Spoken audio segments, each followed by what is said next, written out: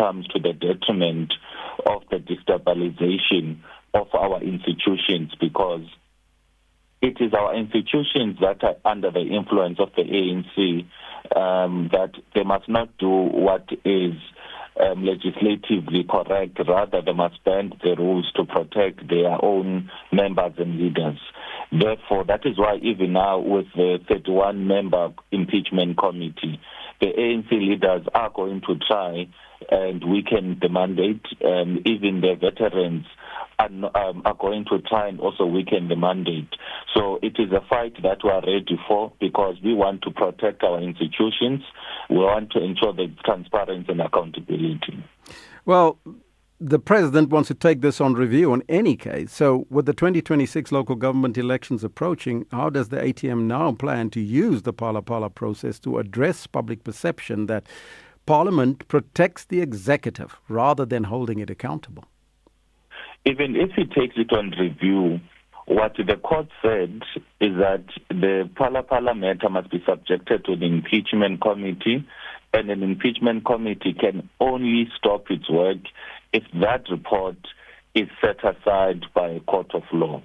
Now, what that physically means, it's a constitutional court that must set aside that report. And our work, therefore, in Parliament is there to ensure that the truth, people must know the truth when it comes to Phala Phala.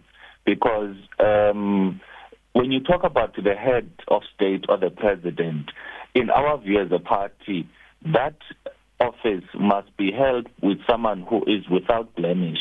It must be held by someone who cannot be suspected that he's been involved in criminal activities. Mm-hmm. And once you've got millions of undeclared dollars, surely there would be suspicions of undeclared, there'd be suspicions of some form of criminality. So our push for transparency is to ensure that South Africans have confidence that their president is not involved in criminal dealings. I thank you so much. Vuyo Zungula, the ATM parliamentary leader. And that's where we've got to end it for today.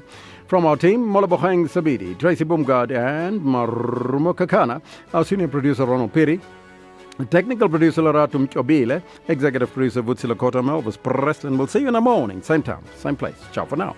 Arrivederci!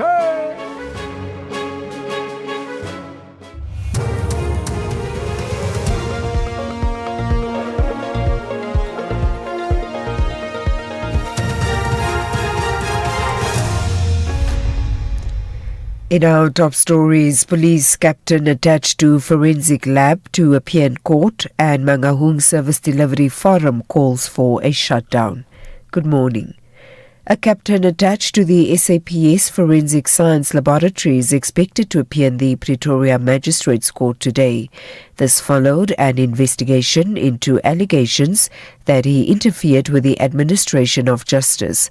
The allegations are linked to several ongoing murder investigations and evidence presented before the Matlanga Commission of Inquiry.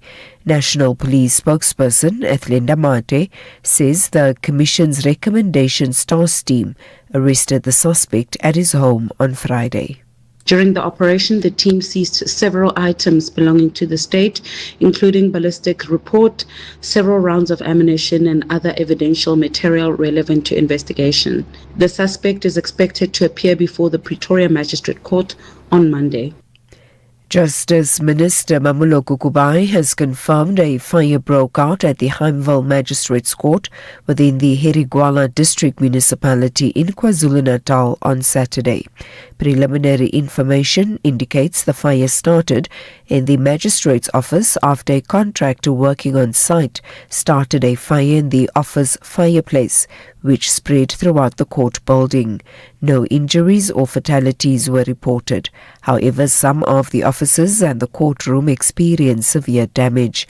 The minister's spokesperson, Palisa Ramitla, elaborates. The Department of Justice and Constitutional Development, together with the Department of Public Works and Infrastructure's Real Estate Management Services, are working together to identify alternative state-owned properties that can accommodate the magistrate court as an interim measure. Further communication will be issued in due course regarding provisional operational arrangements that will ensure the continuation of essential judicial services to the affected community. The South African National Parks has released a statement on the investigation into the missing vehicle of the couple found dead inside the park. The bodies of the two tourists were discovered in the Pafuri section of the park on Friday. Kruger National Park spokesperson Reinhold Takuli says their rangers follow tired tracks believed to be those of the couple's missing bakkie. Takuli says the track showed that the car has exited the park through the fence into Mozambique. Meanwhile, SANParks has conveyed its condolences to the deceased relatives and extended its support as authorities continue with their probe into the incident. The National Service Delivery Forum has called for a total shutdown in Bloemfontein in the Free State and surrounding areas from today. The chairperson, Potso Mutoko, says the march is aimed at defending the constitutional rights of residents. He says they're demanding national intervention and the temporary appointment of an administrator at the Mangaung municipality. We still maintain as stakeholders that decided that we took a resolution. There will be a shutdown in Mangaung because of memorandums and petitions that we've been handing over to authorities without any responses whatsoever, including we still refer to memorandums that we send even to the president. And finally, former President Thabo Mbeki says Africa's future depends on unity and stronger cooperation among countries on the continent. He was speaking in an exclusive interview with SABC News. Mbeki has warned against growing fragmentation and anti-immigrant sentiment in South Africa. He says unemployment and poverty should not be blamed on foreign nationals, but on failures to address economic challenges. Mbeki has urged Africa to unite, warning divisions weakens progress and its global influence. The continent would not be able to play its proper role in terms of its own responsibility to itself and its own role globally unless the continent is properly united.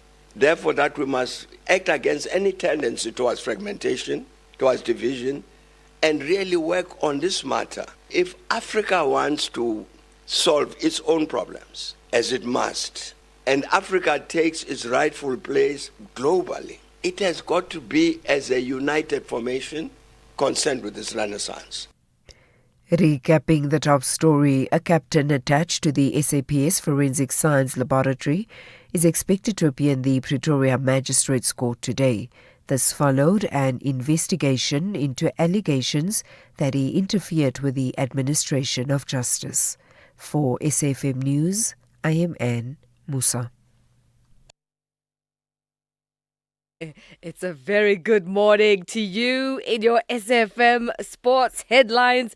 What a weekend of sport, champions galore, and it's an exciting morning as always. Last night we saw South African football celebrating a historic night in Rabat. Mamelodi Sundowns are the kings of Africa once again, and we'll also go to Cape Town for the Cape Town Marathon as Ethiopia's Mohamed Issa smashed the record. We'll have details around 6:30. SAFM, guiding you through the rush hour traffic. Good morning. We started Joburg, coming in from the Vaal, busy on the R59. There's some queuing pressure just moving up to the Michelle Avenue exit. That's on your way through to the N12 Reading interchange. N1 through Midrand, incident free. At the stage looks okay. Coming through to the Olifantsfontein New Road section. The N3 is clear. No roadworks this morning between Edenvale and Germiston. So the run through Gillies. We're on the N12 and R24. It's in Macquarie. All that moving very nicely. Doing you're on N2. Good time to be heading up the airport. Traffic just starting to slow up, just starting to slow down just after Spaghetti Junction through to Umgena Road. It'll get worse over the next sort of little while, but if you're on that run now, just leaving them on some Tody, it's not a bad run through. We check the Ashburton situation with a breakdown between Linksfield Road and Ashburton. There's enough lanes there. That shouldn't cut in and cause any problems. Once they break down north of Ashburton, it's an issue, but Linfield Park through to Ashburton clear. And driving into Cape Town, major delay alert for N2 users. There are two crash scenes in front of Khayelitsha, one just by Meway and another by the airport runway. It means N2, big Monday morning back to work volume, sitting currently in a heavy queue from Spine Road through to that airport runway area. Get past that second crash and you get yourself on the move again. With your traffic updates, I'm Rob Byrne.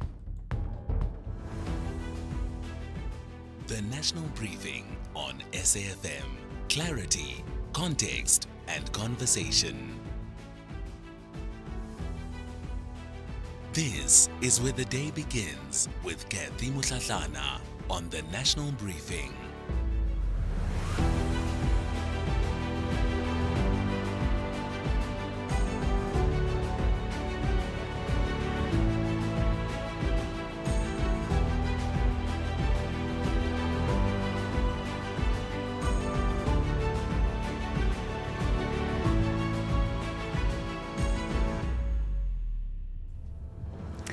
Good morning, good morning, good morning, South Africa, and happy Africa Day. It's Monday, the 25th of May. I'm Kathy Mutlatlana. This is the National Briefing, and I'm happy to be with you as you get ready to step into your day and, of course, step into a brand new week. 63 years ago today, 32 newly independent African states gathered in Addis Ababa to found the Organization of African Unity, the OAU, a political project born out of anti-colonial struggle, Pan-African solidarity, and the belief that Africa's future would be shaped by Africans themselves. The organization would later become the African Union in 2002, but the day, of course, remains. This morning, across the continent and the world, Africa Day is being marked not just as a celebration, but increasingly as a reckoning, because in 2026, one of the defining questions facing this continent is no longer simply whether Africa is free, but whether Africans see one another as belonging to one shared home. In fact, it's the issue that we'll be discussing this morning. Can an African ever truly be a foreigner in Africa? Can an African ever truly be a foreigner in Africa? We'd like to hear your thoughts, and we'll put that question to a debate in the final hour of the show. And it comes against the backdrop of rising tensions here at home, and as hundreds of Ghanaians prepare to leave South Africa, saying they no longer feel welcome. Also coming up on the show, the doctor who exposed the collapse at Charlotte Maxeke says he has reached breaking point and is walking away, while Parliament faces fresh questions over money and accountability. And then I know you're waiting for me to go there, right? Why do I have to go there? Okay, I guess I will. 14 years later, Orlando Pirates, champions of South Africa again. Soweto barely slept this weekend, and the ghost is singing once more. We'll take your reflections on this weekend's activities. And guess what? They'll be here in studio. I mean, I guess it is a big victory. So, of course, Orlando Pirates is on a parade, a national media parade. And you can expect that coming up in the second hour of the show. We'd love to hear from you. 086 000 2032 is the number to dial. 086 000 2032 on the WhatsApp voice note line. 0614 104 107. That's where you can send your WhatsApp voice notes and text messages. 0614 104 107. This is the National Briefing.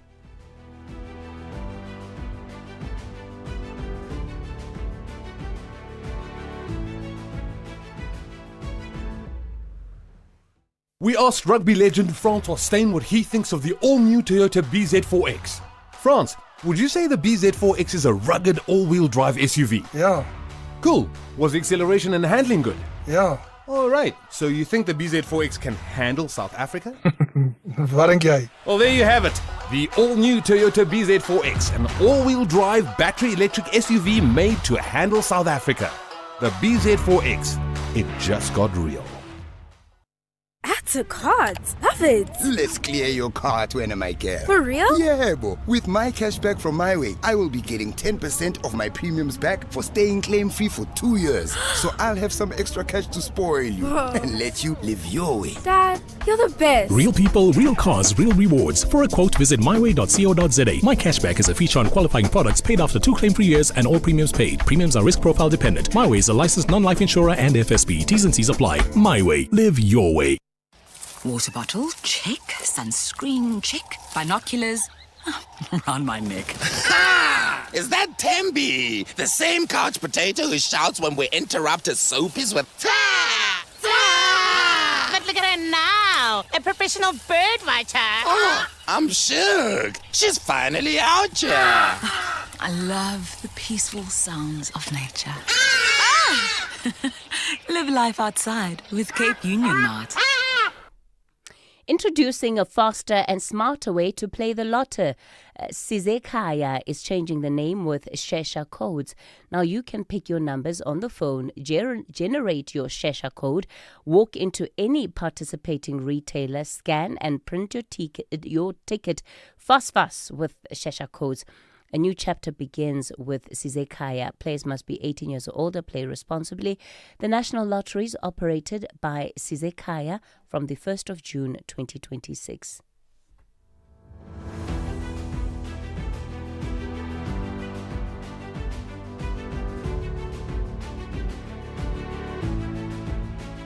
All right, it's 14 after 6 o'clock. Let's take a look at what is on the front pages of your national publications. The front page of the Business Day, 8 essays push for a AGOA 15-year extension, and that is the Trade Minister arguing that a longer AGOA agreement would benefit the US, but also benefit investors, and that is part of what has been put forward by the South African government and led there by Pax Tau under the Department of Trade, Industry and Competition. And it says there that South Africa is supporting an ambitious, predictable and development-oriented renewal for at least 15 years. The question is, will they get it? And then MPs want reckoning for lab debt. Parliament has called provincial health departments to account for the 11 billion rand they owed the state laboratory service at the end of March, and it's a debt that's hampering its operation.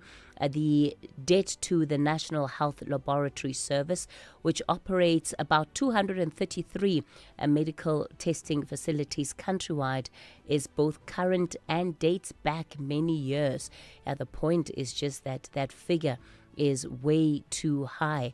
And also on the front page of the Business Day, crackdown on weight loss drugs.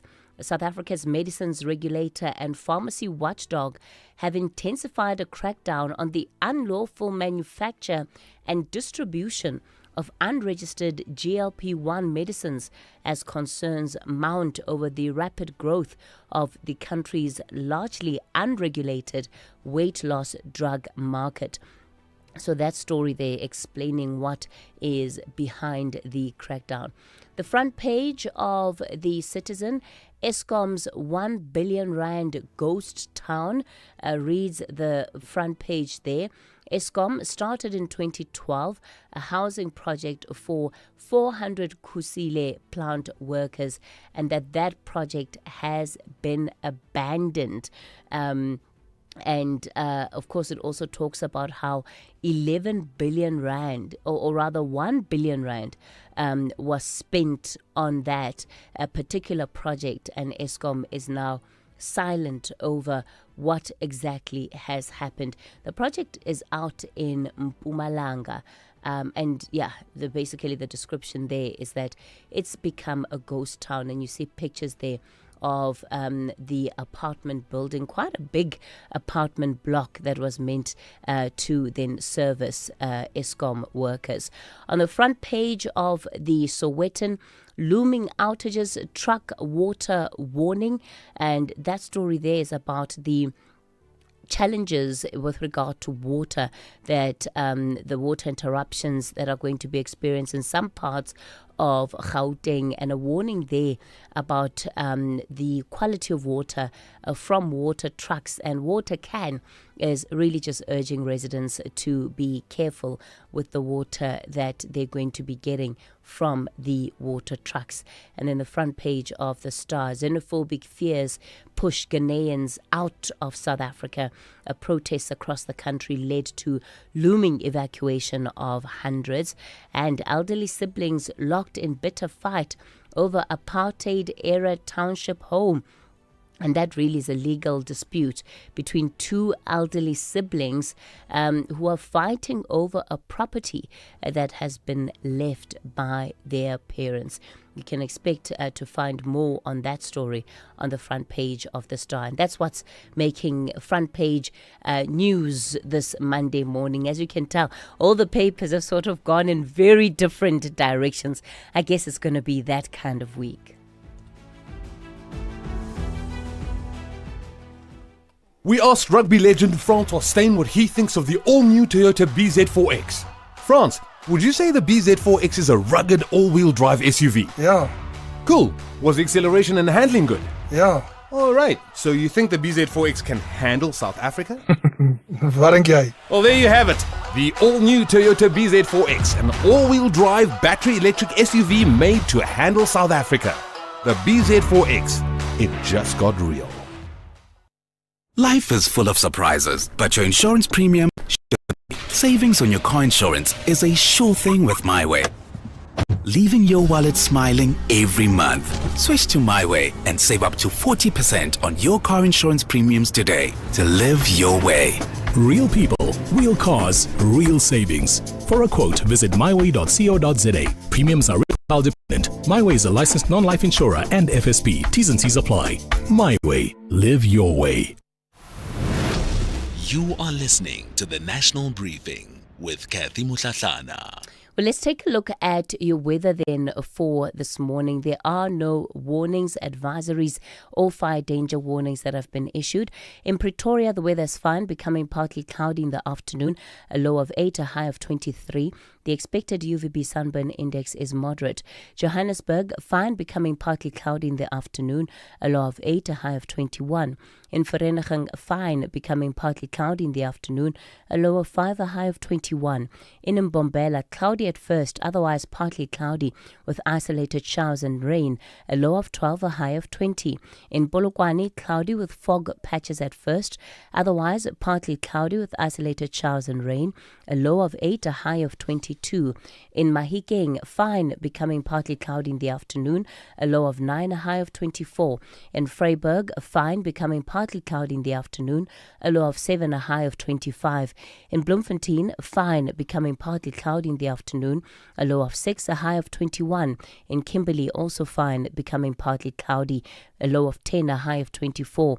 Appington, fine, also becoming partly cloudy, a low of 8, a high of 28. In Cape Town, cloudy with morning fog, becoming partly cloudy in the afternoon, wind light and variable, a low of 13, a high of 20. The expected UVB sunburn index is moderate. In George, morning fog patches, otherwise partly cloudy, wind light and variable, a low of 11, a high of 21. In Gqeberha, morning fog patches, otherwise partly cloudy, wind light and variable in the early morning, otherwise light to moderate northeasterly, becoming westerly in the evening. A low of 9, a high of 23. In East London, partly cloudy, wind light to moderate northeasterly, reaching fresh in the afternoon, a low of 13, a high of 24. In Durban, partly cloudy, wind light to moderate northerly to northeasterly, a low of 17, a high of 24. The expected UVB sunburn index is high. In Richards Bay, partly cloudy with isolated rain, wind light to moderate southerly to southwesterly, becoming northerly to northeasterly in the evening, a low of 16, a high of 26. And in Pietermaritzburg, morning and evening fog, otherwise partly cloudy, a low of 12 and a high of 23. SAFM supports a litter-free South Africa. Play your part in keeping our surroundings and environment clean. SAFM, leading the conversation.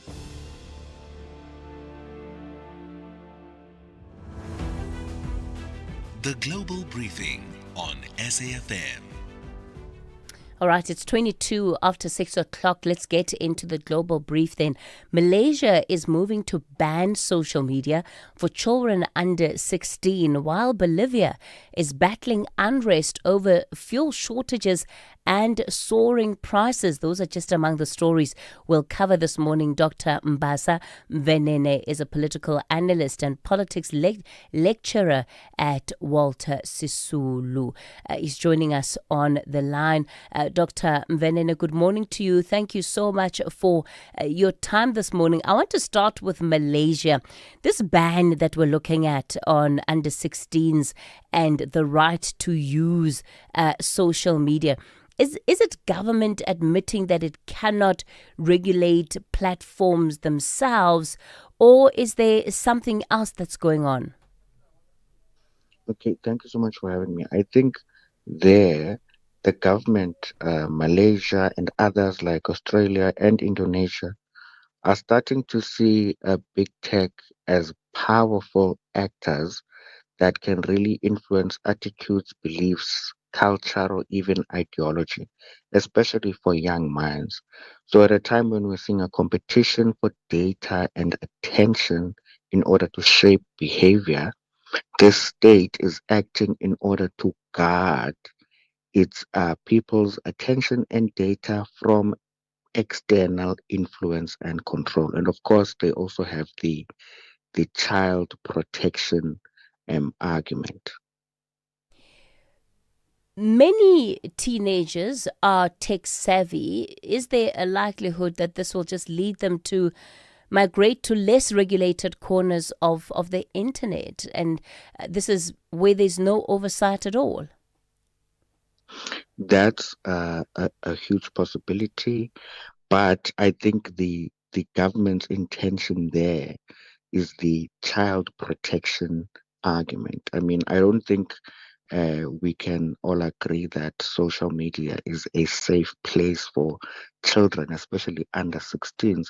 But of course, any argument, especially one of protection, will always come with its own cons. And in this case, we may mention, for instance, exclusion from learning, because social media can be used for many, many purposes. So there's that potential exclusion, as well as the possibility of people feeling as though they've lost anonymity and privacy when using these social media apps. Yeah, it's such a big concern. And I mean, we always have to bring that question home, right?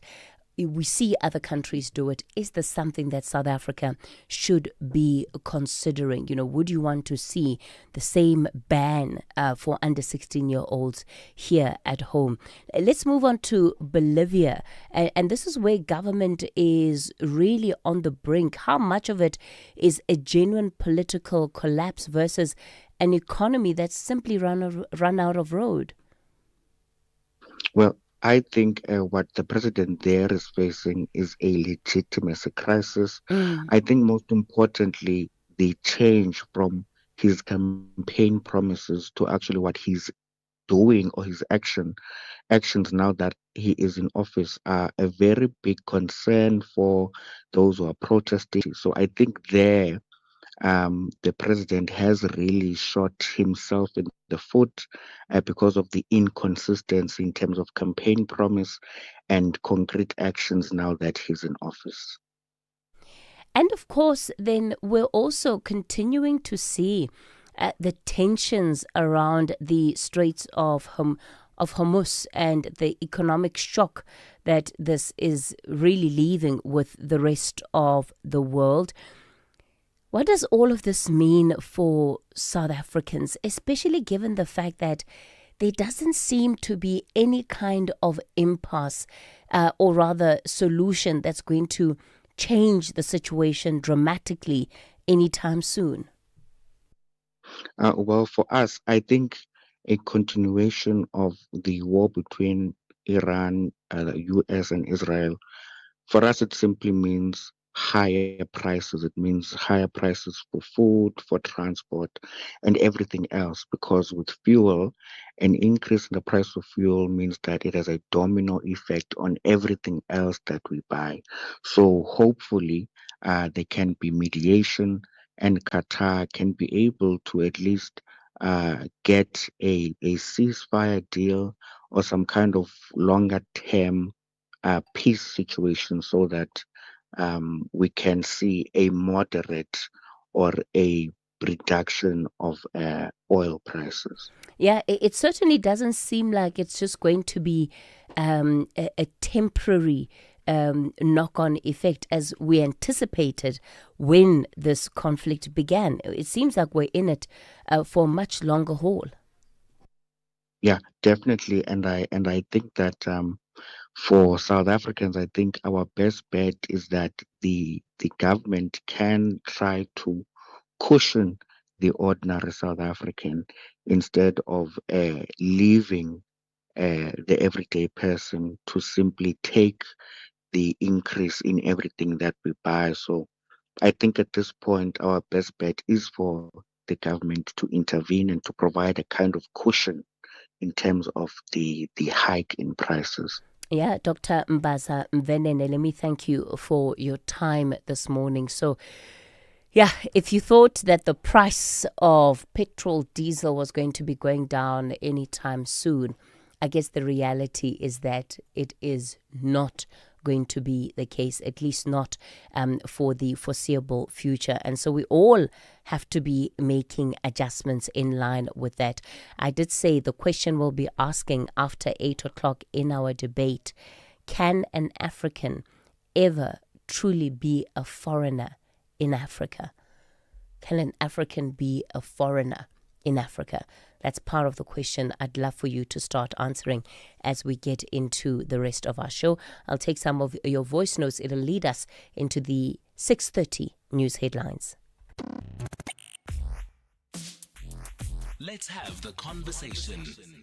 WhatsApp voice notes on 0614 104 107. Good morning, Sis Kathy and your team. This is Sakilin Win from Gonhlabualingan. I would like to congratulate Mamelodi Sundowns and Orlando Pirates on winning their respective accolades. They really earned them, and I wish my team Kaizer Chiefs could take a leaf out of this. Thank you.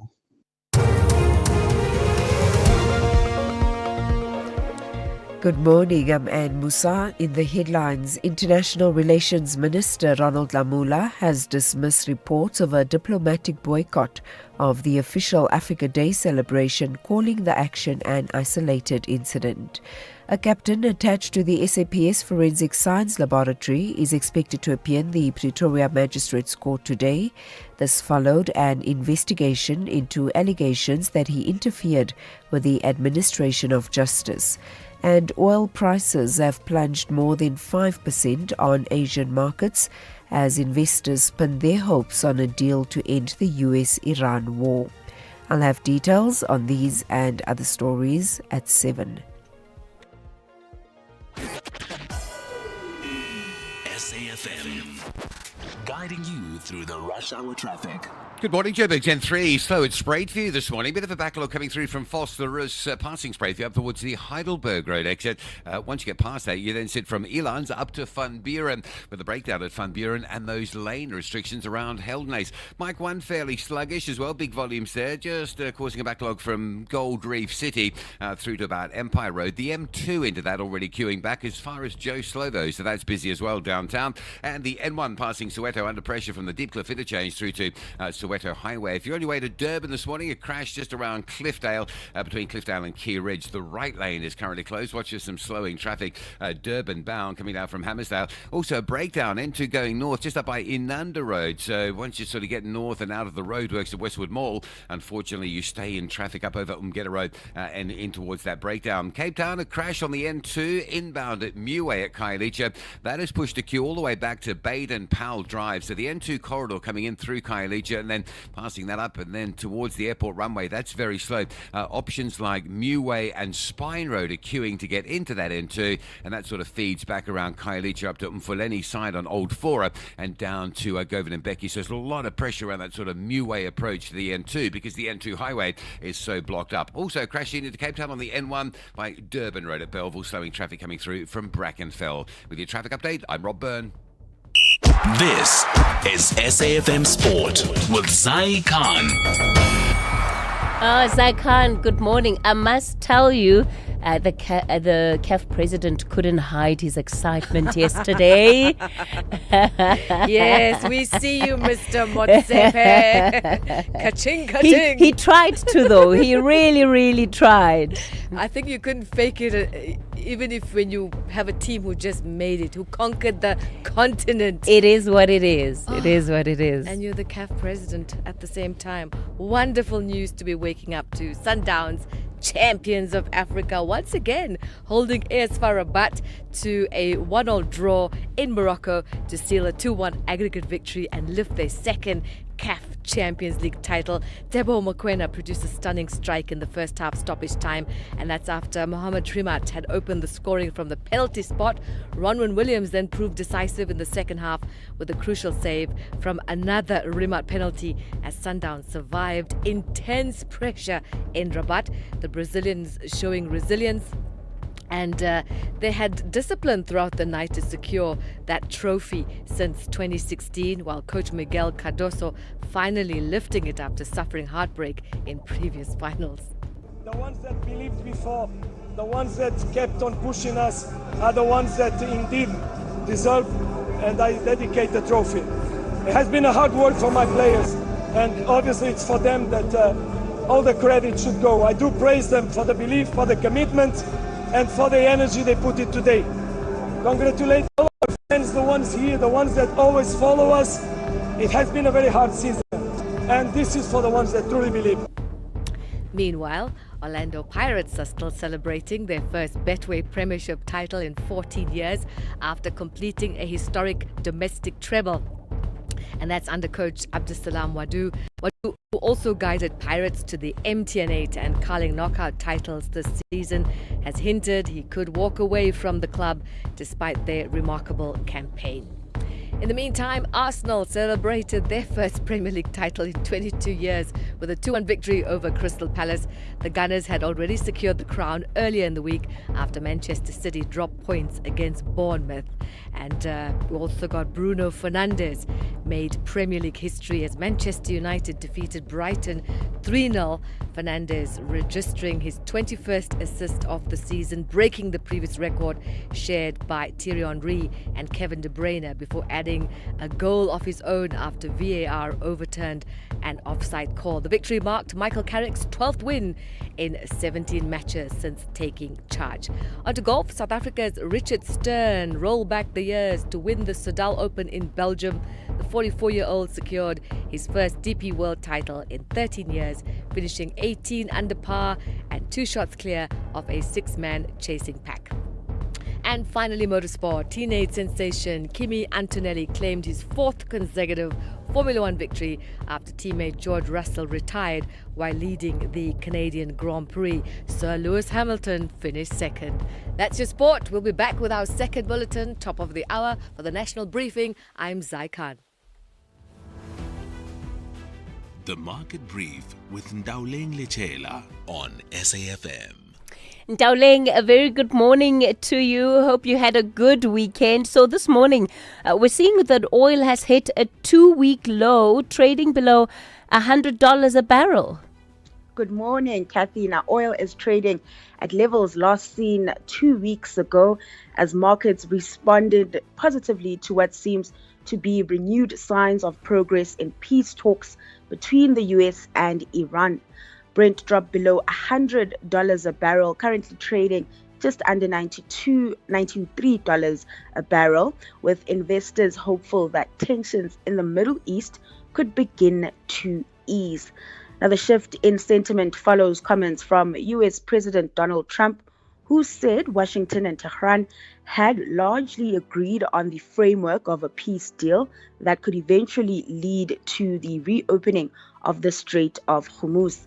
While Mr. President might sound like a broken record at this point, his comments still seem to be moving markets.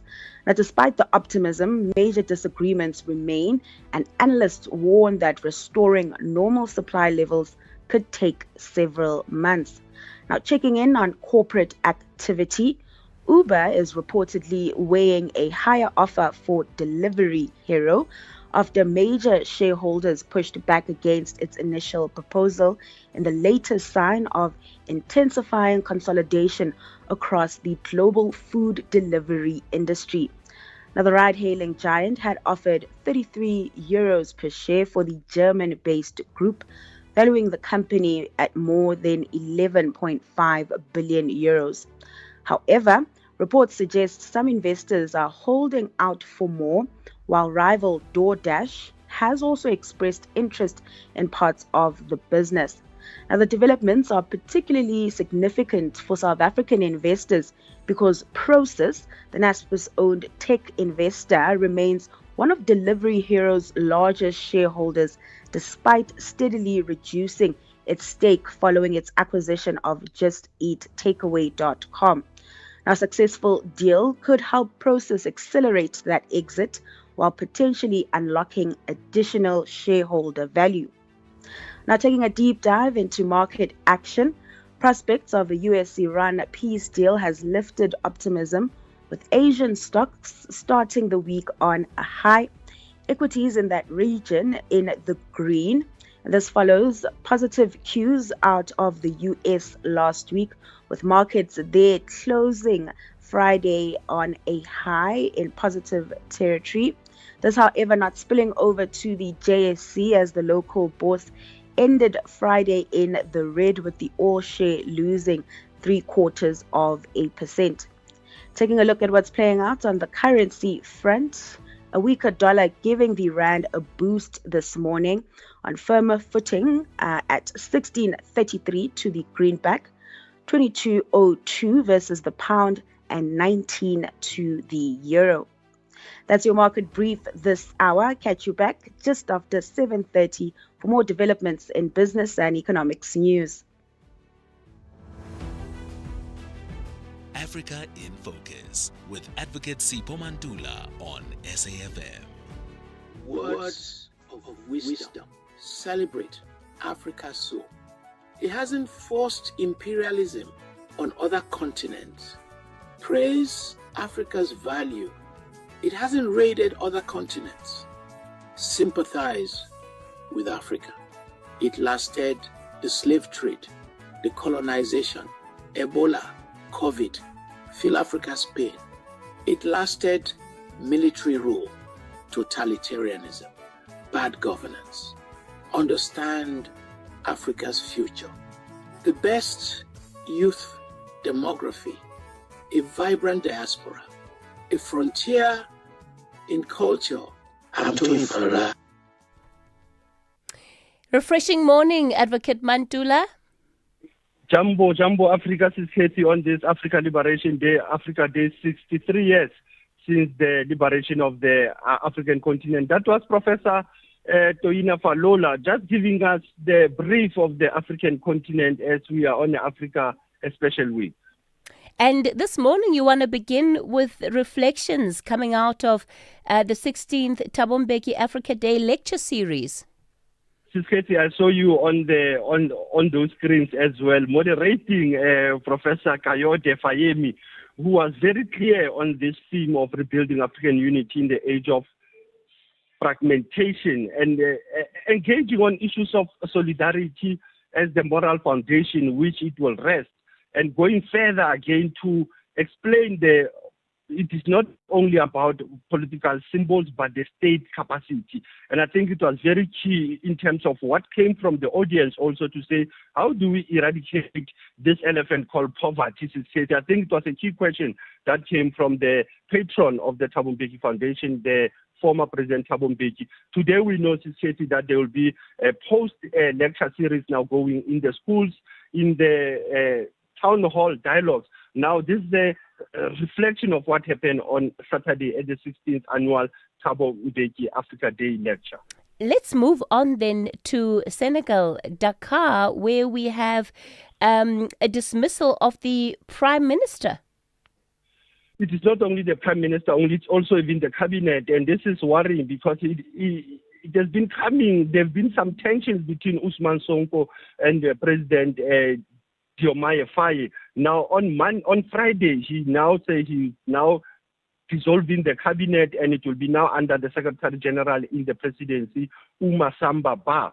And the issues are around the debt crisis and the IMF, and others are now saying, is it because Usman Sonko wants to contest elections? What are the tensions between the two leaders?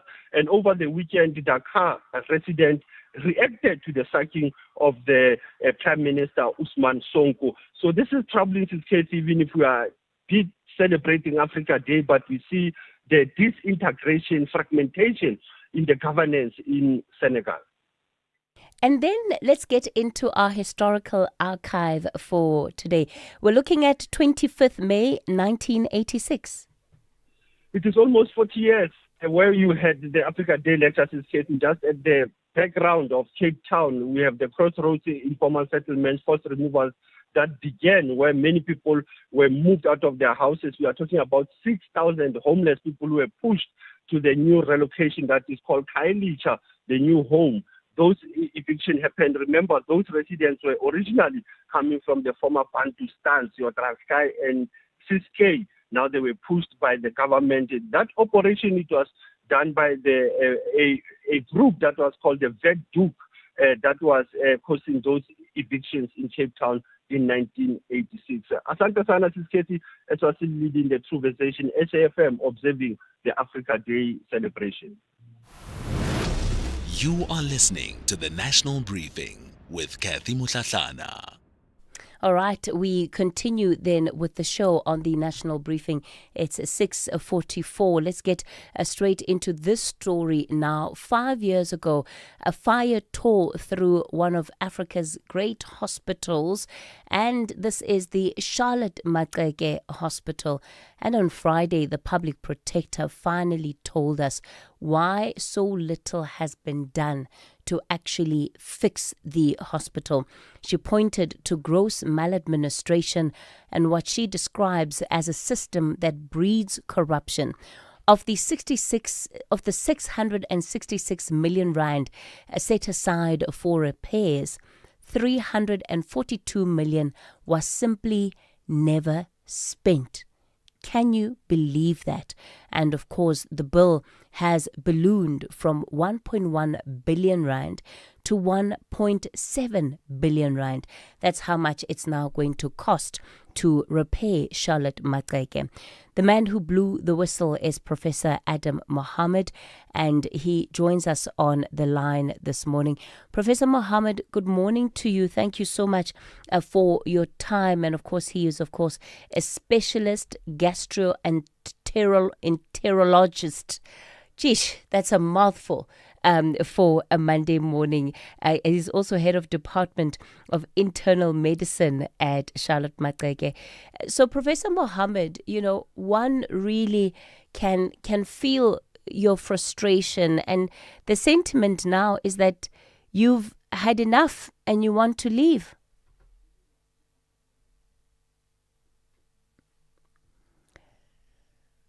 Good morning, Prof.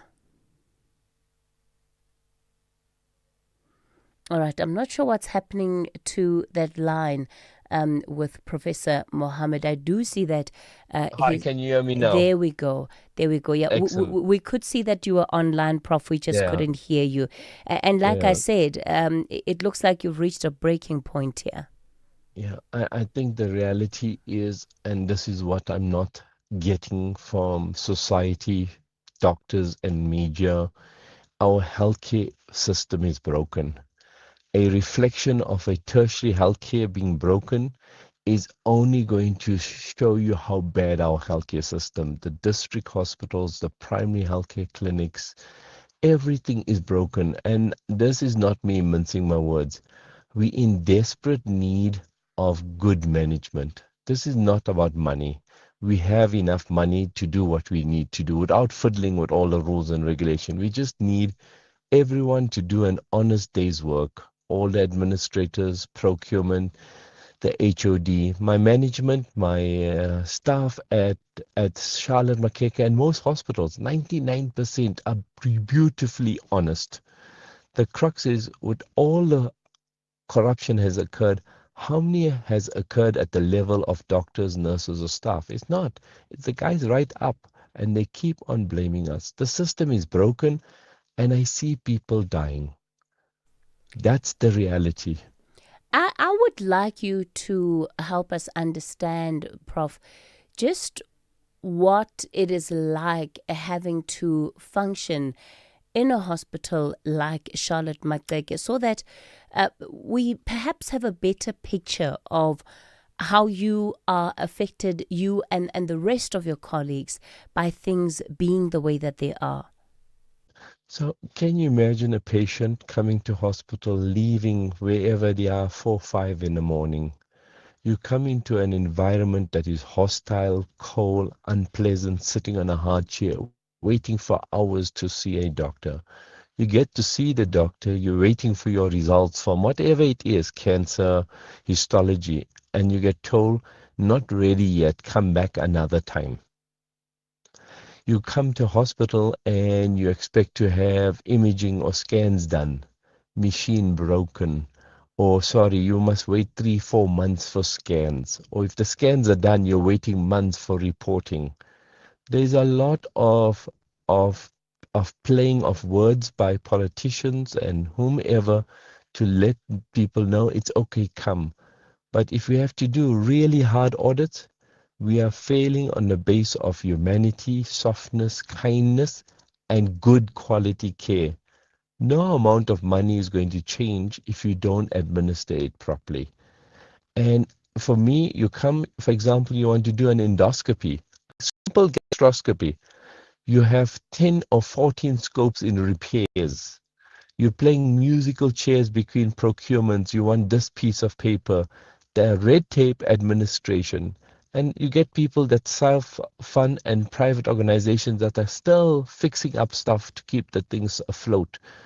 But you have people waiting for months. Can you imagine your mom? This is your nurse's mom comes into us. Can we scope you? No, come back another time. That's months on end. And this is for every level of care. You talk about the fact that society, the media more broadly, have let you down. What is it that you would want? What are your expectations? So when we had COVID, the media was with us on every day. When we had the fire, the media were, and all of a sudden now we've gone quiet. We see the corruption. We see people getting away with corruption. But to date, how many people have been taken into account? How much money has come back from getting the money from the people that stole the money back and saying, yeah, this is the money from 4 years ago. Yeah, go and uplift your hospital. Here's the money allocated to infrastructure. Why must, for example, we use a company? I don't understand the BE rules, but we're in a time of life and death. Why must I pay 27 rands for a pencil or a loaf of bread when at the local cafe it's 15 rands? It makes no sense to me why we are where we are when we have everything. We have 800 to 1,000 doctors unemployed. We're still encouraging more and more doctors to be made. Tons of nurses that don't have jobs. And I'm not even talking about nurses, cleaning assistants, administrative. Every level of staff is not being filled. And there's not a single memo out that says you can't fill. They will not put out a memo like that. It's all red tape, bungling. Oh no, you didn't fill out this form. Let's redo it. We're waiting for adverts. Yes, they get away with the technical legalities. But the essence of being a human being, being a doctor, healthcare worker, is being stolen from us by administrators, Department of Health. Yes, they're also to blame. They haven't yet done anything for the loss of money from HIV to the degree of what was lost. We're having a resurgence of HIV. We have more cancer. And at the end of the day, you lose 5-6 anesthetists. And if you tell me the surgery numbers are the same, someone's lying. Professor Mohammed, you have obviously been fighting the system simply by being as outspoken as you are and bringing these matters into the light. I think that the devastating news is just the warning that you've put out to say that actually you want to quit the public sector?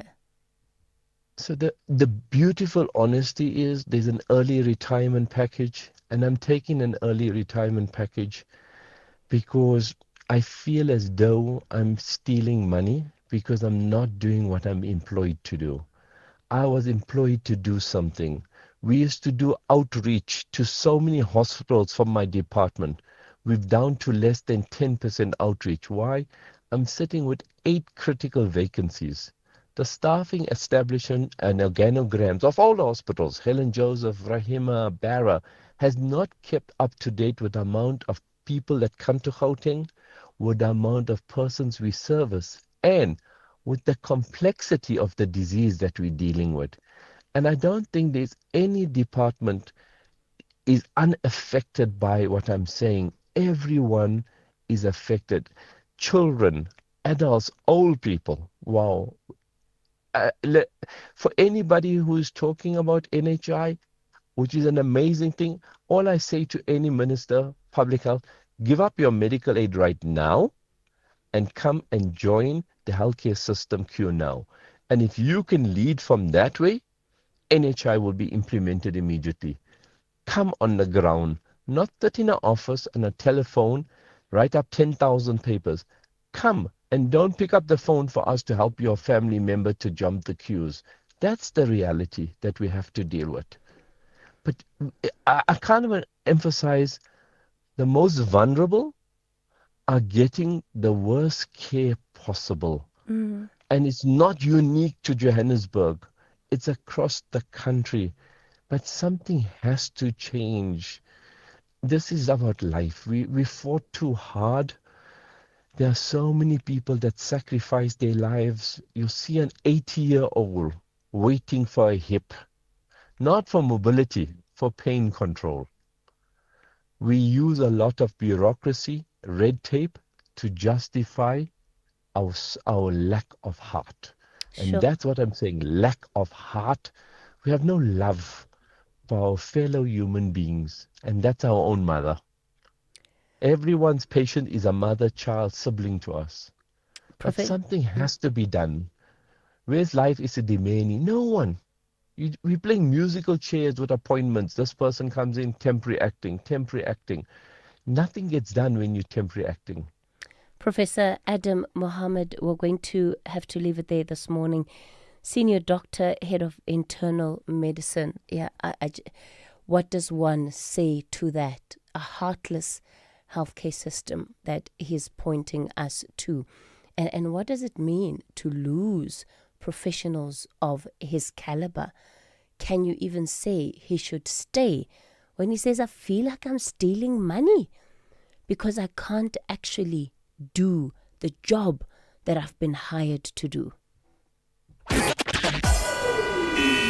SAfm, guiding you through the rush hour traffic. Good morning. Quick update. Queues on the M1 passing Soweto this morning. It's an issue around Soweto Highway, backing traffic on the M1 north all the way back down through Dipcliffe in towards Devlin territory. Durban, a breakdown, a stationary abnormal truck at the Inanda Road Bridge. I think they're busy reversing that back from the bridge, trying to get it off at the ramp there by Umgena Road. There's an enormous backlog of traffic on the N2 north from the M7 up through Spaghetti Junction all the way to Inanda Road. Be a good one to avoid, that one. And Cape Town, the earlier crash on the N2 inbound at Muway in front of Khayelitsha.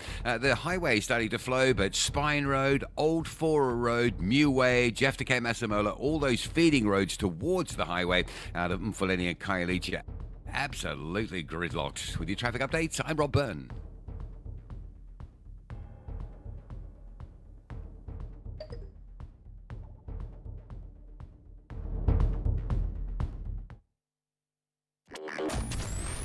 This is Kathy Mutlatlana on the National Briefing.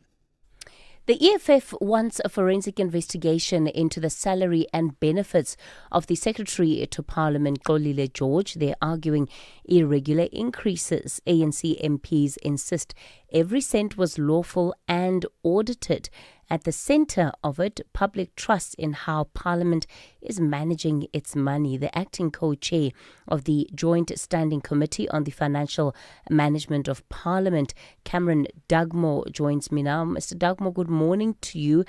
In plain terms, is there a case for Parliament to answer to, or is this just some of the political machinations that we see play out sometimes through Parliament? Good morning, Kathy.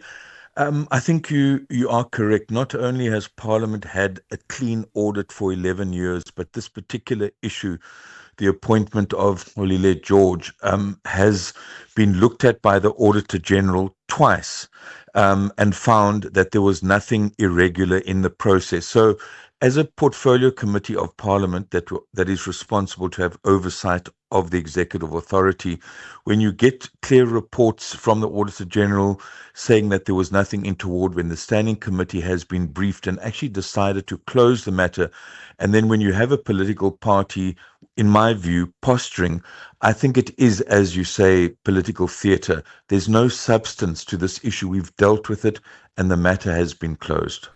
If you are confident that indeed the initial findings and outcomes were the right ones, why not do a forensic investigation? Because, of course, that would look at the matter perhaps more holistically and not just through the lens of an audit report.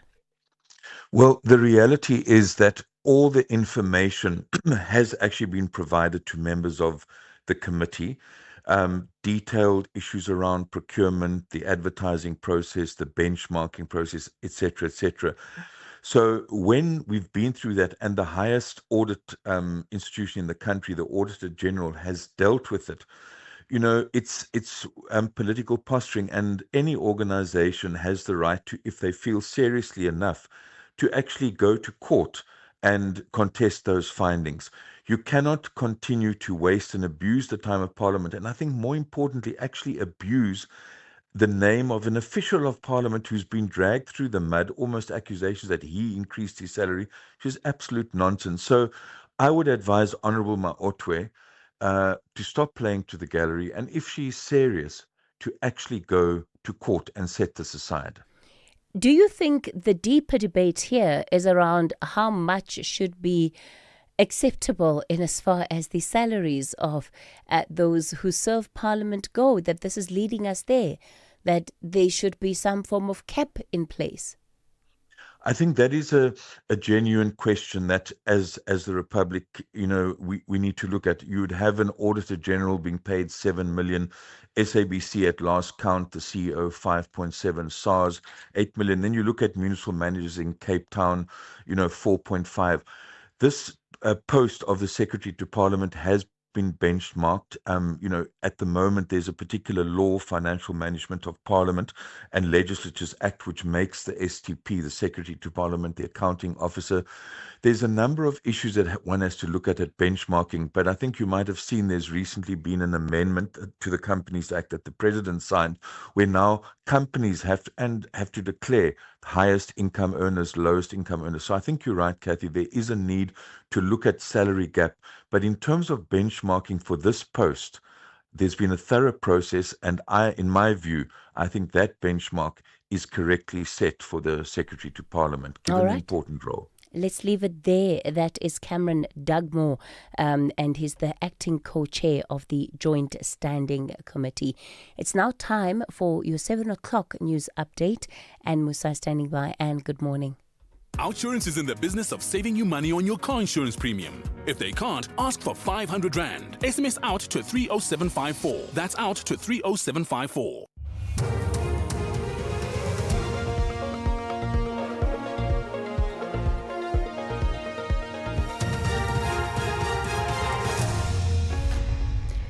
In our top stories, Minister dismisses diplomatic boycott of Africa Day celebration, and oil prices fall more than 5%.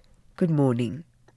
International Relations Minister Ronald Lamola has dismissed reports of a diplomatic boycott of the official Africa Day celebration.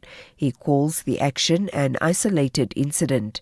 It follows reports that African ambassadors in South Africa would skip the event in protest over recent demonstrations targeting undocumented foreign nationals across the country. Lamula says the South African government has been engaging with resident ambassadors to help resolve challenges affecting their citizens. We as the South African government have been engaging with resident ambassadors from all African countries here in South Africa. I engaged them myself firstly at the early stages of the social unrest or some of the protests, and in the midst of the protest itself. Our DDG Ambassador Siokolo engaged with all resident ambassadors of the African continent in South Africa to engage with them to find a solution with regards to the protest impacting foreign nationals, in particular of African descent. Eastern Cape Police have arrested a 76-year-old man after one person was shot dead and 2 others sustained gunshot injuries at Pantini village. Police spokesperson Nobantu Gantana says the deceased and 2 victims were collecting wood in a forest when the incident happened. She says the suspect was found in possession of 2 firearms. Community members were collecting firewood in the forest when they were confronted and shot by a male suspect. Upon arrival at the scene, police found an injured person lying near a vehicle used to transport firewood with a gunshot wound to the stomach. A second victim had already been taken to hospital by community members. Further searching of the area led police to the body of a man who had sustained a single gunshot wound to the forehead. He was declared deceased on the scene. A captain attached to the SAPS Forensic Science Laboratory is expected to appear in the Pretoria Magistrates Court today. It followed an investigation into allegations that he interfered with the administration of justice. The allegations are linked to several ongoing murder investigations and evidence presented before the Matlanga Commission of Inquiry. National Police spokesperson Ethlenda Mate says the Commission's recommendations task team arrested the suspect at his home on Friday. During the operation, the team seized several items belonging to the state, including ballistic report, several rounds of ammunition, and other evidential material relevant to investigation. The suspect is expected to appear before the Pretoria Magistrate Court on Monday. The grandparents of missing 2-year-old Umpile Sitole are expected to apply for bail today at the Mahwelereng Magistrates Court in Mukopane, Limpopo. The accused Umpile's paternal grandparents, Venolia Mabuela and Jacob Lidwaba, are facing a charge of child neglect. Umpile went missing in the early hours of the 2nd of May after she reportedly disappeared from her room. She has still not been found. Mahwelereng Magistrate Court last Monday. The state argued that the accused should provide compelling reasons to justify their release on bail. 2-year-old Umpile Sitole disappeared from a home where she had been sleeping with her grandmother 4 weeks ago. Police investigations into the child's disappearance are continuing. The accused are expected to appear in court today for bail application as well as profiling. And finally, oil prices have plunged more than 5% on Asian markets as investors pin their hopes on a deal to end the US-Iran war. The drop below $100 follows comments by the US President Donald Trump yesterday, urging US negotiators not to rush into an agreement with Tehran. The BBC's Nick Marsh has the details.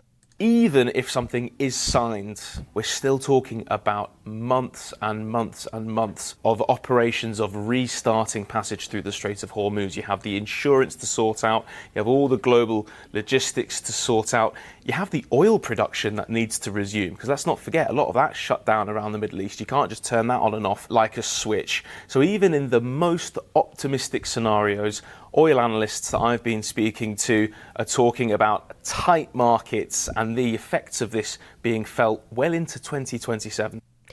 Recapping the top story, International Relations Minister Ronald Lamola has dismissed reports of a diplomatic boycott of the official Africa Day celebration. He calls the action an isolated incident. For SAFM News, I am Anne Musa. OUTsurance will go out of their way to try and save you money on your car insurance. If they can't, ask for 500 Rand. SMS out to 30754. That's out to 30754. If your internet provider was becoming too expensive, you'd switch, right? So why pay more for car insurance? Switching to OUTsurance saved 45-year-old Nevan 461 Rand on his 2025 Volkswagen T-Cross. Get a quote now, and if OUTsurance can't save you money, ask for 500 Rand or 1,500 Rand if you've been claim-free and with the same insurer for 3 years. Do it now. SMS out. That's out to 30754. Licensed insurer and FSP, T's, C's, and information online.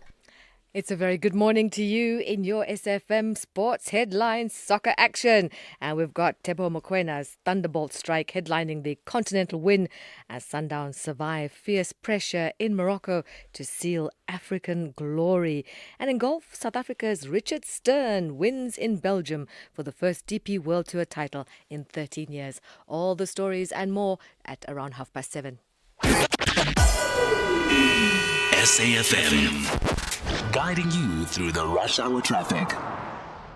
Good morning, Joburg. First up, and heavy pressure on the M1 passing Soweto. Looks like an issue around the Soweto Highway. Exit traffic very heavy from Devlin up through Diepkloof and on your way towards that scene. A lot of pressure around the Crown. The Mike 1 Boysons through Parktown. Behind that, Joe Slovo is the queue on the M2 going westbound into that Crown interchange territory. N3 North at Spradeview still fairly heavy as well. This morning, queues coming up from Phosphorus on that N3 towards the Heidelberg Road exit. Stationary abnormal load truck still with us on Durban's N2 North. It's heavy this morning. Big queues from the M7 through Westwood Mall, through the roadworks, then you stay all the way up to that Inanda Road Bridge area. N2 coming out of Amanzam, totally up Tweedy Hill is very slow go on your way through towards Prospecton and direction Durban today. And Cape Town, an earlier crash on the N2 inbound at Meway. The N2 is busy, but it's starting to flow, but it's what's happening off the highway. Routes like Old Fora Road through Mfuleni, Meway towards the N2, Govan and Becky into Meway, and Spine Road towards the N2. All those routes that feed out of those areas on towards that N2 highway are heavily backed up. The M5 worth a mention as well, very slow from Parkwood all the way through to Kuberg interchange. With your traffic update, I'm Rob Byrne. The National Briefing on SAfm. Clarity, context, and conversation. This is where the day begins with Kathy Mutlatlana on the National Briefing. It's 7:09. You're listening to the National Briefing. Welcome to the second hour of the show. If you've just tuned in on this Africa Day, of course, South Africa finds itself confronting an uncomfortable contradiction. We'll explore it within this hour from Cape Town, where Professor Kayode Fayemi warned this weekend that what we're witnessing is not simply Afrophobia, but a deep fracture in the African project itself. To Ghana, where hundreds of citizens have asked to be repatriated from South Africa, and to Addis Ababa, headquarters of the African Union, where questions are growing about what this moment is doing to brand South Africa across the continent. Also coming up in this hour, after 14 years of waiting, Orlando Pirates finally brought the title league back to Soweto. They join us live in studio. And of course, we'll be bringing you this week's segment of the reality check. All of that coming up in the next hour. We'd love to hear from you. The numbers to dial this morning, 086 000 2032. That's 086 000 2032 for our studio line. On the WhatsApp voice note line, 0614 104 107.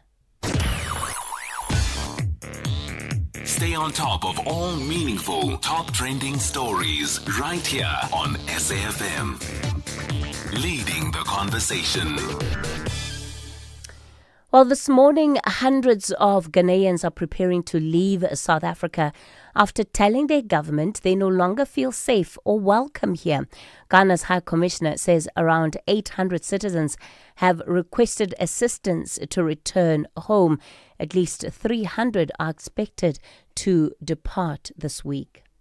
The continual denial that this is not xenophobic is what is a challenge, because if you look at what has happened to our people, businesses that they've operated being taken away from them, being given to other people, I think these are things that have made them feel very insecure in this country. These are reasons why they want to leave this country, go back home, where they believe that they will be protected. Currently, they don't feel protected in this country, because when these demonstrations continue, when these demonstrations happen, we expect that government should crack the whip. I am not saying that the South African authorities are doing nothing, but I think that we should move from the verbal talks and move into action. That is the only way we can be able to resolve this. So our people feel insecure, and that is the reason why they want to leave this country. And that there is the voice of the Ghanaian High Commissioner speaking about then some of the developments this week in as far as repatriating their citizens back home is concerned. So, of course, then also speaking about, apologies, that is Benjamin Anani Kwaishi. Benjamin Anani Kwaishi, he's Ghana's High Commission to South Africa. Well, to speak then about the perspective of the Nigerian community in South Africa, we're joined by President of the Ohanaizi Ndi Igbo South Africa, Dr. Christos Okoko. Dr. Okoko, good morning to you. Thanks for your time this morning. So it is Africa Day, and I wonder the perspective that you have representing the Nigerian community on these tensions that are playing themselves out between South Africans and members of migrant communities. Good morning, Kati, and good morning, listeners. Yes, you're quite right. It's unfortunate what is going on, because at the first instance, we might have seen this as more or less a campaign, which is what it's still, but it has gone deeper than that. I know that many people are blaming the government. The issue of governance, people must understand, take into consideration two things: competence and also ideology. So people should not sit back home and start criticizing the government in terms of competence, because when people are saying there is no leadership, it seems they are saying government don't know what it's doing. I think the government knows what they are doing.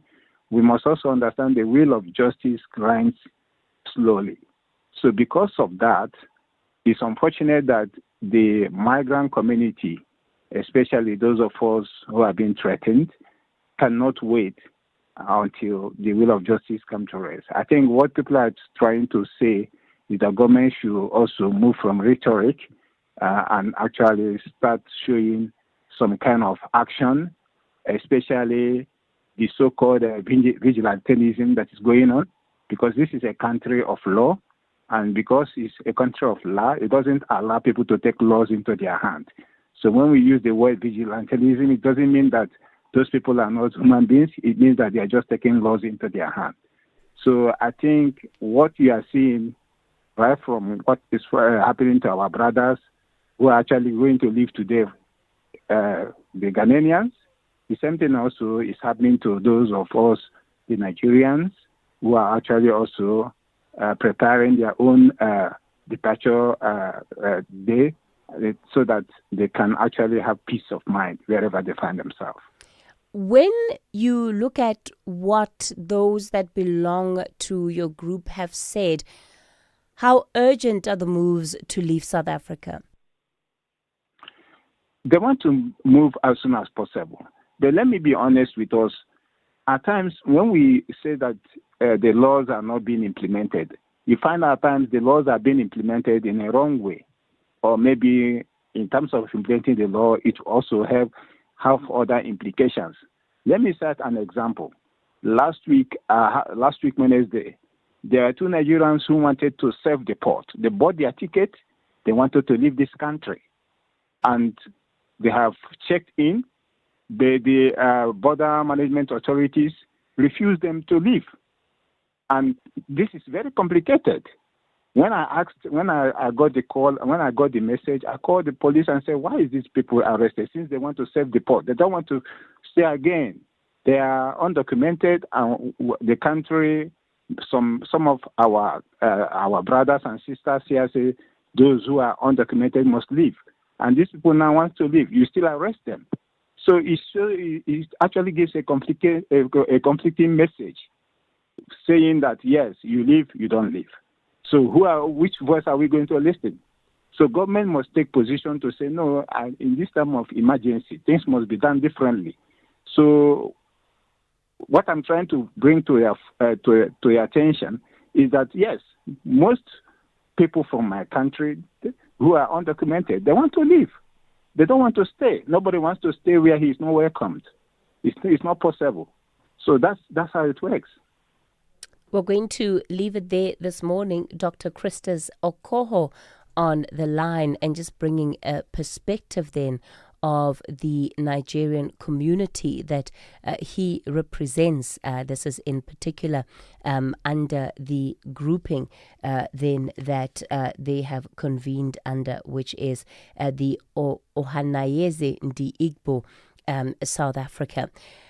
Let's then go to trying to understand how we unpack what we're seeing in the country, right? The former Nigerian governor and scholar, Professor Kayode Fayemi, in delivering the 16th Thabo Mbeki Africa Day lecture, argued that this particular moment is one of warning that Africa is entering an era where economic frustration, weak governance, and political populism are eroding the very idea of African solidarity.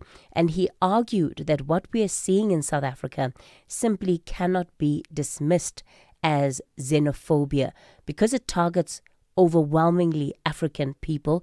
He called it Afrophobia. South Africa's liberation was not won by South Africans alone. The entire apartheid struggle became a continental responsibility. Across Africa, nations and citizens made sacrifices in support of South Africa's freedom. African countries offered sanctuary to exiles and liberation movements. As a young university student in Nigeria in the early 1980s, I and several of my colleagues gained our Pan-African consciousness working at the ANC and SWAPO offices in Kefi, Lagos, under the tutelage of President Mbeki, then our chief representative of the ANC. African workers and taxpayers contributed resources to support the liberation effort. African intellectuals mobilized international solidarity. African leaders paid diplomatic and economic cost in confronting apartheid. Nigeria, among many others, stood firmly in support of South Africa's liberation. But this was not charity. It was solidarity, threatening dignity everywhere in Africa. This shared history matters profoundly.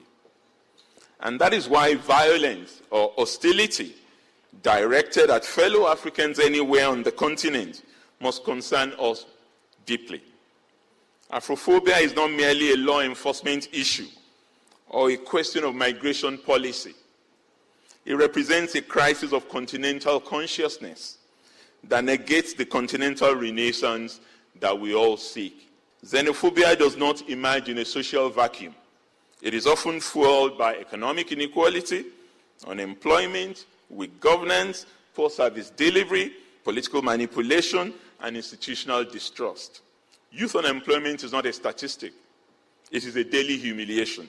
And when institutions fail to provide relief, communities will sometimes violently seek to define the boundary of who belongs to where.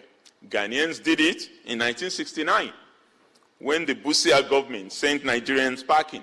Nigeria retaliated in 1979 and 1981 when the Shagari government sent Ghanaians back home in the Ghana Must Go episode. In societies where citizens feel economically insecure, frustration can easily be redirected towards the most vulnerable groups. But that understanding is not exoneration. Whilst we must acknowledge these pressures, which are largely the inheritance of apartheid structural deformations, we must never legitimize violence or exclusion against fellow Africans. If Africans cannot coexist peacefully with one another, then the dream of continental integration will remain fundamentally weakened. We must teach younger generations that being proudly Nigerian, South African, Kenyan, Ghanaian, or Senegalese is entirely compatible with being proudly African. Those there, the words of Professor Kayode Fayemi. Let me bring in the Chancellor of the Sol Plaatje University, Thabo Mbeki. So certainly a lot for us to think about there, Thabo. But South Africa is feeling the pressure. You can see it even coming out of the SADC meeting where the Minister Ronald Lamola was giving feedback from that meeting. There's no hiding the fact that we do have all eyes from a continental point of view on us, and how we respond to this moment is going to have implications. Of course it is. It's going to have implications. And perhaps there's two ways to look at the side. The Prof is so right, because the piece I wrote this weekend, a South African issue, but it does not necessarily mean that South Africans are Afrophobic, if you will. It just speaks to the frustrations that South Africans are having with a government. Now remember, in the when South Africans, Black South Africans were fighting for liberation, we used to speak about the people shall govern. So what happens when the government fails in its ability to govern? Then the people take over the responsibility. And unfortunately, in this instance, they've taken it up in a violent way, out of frustration. And this happened, as a Prof said, in 83 in Nigeria, in 69 in Ghana, in Ivory Coast with the Ivorite principle as well. It was the same. When the locals feel economic pressure, or they feel that the government is not delivering, they take it out on the most vulnerable, and the most vulnerable is one that looks like them. Unfortunately, I think that's a big challenge for South Africa. I'm in Ethiopia now, and on Saturday we went into a shop, and when we got to a shop, there was no high security walls, there was no burglar proofs, there was no, and it's a shop that sells high-end things. And I was with a Kenyan friend, and the Kenyan friend says to the shop owner, how come are you not scared of exchanging money like that and selling such high-end thing, and there's no burglar proofs, there's no... He says, oh, that's a government's job. My job is just to provide for a living.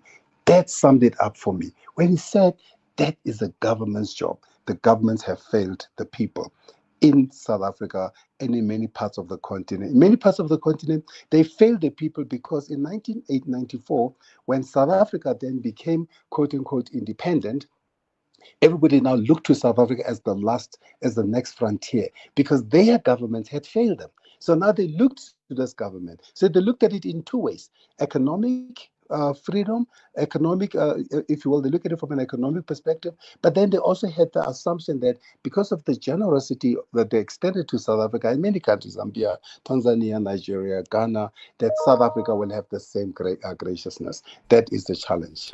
And of course, we also sell ourselves, Prof. Ikalafeng, lastly, as a gateway to Africa, right? We host summits. We are almost the headquarters of the continent. And is that part of the reason why we are facing the level and the high levels of scrutiny? The fact that you have ambassadors wanting to boycott an Africa Day event, the official one being hosted by government, that of course also sends a strong message. Well, we're no longer the gateway to Africa, so we have to be very honest with ourselves. If you look at as small as Rwanda is now the central place where governments or African countries, many feel that they can convene on matters of consequential importance to the continent. If you look at Ethiopia, the biggest, perhaps one of the biggest airports, or they're certainly spending billions of dollars to make it even bigger. It's the hub to everywhere else, the biggest airline in the continent, the most incredible and most inspirational and most transformative change to any city anywhere in the world that I have ever seen in the last 5 years, which makes Johannesburg looks like a slum. and I'm talking Johannesburg as in Sandton. That's how that's the challenge that you are facing. That South Africa no longer has that what we used to think we were as a gateway to Africa. Right now, we're no longer the gateway to Africa. Right now, we are looking in the rearview mirrors because everybody has gone past us. Tebe Ikalafeng, we're going to leave it there on the line with you this morning. I'll, of course, take your reflections. I see lots of your WhatsApp voice notes coming in. We will get some time to reflect on that just within the coming half hour on the show. Before we do, I want us to take a look at this story. And it's really, it's an important number for us to be mindful of. 58. That is the number of people that are murdered in South Africa on average every single day. And it's coming out of the latest crime statistics, although the murder rate is down 9%.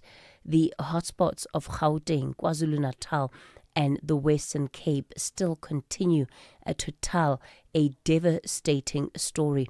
Let's welcome now onto the show Dr. Chris de Kock, who once led crime analysis at the SAPS. So, Dr. de Kock, we're seeing murder drop by 9%, but 58 people being killed a day. And you hear Tebe Kalafeng's example of being in Rwanda, high-end goods being sold, not a burglar door in sight at the shop. And that scenario would be very different for South Africa. Yeah. No, it's true, but I think we must be optimistic at least that it dropped with 9% or above 9%. That's quite a significant drop. And this is not only the first year or the first quarter that this is happening. I mean, it happened since 2024. So we see a return, and it will take a few years, back to 2010 when we only had just above 15,000, 2003 to 2010.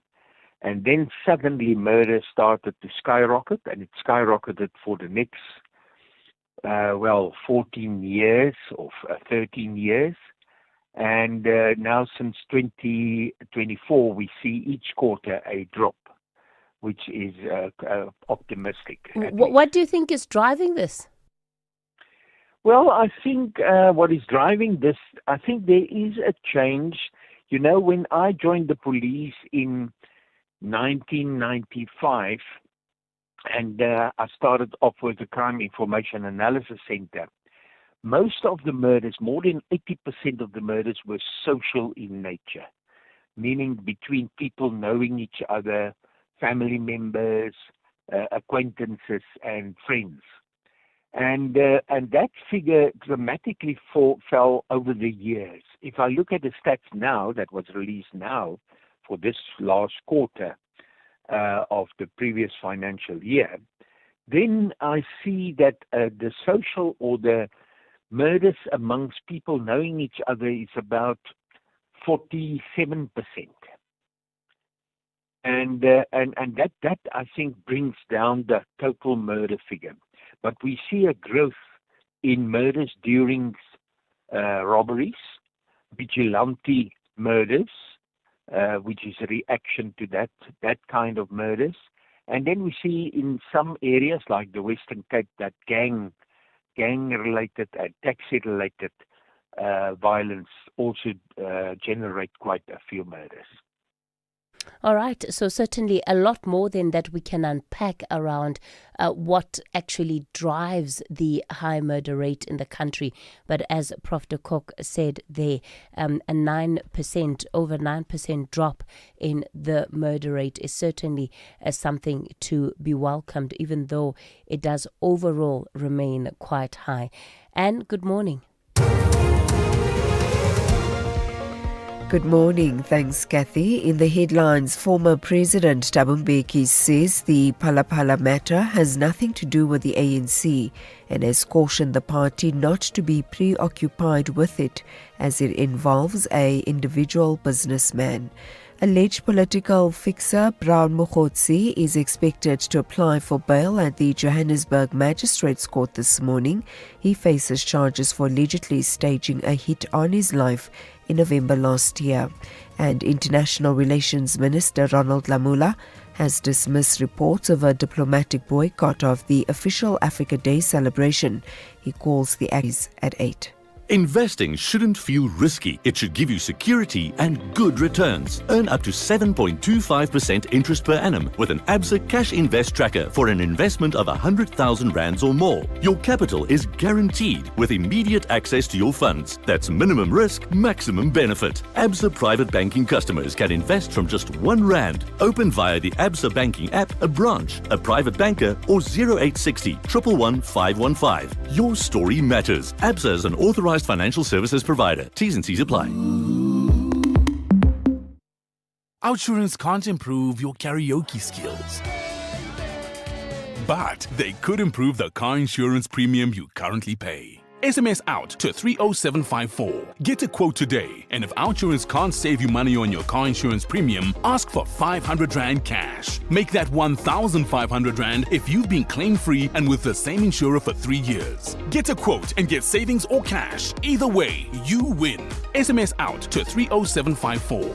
Want all the bells and whistles of car insurance at a great price? It's time to switch to Outsurance. Not only could they save you some big bucks, you also get the legendary out bonus that pays you a percentage of your premiums back if you're claim-free. So, are you ready to switch and save? Don't miss out. SMS right now to make sure you always get something out. SMS out to 30754. That's out to 30754. Outsurance. Licensed insurer and FSP. T's and C's online. SAfm. Guiding you through the rush hour traffic.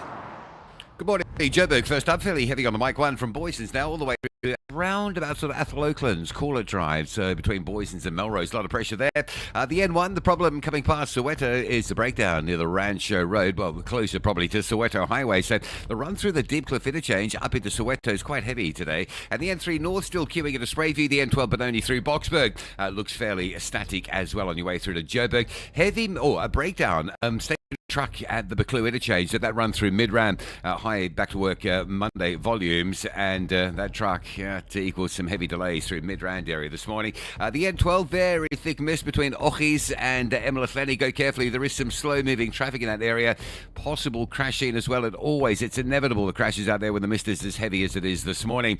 Durban, the N2 running north, a breakdown before Mgeta Road now. The other one up by Inanda seems to be cleared, but this one just before you get to that Mgeta off-ramp, very heavy from the M7, a breakdown on the southbound before Spaghetti Junction, so heavy from Mgeti coming southbound. Also the M4 at Clarewood queuing up on the Southern Freeway in towards central Durban. Cape Town, Mfuleni and Khayelitsha, very heavy on the approaches up towards the M2. There's a crash on the highway and a crash on the Muway ramp to get into the highway. And the M5, worth a mention, currently sitting Southfield Parkwood all the way through to Kuberg interchange. With your traffic update, I'm Rob Byrne.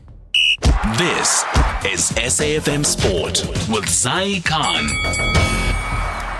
Oh, Zaikai, it's still, I tell you what, the Pirates fans are not happy today because Mamelodi Sundowns is raining on their parade. Well, yes. Pirates, you took the league. Sundowns, you took the continent. Okay, so it was a win for football. But I guess the great thing also for Sundowns is that this is for a second time now. It really is entrenching. Do you think Sundowns is unbothered, right? By the local leagues? They're like, it's fine, win them. But you know who the real African champions are. Ooh, and that star just feels a lot bigger this morning, somehow, because... Yeah, anyway, let's just talk about this big match temperament that brought Sundowns the second star, the second title. They sealed a 2-1 aggregate victory over AS FAR Rabat, and it all happened in Morocco.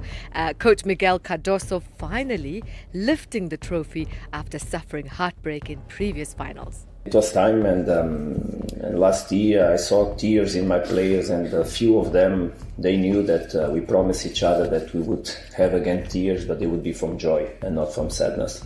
I think you all have in your mind Kulis Mudau crying, standing on the side of the bench in Cairo, on that match we played with Pyramids last year. And I embraced him, and I told him, man, we're going to embrace again surely next year. And there were also tears of joy for Orlando Pirates, who are still celebrating their first Betway Premiership title in 14 years after completing a historic domestic treble under coach Abdusalam Wadu. Wadu guided Pirates to the MTN 8 and Carling knockout titles this season. And we also have Arsenal celebrating their first Premier League title in 22 years with a 2-1 victory over Crystal Palace. They secured the crown earlier in the week after Manchester City dropped points against Bournemouth. So it's going to be an exciting one in North London today, with the streets being closed off. On to golf, South Africa's Richard Stern rolled back the years to win the Soudal Open in Belgium. The 44-year-old secured his first DP World title in 13 years. Athletics, Ethiopia's Mohamed Issa stormed to victory in the Cape Town Marathon, setting a new course record. And this was the fastest marathon ever run on African soil. 2 hours, 4 minutes and 55 seconds. He finished ahead of compatriot Yuhinglin Adane. And in the women's, there was a double for Ethiopia as well. Dera Dida Yami claimed the women's crown, 2 hours, 23 minutes and 18 seconds. And finally, motorsport, teenage sensation Kimi Antonelli claiming his fourth consecutive Formula One victory after teammate George Russell retired while leading the Canadian Grand Prix. That gave the 19-year-old Antonelli a clear path to victory ahead of Ferrari's Lewis Hamilton, who overtook Red Bull's Max Verstappen for second with 6 laps to go in cold and windy conditions. Here's Kimi Antonelli. It was nice to end the weekend well. You know, it was not really the way I wanted to win because it was a close fight with George, and I think it would have gone down all the way until the end. But of course, we'll take it. And this time it went well for me and bad for him, and it might be another occasion where it goes bad for me and well for him. So we just gotta keep maximizing and take every opportunity that presents. All right, we'll be back winning here on the National Briefing with more sport. Top of the hour, I'm Zai Khan. The Market Brief with Ndauleng Lechela on SAFM. Ndauleng will take all the good news we can find on this Monday morning. Moody's is signaling an improved outlook for South Africa. What's that based on?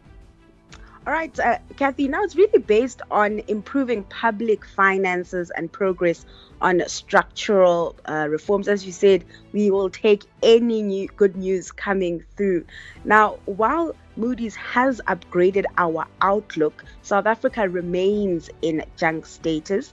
The improved outlook is a positive signal, however, for investors and markets, as it suggests growing confidence in the country's finances and reform efforts, with the possibility of a future credit rating upgrade if progress continues. Now, an upgrade could lower borrowing costs, attract foreign investment, support the rand, and improve business confidence. Now, Moody's stressed that maintaining fiscal discipline and pushing ahead with reforms will be key in securing any future upgrade. Now, Moody's latest decision follows a similar one by S&P Global last year, which upgraded our sovereign rating for the first time in nearly 2 decades. Now, moving over to corporate action, the JSE could be a listing richer after private investment group Tsiko Africa said it is targeting a possible listing on the local bourse within 5 years after its rail business, Barbary, secured the largest share of rail slots opened to private operators by Transnet. Now, Barbary was awarded 21 of the 41 available slots after entering the process with roughly 21 million tons in customer commitments. The company plans to begin operations in September 2027, transporting commodities including coal, chrome, magnetite, fuel, and containers. Speaking to Business Day, CEO Pragasan Naidu says the group wants to expand across Southern Africa and is looking to acquire 60 locomotives and 2,500 wagons to support growth while also pursuing real opportunities in Botswana and Mozambique.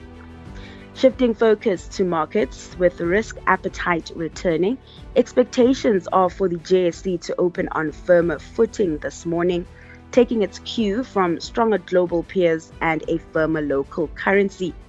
The real test for the rand, however, will come on Thursday when the South African Reserve Bank announces its next interest rate decision amid mounting inflationary pressures. Ahead of that move, the rand is trading stronger at 16.33 to the dollar, 22.03 to the pound, and 19 to the euro. The currency is finding support from lower oil prices following optimism around a potential US-Iran peace deal. Now, that positive sentiment is spilling over into Asia and the US, where stocks and futures are trading in positive territory. And that's all we have time for this morning. I'll be back bright and early tomorrow with your market brief. I'm Ntauleng the Chela. Reality check on the National Briefing. Well, let's get into this week's reality check. And as we say, this moment is really an opportunity for us to pause, to reflect, and to think seriously about the state of South Africa, not just what's happening, but why it's happening, what it's costing us, and what we must do to change it. All of it in an attempt to deepen the national conversation. I'm excited about this week because I know our guest is just going to set the platform ablaze.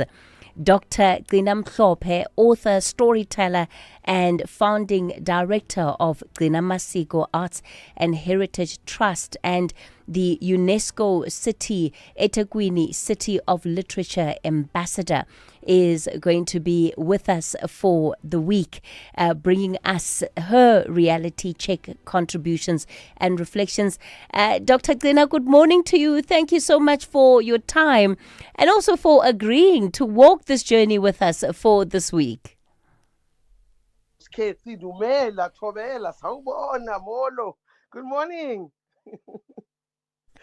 Oh, it's good to be with you. And you wanted to start us off this morning with one's sense of belonging. Yeah, absolutely. For me, the sense of belonging is very, very important because that made many people that you know that are very successful in any profession today, because knowing who you are and where you come from makes a major, major difference. I also operate a lot in the space of art in education. If we don't care about young people and guide them the way we were guided when we were young, then we are missing something. Sense of belonging comes from not only your home, it comes from the society that you find yourself in. And it's not only in the villages, it's not only in the townships, it's not only in a certain town or city, it is in the country. When we talk about good things taking place in our country, we must not just pass them. There's a Zulu word, veluti halamuzi. We say good things in passing. We must say them out loud and be proud about good things that are taking place in our country. We like to emphasize so much on what is bad. And young people, when they look at all of that, when you watch the news and you hear people talking, okay, what happened? So-and-so did this. And we always speak with such fervor and awe about bad things that are taking place, even in our families. So that sense of belonging is eroded. We need to bring back that pride in self and also criticize, where it is deserved to criticize, but bring solutions as well. Come up with ideas of what can be done. And when we talk about how many years since we voted in 1994, we talk about how much we have done and things like that. Why are we forgetting people who brought us here? We have got a sense of forgetfulness as a nation. Because when we remember the people who were part and parcel of this journey, they are part of that belonging. They are part of the family of South Africa. It's not just the family. Let's talk about the nation itself. So this nation, people like to criticize about what is not happening, what is not this, and this government didn't do this.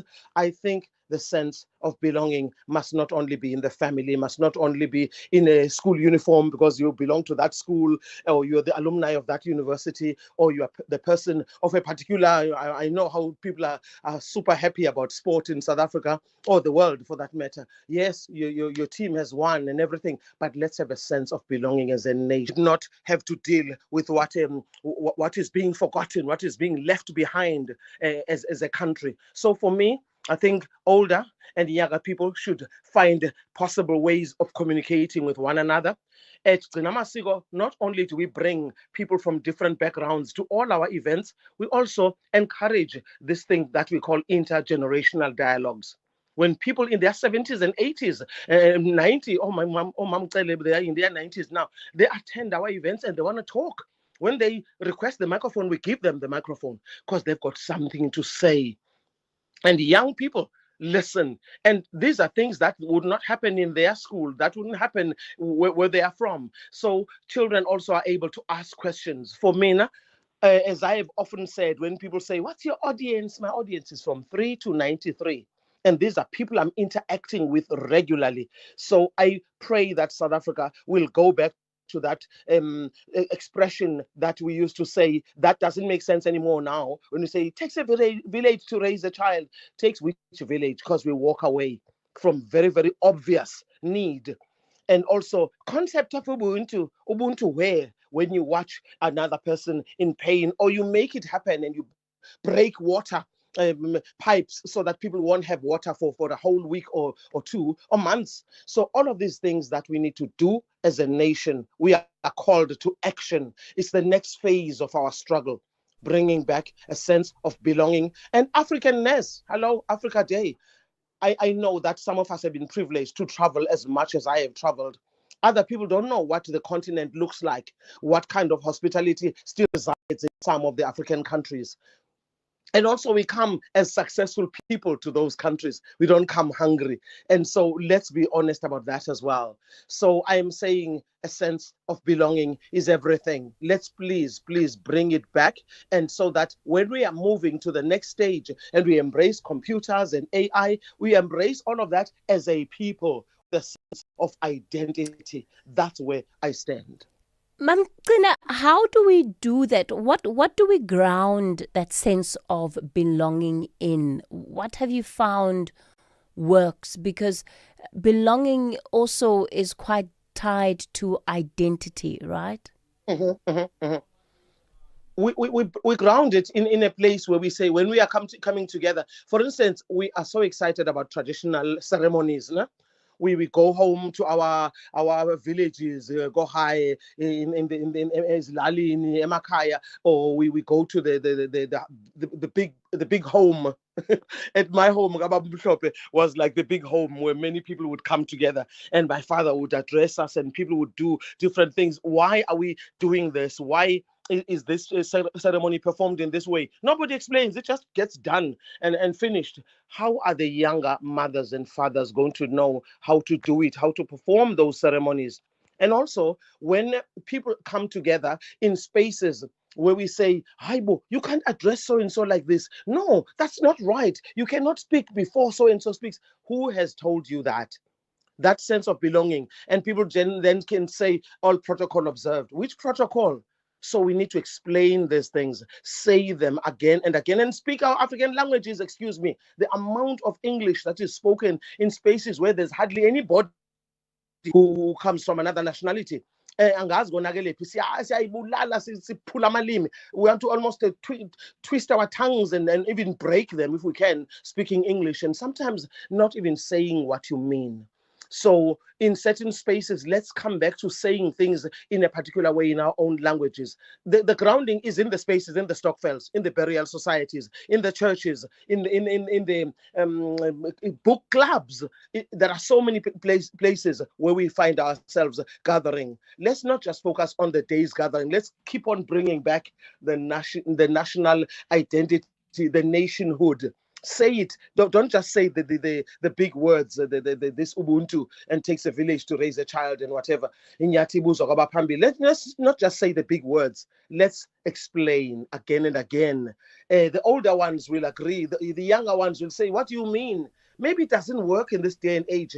Let's find a way then to make it work in this day and age, because culture is dynamic. It's never static. So certain things change. Certain things can be adapted. We're going to leave it there for this morning, starting us off then with restoring the sense of belonging. The sense of belonging. Rob, good morning. SAfm, guiding you through the rush hour traffic. Very good morning to you, Kathy. I am awaiting your questions about weekend's events, and I'll sit patiently and wait that one. Wait that one out. No pressure. I'll just sit, and when you're ready, we can raise that subject that you raised last week on this time. All right. Oh, Rob, I see what you did. You know what? I'm going to make you wait for it. I have no questions to ask. You actually did it, not me. What you reap, you sow, right? So we'll just sit patiently. Take your time. Morning, everybody. Allendale Road coming across from Tembisa. Very heavy across the Mastiff Road this morning. If you're on your way to Midrand, big delays there. Mike 1 fairly slow as well from Boysons through to Grayston Drive. That's on the northbound track. That's a queue that north Sand are very busy as well. A lot of traffic on the N3. Ilan's to Van Buren, and then really Galuli's up to Modderfontein. A lot of traffic heading from Germiston through Edenvale this morning. Pretoria, a couple of breakdowns between Linwood and Rigel. So jam-packed through there. Also slow coming from Montana by the time you get to Stormful Road in towards the roadworks down by the N4 Emma-Lefleni split. So you got two queues between Montana and Rigel to work through, and very heavy mist this morning just east of Ochis on the N12, Ochis through to Emma-Lefleni, and of course the inevitable major crash always happens when the mist is this heavy, and we've got that this morning. So just by the sort of Black Hill exit, if you know where that is, between Ochis and Emma-Lefleni, jam-packed, and local routes off the N12 also just very slow going because the visibility is so reduced and so poor today. Durban packed out on the N2 North, a breakdown at Inanda Road. This is another one, traffic queuing heavily from the M7 all the way up through Mgena Road towards that one. Southbound there's a breakdown before Spaghetti Junction, so that's heavy. M19 in from Reservoir Hills through that N2 congestion in towards Springfield. Very slow if you're Durban bound there. And the M13 clogged up from Hillcrest down onto Fields Hill as well today. Cape Town, just one lane open on the N7 between Morningstar and Dunoon, so there's an unusual queue to work through. And heavy pressure now on the N2 outbound towards Khayelitsha. That's a crash at the Meway on-ramp causing that backlog from the R300. Rob Byrne, SAfm Traffic. Is there ever a bad time for a good conversation? SAfm, leading the conversations that move us. If your network provider was becoming too expensive, you'd switch, right? So why pay more for car insurance? Switching to Archurance saved 30-year-old Dineo an unbelievable 1,094 Rand on her 2025 Kia Sonet. Get a quote now, and if Archurance can't save you money, ask for 500 Rand. Or 1,500 Rand if you've been claim-free and with the same insurer for 3 years. Do it now. SMS out to 30754. That's out to 30754. Licensed insurer and FSP. T's, C's and information online. Call SAfm now on 086 000 2032. All right, I know we've got quite a lot of your reflections and contributions to the show to try and get through. I'm going to ask everybody, please, let's try and get straight to the point. We'll start off in Mafikeng. Arnold, good morning. Good morning, Kathy, and thank you for allowing me to talk, and I should thank you for all the clarity, the intelligence that you have in conducting those debates. My point is very straight, you know. What people are saying in South Africa, the concerns are very genuine for the population, for the South African. But we have to look at other things. Treat the other fellow African. I think it's very important. I'll tell you why. If you box, if you kill, if you stab another African, you are a black man, if you do that, what's the message you are sending to other races? You are sending the message that the black race is not important. There's no respect. That's why you find that black are killed all over the world, because if a black can himself kill another black, can himself insult another black, so how will a person from another race respect him? We don't see Indians killing themselves. We don't see whites killing themselves like that, even though they have those problems. So we have to respect our race, and we owe that to the blacks all over the world, in the Caribbean, in America, in South America, all over the world. That's what I wanted to say. All right, Arnold, thanks for those reflections. Duduzi, you're from Bergville. Good morning. Babona sisikhethi ngiyathemba uyaphila lapho sengasho ukuthi ngiyathemba uyaphila ngoba ngifuna ukuthi sitoko sikubuza ukuthi uyaphila na. Yes, I'd like to talk about Africa Day. I'll try to focus on the much more important stuff, the positive stuff. And the last caller, I'm afraid to say, he used the K word a lot, and I'd like to focus on the positive, like I said. And I'll start off by disagreeing with sorry, the professor. Mduduzi, which K word is this? Kill. Oh, okay. And he used it when it comes to us Africans. Yes. I know a lot of Africans do that, but all other races do that as well. But then that's not the focus. I have points that I've written out here, and I just want to be quick, as you would like me to be quick. And I just want to disagree with the professor that said we're not the gateway. South Africa is not the gateway of Africa. I believe South Africa is the gateway of Africa, because South Africa we embody Ubuntu like no other country I've met in the world. Like, come to us when we gained independence. We didn't just gain independence. It's not independence. It's political settlement. We gained a political settlement. And we didn't just do like other African countries did when they chased away all the colonizers, and we sat down with them. We talked. We're the only country that did that. And when it comes to that, I guess other countries look at us and they've seen, after getting logs they were going through, and they had it worse. And they see South Africa right now, and they're like, okay, these guys are doing it differently, and let's let's go and get something for ourselves, because it's not working in our country. And then another thing, the only way we could actually get somewhere without, you have to start with our mentality. Mental emancipation is important. Okay, Mduduzi, we're going to have to leave it there. I think you've had ample time. Maxwell, you're in Polokwane. Good morning. Thank you very much, Kate. I'll try to be very, very brief. You see, the problem I have is that we have not held officials that are at Home Affairs, at SAPS, and the Department of Transport as traffic officials held to account. Yes, there should be extensive law enforcement. There should be arrests made. But equally, from the side of media, I think that these foreign governments should be held accountable. I was listening to you speaking to an official of Nigeria, and what he made it to be like is that South Africa is the one on the wrong, and they're not condemning, for instance, their residents for coming in the Republic and doing wrong things. For instance, now, when you're done with the showcase, you'll get an email, a 419 scam email. You will get a call. You will get SMSs that are going to scam you. And all of these things, we know where they come from. So I'm saying, as we hold our own governments accountable, let's also hold these foreign governments accountable, and let's hold our brothers and sisters accountable, who most of which belong to different political parties. Thank you. All right. We're going to pause it there.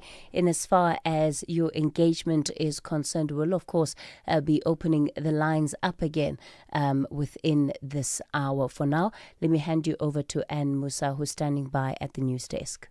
Outsurance Essential is made for older cars. Claims are paid in cash within 5 working days, and you choose your own panel beater. SMS CAR to 43185. That's CAR to 43185.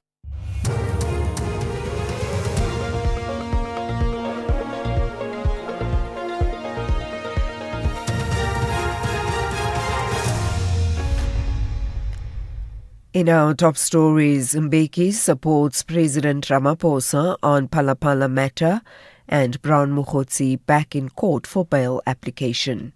Good morning. Former President Thabo Mbeki says the Phala Phala matter has nothing to do with the ANC and has cautioned the party not to be preoccupied with it as it involves an individual businessman. He says the Constitutional Court was justified for allowing the impeachment committee to continue its work to determine facts surrounding the theft of thousands of US dollars from President Cyril Ramaphosa's farm. He has also emphasized that he supports Ramaphosa's decision to challenge the matter in court. I think the Speaker has acted correctly to say, okay, parliamentarians, let's constitute this committee, and this committee must do its work. The President Ramaphosa is a businessman, as he has said himself. I'm a businessman. I breed cattle, I breed wildlife, I sell, I buy. That's fine, that's his business. That's his business as a businessman. It's nothing zero to do with the ANC. I don't know why the ANC gets preoccupied with it. It's nothing to do with that. Alleged political fixer Brown Mokgotsi is expected to apply for bail at the Johannesburg Magistrates Court this morning. He faces charges of unlawful possession of a firearm and ammunition, discharging a firearm in a built-up area, defeating the ends of justice, and perjury for allegedly staging a hit on his life in November last year. The bail application was postponed last week after the state asked for more time to verify his home address. Refilwe Mekwa reports. Mokgotsi's bail application continues today following his arrest on May 15th, immediately after appearing before the Madlanga Commission on various allegations related to corruption. National Police spokesperson Athlenda Mate previously warned the public against opening false cases and providing misleading information to the police. Mate also revealed that ballistic tests linked the cartridges at the scene of Mokgotsi's alleged hit to other crimes, including that of armed robbery. While the police are still looking for the firearm, his legal representative indicated that he didn't own one. About 20 suspects have been arrested in connection with illegal crow mining at various locations in the Sekhukhune district in Limpopo. Hawk spokesperson Avile Fumba says the arrests were made during multidisciplinary operations conducted under Operation Valamgodi. Fumba says several trucks and trailers transporting chrome were also seized. Fumba also says the High Court in Polokwane has granted a 4.4 million rand forfeiture order against assets linked to the alleged operations. Rand Water has reassured Gauteng residents not to panic ahead of a planned maintenance program in partnership with Eskom. The first phase of maintenance will run from the 29th of this month to the 2nd of next month. Rand Water spokesperson Makanosi Maru says areas in Johannesburg, Tshwane and Ekurhuleni are expected to experience low pressure and temporary water interruptions. So maintenance will happen in different areas, obviously at different times. So areas will be impacted differently. Some areas will have low water pressure. Other areas will have intermittent water supply for a couple of hours. So we have communicated with municipalities and we've requested them to share information with the residents. But precisely the 3 metros will be impacted: your Tshwane, your Gauteng, which is Johannesburg, and your Ekurhuleni. The 3 metros will be impacted, and other smaller municipalities. And finally, International Relations Minister Ronald Lamola has dismissed reports of a diplomatic boycott of the official Africa Day celebration. He calls the action an isolated incident. It follows reports that African ambassadors in South Africa would skip the event in protest over recent demonstrations targeting undocumented foreign nationals across the country. Lamola says the South African government has been engaging with resident ambassadors to help resolve challenges affecting their citizens. We as the South African government have been engaging with the resident ambassadors from all African countries here in South Africa. I engaged them myself firstly at the early stages of the social unrest or some of the protests, and in the midst of the protest itself. Our DDG Ambassador Siokolo engaged with all resident ambassadors of the African continent in South Africa to engage with them to find a solution with regards to the protest impacting foreign nationals, in particular of African descent.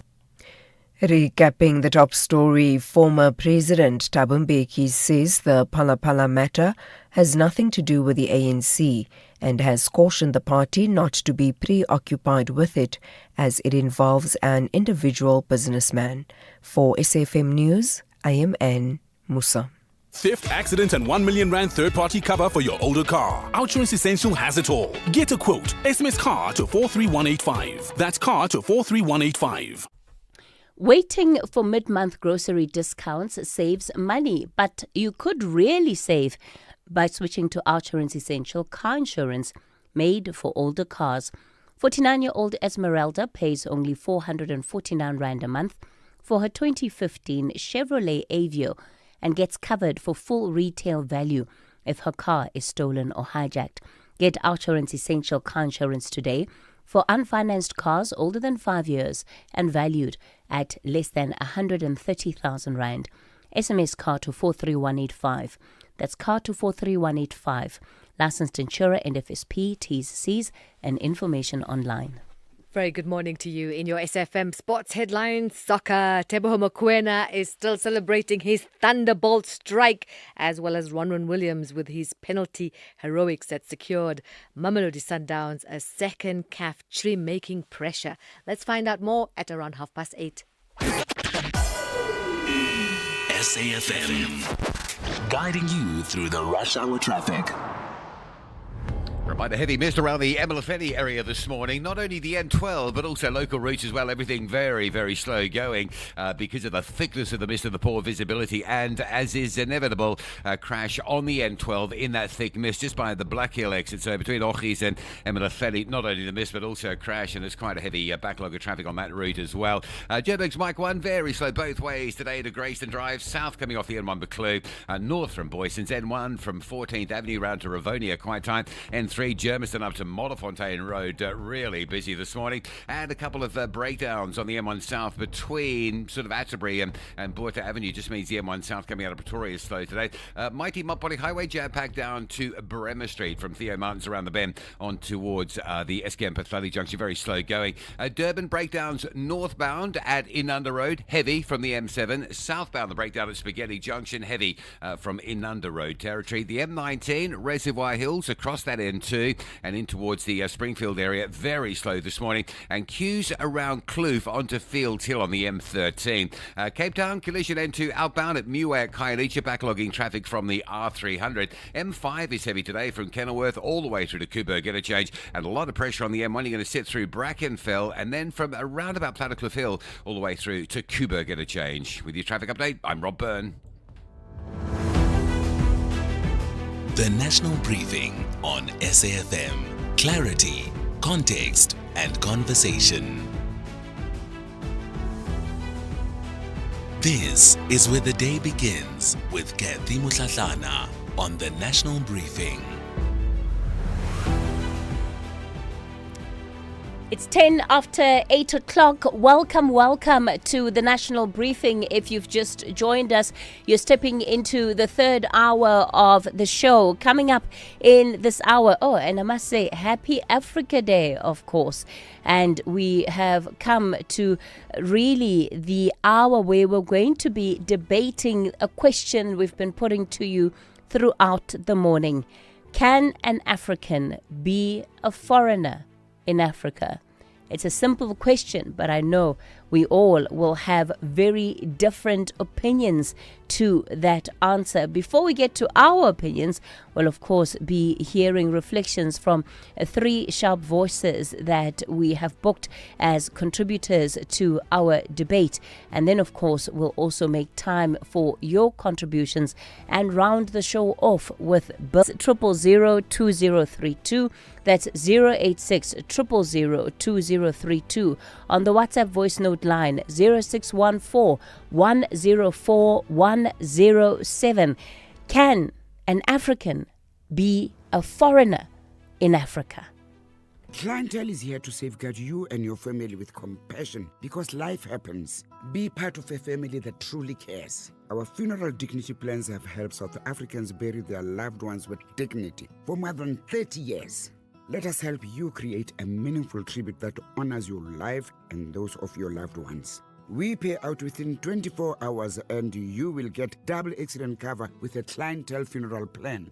Our plans are affordable. Pick the option that suits your needs. Easy to apply, no medical examinations and no paperwork. SMS SAFM to 48031. That's 48031. Clientele Life is an authorized FSP and licensed life insurer. T's and C's online. Standard rates apply. If you think you cannot afford a lawyer, think again. Clientele Legal has made professional legal services affordable. You receive up to 745,000 Rand worth of legal services per year. Our range of plans include cover for you, your spouse, children, and extended family. Plans include cover for civil, criminal, and labor-related matters. Whether it's protection orders, gender-based violence, uncontested divorce, or poor service, your Clientele Legal lawyer will be there to assist you. Our services are convenient. Simply pick up the phone and call your lawyer or send us an email and we'll get back to you. All plans include a bail benefit of up to 5,000 Rand and we'll go to the police station and pay it for you. Plus, Clientele Legal offers you 24-hour telephonic legal advice. SMS SAFM to 32195. That's SAFM to 32195. Clientele General is an authorized FSP and licensed non-life insurer. T's and C's online. Standard rates apply. Windscreen, phone screen, can't wait to get home and stream. But there's something better out there to like and share. So answer the call to something different and take your meetings offline. Drop the location in the group so everyone can meet you there, because we're not going out, we're going outside. We're out here. Mzansi, are you coming? Live life outside with Cape Union Mart. This is Kathy Mutlatlana on the National Briefing. It's 14 after 8 o'clock and I want us to get straight then into our briefing debate. I'm going to introduce our guest for this hour, Dr. Trevor Wane, Director at the Center for Sociological Research and Practice at the University of Johannesburg. Dr. Trevor, good morning to you. Good morning, Katie, and your listeners. Princey Mtombeni, co-founder of South Africans for Constitutional Reform. Princey, good morning. Good morning, Katie, and to your listeners. And hopefully we'll still be joined by Nhlanhla Mosele, who is a South African youth activist. So, Dr. Wane, I'm going to start with you. The question is simple. I think we all pretty much understand the context that we're in as a country and as a society. So, can an African be a foreigner in Africa? The answer is a categorical no. In particular, as we mark Africa Day, we have to revisit the debates and the vision which was painted in the formation of the African Organization of African Unity. It's a pity that today's African states make this possible through their citizenship and immigration policies. But it only proves that Africa is not yet free. The day Africa is truly free is when no African will be a foreigner in Africa. Princey? Thank you, Katie. I just want to start by saying Africa Day reminds us that as Africans, we share a common history, shared struggles, and in many ways a shared destiny.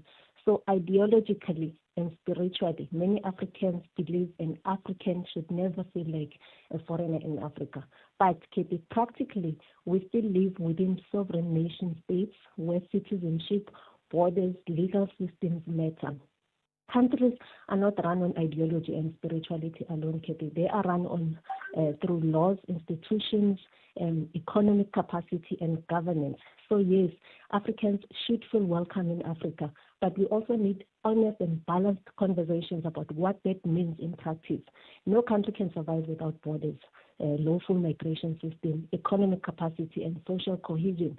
So Pan-Africanism cannot mean the collapse of state responsibility. Many South Africans are not rejecting Africans simply because they are African. Much of the frustrations we are seeing on the ground, they come from deeper issues such as high unemployment, weak border management, pressure on social services, organized crime syndicates, and border failures of governance.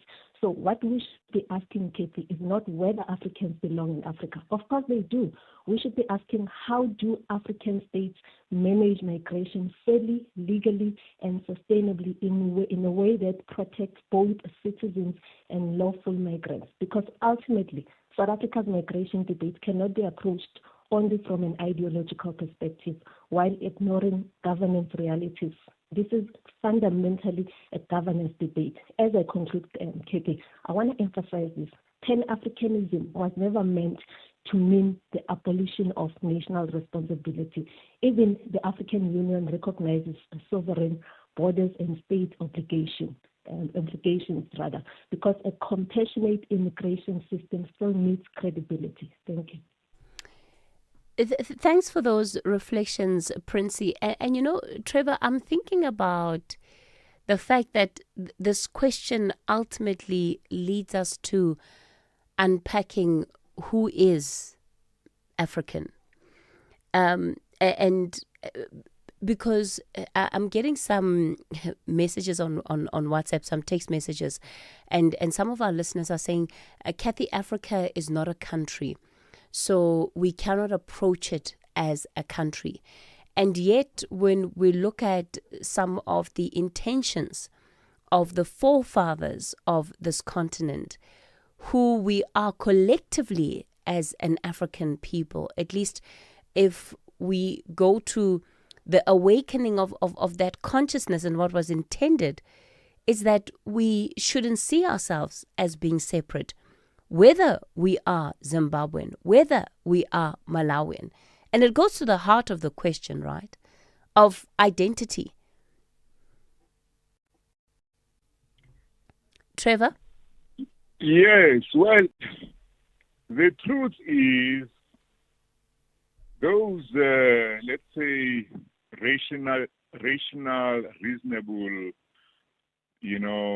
positions which accept African colonial borders were actually won during the debate in 1963, where people like leaders like Kwame Nkrumah were saying, yes, it's fine, we are now free in Ghana, we are free in Algeria, but let us form a federation of African countries with a view to eventually becoming one African state.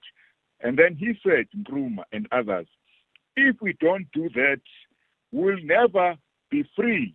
We will perish. Now, when we reflect, 63 years later, where is Africa? It is indeed perishing.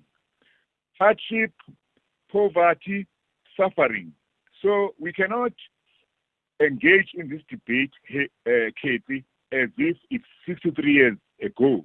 We know now from hindsight that remaining divided is condemning Africa, African people, to poverty, suffering, chaos, xenophobia, division, violence against women, and all the the ills we see in the 21st century.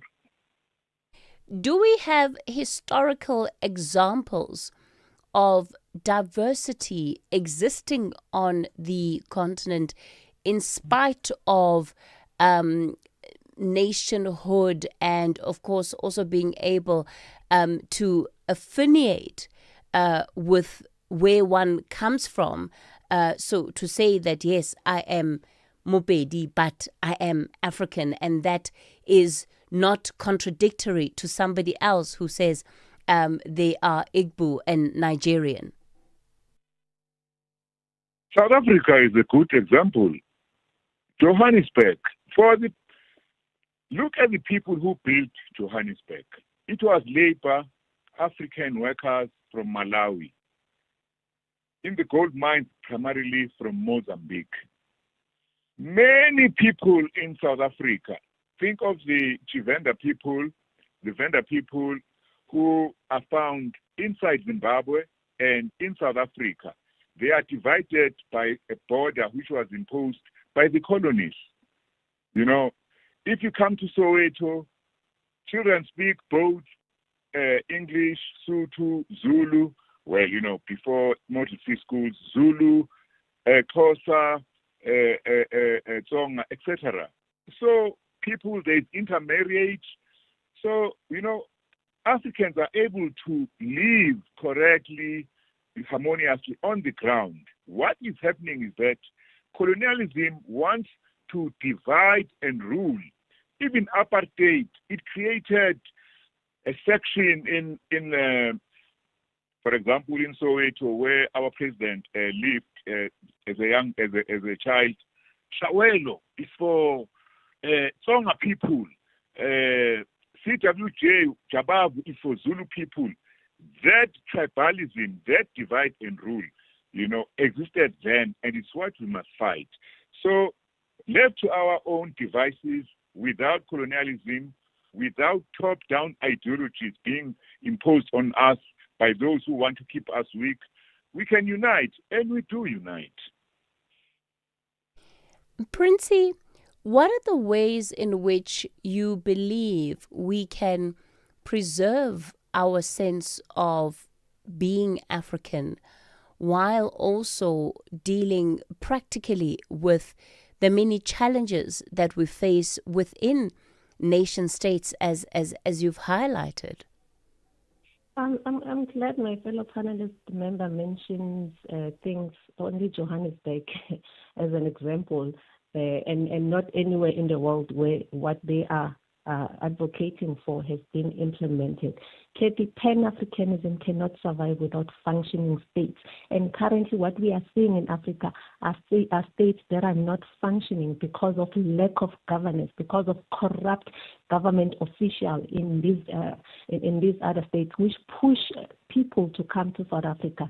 So when people want an open border Africa, they mean open South Africa, not other African countries. Katie, I have traveled the world. I've been to Europe. I've been to all continents in the world. If you go to Europe and you go to Italy, an Italian does not call himself a European. He calls himself an Italian. Yes, they are European. They are united in the European Parliament, but they still know who they are. An Italian, a Spanish, a French, and that's what they call themselves. So what we are advocating for is not an open border Africa, is an open border South Africa, unfortunately. And he mentions Kwame Nkrumah and all of them, which they had good vision of Africa at that time. But now we are living in a world where things have moved. We have innovated as the world. And unfortunately, we can no longer live with ideologies that existed or were founded in the 1960s.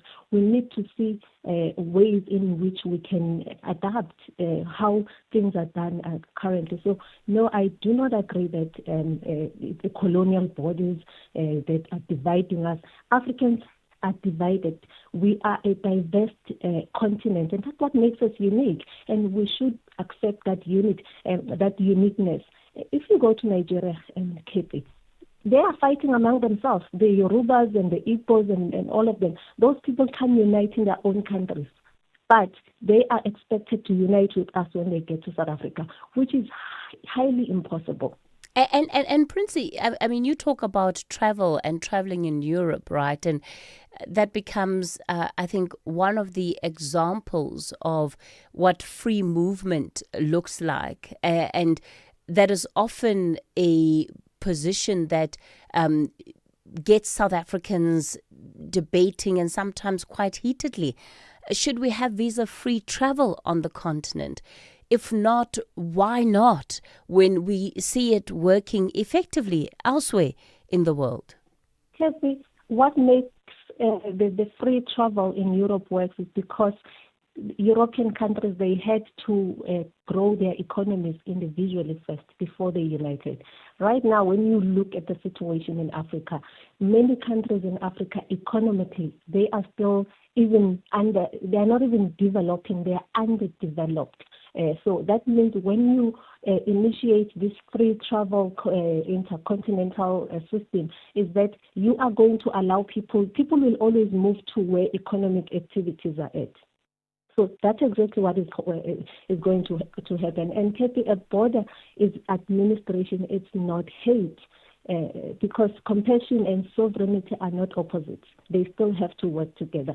So if you say, if countries economically, if they follow the African Union Agenda 2063, which promotes the sustainable development within these individual countries and grow their economies and develop their own nations, then what is happening in Europe would be highly possible when it comes to Africa. Trevor? Yeah, but let's talk concretely. So, at the moment in South Africa, we are faced with the emergence of right-wing movements, of xenophobic movements, which are based on those arguments that Africa should have colonial borders. People are going. Is there such a thing as xenophobic movement? Please, let's not allow misinformation to spread here. Just give Trevor an opportunity to speak, Princey. Go ahead, Trevor. There are political parties, Action SA,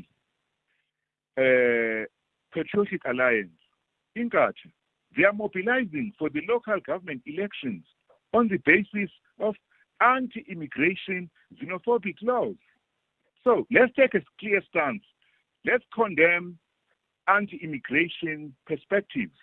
Let's condemn xenophobia.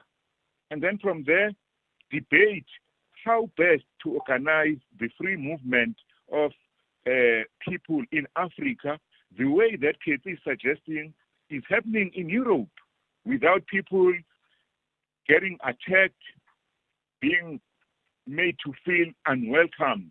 You know, in Africa, when Europeans can walk around, not only in Europe, by the way, even in Africa, Europeans are, embraced as investors, as tourists.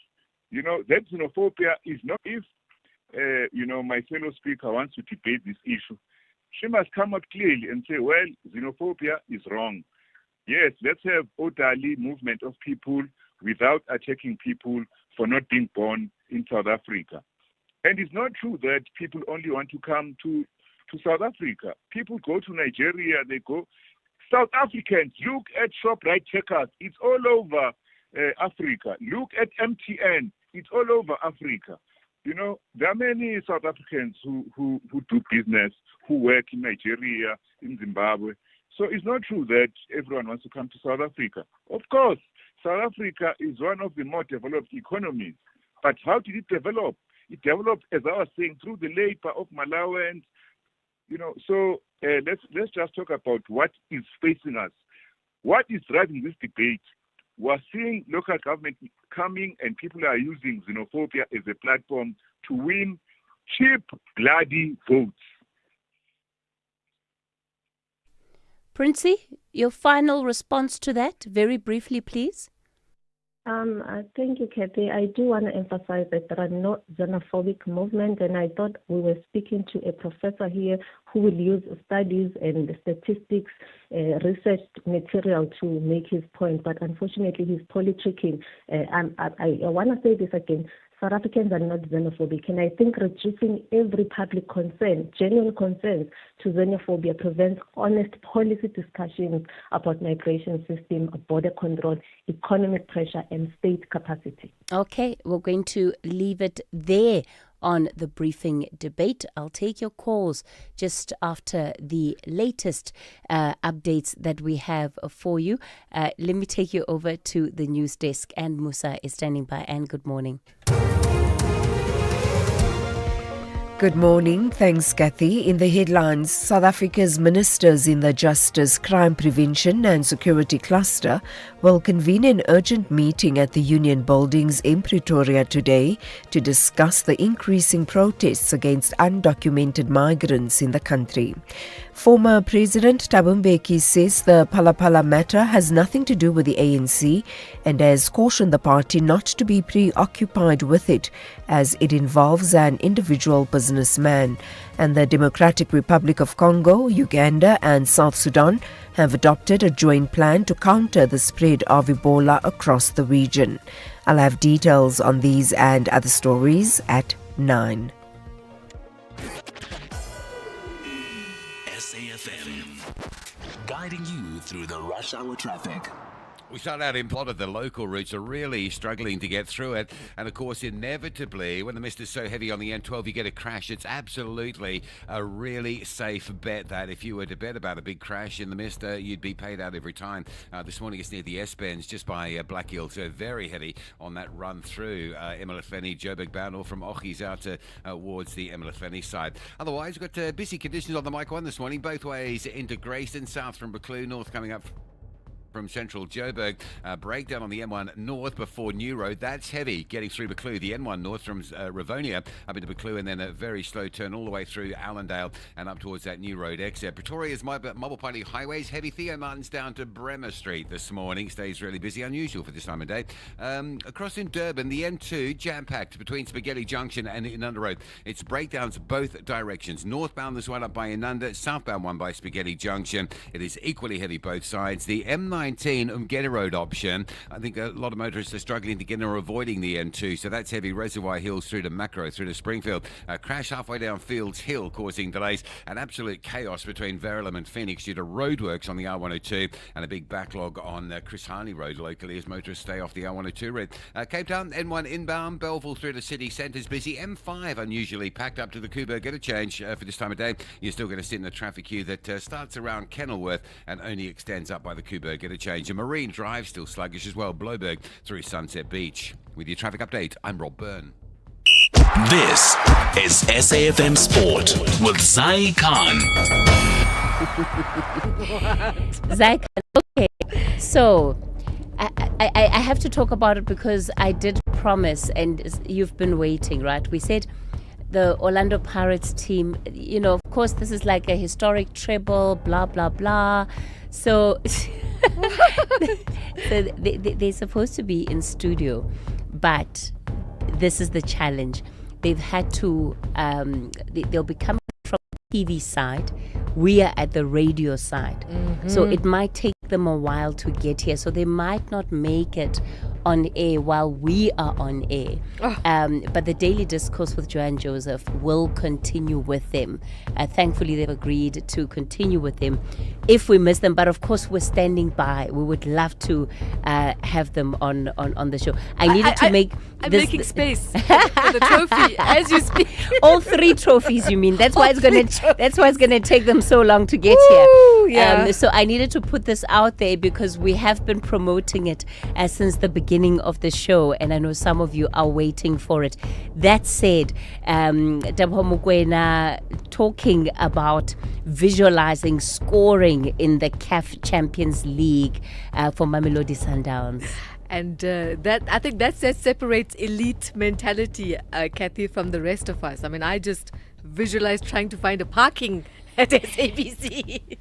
But yeah, anyway, Thabo Mbeki visualizing that so well, and he did it. So happy for him, the midfielder. When he arrived at Rabat, he said he dreamt and he believed he would score, and that's exactly what he did, with the Brazilians ending their decade-long wait for continental glory, securing a 2-1 aggregate victory over the Moroccan side AS FAR Rabat. Speaking after receiving the Man of the Match award, here's the Bafana midfielder and, of course, from Sundowns, Thabo Mbeki. You know what's funny? In my dreams today, when I was sleeping, I saw myself scoring a goal like that. And you know what I've been saying to my family? I hope God is on our side tonight. And he was. So I'm very grateful. I'm very happy.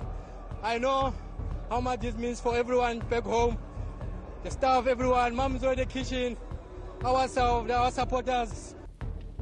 In the meantime, goalkeeper Ronwen Williams also rose to the occasion, conceding an early penalty before saving another to keep Sundowns in the contest for the title. Here's Williams reflecting on the occasion.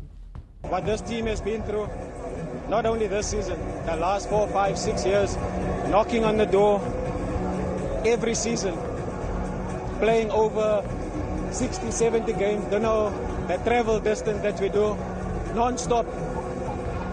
Finally, the door opened for us. We deserve it, fully, rightfully so.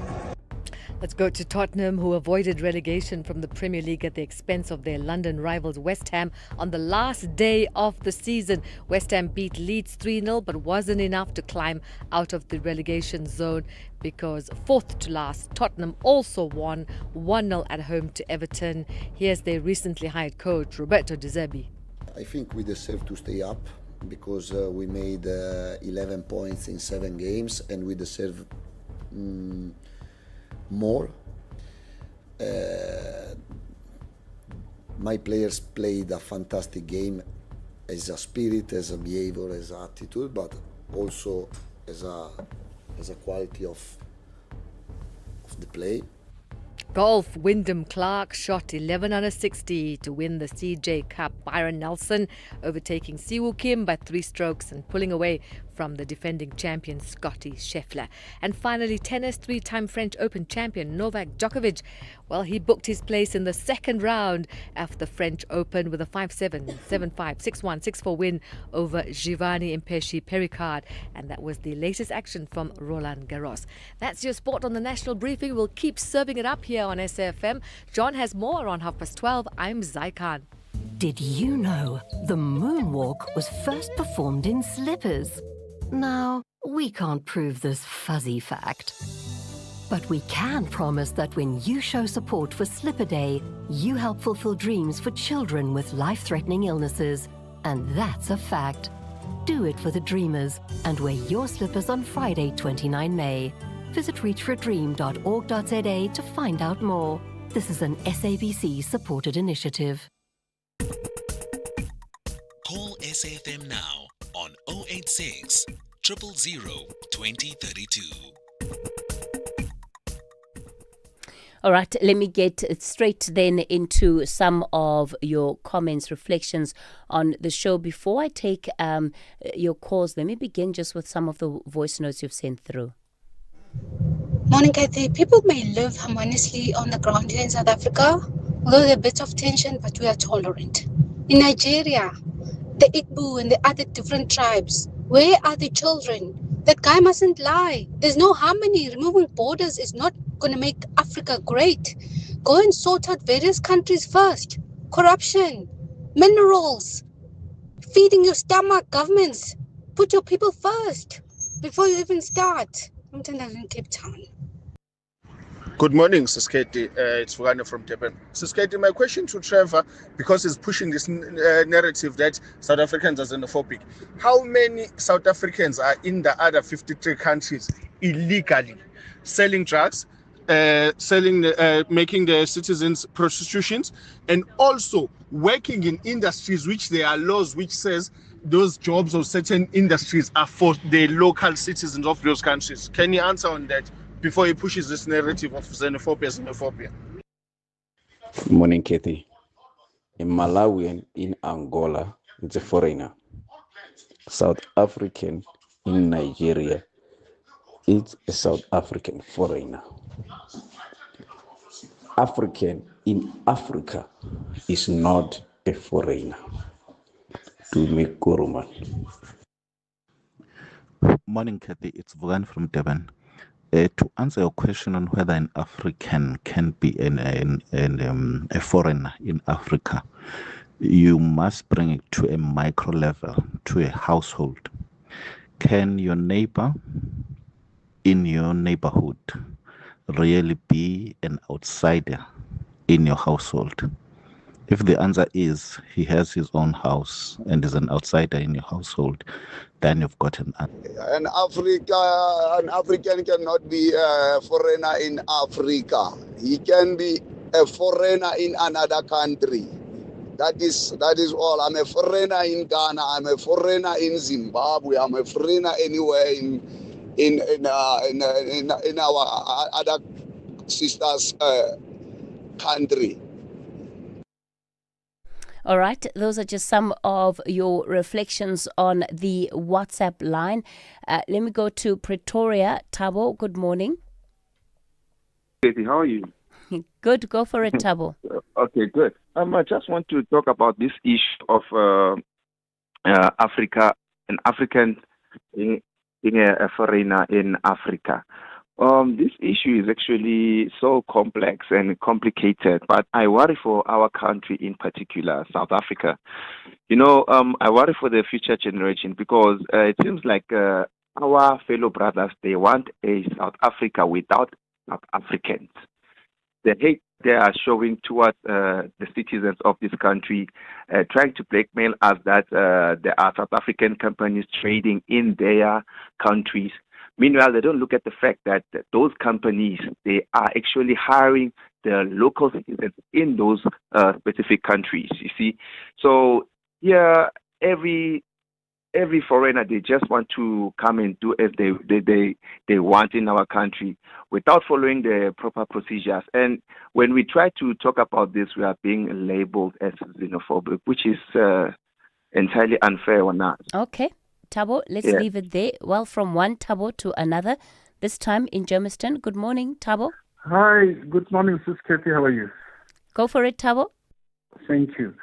Kathy, we are sick and tired as South Africans to, keep on explaining ourselves in terms of our laws, particularly pertaining to immigration. I want to pose two questions to these ambassadors who have apparently boycotted, Africa Day, in South Africa. The first question is that why did they allow their citizens to leave their countries illegally, to come to South Africa and settle in South Africa illegally and commit crimes in South Africa? That's my first question. And they need to answer this question. The second question is, now that those illegal, and I want to repeat, now that those illegal foreign nationals are causing havoc here in South Africa, what,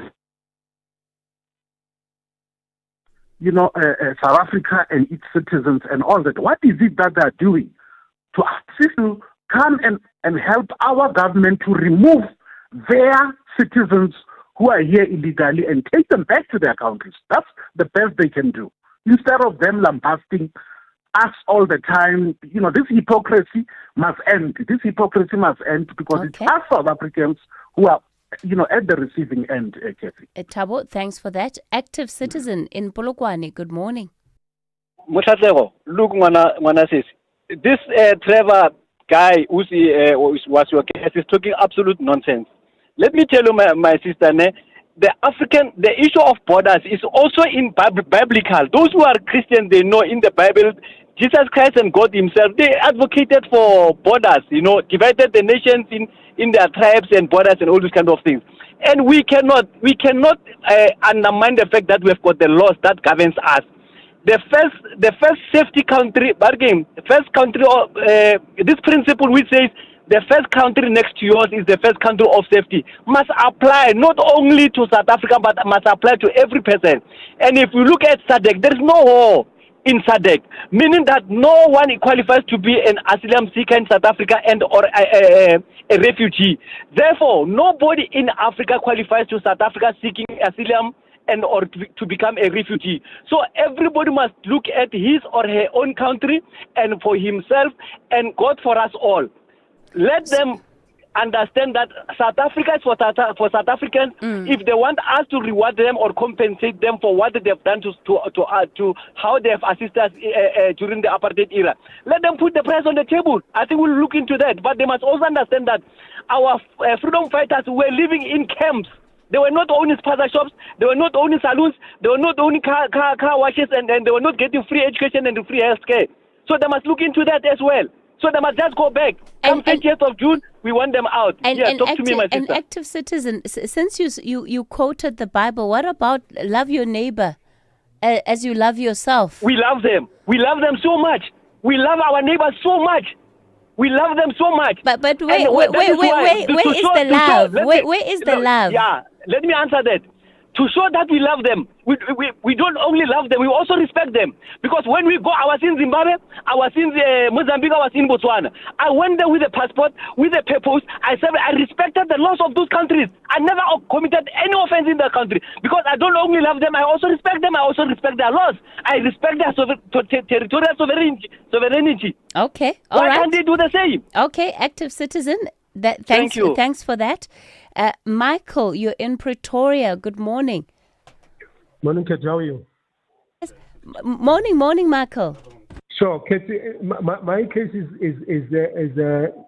you remember what Prof. Mohammed was talking about Charlotte Maxeke, yes. So I was just saying that he was very right when he said the rot is not only in Gauteng, in the health, but it's everywhere in the whole country. My case is of Matadine Hospital, specifically the prosthetic and orthotics department. You see, this issue of budget not used appropriately in hospitals has made even their employees to take advantage of patients. As in my case, the employees said to me, I will not get a prosthesis in 5 years because I am an amputee. So I needed to get a prosthesis in the hospital. And then they said there's no material to make that prosthesis. I'll wait for 5 years. Maybe after 5 years, I might get it. At the same time, they claimed to have their own prosthetic lab, and they invoiced me 50,000. Remember, these are employees working for government. And they said they have their own prosthetic lab. And once I paid that money, I was then informed by their own supervisor, after he had seen that prosthesis, that those employees had made that prosthesis using the same material that they had said the hospital doesn't have. In fact, they used the material from the hospital, but they had claimed that they have their own prosthesis labs outside the hospital operating as private.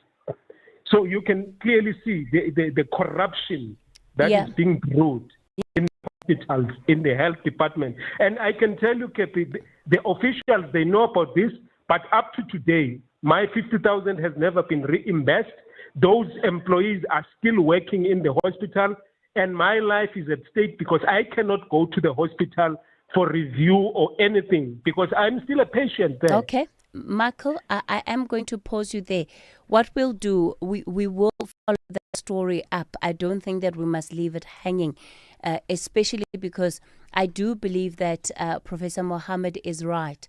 There's a lot more that we can and should be doing when it concerns accountability with what has happened, or more importantly, not happened with the Charlotte Maxeke Hospital. SAfm, guiding you through the rush hour traffic. Rob Byrne. Good morning, Hello, Rob Kathy. Byrne. Good morning, Kathy. So, Good morning. Rob Byrne, I've got a treat for you. Let me see how I'm going to work this out. You see, things are tricky. Is it black and white? It's what I'm going to do is that I'm going to say that what we have here, Rob Byrne, is a treat for you and a treat for all of our listeners who are also Pirates fans. It's what I'm a baka. It's baka time. You know I knew that, but I just had to be spicy, right? Bandile, do you want to say good morning to Rob Byrne for us this morning? Good morning, Robin. How are you?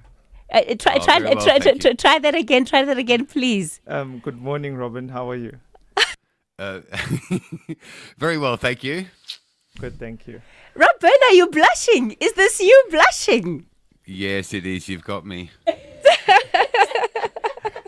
I am expecting something completely different, and you've got me. Rob, let me tell you, we've got your team in studio, but I'll allow you to do the traffic. The coach is coming in as well. Say? But so stay. So after the traffic, stay on the line. Don't go off. I will do. All right, now, Midrand very busy this morning. Got a breakdown before New Road, so getting up through Buccleuch, that's all quite heavy up through Allendale and on towards New Road. And then southbound, very slow coming from around about sort of Old Joburg Road down to a separate breakdown before Allendale Road. Mike 1 from Melrose up into Grayston Drive, still quite slow as well. Durban, it's been a really tough morning along the N2 corridor. We've still got breakdowns northbound around Inanda, southbound around Umgeni, so that little run there still very, very busy. And there's some queues around Reservoir Hills on the M19, and then Umgeni Road, other side of the N2, bit of pressure around Springfield. Crash halfway down Fields Hill, causing a backlog from Kloof if you're on your way to Pinetown today. And Cape Town, reasonably busy still. Lots of traffic on the N1 at Brackenfell. More traffic moving through Kubo. Get a change towards city centre. A crash as well going out of Cape Town just by Plattekloof, likely to cause some problems. And the M5, we mentioned this a bit earlier. The M5 really slow today. It's unusual, but it's backed up from Rondebosch all the way through to Kubo. Get a change. With your traffic update, I'm Rob Byrne. Exciting news, South Africa. SABC TV Licenses has partnered with Capitec to make paying your TV license simple, affordable and accessible. If you're a Capitec client, sign into the app and click on Transact. Next, select Pay Bills, then click Pay At and enter your reference number to complete your payment. It's as easy as that. You'll receive instant SMS confirmation. Now you can keep your stories alive and your screens shining bright. TV Licenses, pay yours, make a difference. How, Ma? Have you switched to the Postbank Black Card yet? Not yet. I still have my SASSA Gold Card. Why? Because the deadline is the 31st August 2026, and after that, the Gold Card may stop working. Hi, Bo. I thought there was still a lot of time. Just your ID. Then you go to your nearest Postbank Card replacement site. Okay. You must help me find the nearest place. It's easy. Dial *120 *355 hash. Are you still using your SASSA Gold Card? Switch to the Postbank Black Card before the 31st August 2026. Postbank will never ask for your PIN or OTP. Postbank is an authorized financial services provider. T's and C's apply. The National Briefing on SAFM. Weekday mornings from 6 to 9.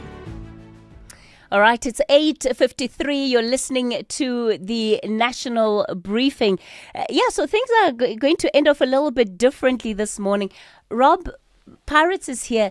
The coach has just had to step out of studio, but I promise we did see all three titles. They were all in studio. We've got pictures to prove it. But your message of congratulations, Rob, because otherwise I know I won't live to see the end of this. No, I would have fainted if I was there this morning. It would have been too much. All that silverware, right? All that black and white and all that silver. But congratulations to the team, to the coach, the players, everybody involved in the club. You know, for a long time, it's been a one-horse race, then another horse race. But, you know, another horse that we love so dearly that should always be there has finally made it up to the top again. And, you know, it's great for us, but it's really great for us, actually. And you won't hear the end of it, Kathy, probably for 12 months. You'll just have to sit. You'll just have to sit and just take it.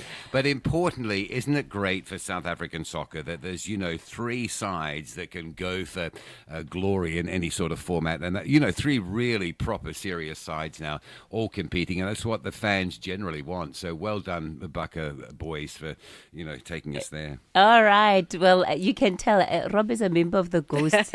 He's got It's a morning briefing. It's a morning briefing of national importance, Kathy. Absolutely. Bandile, how are you feeling? I'm good. Really, really happy and excited to be here. You look like somebody who's really happy on the inside, but trying to contain themselves on the outside. Yeah. You know, it's a great achievement for us. I think this is what we've been working for from pre-season in Spain. And yeah, it just shows from the way that we celebrated. It means a lot to us, and it means a lot to the fans as well. And we're happy that we're able to give them that. But to be honest, did you even sleep after winning properly? No, not really. Has your phone been buzzing? Yes, it has. But it just shows how important it is to our fans and our families as well. You know, they've been helping us throughout the season and encouraging us, and yeah, we just wanted to put a smile on their faces. Yeah. Absolutely. That encouragement must come, especially when there was these questions around your future and Bucks, all those things. They've all been put to bed now. I think for me, I've just focused on the field. Don't know much about what's been happening on social media. Just trying to focus and trying to bring the treble home, and that's been the focus. That's been the mindset. Yeah. And you know, it's quite a big deal, this treble, and quite historic. You do this while you're also aware of Sundowns being CAF Champions League winners. So celebrations, but I imagine somewhere in the back of your mind is something that says, hey, we've got to go for more. Yeah, I think as athletes, as players of Orlando Pirates, a great institution like this, you know, you want to achieve more, you want to do more, and yeah, this is what we want, and this is our next focus, and yeah, this is what we want to work towards. So I really like the fact that you guys are basically taking the trophies on tour today. It looks like you're going to be on every radio station, every TV station. You're maximizing this moment. Yes, it means a lot to us. Like I said previously, the amount of work that we did in Spain, it's so nice to see it all pay off, because it wasn't easy. The weather there, it was hot, and the amount of work we did in terms of the coach pushing us and you know, making us realize at that time that he wants to achieve everything that's on the table, and to be able to do that is actually amazing. Were you guys discouraged after Soweto? Not at all. We still, as a club, as a team, we still knew the mandate, we still knew what we needed to do, and it was still in our hands, so we weren't discouraged at all. Your last message to the fans. Is the coach staying or going? Is that a rhetorical question? Zai is going there. Okay, Zai. Nah, I don't know anything about that. I haven't seen anything in terms of that, yeah. So I can't say much about that because I don't know. So he hasn't said in the dressing room, my job here is done. Leave on high. I've gotten you where I needed you to be. No, not at all. That's good news. Yeah, but you can tell Vandile is like very well media trained. Eh? You're not getting anything out of him. He's like, I have been through this 1,000 times before. I understand my mandate. Well, Vandile, congratulations to you and the Pirates team on this incredible treble. It's okay. We'll give it to you for this round, but don't hang on to it. Don't think you're going to hang on to it for too long. Enjoy the media tours while they last. Thank you so much. Thank you so much for joining us. Vandile Shandu there, and he is an Orlando Pirates player. The coach, like I said, was in studio, but he had to dash off. So yeah, a really good day for South African sport and South African soccer. Hey, I've got too many Pirates fans around me. I need to leave the studio now. This is too much. I'm too overwhelmed. I need to go and reconnect with my club. On that note, that's where we end things off on the national briefing. The show is back with you again tomorrow between 6 and 9 o'clock. 9 and midday is the Daily Discourse with Joanne Joseph, who's standing by.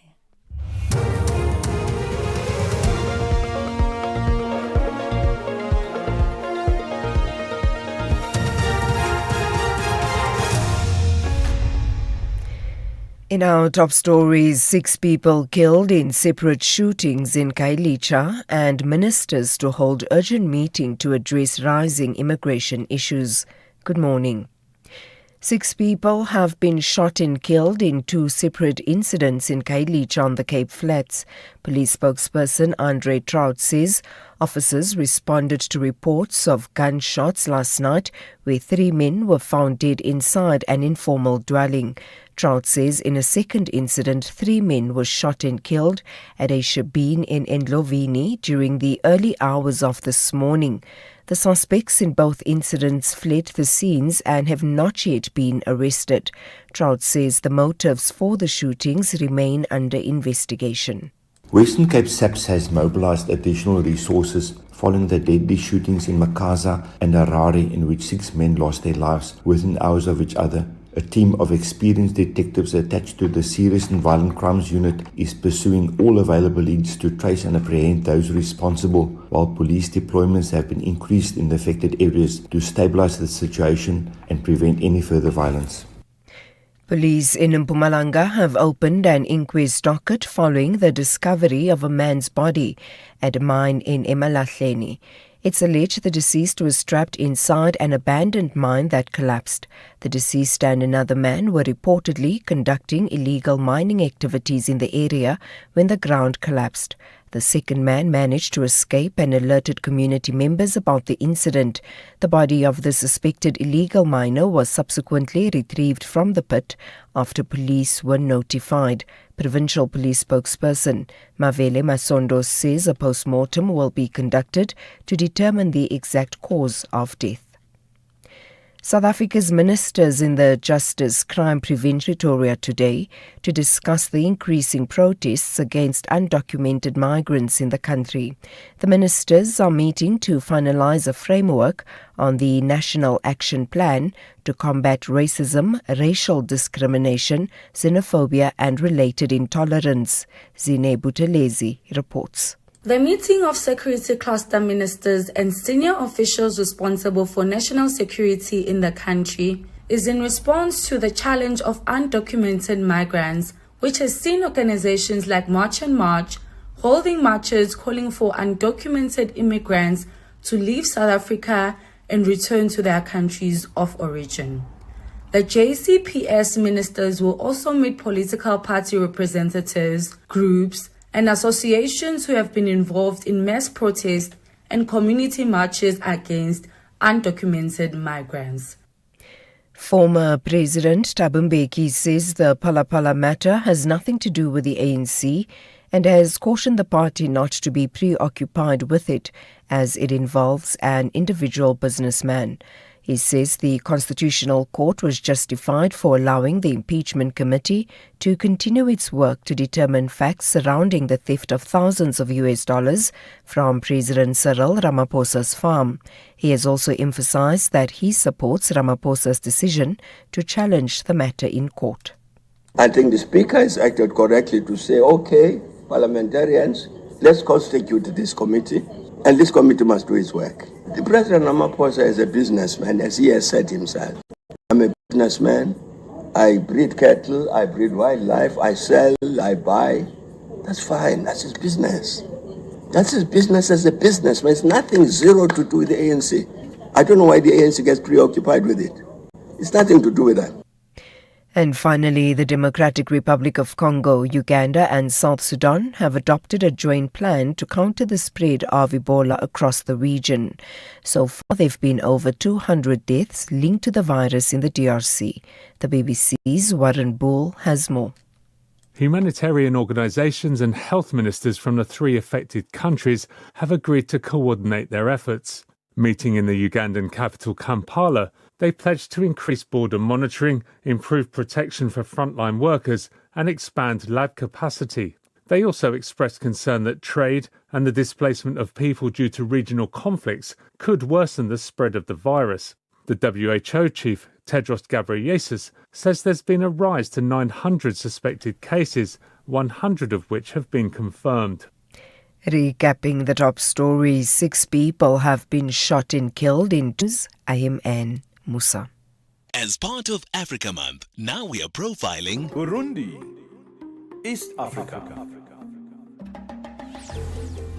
Burundi is Africa's heart of hills, a small nation shaped by lakes, valleys and highlands, bordered by Rwanda, Tanzania and the Democratic Republic of Congo.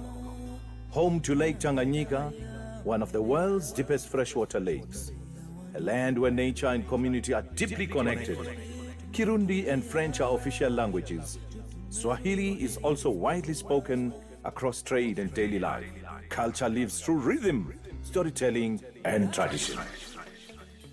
Burundi gained independence in 1962, a nation marked by colonial rule and periods of ethnic conflict. Its economy depends largely on agriculture.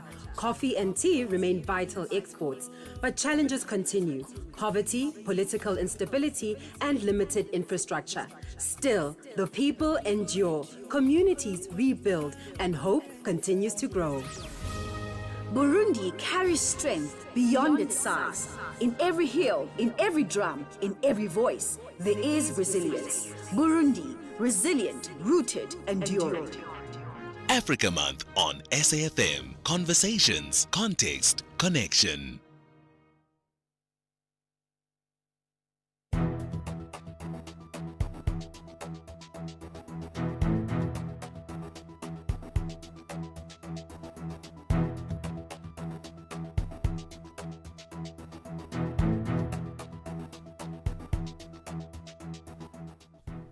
Seven minutes past 9 here on the Daily Discourse. Good morning and welcome. I'm Joanne Joseph. Happy Africa Day. Great to be with you today. The team is with you, Melissa and Ginil. We're producing the show, taking your calls as always. We've got Mark on sound and we've got Simpiwe behind the camera today. And the big question we're asking is, what Africa do you want to leave behind for the next generation? What Africa do you want to leave behind? I hope I'm going to hear from you over the course of the day. Remember, our studio line is always open, 086 000 2032. Our WhatsApp line number is 0614 104 107. Keep those voice notes audible and short so we can get as many of your calls in as always. And remember, we're not only broadcasting on your radio, we're also on SAfm Live. So if you actually go to your phone or your tablet or your laptop, you can type in listen, SAfm Listen Live. You can listen on our website. You can also listen into a DSTV channel 814 where we broadcast daily, and of course we're on YouTube as well as Facebook and X, so you can actually watch what's happening behind the scenes if you like. This Africa Day, that question again, what Africa do you want to leave behind for your children? We're talking to a lot of different people to get their perspectives. South African women doing business in Kenya. We're talking to the Thabo Mbeki Foundation about where the opportunities lie, and I want to ask you that beyond the realities of poverty, inequality, and all the difficulties on our continent, because there are many difficulties. Let's not deny that, right? We give ourselves this reality check on the show every single day, so we know what the issues are. But where do the possibilities lie? And are we in a position as Africans to start looking at those possibilities in different ways, right? Are we able to take the gap where we see some sort of breach? And are we able to focus on some of the more positive attributes of this wonderful continent that we call home? So today I want to have positive conversations about possibility. And if you'd like to give us a call on that, tell us where you think the possibilities lie, how we can overcome some of the difficulties that we have, ideas that you've come up with that you've maybe been a bit tentative about trying to implement, but positive ideas that can turn around the society in which we live. Other stories that we're looking at for you today: SAFMRadio, the organization that looks into regulating health products, is clamping down on the illegal manufacturing of GLP-1 drugs. I don't know how much you know about these drugs, but I was reading about them on the weekend. And essentially, these are the drugs that were initially prescribed for diabetes, right? So you know that diabetes has become a worldwide phenomenon now. The rates are very high in our country. Mostly in our country, we've got people suffering from type 2 diabetes, which is lifestyle related. And many people have been on medication for that in the past. But apparently these GLP-1 drugs that contain ingredients like semaglutides are able to do great work in reducing people's blood sugar levels. So that's been a positive development in terms of pharmaceuticals. But they seem to have had an unintended consequence, was that people who were taking them suddenly started losing weight. And so many people are being prescribed these drugs for weight loss purposes. Are you on these drugs, on any of these drugs for weight loss purposes? Drugs like Ozempic, Mounjaro, Wegovy. I can't think of all the names of them now, but I think there are lots of them now available in South Africa. Have you been using them? Do they work? How do they work? My understanding is that they reduce hunger. They cause food to digest slower, and they send a signal to your brain that you're full. So you stay full for a longer period of time, and you're less inclined to want to eat more. So, I don't know how you've managed to use these drugs and where you access them from. That is the important question that we're asking today, because SAFMRadio found a manufacturer, a pharmacy in Silverton, in Pretoria, that was manufacturing these drugs unlawfully. And so it clamped down on them. It removed all those products. It said they have to do an entire recall. Where do you get your drugs from? Is your doctor prescribing them? Are you going to a reputable pharmacy to get them from there because you have a script? They're Schedule 4 drugs, as I understand it, so they shouldn't be widely available. They should only be available through a particular stream, shall we say. They've got to come through your doctor. And is that what you've been doing? Or have you, and you don't have to give us your names, you can phone in anonymously and say, I got them from a particular place that sells them, and they cost me X amount of money. I'm told they're expensive, 3,000 or 4,000 rand a month. I don't know. It depends on the dosage you are on, I suppose. But that is a fair whack to come out of your pocket every month, especially for weight loss. So give me a call on that. And then it looks like our military is running out of money. Something that I think we need to keep a close eye on is South Africa's ability not just to defend itself. Obviously, that is what the Defence Force is for. But the Defence Force also serves a lot of other purposes, right? When there are floods, for example, these recent floods during inclement weather that we saw in certain parts of the country, saw the SANDF fly in there. It went to areas that were cut off. It delivered aid to those areas. So people who were in trouble were aided by the SANDF in that regard. We see the SANDF in the Western Cape, for example, and they are assisting with policing there. So they do a lot of different things using military equipment. And the military's mandate has expanded quite dramatically in the last few years. So we're going to find out from them why they are under such pressure. It looks like they're short of money. It looks like they've only been able to keep one helicopter in the air, according to independent newspapers.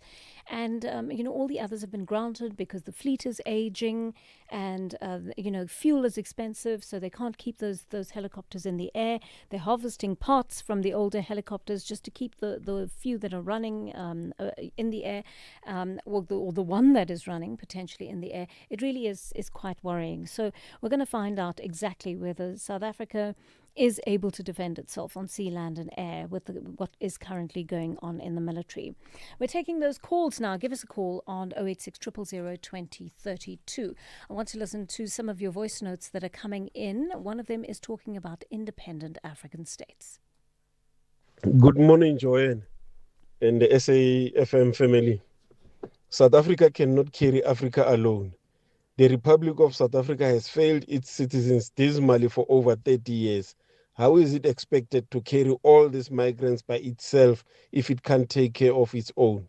All the politicians and media houses that don't understand how we, the people of South Africa, feel makes me so angry.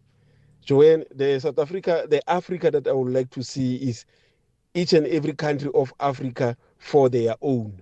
Each and every country of Africa taking care of its own. Thank you. Thank you for that voice note. And tell me how you feel about that. I mean, it's a different idea to Pan-Africanism, isn't it? We've had some of the great philosophers and leaders on this continent saying Africa is more than just each country for itself. It's about a siblinghood, so to speak, right? A brotherhood and a sisterhood, where we are on this continent, we are in it together. We are one of the most disadvantaged continents in the entire world. We are arguably the most disadvantaged continent in the entire world. We've stood together in the past on issues like apartheid. Can we see a future where we can stand together, not just as individual countries? And you're quite right, we need to take care of our own in each country. But once we have been able to establish that, are we able to see a future as a Pan-African future where we look to each other as well as siblings on this continent? One of you is talking about using immigration as a politicking point. Morning, JJ. I don't say to be illegal in the country is right. But now this is escalating because it is a weapon to gain votes. So other parties are using it to gain votes. Otherwise, for security reasons, people must be in the country legally. God is the answer for this. After the Third World War, there will be no borders. They will move free from Cape to Cairo. That's God's answer. No one is going to solve this because they are power hungry. JJ, thank you. Thank you. And I wish that last part makes me sad, right? The fact that we have elected leaders who are power hungry, and not just power hungry, hungry for wealth and the continent's affluence, and the inability to want to share that with our people, which makes me very sad indeed. And what do you think are the answers to this? How not just elect, because in fact electing people is the end game, right, at the ballot box, but how do we raise a generation that is more ethical than the leaders we currently have in power? And I was thinking to myself while getting ready to come and do the show this morning, have we given our children enough of that input? Do they understand the importance of ethics? Do we bear that out in our lives on a daily basis? Do we insist on it in our homes? Is it something we talk about? Is it something that we are prepared to say to our schools and those who run our schools? We want this as a part of the curriculum. Ethics, love for our people, care for our continent. It can be done. Children can be taught to think this way and to adopt this attitude of care and generosity and empathy and ethics towards the people around them. And I feel like we just aren't using the education system enough to entrench that. Let's take some calls. Mike in Cape Town, from Cape Town, is on the line to us. Good morning to you, Mike. What's on your mind this morning? Good morning, Joanne. Yeah, I love the expression "Africa is alive with possibilities," and it certainly is. But I was really just what sparked my call was listening to President Thabo Mbeki, who's now trying to protect the ANC and protect Ramaphosa by saying that the Phala Phala affair really has nothing to do with the ANC. It's between the president and he's a businessman and he's quite entitled to buy and sell cattle. But of course that is completely and utterly untrue and not correct. The president is signed up as the president of the country whose sole job was to run and make sure our country prospers, not to trade and have a sideline. What's the word? Side hustle in cattle. What else is he side hustling in? So, this is where build a house. We can build the best house in the world, but if the foundations are not solid and we build them on sand, the house will collapse. And we can't do that until we get honest politicians. I think you just referred to it now. Honest politicians who put the country first in place. We can't have a president like Ramaphosa who just ignores the law. He doesn't bother to report a crime when it happens. And you know what? It's like a cancerous apple. So now SARS gets involved. Now SARS has to protect the president. So they buckle and bend in every direction to try and make the president look like he's not breaking the law. We all know he is. That drags in the previous president, Thabo Mbeki. He too has to sort of act like a contortionist to try and say, no, it's not the president, it's not the ANC, it's not the ANC rather, it's a personal matter. And then we have SARS again trying to get hold of the records of Ramaphosa, and Ramaphosa won't release the records even though a court case has said that he must.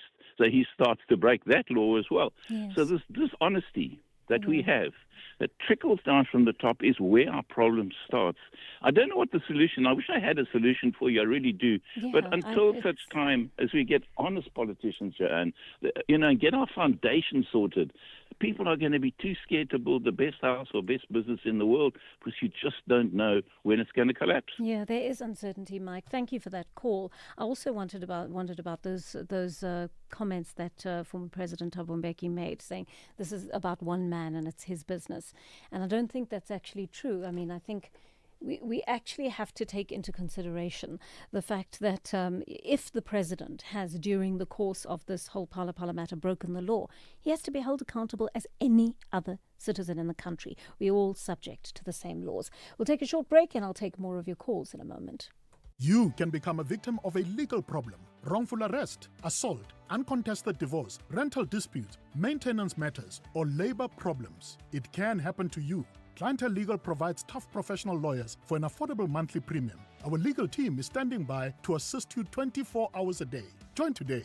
SMS SAFM to 32195. That's SAFM to 32195. Clientele General is an authorized FSP and licensed non-life insurer. T's and C's online. Standard rates apply. Makoti Down Products is a proudly South African family business, started more than 30 years ago with 12 geese and a piece of material.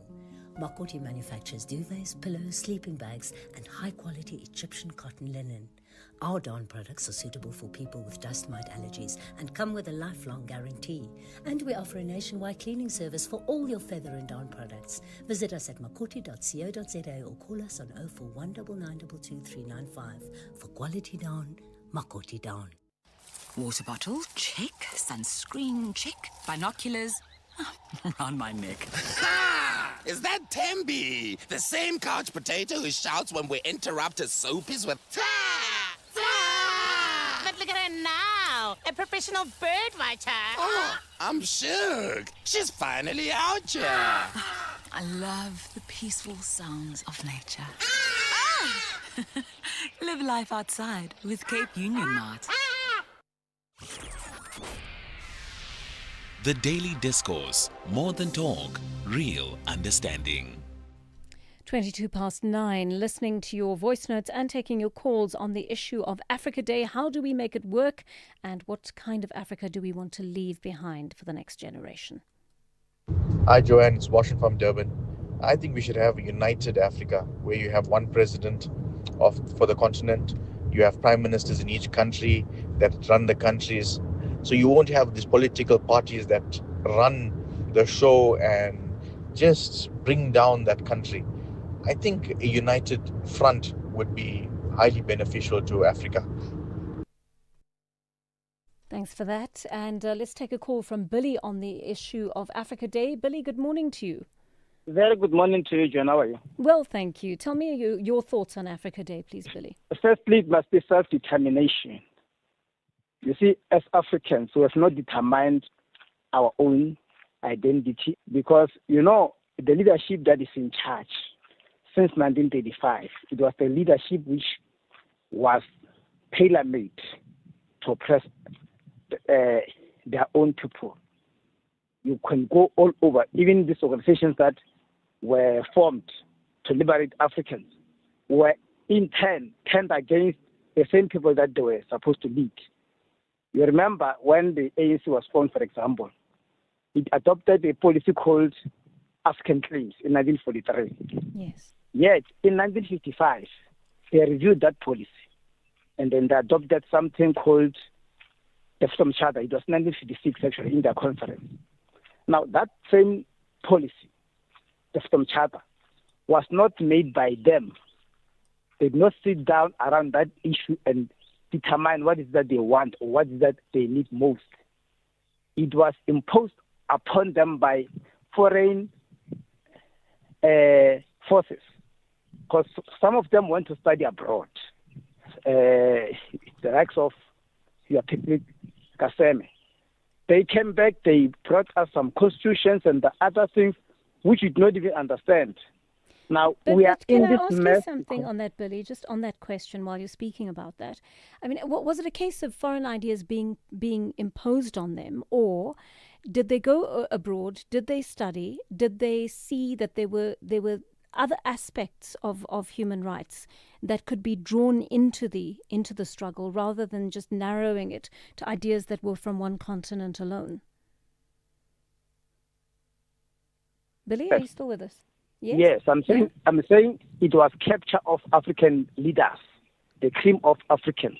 They were captured. But I'm saying how I'm saying they brought ideas from abroad that they fused with some of their African philosophies, right? So how were they captured? How was that imposed on them?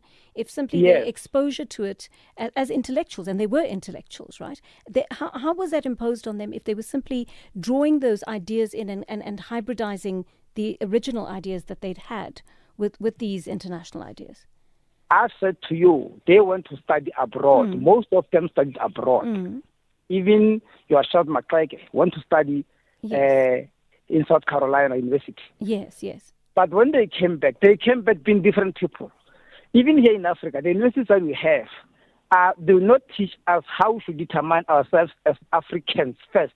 You see the Afrikaners, this white Dutch, they create their own churches and their own universities in this continent, and ensure that people will know them. Foreign forces know us better than we know ourselves. If you don't know, you must go and read the book by who's this man? Shepton. How he determined the divisions and the difference between Africans, amongst Africans, and made us to fight each other for over 50 years during apartheid. Yeah. It was tailor-made by that person. He knew that these ones don't like each other on this basis, and this is how you should create territories amongst themselves. This is what we do. We fight amongst ourselves. Yes. Thank you. Thank you for that. And it was a very historical and factual backing for what you were saying, Billy. Thank you for that. I appreciate that. Lindela in Durban is on the line to us. Lindela, good morning. What's on your mind? Hi, morning. It's Zindela, not Lindela. Zindela. Oh, okay. Sorry. Zindela. Yeah, thank you. Thank you, Joe, for that. taking my call. Sure. Yeah. No, maybe we also need to be really, really, really realistic about this whole issue of immigration. In that is playing out the way it's playing out. Let's just be practical. If you, as a head of your household, now talking to you, you've got your needs as a household, and you've got your children that you need to take care of, and you've got your resources are not unlimited. So you have to be able then to project that to a national situation. To say you've got needs, priorities, that you first need to meet the needs of your children. And then if you do have a plus, only that time you can say, okay, I can be able to assist where I can. It's not an obligation.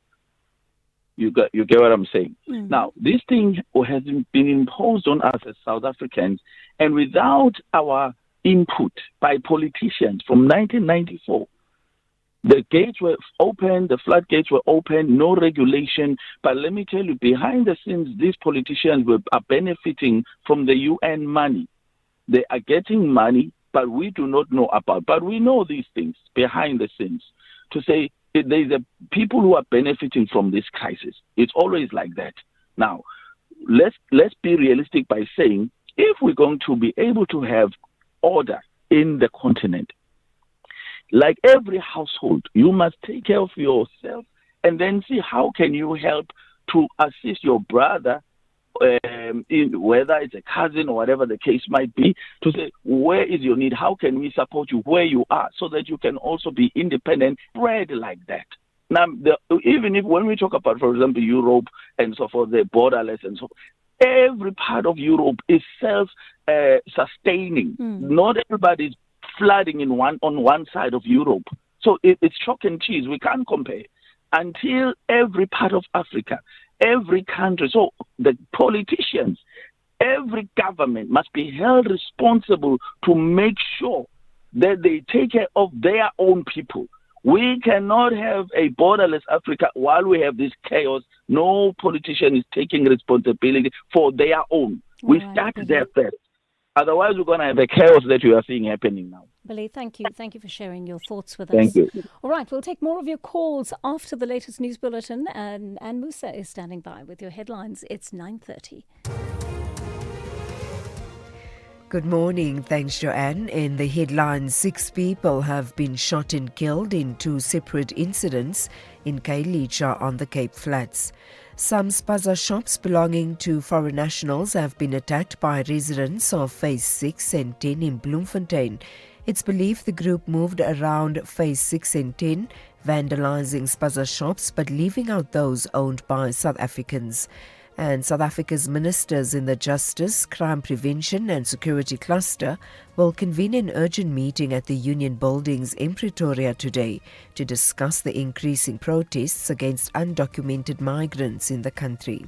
I'll have details on these and other stories at 10.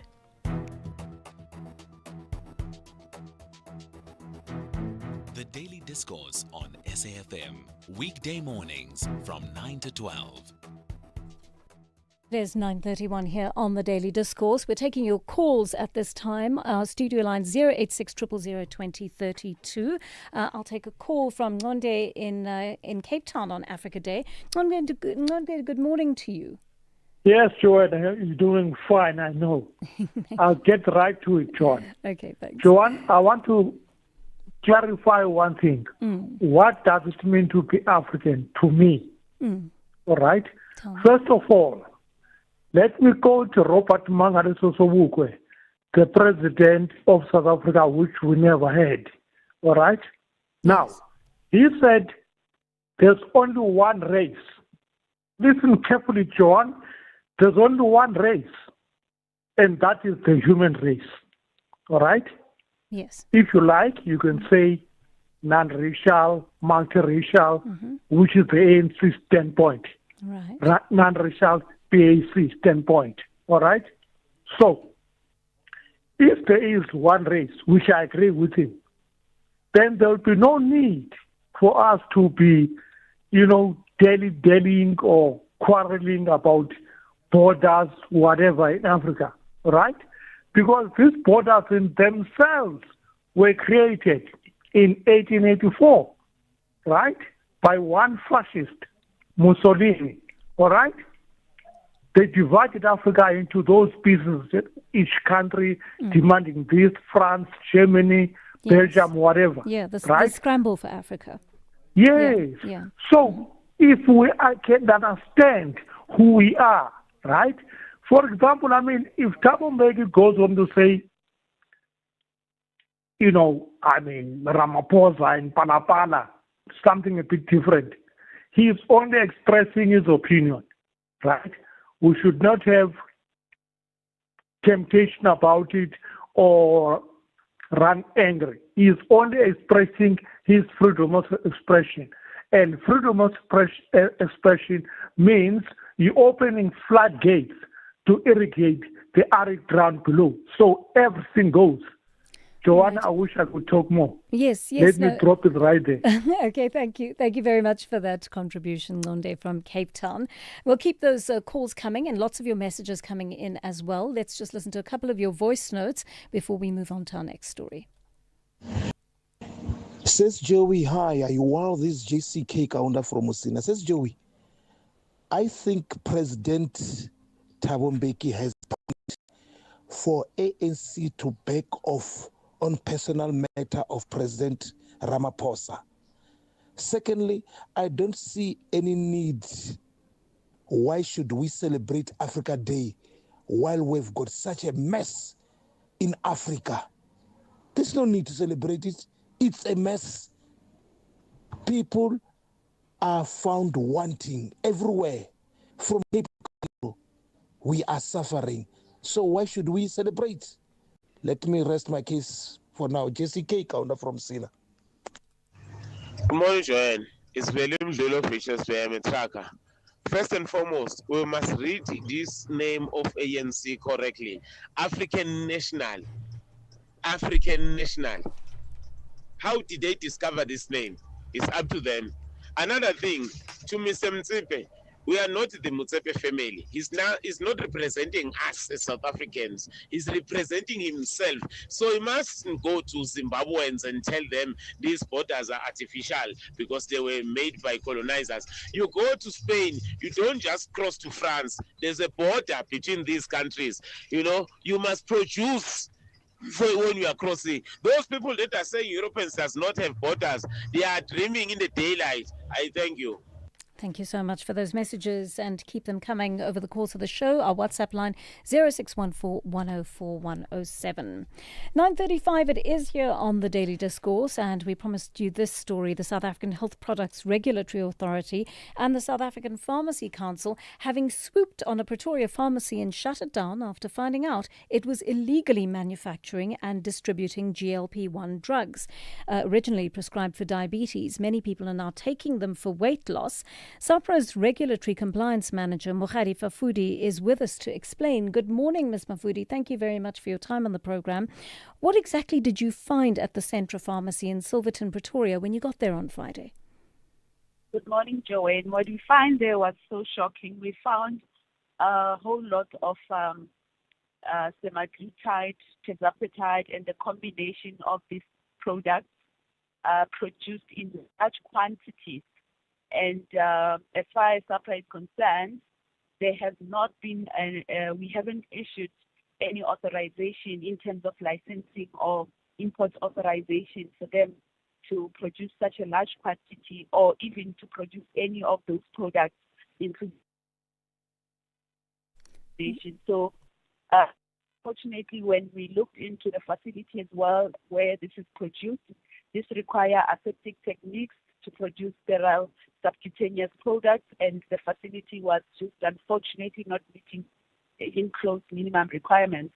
So we had to close that and also to take all the many produced products that were at the facility.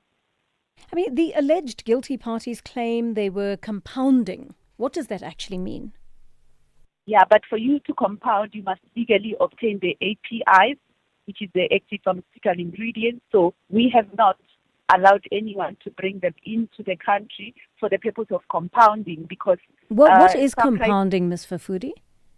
For the benefit of those of us who don't understand pharmaceuticals the way you do. So compounding versus manufacturing is that for compounding, these are Schedule 4 medicines. You receive a script and you then prepare according to what the doctor is requesting. But for you to then prepare for that particular patient, so you must have legally obtained the active pharmaceutical ingredients. So in this instance, this is not the case. So locally, there is no one who has got this active pharmaceutical ingredients. And as well, for you to compound, you compound on a prescription for a particular patient. So this was bulk production. It was actually manufactured, found out. I see. So tell me about the quality of the drugs you found. The quality. Unfortunately, if something is illegally acquired, and also they don't even test that API for what it contains. Does it really contain that API? They don't even test it for the potency and the purity. They don't test it at all. So unfortunately, people don't even know what they are taking, and pharmacies are ordering this, and some doctors are ordering this unlawfully. So they don't even know what they are giving the patient. So these medications might have a serious effect on patients who just have no idea what's actually in them. Yeah, we even have a report of hospitalization having used this substance. So we are still investigating further just to establish more facts in relation to the activities that are happening in that place, and also the people who have received this, unfortunately thinking that this was lawful. Tell me, Ms. Fafudi, any idea why what looks to be a registered and otherwise compliant pharmacy would peddle illegal drugs? So compounding is allowed, and they are licensed in terms of the Pharmacy Act, and they can compound. However, we have only approved and also in GIPs that are substituted. And Wegovy, which this is really Mounjaro for both weight loss and diabetes, and then for weight loss is Wegovy, and then for diabetes is Ozempic, and these are injectable, continuous injectables. So these are the registered products that are authorized in terms of GIP, GLP-1. However, what the pharmacy is doing, they are taking advantage that there is a number of demands, and they are coming in the name of compounding and doing it at a large scale, which is equivalent to manufacturing. And these must be produced under aseptic technique conditions. And this was not the situation. But again, as I'm saying, unlawful importation of these medicines or these substances, it therefore contravenes the Medicines Act. And they were also advertising these for weight loss as well. And these are Schedule 4 medicines. The law does not allow that. Right. Okay, thank you very much for putting us in the picture as to what happened during that bust and the consequences of it. Mokgadi Fafudi, South African Health Products Regulatory Authority, Regulatory Compliance Manager.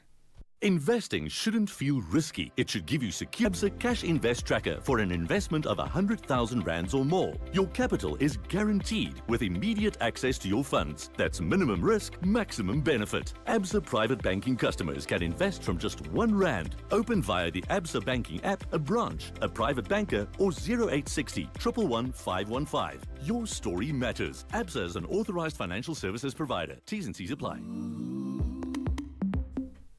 Exciting news, South Africa. SABC TV Licenses has partnered with Capitec to make paying your TV license simple, affordable and accessible.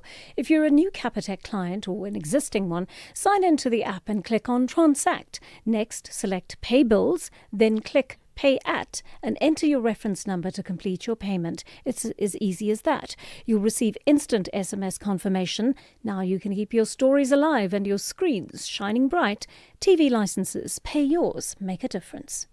You are listening to Joanne Joseph on SAFM. Heading for 9:45 here on the Daily Discourse, and interesting to hear what the SAPRA regulatory compliance manager had to say about those GLP-1 products. You have to be careful where you get them from. You need to get them through your doctor, through a proper script. You can't just pick up an ad in a newspaper or online or a magazine and say, well, okay, these guys are selling them for weight loss, so I'm going to buy them from there. That is not the correct and legal way to do it. And you may be harmed by what has been put into those products because they've not been properly regulated.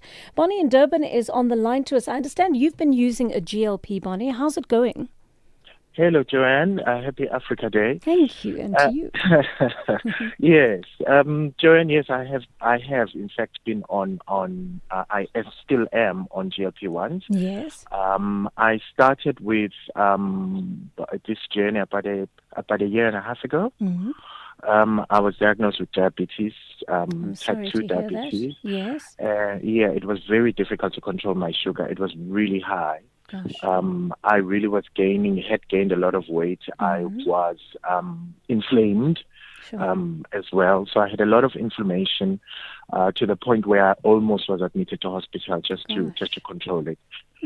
So I tried the tablets. You know, they give you the regular sort of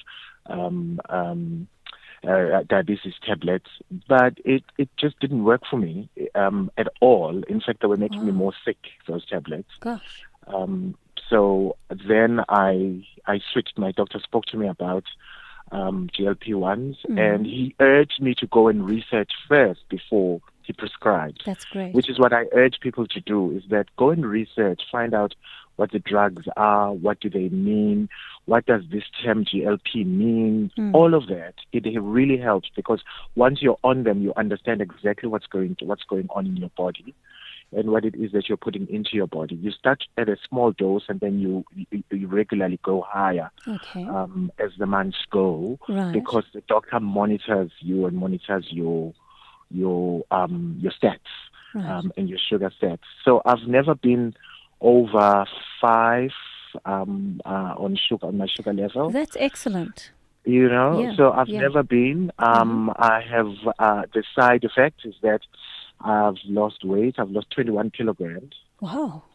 Yeah, over the period. So it has been, that's been the nice side effect. Yes. You know, there are some bad side effects when you start the medication. Yes. What negative side effects did you experience, Bonnie?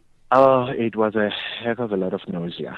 Nausea. Hey? Wow. It was terrible nausea. Yeah. I threw up all over the place. Oh, shame. When I started. But I later learned that there are certain things and certain foods you have to, it kind of kicks it out of your system, because they are full of sugar. It's refined sugar, which is an enemy in any case. Yes. That you shouldn't be on. We as human beings, it wasn't made for us. Right. So we shouldn't really be on. So there's certain sugars, and as you go on the journey, you start understanding that if I eat this, then I'm going to have a problem. If I have that, then I'm going to have a problem. So you've started to eat healthier as a result. I started to eat much healthier, and let me tell you another side effect, which my friends say now, it's a negative side effect, is that my alcohol intake got to be so low. That's a great side effect. I'm sure that saves you lots of money as well. And thank you. Yeah. Thank you so much for sharing that with us, Bonnie, about your journey. I find that fascinating. That's really interesting. And if we can kick out those negative things. Alcohol is not good for you guys. I mean, I can't. I'm not a drinker. I've never been a drinker because I have a very low alcohol tolerance. There's a standing joke that if I have a whiff of it, I'm out for the count. It's probably true. But still, I mean, I can imagine spending money on food, right, on good food, but not alcohol, guys. It pains me. It really does. Dylan in Durban is on the line to us. Dylan, I understand you also on these drugs. Have they helped you in the way they helped Bonnie? No. I'm not on these drugs. Oh, aren't you? No. Okay.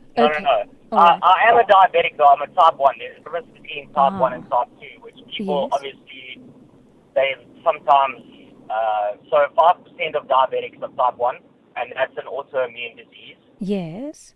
Whereas type 2 is usually from your lifestyle. So I think it's really good that there are these drugs around to help people fix their lifestyle. But like you say, it is very, just like from SAfmRadio, the fact that people are being able to get these APIs into the country is a problem. And also, people aren't taking them well. I mean, besides the side effects, which I think your last caller outlined them very, very well, because it is a huge side effect, and it also puts pressure on your body. So if it works, it works. Yes. But I mean, I've also had friends of mine trying to lose weight that have used them, and it's also given them more complications than needed.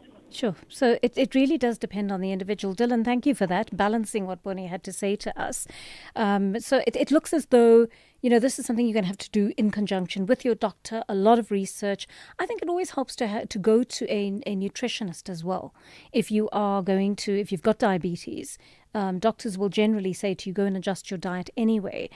But it looks like you need a range of input from experts to make sure that you're on the right drug and that it is going to work for you the way it ought to, because it seems it doesn't work the same way for everyone.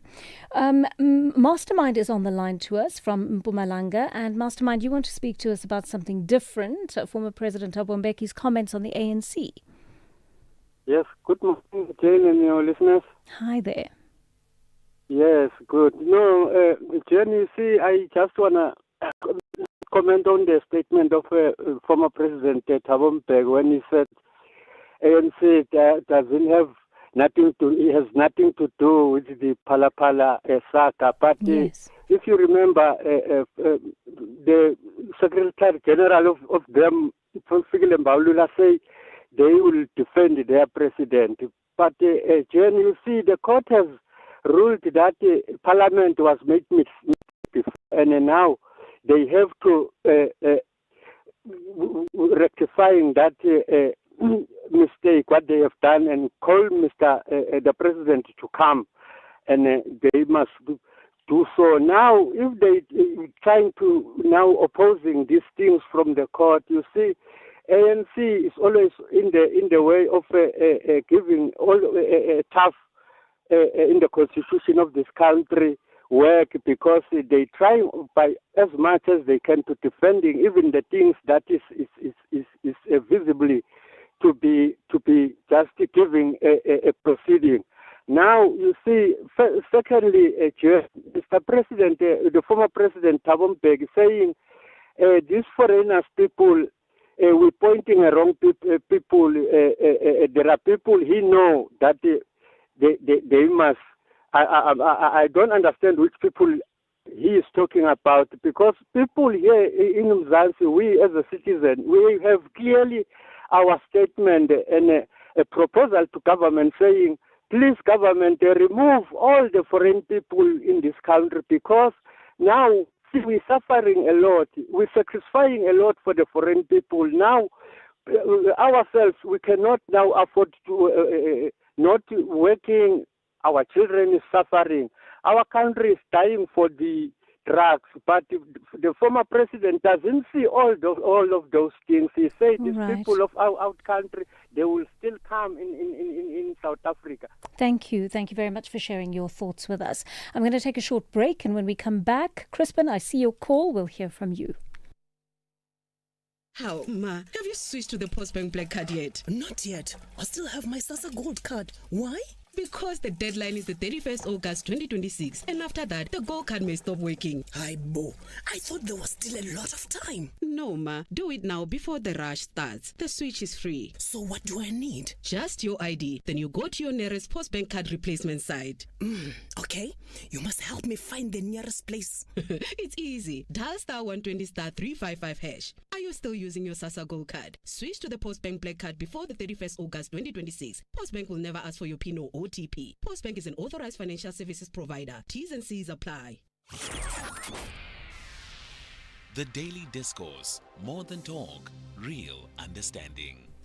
8 minutes to 10 here on the Daily Discourse, and some of your messages are coming in on the WhatsApp line. Some of you saying, one of you saying, nobody is talking about who is fueling illegal immigration. Whites and Indians who are employing these people. One of you says, hi Jan, I think Mbeki is correct as far as the ANC is concerned. Some people seem to be conflating the ANC and the country, which are not the same. Crispin, good morning to you. You are calling to us from sunny Durbs, no doubt. Yeah, sunny and sometimes violent, I'm afraid. But I want to challenge the negativity about Africa. Yeah. I mean, I'm actually very close to people because of family reasons in the UK, for example. The degree of misery and hopelessness in that situation where so much is wrong. Corruption of different kinds, pollution of the rivers and the sea and so on. We think we've got problems with water. They're actually worse in the UK. And we need to put the responsibility where it lies. I mean, that is these economic systems based on neoliberalism that have done such damage internationally. And the continent that has suffered the worst from it are African countries because of our vulnerable position. But it's also true that in reality, some of the highest growth rates now are in African countries. And we'd be so stupid just to ignore that and pine that why are we not like the United States or whatever. Yeah. I mean, that is just a confusion. But, I mean, closer to home, the question came up just now about, who's driving illegal immigration? Well, what system drives rural people into the cities? What system drives people from one country into another? Yeah. And it is the same economic system. Yes. Migration is a natural process. But when it's accelerated like this, it becomes an easy point to blame. It's very, very easy that we can act out towards one group of people our resentments about how this economic system is completely failing us. And that's my view. Crispin, thanks very much for sharing your view with us. And I think there's some interesting things that Crispin has said there. We have internal migration in the country. We rarely talk about that. But if you look at a province like Gauteng, or if you look at the Western Cape, for example, people leave their rural homes to come to these provinces to find work, right? Because there isn't enough work. There isn't enough productive pay-earning work in the rural areas. And that's been part of the problem with our development in this country, is that our development has been concentrated very much in the big cities and the sort of central points, the urban areas, where development always takes place, right? And that's a natural thing, again, for it to take place in those areas, because every country has a commercial hub and these sort of satellite hubs that act as commercial hubs, sub-commercial hubs, if you like. But what about the rural areas? And that was why I really liked efforts like some of the people I've interviewed in the past are people who live in urban areas but have decided that they've come here, they've been educated in the city, they can return to those areas with their knowledge and with technology to engage in projects, for example, to do with agriculture and farming. There was a young black woman I interviewed who had decided, she loved being at home. She was in Limpopo. She loved being there. She didn't want to leave home, but she went off to study. She came to the big city, to Joburg, to study.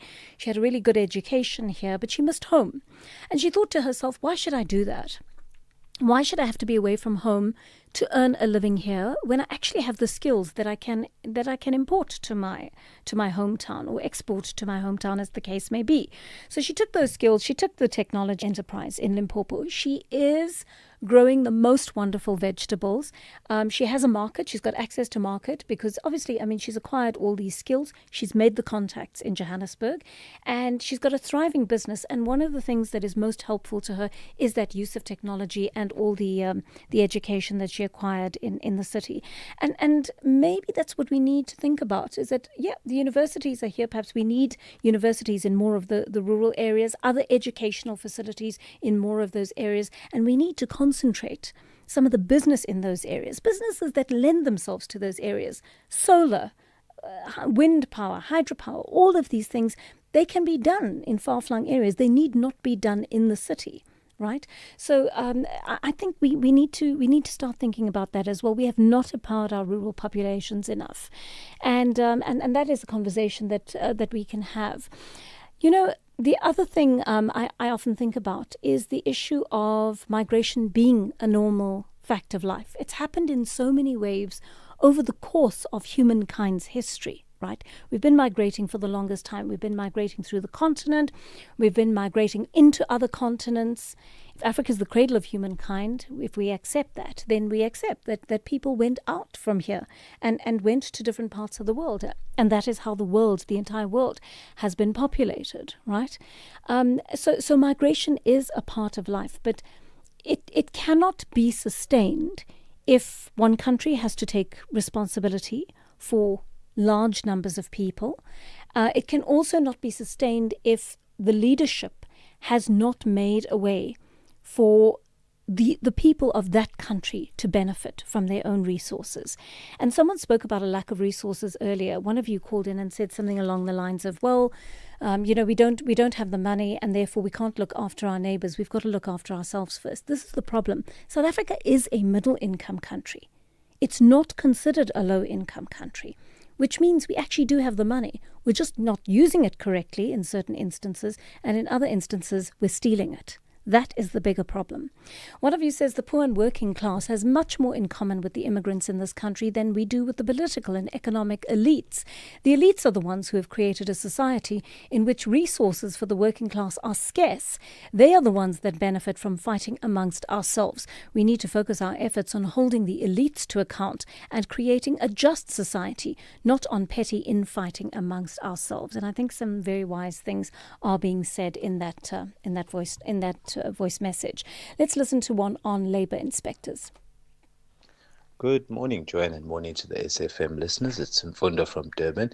You see, this country is in need of the pressure groups like March and March, because government of the day is used to treating symptoms of the problem, not the actual cause of the problem. We've got the second highest youth unemployment in the world after Djibouti. Now, we've got scores and scores of economic migrants flocking into the country, sometimes crossing the river and catching the bus after the border crossing, which is showing that there's a market for them. And the fact that we haven't yet allocated the 10,000 labor inspectors means that they're not really trying to sort out the cause of these migrants. It is 10 o'clock. Thank you for those messages. We'll continue the conversations right after your 10 o'clock news bulletin with Anne Musa.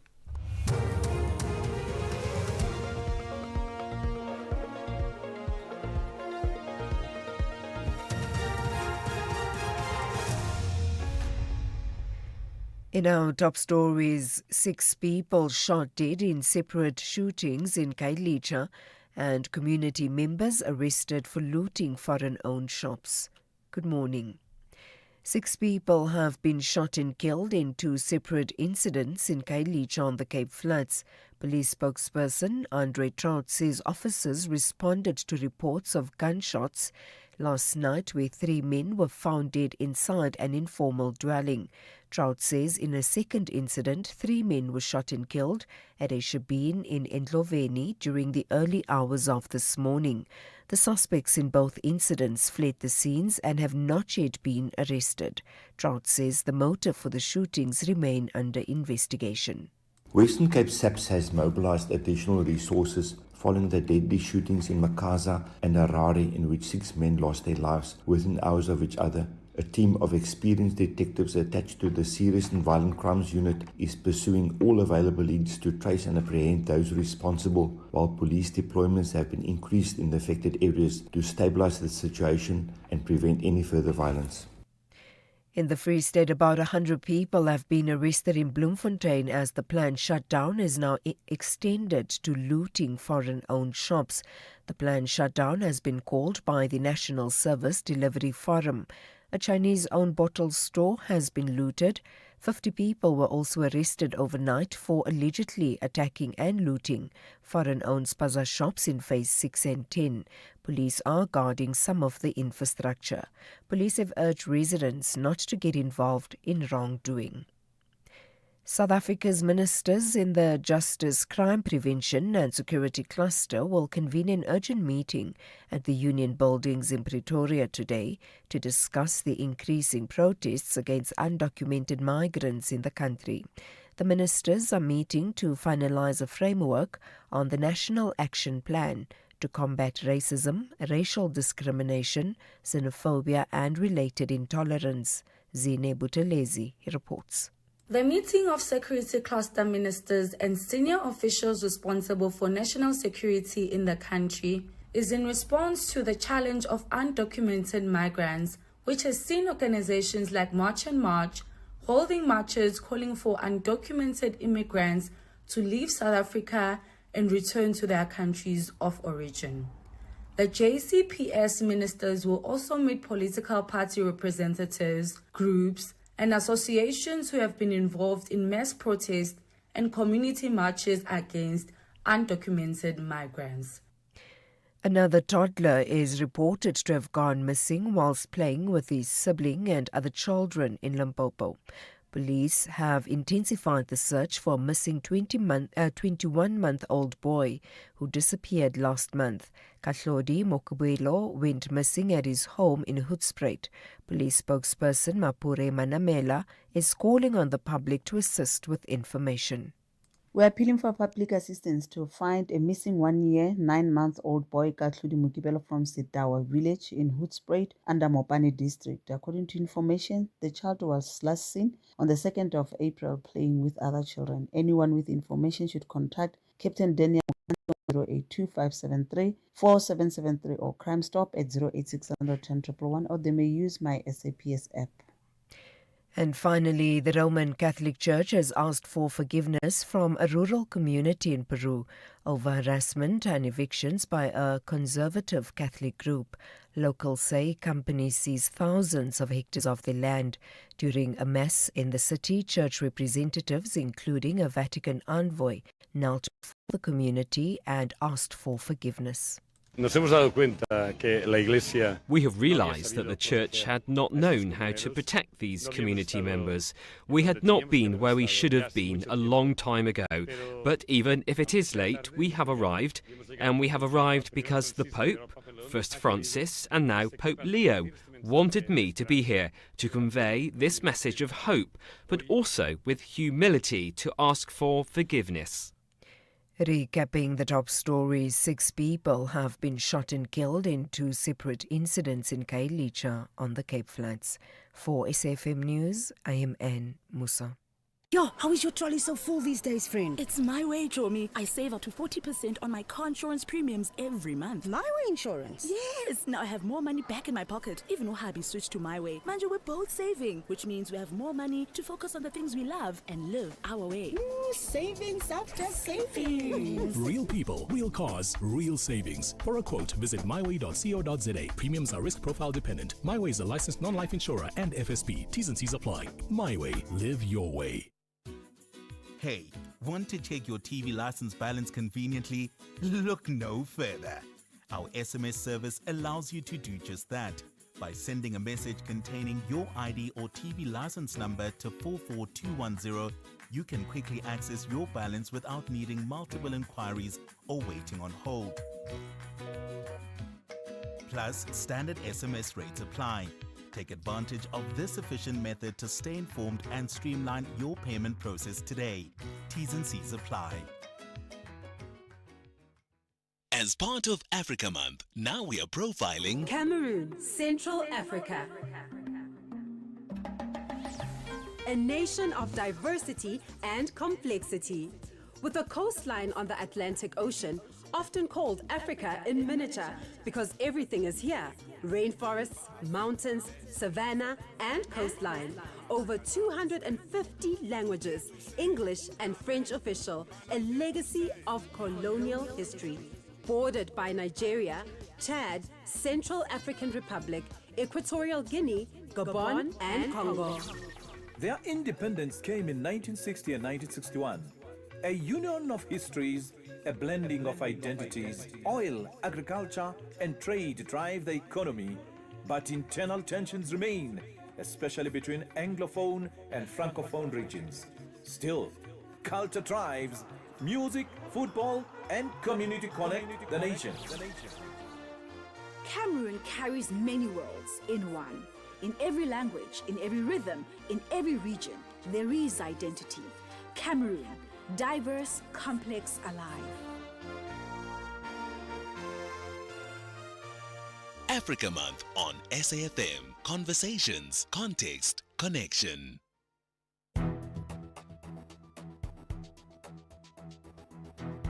The Daily Discourse on SAfm. Weekday mornings from 9 to 12. 8 minutes past 10 here on the Daily Discourse. Thank you for joining us in our second hour. I'm Joanne Joseph. Great to be with you this Africa Day. I hope it is a good one for you and one that gives you the space to think and reflect on what it means to be not just South African, but African as well. Tell me what your thoughts are on the kind of country and the kind of continent that we want to leave behind for the problems, so many difficulties to hurdle. We are among the most disadvantaged in the world when it comes to many social problems that exist. Yet there are solutions, there are opportunities on this continent. There is the will. This is a continent of hard-working people who've kept families alive for centuries despite some of the most difficult socio-political situations and regimes under which they lived. And it makes us a very powerful and a very resilient people, but it's also taught us and given us some sense of what we can do, not just for survival, but to ensure that the coming generations thrive. I, for one, am delighted that my great-grandmother got on a ship to South Africa, what would become South Africa, in the late 1800s and came here.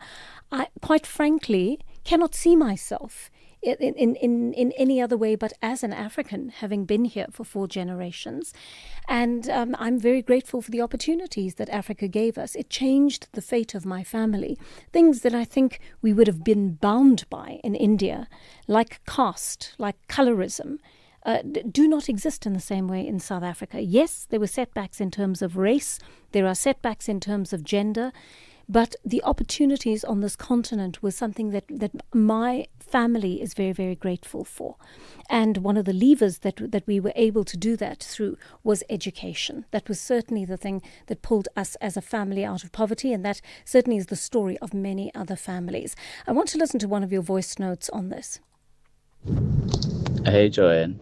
Another important theme we need to explore is what is the role of rural universities of technologies in those communities, because you struggle. Like I come from Butterworth. There's been a university for the longest time there, but if you're trying to set up a business or anything, the university is not accessible as a resource to serve as some kind of guidance. How do we go about it? What type of research needs to be done? So universities also need to have some form of responsibility in developing these communities. That is such a great question. And if you have attended a university in a rural area or a peri-urban area, tell us what experience you've had in regards to that. This gentleman has said something really important. We haven't actually resourced those universities, have we? So you generally do have to go to a UCT or a WITS or a UJ or, a Stellenbosch or whatever the case may be in order to get the best education that you can. Why can you not get that if there is a university in your hometown or near your hometown? Why are those universities not resourced the way they ought to be? I guarantee you there are lots of really brilliant lecturers who would want to get away from city living and would love to live in a beautiful university town where things are really peaceful and calm and unpolluted and where the resources exist to provide the best education. But that opportunity doesn't always exist. So give us a call on that if you want to enlighten us. Right, I'll take you to this story at 11 minutes past 10 on the Daily Discourse. South Africa's military is reportedly cash-strapped. Independent newspapers says the South African National Defence Force has had to ground most of its Oryx helicopters except for one because the fleet is old and the SANDF can't afford the fuel to keep it in the air. Let's get a sense of the state of the SANDF from military analyst Dean Wingren, who joins us on the line now. Mr. Wingren, good morning to you and thanks for your time. Is it true that the SANDF can only afford to fly one Oryx aircraft countrywide because of several constraints? Good morning, and there certainly is a little bit of truth in that article, but one must bear in mind that sort of saying that there's only one Oryx helicopter available is just like a very specific point in time, and these things change day to day. But on the whole, yes, the Air Force and the Defence Force itself finds itself in a very precarious situation. And this is from decades and decades of underfunding. So you're saying this idea that only one helicopter is available at any given time is not completely correct. Do we still have a working fleet? Yes, well, the Air Force helicopter fleet comprises a number of different helicopters. So the Oryx is the main medium lift helicopter. And then we've also got the much smaller Augusta A109, which is also suffering from underfunding of its maintenance and repair abilities.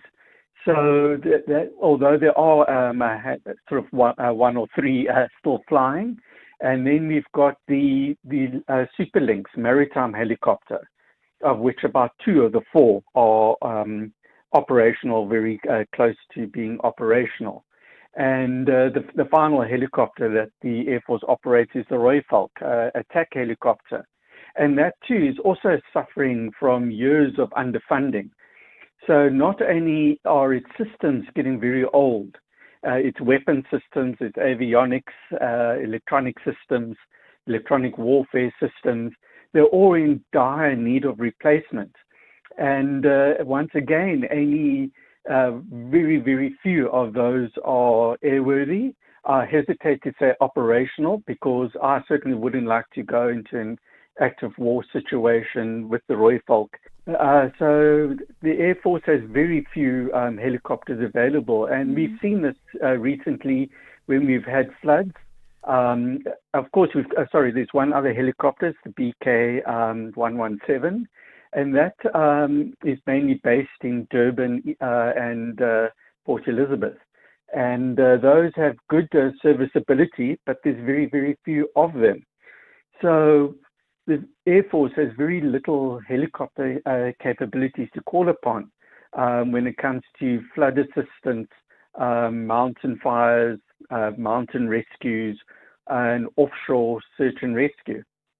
And initially, it was thought there was only a fuel crisis in Gauteng. I see that's another big issue. Has that spread? The Air Force has had an issue with fuel for a long time now. It was initially due to tender irregularities where a tender for aviation fuels for the various air bases was set aside. And the repercussions of that is still being felt. And so various air bases do periodically run out of fuel. And of course, just the general situation arising from the Middle East with the Straits of Hormuz being closed, there is restricted availability of fuel globally. But I wouldn't say the Air Force's lack of fuel is directly as a result of that.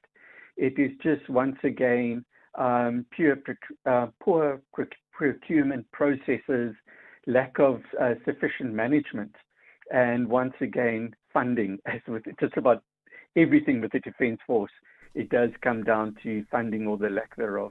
So you're raising an important point. The Defence Department held its budget vote in the last week, and members of Parliament raised several concerns about different issues, but it was reportedly allocated 57.6 billion rand in the last year. Surely that's enough to at least cover the basics, or isn't it? No, not when you look at the mandate of our Defence Force and the capabilities that it must support. So if you look at the defence budget over the last 15 years, there's been baseline cuts of about 50 billion rand. And when you take inflation into account, our defence budget has actually been cut by about 65 billion rand over the last, say, 15 years, 10, 15 years. So when you look at, even when you compare our budget to last year's budget, our budget in real terms is actually down by about 5% from last year. So just to maintain last year's budget, our 57 billion rand budget should actually be above 60 billion. And that was still insufficient to maintain its current capabilities. So, and that is resulting now in what we're seeing with the Air Force, in that it cannot afford to maintain and fly its aircraft. The Navy cannot maintain and support its frigates and its submarines and undergo the necessary sea hours that it do to protect our maritime economy. And of course, the Army itself is also suffering and unable to properly replace its 30 and 40-year-old vehicles and weapon systems. So I would say our budget actually needs to double just to properly support and maintain its current capabilities, and they're very rapidly disappearing. I want to take a question, Mr. Wingren, from William in Edenvale. One of our listeners is on the line to us. What's your question, William? Good morning. Good morning, Joanne. Good morning to your guest. I've just come into the conversation, so I don't know the gentleman's name. But very quickly, my question is, what has happened to the Super Freelon and or the Puma? Those are French helicopters that were around in the late 70s and early 80s. Beautiful choppers, powerful lifters. What's happened to those helicopters? Good question. Thanks, William. Dean, what has happened to those choppers? Yeah, thanks for that, William. And of course, the Super Freelon and the Pumas were very, very well known from the border war period.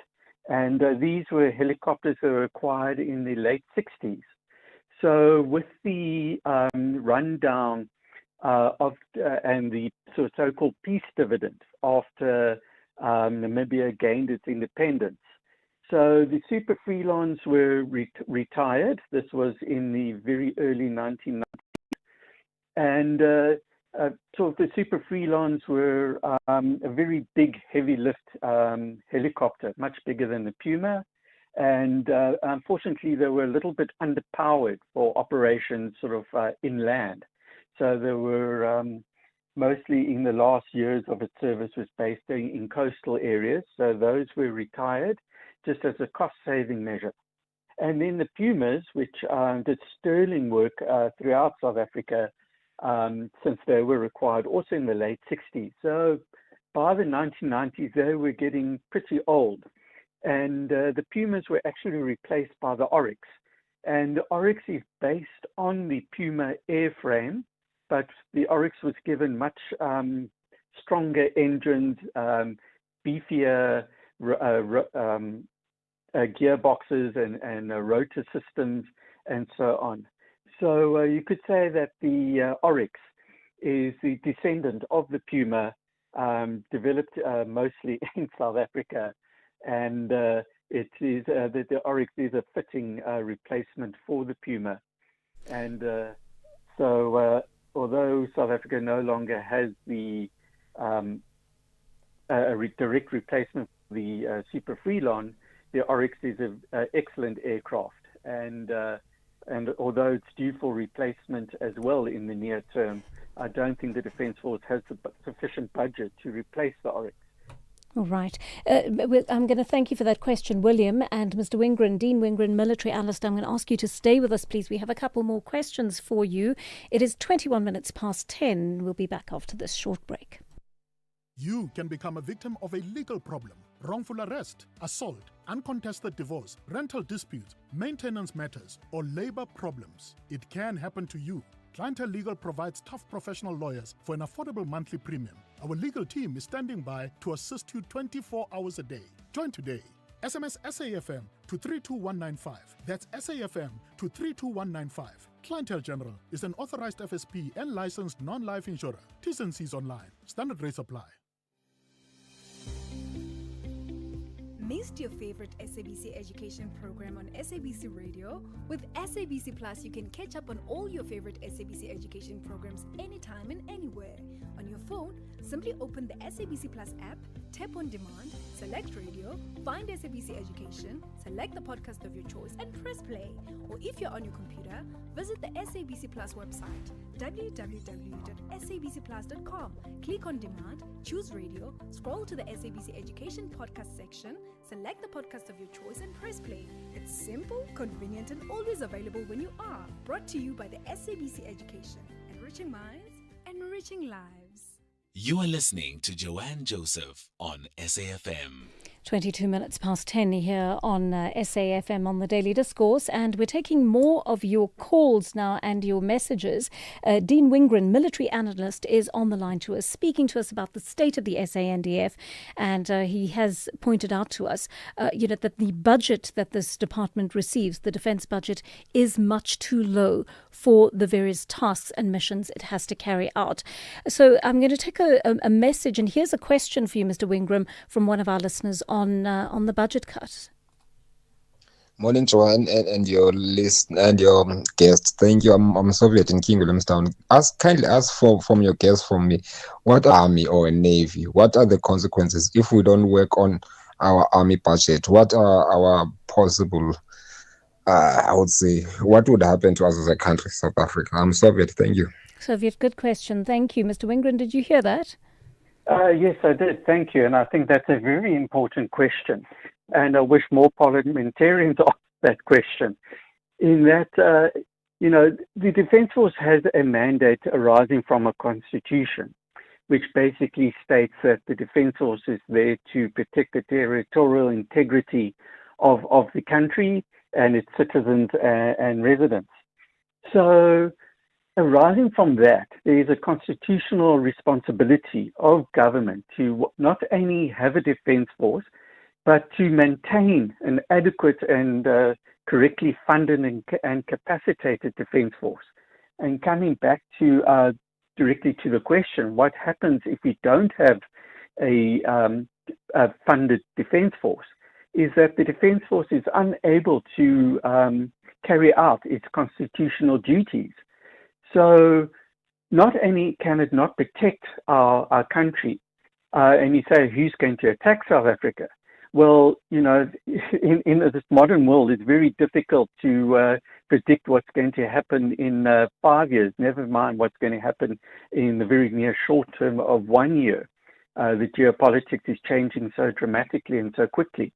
But we just have to look at it to our eastern neighbor in Mozambique and the northern Delgado province, where ISIS is still very active in terrorizing the residents of northern Mozambique, as well as stymieing economic activity and gas supplies and exploration for Mozambique, which will benefit the citizens of Mozambique tremendously. So South Africa is at risk of that crisis overspilling into our borders, not only a direct military threat, but also from people fleeing that conflict. We have South African our National Defence Force is responsible for the protection of our borders. So we cannot just have open borders of people fleeing to not only to escape sort of what's happening in Mozambique, but also poaching, and there's a high rate of theft going out of South Africa into our neighboring countries as well. So our borders would collapse.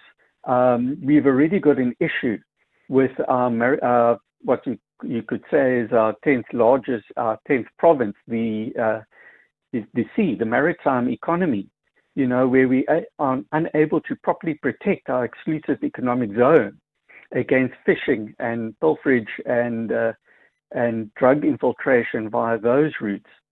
And then, of course, just bringing it really right home into our cities and towns is that the Defence Force is called upon to assist the police, a police service that has doubled the budget of the Defence Force. Yet they call upon the Defence Force to assist them with gangsterism, against illegal mining, protecting power stations, and so on.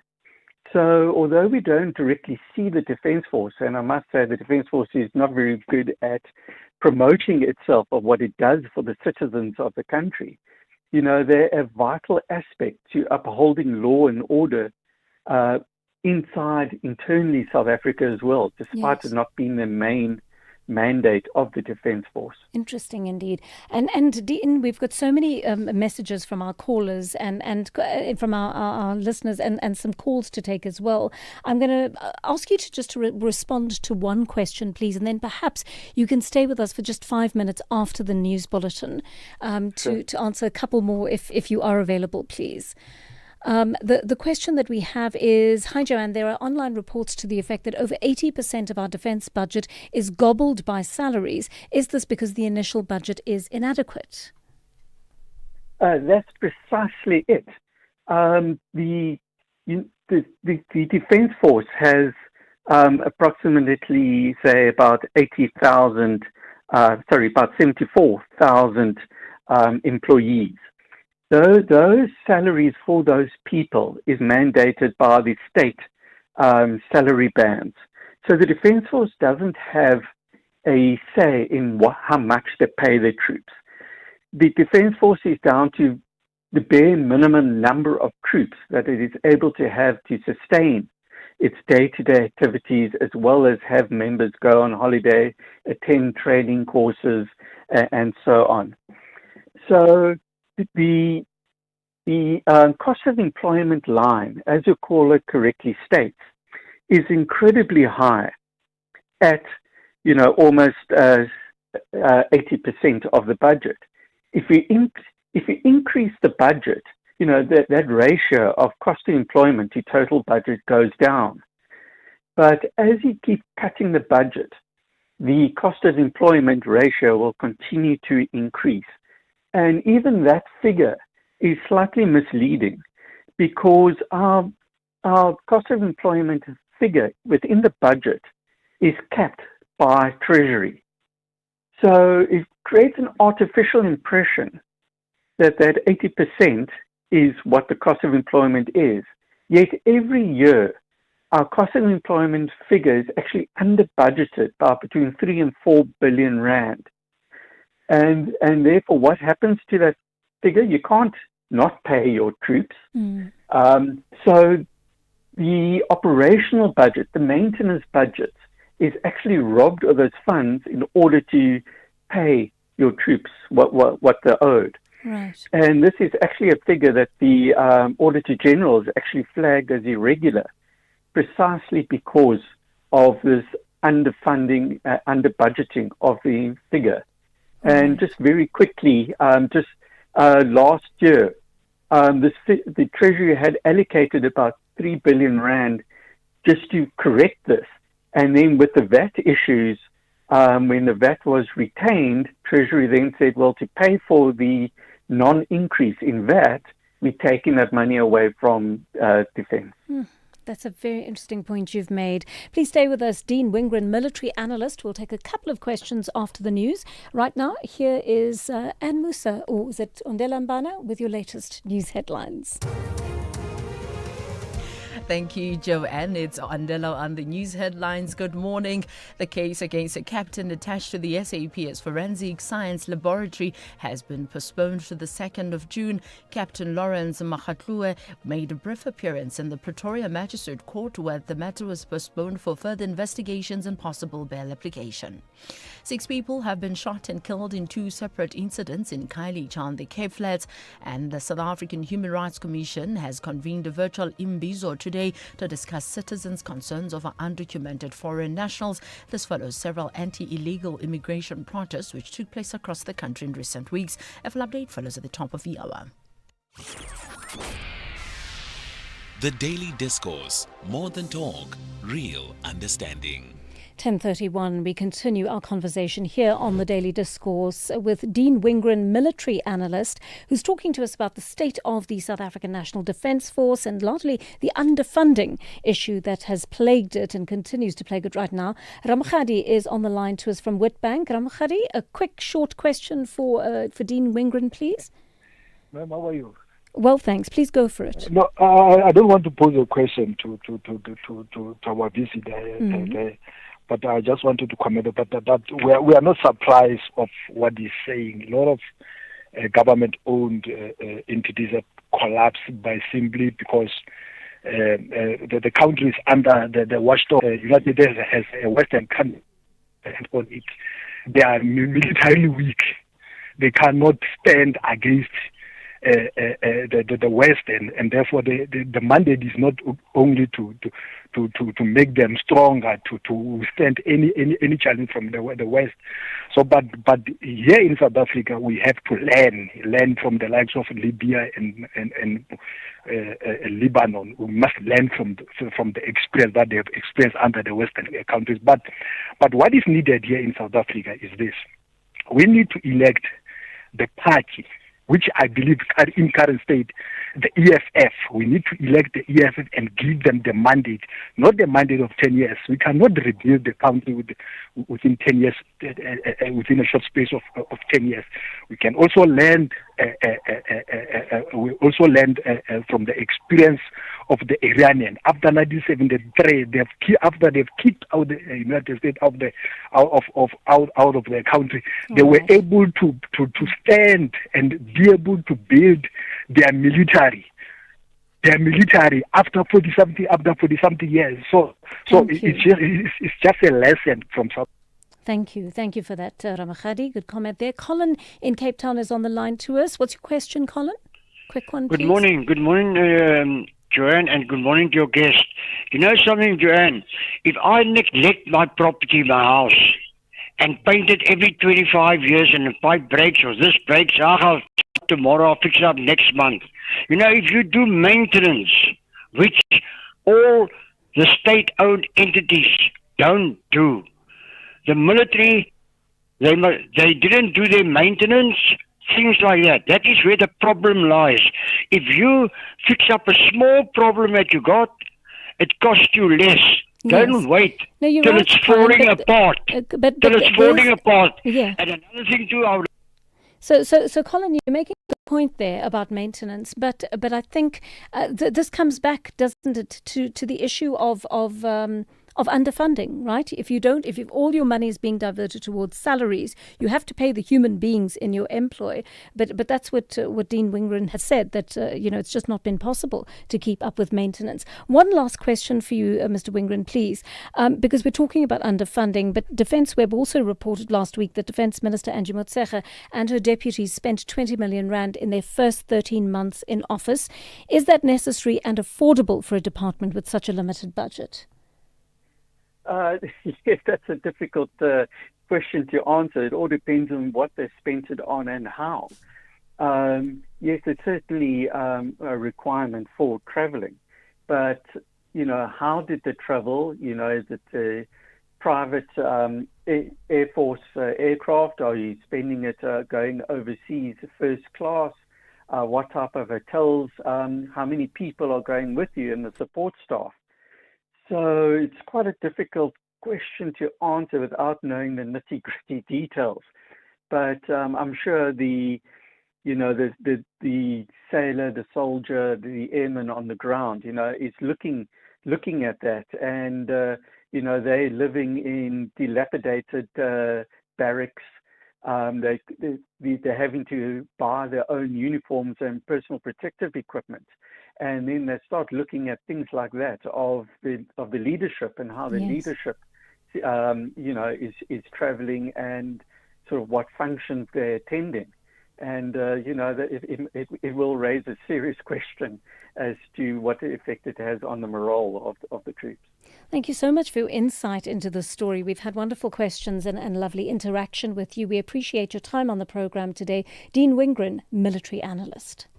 Investing shouldn't feel risky. It should give you security and good returns. Earn up to 7.25% interest per annum with an ABSA Cash Invest Tracker for an investment of 100,000 rands or more. Your capital is guaranteed with immediate access to your funds. That's minimum risk, maximum benefit. ABSA Private Banking customers can invest from just R1. Open via the ABSA Banking app, a branch, a private banker, or 0860 111 515. Your story matters. ABSA is an authorized financial services provider. T's and C's apply.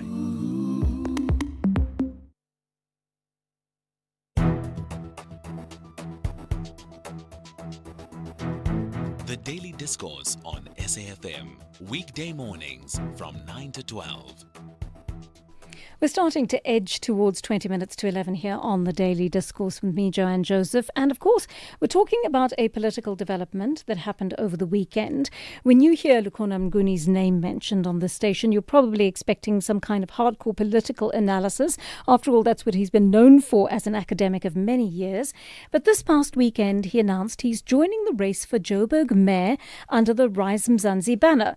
He'll be up against Action SA's Norman Mashaba, the DA's Helen Ziller, the IFP's Mlungisi Mabaso, and the PA's Kenny Kunene. Lukhona Mnguni joins us now. Good morning to you, Mr. Mnguni, and thank you for your time. Most of us know you as a political analyst, as I said. What's motivated you to enter politics? Good morning, KG. And it's good to talk to you on this lot. From the other side, I've always spoken to you, bantering about politicians. Yes, and now you're one of them. And now I'm one of them. Look, Joanne, on a serious note, I think we are all born citizens and residents in our communities. And I've always considered myself, and I remember the late CBS Makeza and I, one day on air having this conversation around 2018. Are you a political analyst? I say, well, even if I am, it's not a label that I gave to myself. It was given to me by you media people.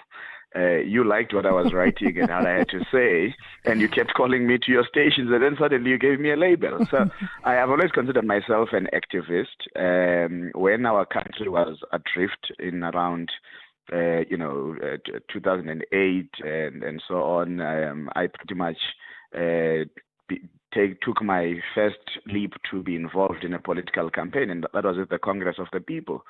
And but when I also realized with a bit of foresight, around June, July 2011, I thought, these factional battles between Mbazi Mashilo and Terra Likota will last until 2014, and there will be nothing left to salvage of the organization. And so I took a decision to leave party politics, and I focused myself on academia, civil society, never, shied away to be involved with, student protests, fees must fall, the BA resource, and so on. So I think, Joanne, to an extent, I'm feeling that a lot is at stake. I am not really inspired by the choices that are out there in terms of the candidates that have been announced in the state of Joburg, but I'm also worried about reducing an election just simply to potholes and street lights and say that let us forget about politics, let us forget about ideology, and let us just focus on service delivery. Of course, service delivery is important, but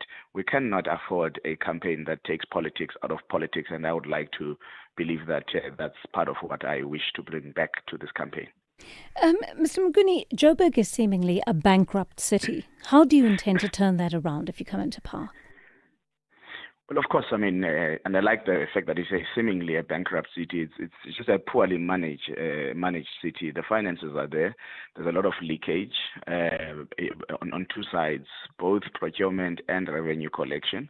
And so you need to focus. And I think that the starting point is to stop the leakage on procurement. There are low-hanging fruits in terms of how you can achieve, cost effectiveness in that regard.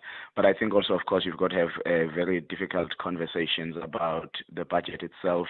What are the trade-offs that need to happen so that in the short term you've got a fully funded budget.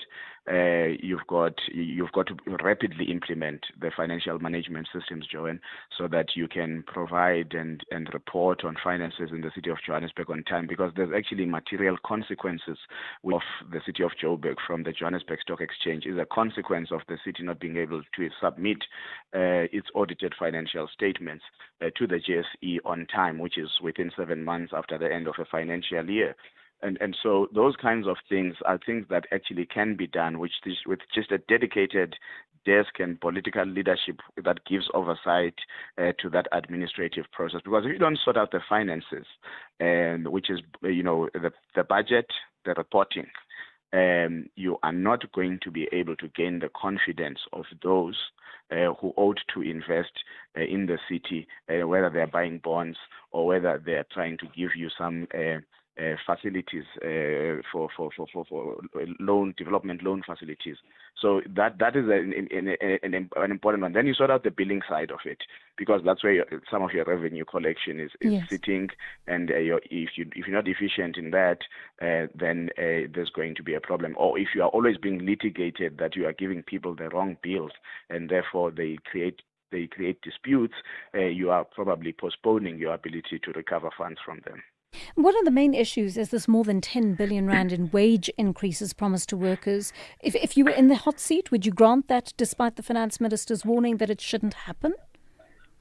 No, I think the issue of the outstanding wage increases is not unique to the city of Joburg. But what happened in the city of Joburg, I think, because the mayor and the MEC and the unions sort of come from the same stable of politics, there wasn't enough robustness in negotiating that deal. If you go and check a same and similar deal of talking to this backlog of wage increases, it happened in the city in the city of Tshwane, but I mean I think it was sensibly negotiated, maybe partly because the mayor is not from the ANC.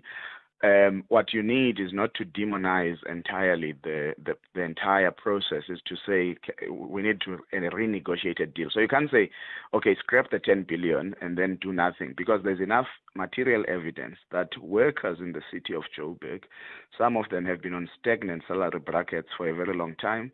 Some of them have been on stagnant salary grading for a very long time, and that's what that issue was trying to resolve. And city of Joburg workers are also residents in Joburg, and they are feeling the increasing cost of living. So we cannot demonize workers per se. It's the manner in which the deal was arrived at, which didn't take into accordance what is financially available to the city. So I would say we walk back the deal, reformulate the deal with a degree of honesty and transparency where you can push back. I would push back on certain things, but definitely there is merit that the workers in the city of Joburg need to be looked after so that they can meet the rising cost of living, which of course I hope that if I were to be in the hot seat, we would begin to see a suppression of the increase of those costs of living. And if you were there, tell me how you'd solve the electricity crisis of 5 billion rand in unpaid bills to Eskom. Well, it's a number. Well, the electricity crisis is multiple. Some of it is probably the city, yes, not paying its dues on time because it has to redirect certain funds to other functions. But I think what is important is that you need to negotiate a robust payment plan with Eskom that you believe you can see to finish as the person negotiating it as mayor of Joburg. That's the first. But there's a lot of problems in the whole electricity architecture, and I think the issue needs to go beyond just the over 5 billion rand that has not been paid. There's an infrastructure problem. There is a collection problem. And I think, I mean, some of the things that need to be discussed in the city of Joburg is the ratio of, your pay-as-you-go kind of prepaid users and those that you use and then you pay later and then you don't recover those funds. So I think even the architecture of the manner in which electricity is distributed needs a lot of interrogation, so that we're not just stuck on what has not been paid, but how do we make sure that we have a electricity distribution system that allows us to collect as much as people use, rather than use now and pay later, because that system sometimes creates the challenges where your recovery of costs is difficult. And when you've got a serious case where there's also impunity and people can evade processes, by probably sometimes bribing city officials or doing this and this to avoid paying outstanding, bills on electricity, that becomes serious. So, I think rooting out corruption in the collection system is also part of the solution that we need to talk about when we're thinking about that over 5 billion rands. I mean, Roundup also tells us close to half of all Joburg's water is lost to leaks, bursts and illegal connections, and we have constant water outages in different parts of the city. How would you solve that? Look, there's a lot of an entire infrastructure in Joburg that is aged, and there has to be what I call a watertight water master plan that is formulated within 100 days in office, because there are two things. There's poor detection of leaks, and yet there are enough technologies, Joanne. South Africa even has a partnership that was launched that time. I was still similarly where you are on the seat of broadcasting. We went and launched partnership between, I think, South Africa and the Japanese government at the Rudeblatt Dam on this issue of blue drop, and I don't think those are being utilized, because I don't think the politicians who are currently in charge in the city have the political will to solve some of these things, because enter what many of the metros are dealing with, and which is the issue of water tankers, the sabotage of infrastructure, so that there's continuous business for water tankers.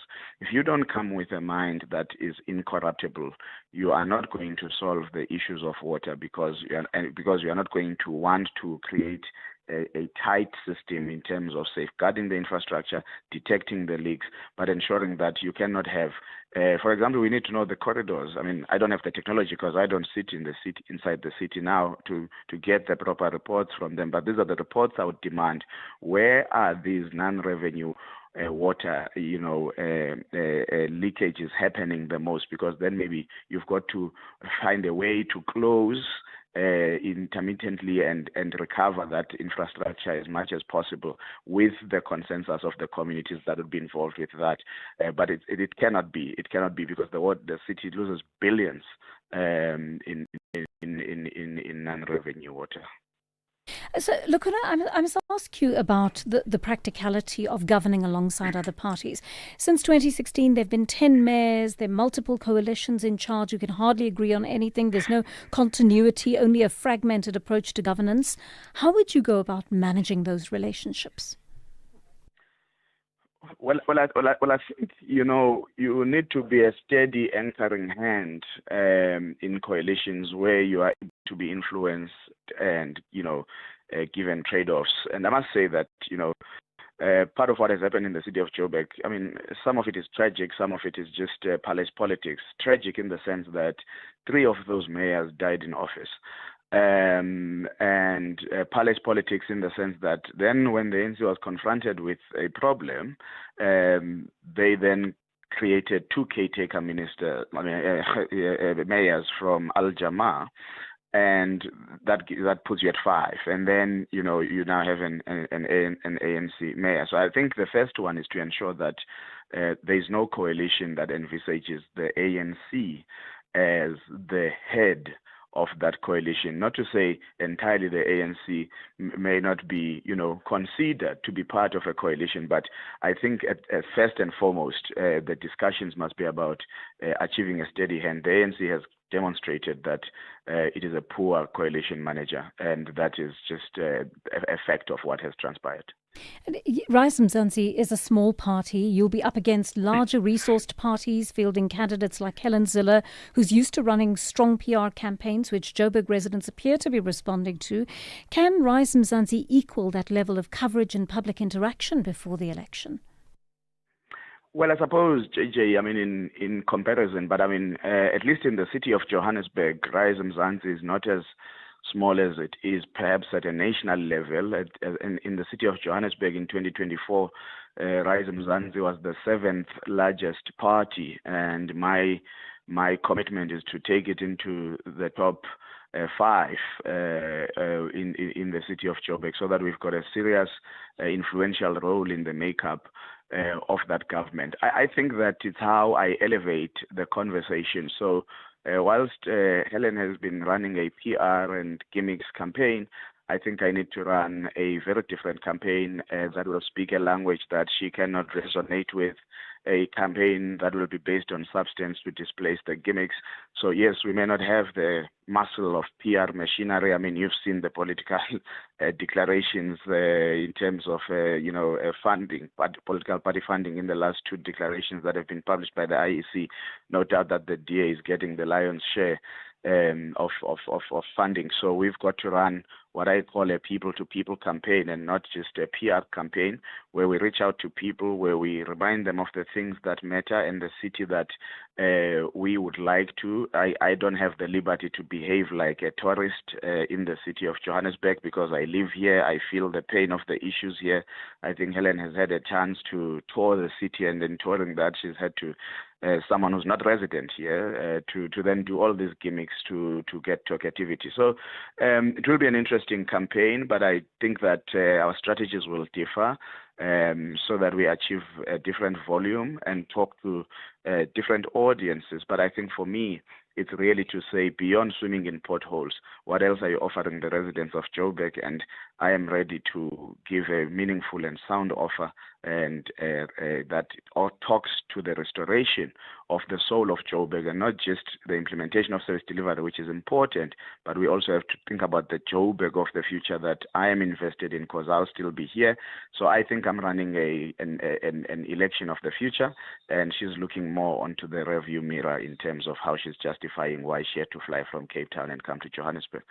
On a social cohesion note, many residents of Joburg stay at home instead of socializing in the city because we're afraid of crime. Leisure activities are always so expensive. Many people just can't afford to participate in them anymore. How does one draw people back into meeting one another across social boundaries in public spaces?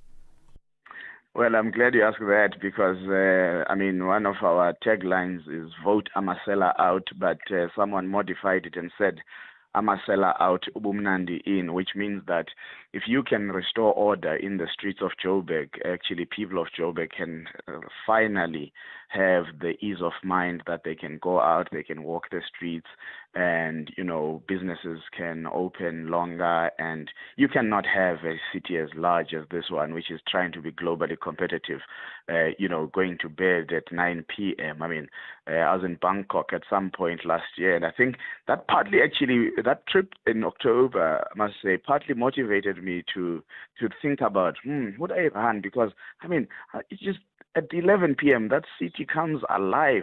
And I'm thinking, this can never be Joburg, but why is it not? Why are these politicians, these poor politicians who are troubling us and leading us, and not, ambitious enough to lead us to that kind of globally competitive cities where there's life, where there's safety, where there's ease, where there's psychological ease and other forms of ease. So, JJ, I think what you are saying is important, and it's going to, be about smart policing. It's not just about patrolling. It's about cleaning up our environments, lighting up the streets. And you are talking about across the spatial divide. Of course, some of the issues may be long-term in the sense of, your commitment to inclusive housing, your reorientation of, how property developers conduct themselves, mixed-use development, and so on.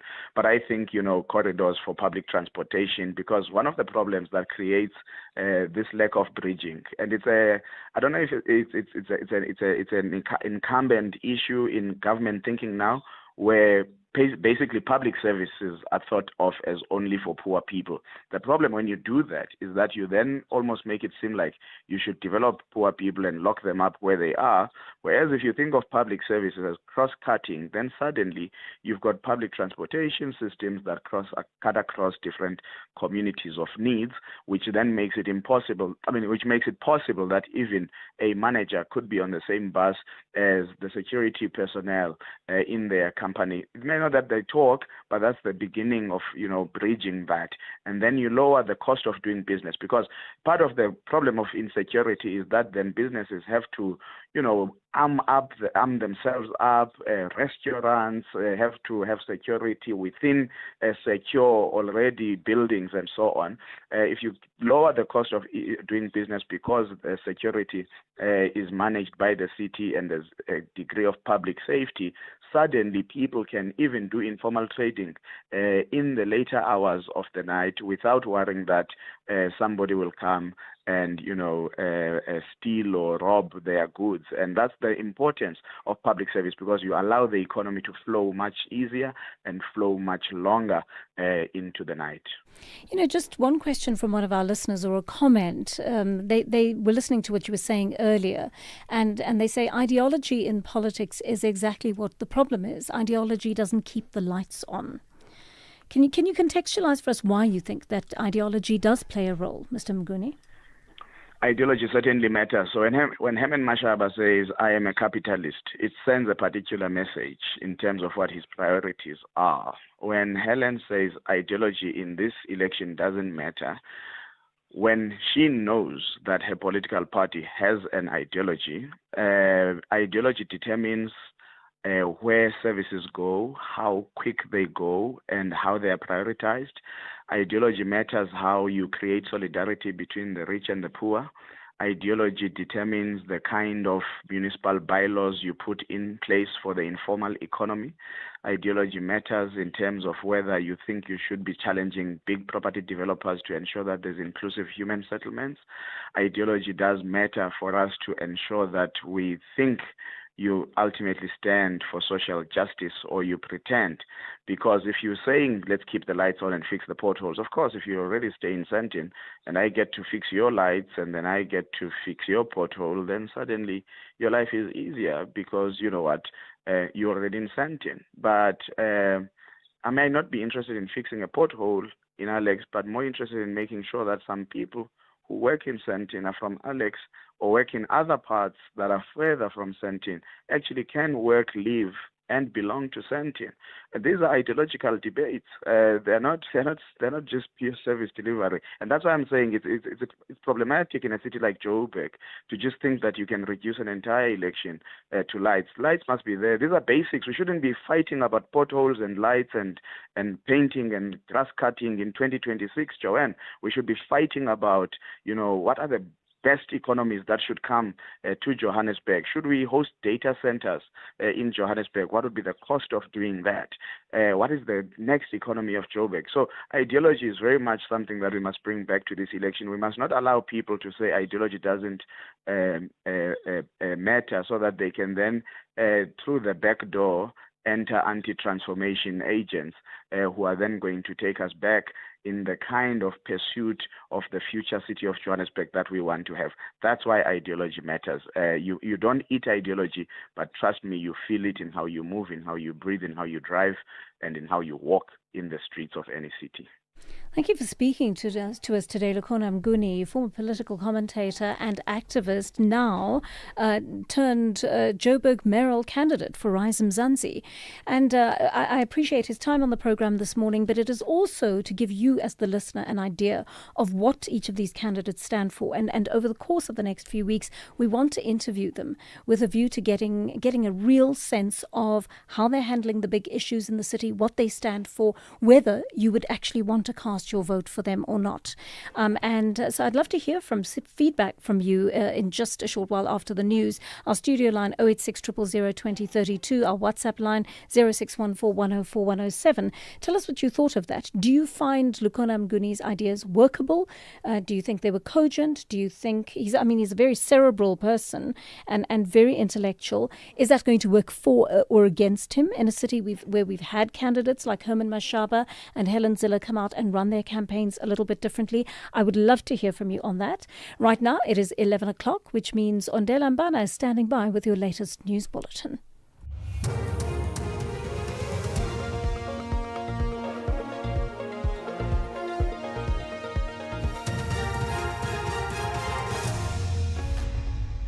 Thank you, Joanne. On the top stories, case against Captain Makgatlo were postponed to June in SAHRC to discuss concerns of undocumented foreign nationals. For SAFM News, I am Ondela Mbana, and a very good morning. The case against a captain attached to the SAPS Forensic Science Laboratory has been postponed to the 2nd of June. Captain Lawrence Makgatlo made a brief appearance in the Pretoria Magistrates Court, where the matter was postponed for further investigations and possible bail application. Makgatlo was arrested by the Commission Recommendations Task Team at his home in Pretoria on Friday. Police say he allegedly interfered with the administration of justice in ongoing murder investigations. 6 people have been gunned down in 2 separate incidents in Khayelitsha, the Cape Flats. Police spokesperson Andre Trott says officers responded to reports of gunshots in Makaza last night, where 3 men were found dead inside an informal dwelling. Trott says in a second incident, 3 men were shot and killed at Eshibini in Endlovini during the early hours of this morning. The suspects in both incidents fled the scenes and have not yet been arrested, while the motives for the shootings remain under investigation. Western Cape SAPS has mobilized additional resources following the deadly shootings in Makaza and Harare, in which 6 men lost their lives within hours of each other. A team of experienced detectives attached to the Serious and Violent Crimes Unit is pursuing all available leads to trace and apprehend those responsible, while police deployments have been increased in the affected areas to stabilize the situation and prevent any further violence. About 100 people have been arrested in Bloemfontein as the planned shutdown has now extended to looting foreign-owned shops in the township. The planned shutdown has been called by the National Service Delivery Forum. A Chinese-owned bottle store has been looted in Bloemfontein. 50 people were also arrested overnight for allegedly attacking and looting foreign-owned spaza shops in Phase 6 and 10. The police are guarding some of the infrastructure. Police have urged residents not to get involved in wrongdoing. The South African Human Rights Commission has convened a virtual imbizo today to discuss citizens' concerns over undocumented foreign nationals. This follows several anti-illegal immigration protests which took place across the country in recent weeks. As the continent marks Africa Day today, the SAHRC says discussions will focus on alleged human rights violations, the displacement of individuals, and the role of state institutions in response to the situation. SAHRC Commissioner Pili Lenduli has invited members of the public, community leaders and civil society organizations to participate in the discussions. We recognize the rising crisis. We recognize the threats to human rights, but we equally recognize the concerns of South Africans regarding service delivery, unemployment, inequalities across the country. And in the spirit of Ubuntu and dialogue, we call the Simbizo to, one, listen to the concerns of the communities, but also to be able to come out with a balanced collective response to these issues. Hundreds of inmates have rioted in a Venezuelan prison demanding resignation of its director for alleged torture. Prisoners at the Barinas Penitentiary claim have been starved, physically assaulted and subjected to systematic human rights abuses. The protest comes amid repeated reports of poor conditions in Venezuelan prisons, which are marked by overcrowding, lack of food and sanitation, and alleged abuses of prisoners. Recapping the top story, the case against Captain attached to the SAPS Forensic Science Laboratory has been postponed to the 2nd of June. I'm Ondela Mbana for SAFM News. It lands at 11:30. Catch Top Billing this Thursday on S3 as Zozibini meets boxing champ Kevin Larina ahead of his world title defense. Fez, Jonathan and Ryle compete for cover story glory. SA lifestyle combines with French chic in a castle of a home. And rapper Gigi Lamaine talks legacy over high tea. That's Top Billing this Thursday evening at 7. Repeat Sunday at 1 on S3. Streaming on SABC Plus.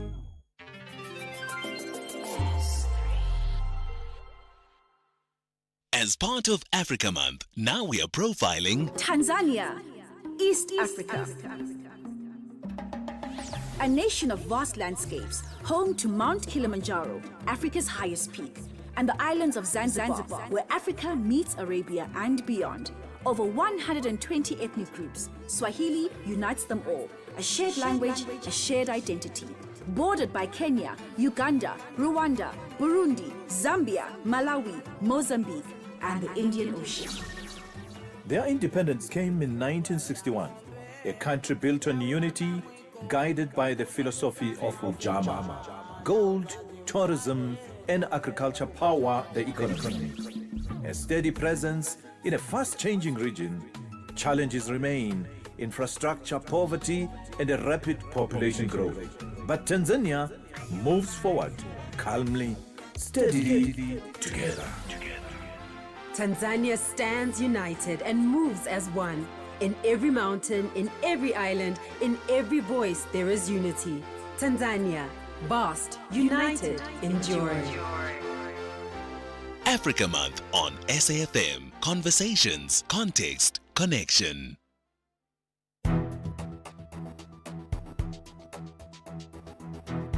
The Daily Discourse on SAFM. Weekday mornings from 9 to 12.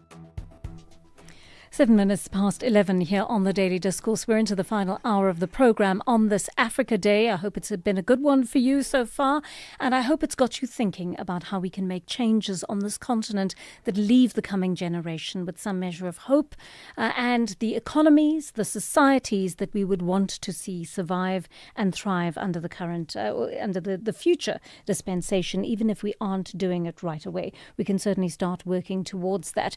Remember, our studio line is open throughout the morning, 086 000 2032.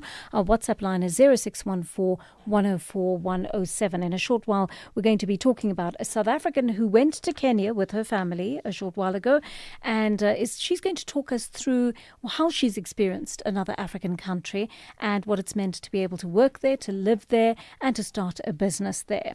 And then a little later on in the hour, we're going to speak to Max Botqana, Chief Executive of the Thabo Mbeki Foundation. He wrote such a beautiful piece in the Mail and Guardian that gave me such pause for thought yesterday. The continent we will leave behind, he said, and that's what we're talking about at this hour. What will we leave for future generations? And he came up with some beautiful ideas of the possibilities and how we spot those and how we harness them to move forward as a continent. So we'll have that conversation in just a short while. Right now, I'm taking your calls on the previous interview we did before the news, and that was a chat with Lukhona Mnguni, the political analyst and activist who has taken up the cudgels for Rise Mzansi in terms of the Joburg mayorship. He's going to be running for that party, and so we put him through quite a number of questions on specific issues as to what he will do to improve the conditions in Johannesburg. John in Hartbeespoort is on the line to us. John, good morning to you. What did you think of what Lukhona Mnguni had to say? Well, Joanne, you know, it's wonderful listening to these aspirant mayors and what they have to say. But what I'm really happy about is how astute your audience is becoming in being able to listen to what's being said and the claptrap that is being spoken, being able to analyze it and come up with their own answers as to the quality of the mayors that we're looking at.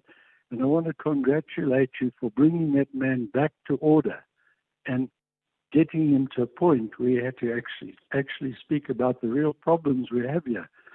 And his answers were only the things that we already know. He hasn't told us how he's going to do it. Yes. So it's wonderful to get that type of questioning from yourself. You know, don't let them get away with it, Joe. Thanks very much. I John, really enjoy your show. Thank you, John, and thank you for calling in. Okay. And John is quite right. It's one is giving people a chance to talk about what they plan to do in the city. But I think it sounds a lot easier than it is on the face of it. Johannesburg is just such a difficult city to manage. Let's listen to your voice notes on this. Good morning, JJ. I'm not a fan of Helen Zille, but I believe Joburg needs a person like that one. Someone from outside who's coming from Cape Town, looking at Joburg and seeing all those things there and seeing what can be fixed. That's the person Joburg needs.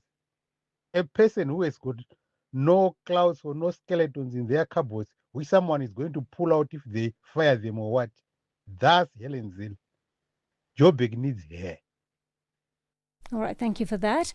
One of you says, hi, Joanne, we have good ideas to fix Joburg, and everyone knows the problem areas in the city, like the SAPS. The problem is whether municipal workers are doing their jobs. They are paid for or busy carrying out tasks during work time to enrich themselves, do corruption and report to gangsters. In such an environment, good, honest, solid work cannot be carried out. The rotten bits have to be removed as soon as possible, says Naveen in Durban. One of you says politicians need to understand that mudslinging comes across as nothing more than infantile and unprofessional. Focus on your mandate instead of attempting to strengthen your case by weakening your opposition with criticisms.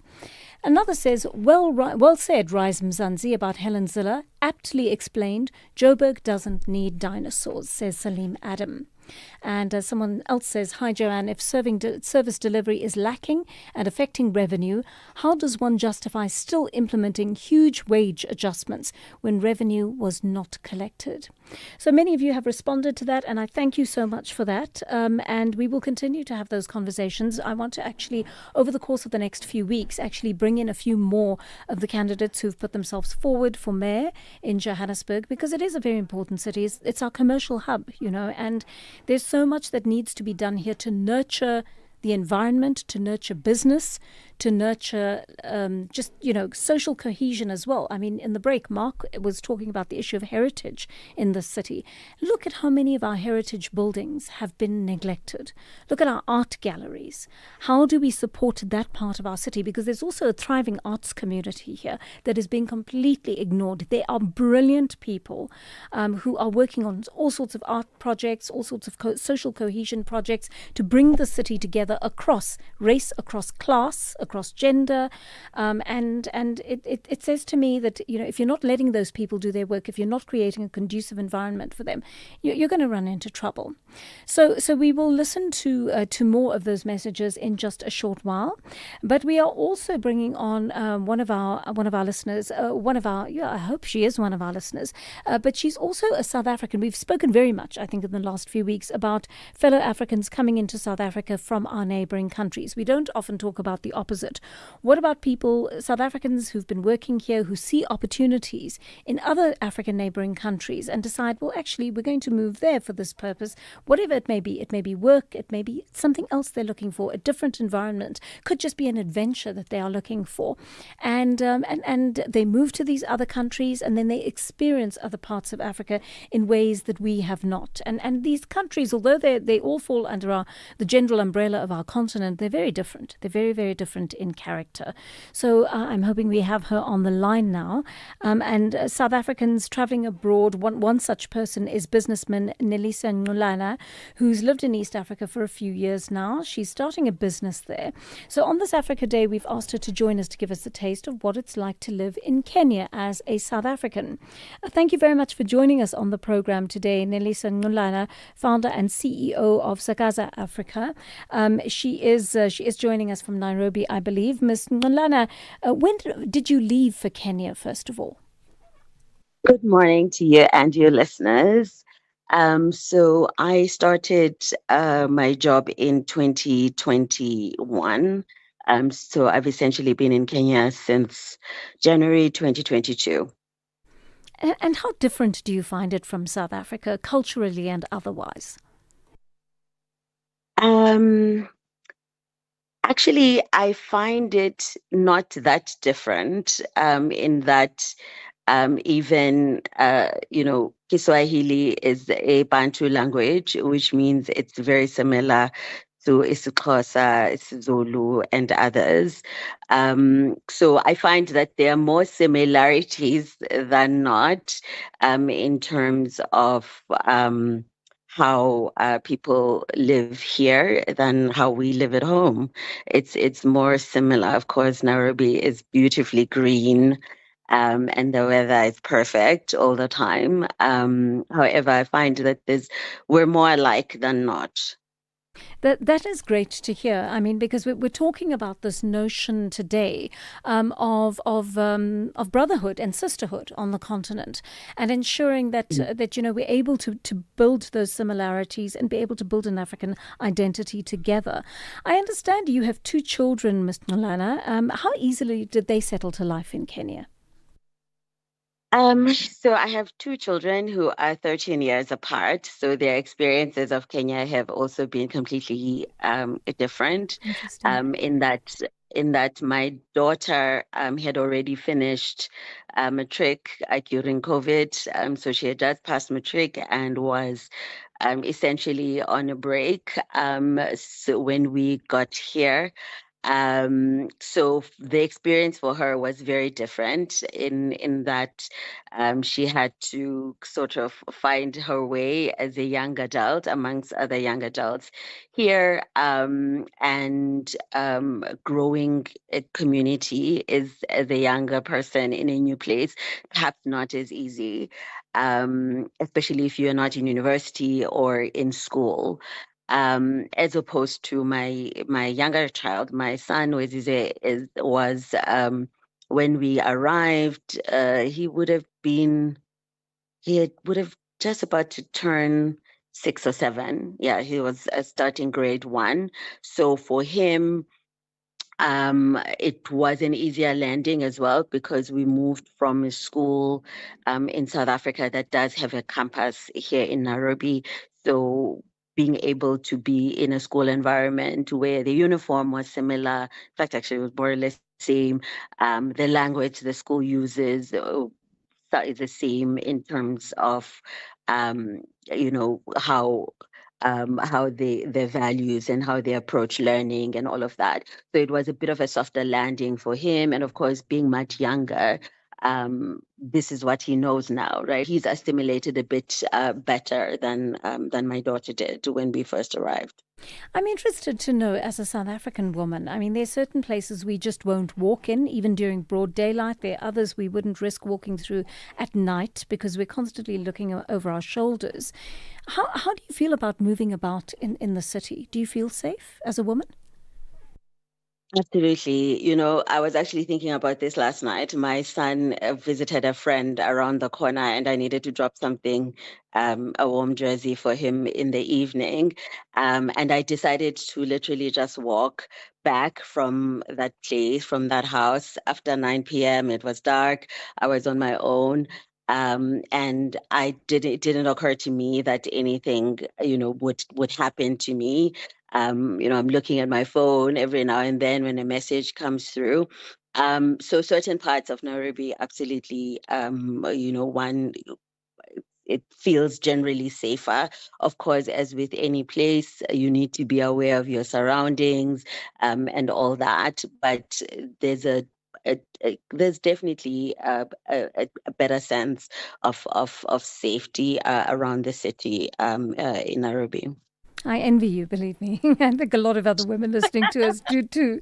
I must ask you about the issue of doing business in Kenya, because someone spoke about this not so long ago. It was one of our guests saying he's running for Joburg mayor, and he said there should be a situation where vendors, for example, can trade in the streets till late at night. And I actually saw that happen when I was in Kenya. I was quite taken aback that there were women, there were elderly women even, sitting at the sides of roads trading late into the evening. I mean, it's not that well lit in all the streets, but they're comfortable there, and there are quite a number of them doing it. And I thought, wow, this is quite astonishing. Tell me about the ease of doing business in that country. So, ease of doing business. I think it's South Africa in some cases, takes it barely takes an hour, supposed to open a company on CIPC. Kenya is not it's not that difficult either in terms of when you have all the required paperwork and all of that. You can easily kind of apply to operate as a foreigner here, and I think the provisions are very similar to South Africa, really, in terms of what is allowed and what is not allowed.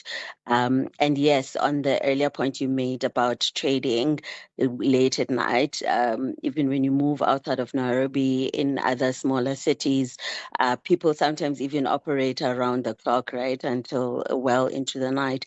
And I think it's also related to the broader sense of safety and I suppose, the social contract people have with each other around safety across not just in Nairobi, beyond as well. I want to ask you about the issue of a lot of Kenyans told me about the ease of trade with other African countries. Like many said, they were trading with their Tanzanian neighbors and so forth. Do you have a sense of that there will be an opportunity at some stage for your business to grow and grow across the border with other countries?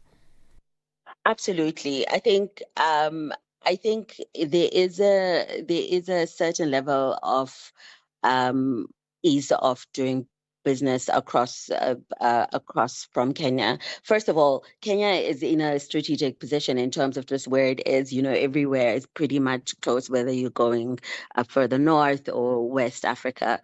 And of course, the broader East Africa community, in terms of trade, has quite interesting arrangements, very much similar to what we have in SADC. So absolutely, with my job already, I have been working across the different parts of the continent, and definitely looking forward to carrying that on with my own business as well. I feel like we've been a little bit cut off from that because I've interviewed a lot of business people from other parts of Africa who say the new, the African Trade Agreement, AfCFTA, is a wonderful development, but we've been doing it for a long time, particularly in East Africa. Yes. Do you have the sense that we've been left behind in Southern Africa in terms of that intra-African trade that should have started a long time ago here? Actually, I think it's also one of the things that are not talked about much. We had a delegation from the Office of the Presidency with the Deputy Minister in the Presidency here with Brand SA, having a conversation with South Africans in country here. And one of the stats they kept talking about in their presentation was around the fact that trade from South Africa into Kenya exceeds 500 million every year, as opposed to about 10% of that from Kenya into South Africa. And that shows you, right, the extent of business that happens here. There are many South African businesses operating from here, from the financial services, ABSA, Stanbic, our Nedbank has now bought into NCBA, a majority stake in the insurance space, Liberty, and others. So there are quite a number of South African businesses that are doing really, really well here. Which is quite interesting because the perception is often that we're not doing trade with other countries when we're actually quite well established in some markets. That's very, very interesting indeed, and I think we certainly need to increase that. But we're reflecting on this topic over the course of our program today, Ms. Nqulana, the issue of what would you say would be the Africa you want to leave behind for your children or for the next generation in general? As somebody who is, and you've spoken about traveling through the continent and trading throughout the continent, you're a continental citizen. What kind of continent would you like to leave behind for the next generation? I think one of the things that I absolutely love about kind of having the privilege of being able to work around the continent is that there's a certain connection that we have as Africans, and I really wish we built from that connection. I find as a South African moving through other parts of the continent that we get welcomed really well in places, and I wish that there was a deeper reciprocity to that, and really the Agenda 2063 still speaks to me. And you mentioned the Africa Free Trade Agreement. I think the one legacy I feel would be great is when we realize the true spirit of that trade agreement, when people can move freely, and also we can work freely across the continent, so that we can cross-pollinate. Where others are doing well, we can lean on that. Where others are not, we're able to kind of work together a bit more closely than we are at the moment. Well, I want to thank you so much for making the time to speak to us on the program today, Ms. Nolana. It has been wonderful to have a window into your life, into your children's lives as well, into the business that you're building, and to just give us a sense as South Africans of what it's like to move through the continent and make these connections with other Africans and make your living out of it as well. Beautiful, beautiful feedback there from Nelisa Nolana, founder and CEO of Sakaza Africa, that she is spreading around the continent. We wish her well with the growth of her business across the continent. And I think she said some really valuable things to us, especially at the end there, about the issue of reciprocity. You know, we go into other African countries out of tissue, shall we say, between us as Africans. Many of your voice notes on the issue of this came in a little bit earlier on. I want to play some of them now. Morning, Johan. Morning, South Africa. The Africa I want to live is the one that is able to maximize its potential to become self-reliant. Nobody contests that we are a rich continent, but the capacity and the know-how is where the disjuncture is. We must begin to emphasize and educate ourselves in relevant required skills, engineering, mathematics, and become a leader. In the world. We have resources.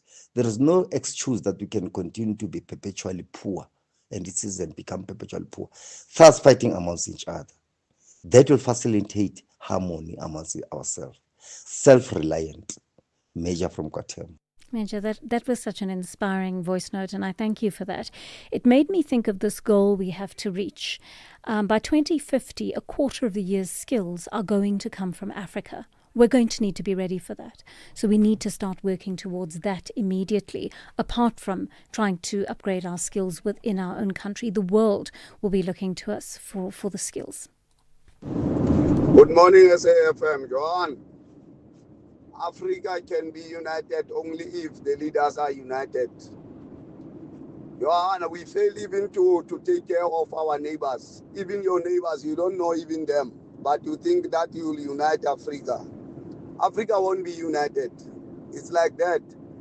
You cannot expect me to take care of your children as you are still alive. It doesn't work like that. South Africa cannot do that for the rest of the continent. Let them also come to the party. I thank you. Morning, Joanne and your listeners. Joanne, as an African, what we like to see is all these African countries to take responsibility of their own people, not just to delegate them to the another countries while their presidents are enjoying all the benefits of the resources and everything. Take responsibility of your own children. That's what we're asking for, Lucien Gauteng. Good morning, JJ and SAFM listeners. The issue of borders, it will one day disappear. But for now we know we have borders and we have to respect them.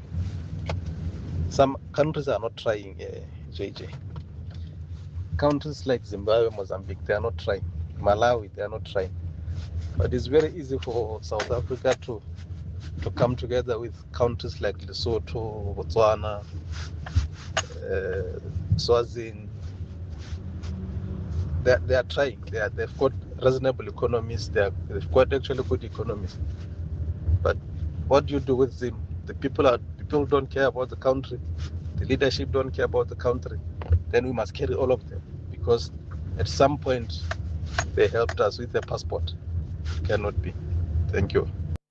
11:30 on the dot. Let's take more of your messages after our latest news headlines with Ondela Mbana at 11:30. Thank you, Joanne. On the news headlines, alleged political fixer Brown Mokgotsi has denied all charges against him at the Johannesburg Magistrates Court. He says the charges are unfounded and speculative, and the case against the captain attached to the SAPS Forensic Science Laboratory has been postponed to the 2nd of June. And a Taliban spokesperson has told the BBC that the group is committed to granting Afghan women their rights under Islamic law.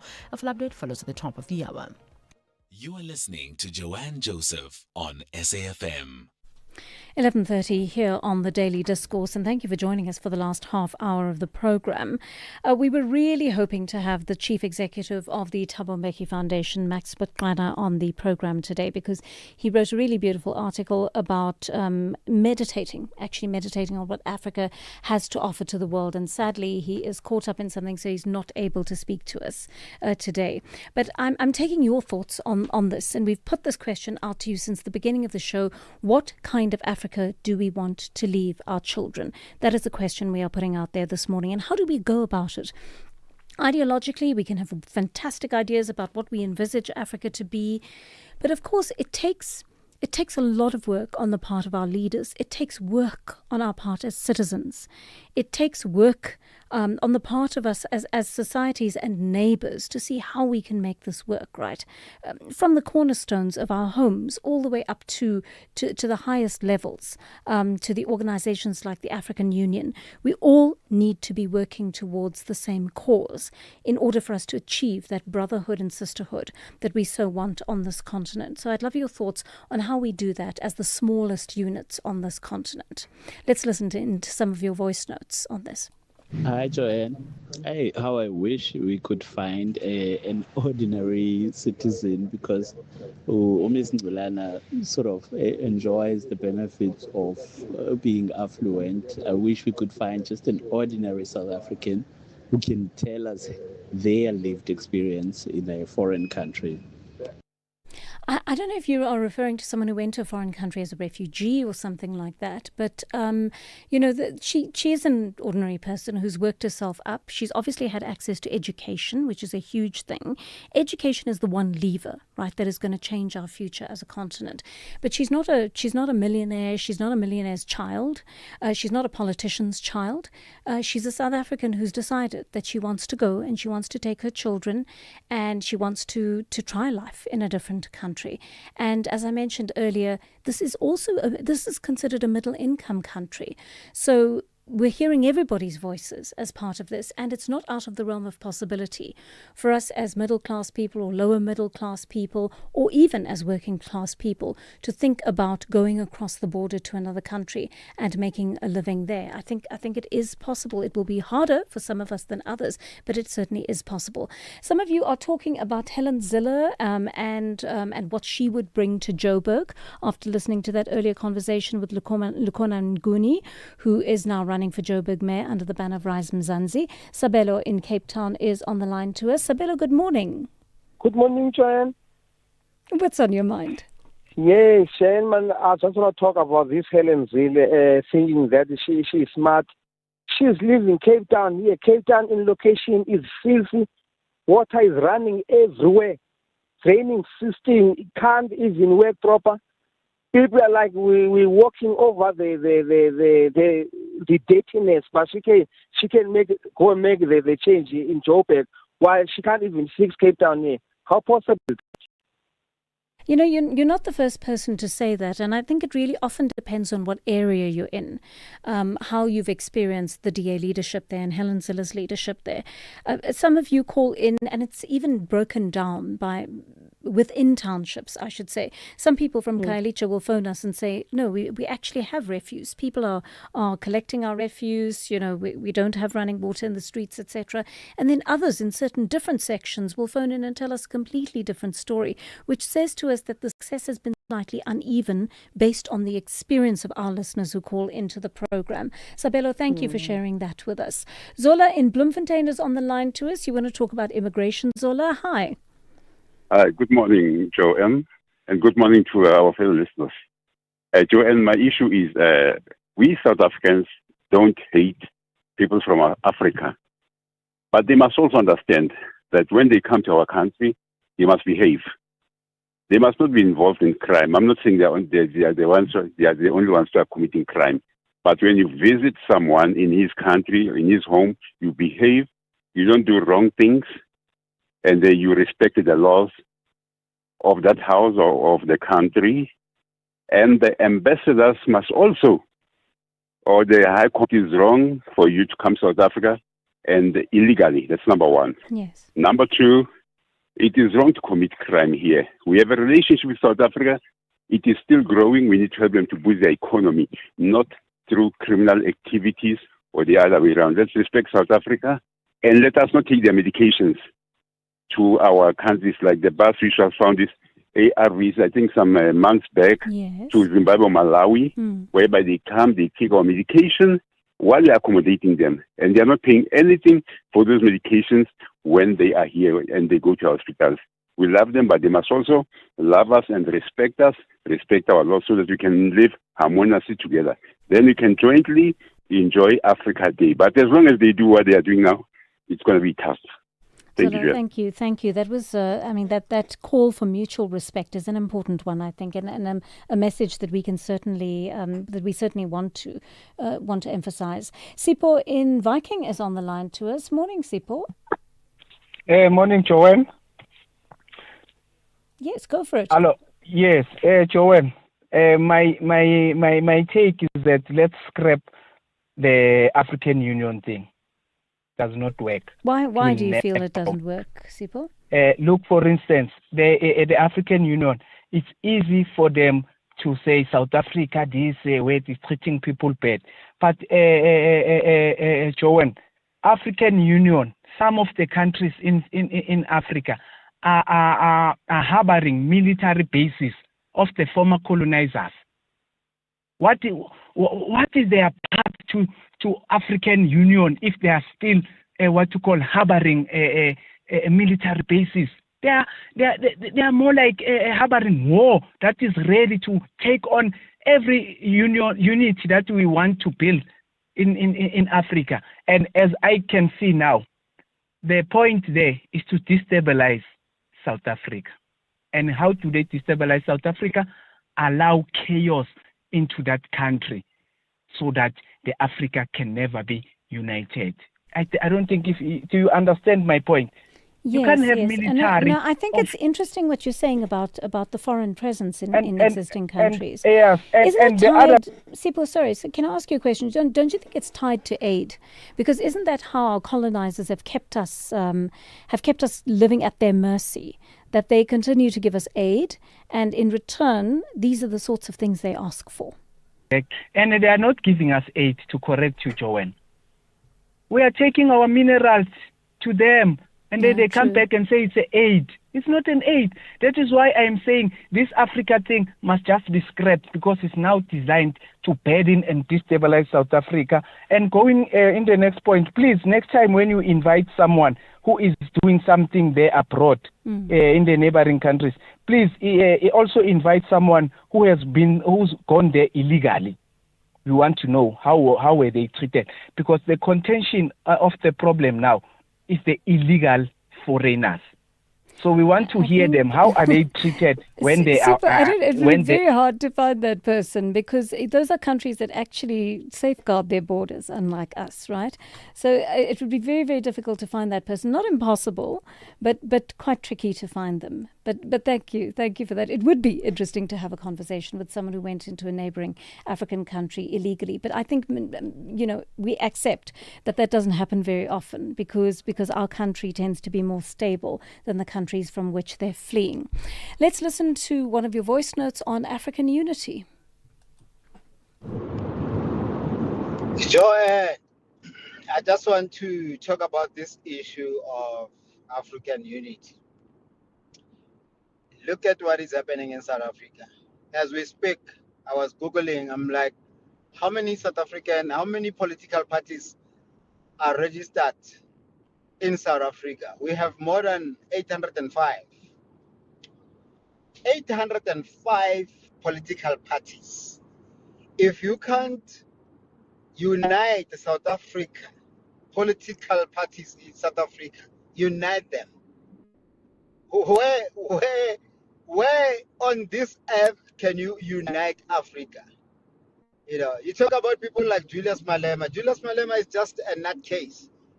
You know, that guy, I don't know, he speaks whatever that comes off his head, which doesn't make sense, actually.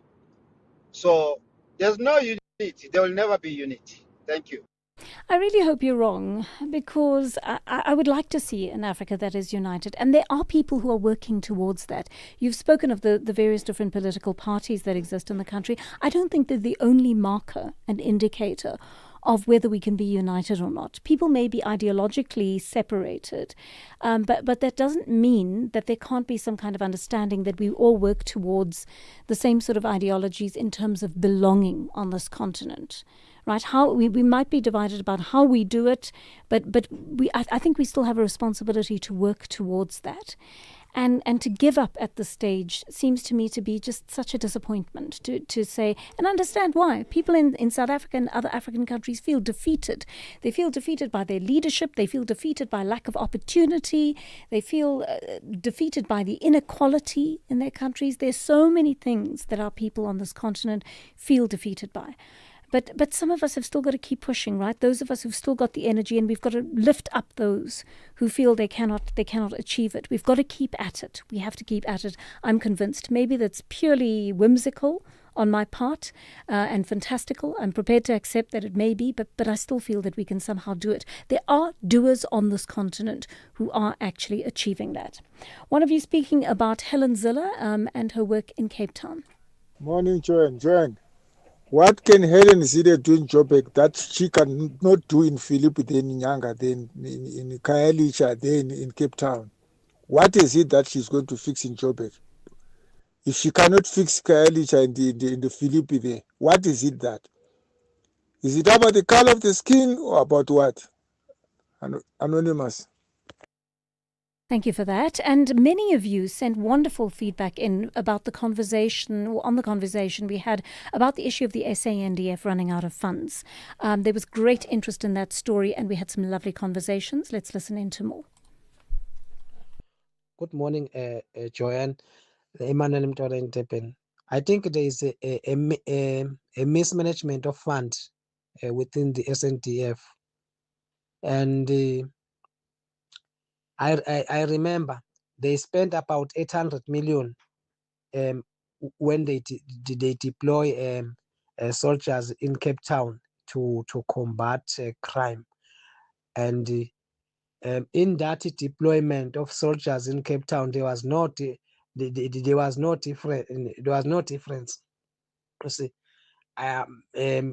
the army has got no fuel. It's just very sad. Thank you. Thank you so much.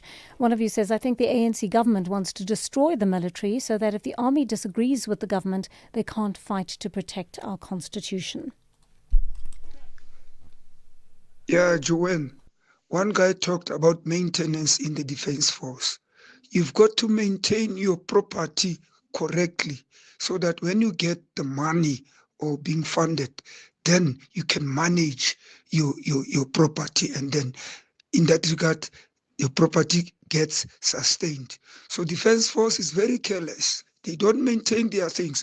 And also corruption also. I remember 10 years ago, they stole the money there by the defense force offices over there, these corrupt officials. Thanks, William Kuma. Thank you, Willie. And one of you also says the army has a lot of unnecessary senior officials on huge packages, plus military being used as an employment tool instead of being the first defender and well-oiled, says Luke. One of you also says, why is it that some of the soldiers in the Eastern Cape had their salaries docked as from January 2026 to the amount of 4,600 without them knowing what that's for? That was someone from the Eastern Cape. I didn't know about that. I don't remember what the answer to that was, I should say. So perhaps we can just look into that and I'll give you some feedback on that. And then one of you said state security versus intelligence is an important conversation to have. Hi, Joanne. Maybe this is not so much for your guest, but just a question in general, or maybe he can help. Where do we draw the line in terms of intelligence and state security, because we have these reports and investigations very public as to how weak our army is and all of those things. Yet South Africa as a country is out here making enemies with some of the most powerful countries. And there in Africa, the xenophobic attacks and all of that. So I just want to know, where do we draw the line in terms of state security and intelligence? Thank you, Anonymous Cape. Good questions there. Thank you so much for that. Morning, Joanne, and your guest. I just want to ask something. Is there any relationship between the budget cut and the collapse of Denel? So can one say the collapse of Denel is causing the budget cut for the SANDF? Thanks. I'm so sorry I couldn't take all these questions while we were speaking to our guest earlier, Dean Wingren. He was really, really good, and he was able to answer a lot of these questions. But on the issue of the budget, he was a bit hesitant to say, because he felt it wasn't broken down sufficiently exactly what what government is spending on what, and that was in response to a question about the Defence Minister Angie Motshekga and her officials travelling to different destinations around the world and spending 20 million rand on that. You know, some of those trips may be necessary, some of those may not be, but we need to get a little bit more analysis on that. And I'm afraid we have run out of time today. I would have loved to continue these conversations with you, because there were so many more of your comments that I wanted to take on the program today. But of course, this is the time of day when we go to our book reading. First of all, we're still looking at Unfair Ways by Jerry Dlepu, which has proven to be a really, really interesting book. And then we're going to take your news headlines at 12 o'clock, after which the fantastic Sakina Kamwenda will join you with update at noon. We will do it all again tomorrow. Take care till then. Bye-bye. Have you recently migrated to the new TV licenses payment website? Make sure your account stays active by registering again or resetting your password. Don't miss out on all the fantastic new features our brand new website offers. Get registered today and stay connected with us. With the new website, get your payments done quickly and hassle-free with a wide range of services. So make sure you register to take advantage of all the great client features. Visit www.tvlic.co.za today. TV licenses. Do it for the things that matter. SAFM supports a litter-free South Africa. Play your part in keeping our surroundings and environment clean. SAFM, leading the conversation.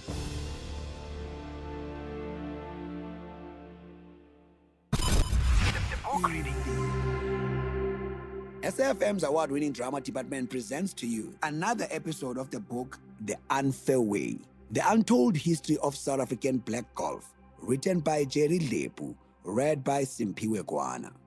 Please note that the views expressed in this book are not that of the station. Listeners' discretion is advised.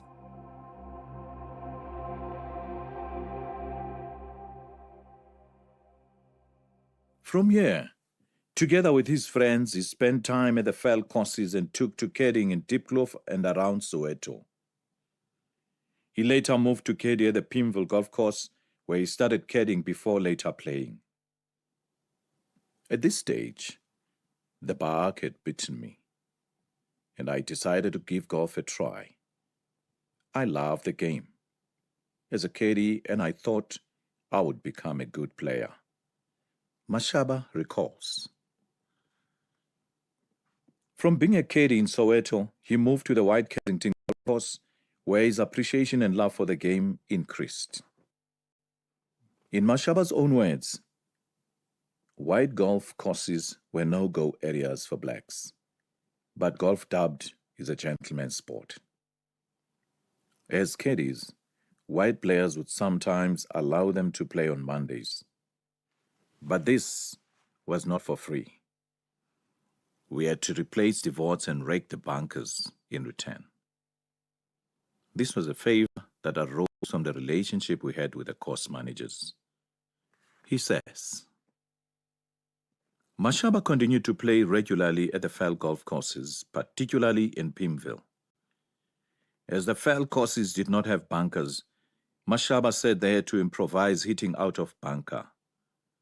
This they did by putting sand together in a small heap, placing the ball on it and blasting it in a similar way as it is done in a proper bunker. This worked.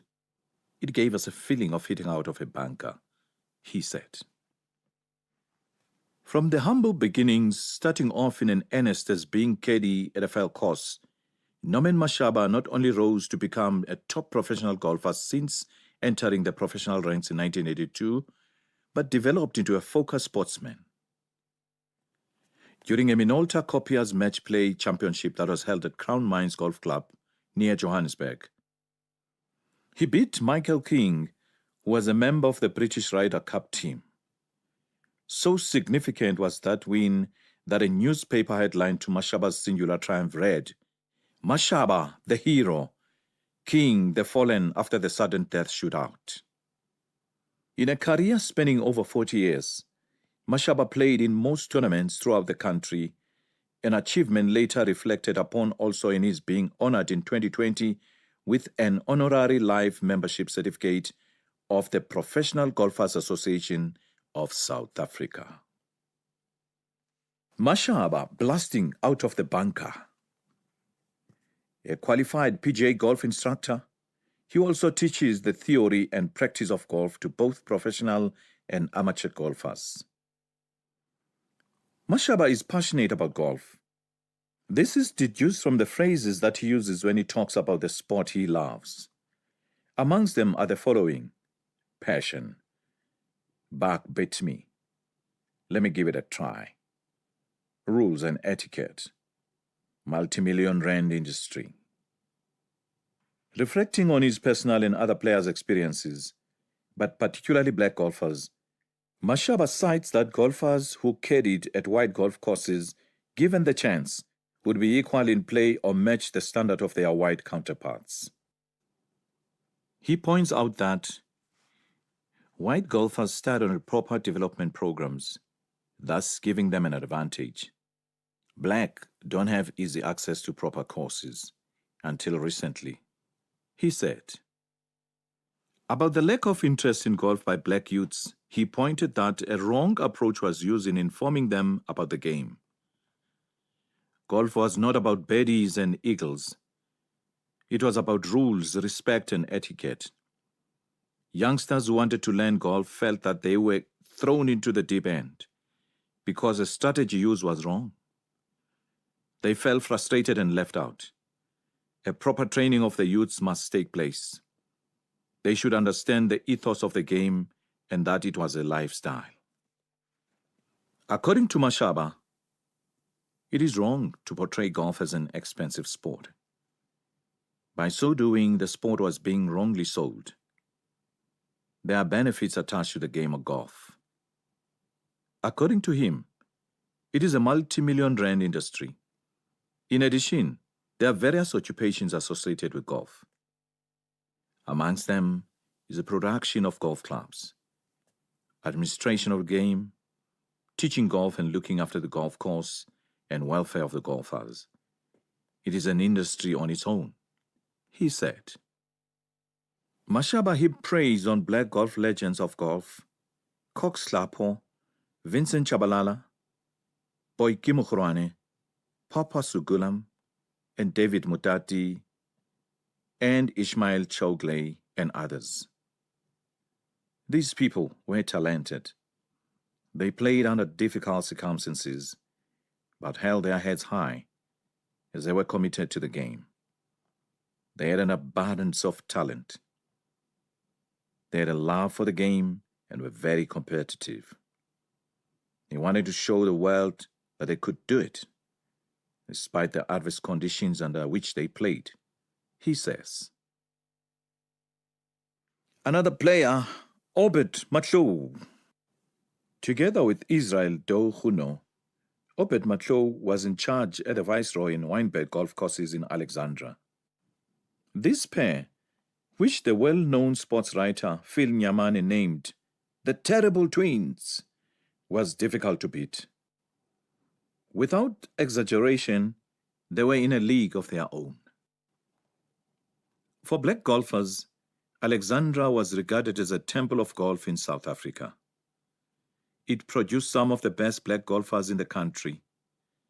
Many golfers would attest to the fact that it was difficult to win at the two courses, Viceroy and Wynberg.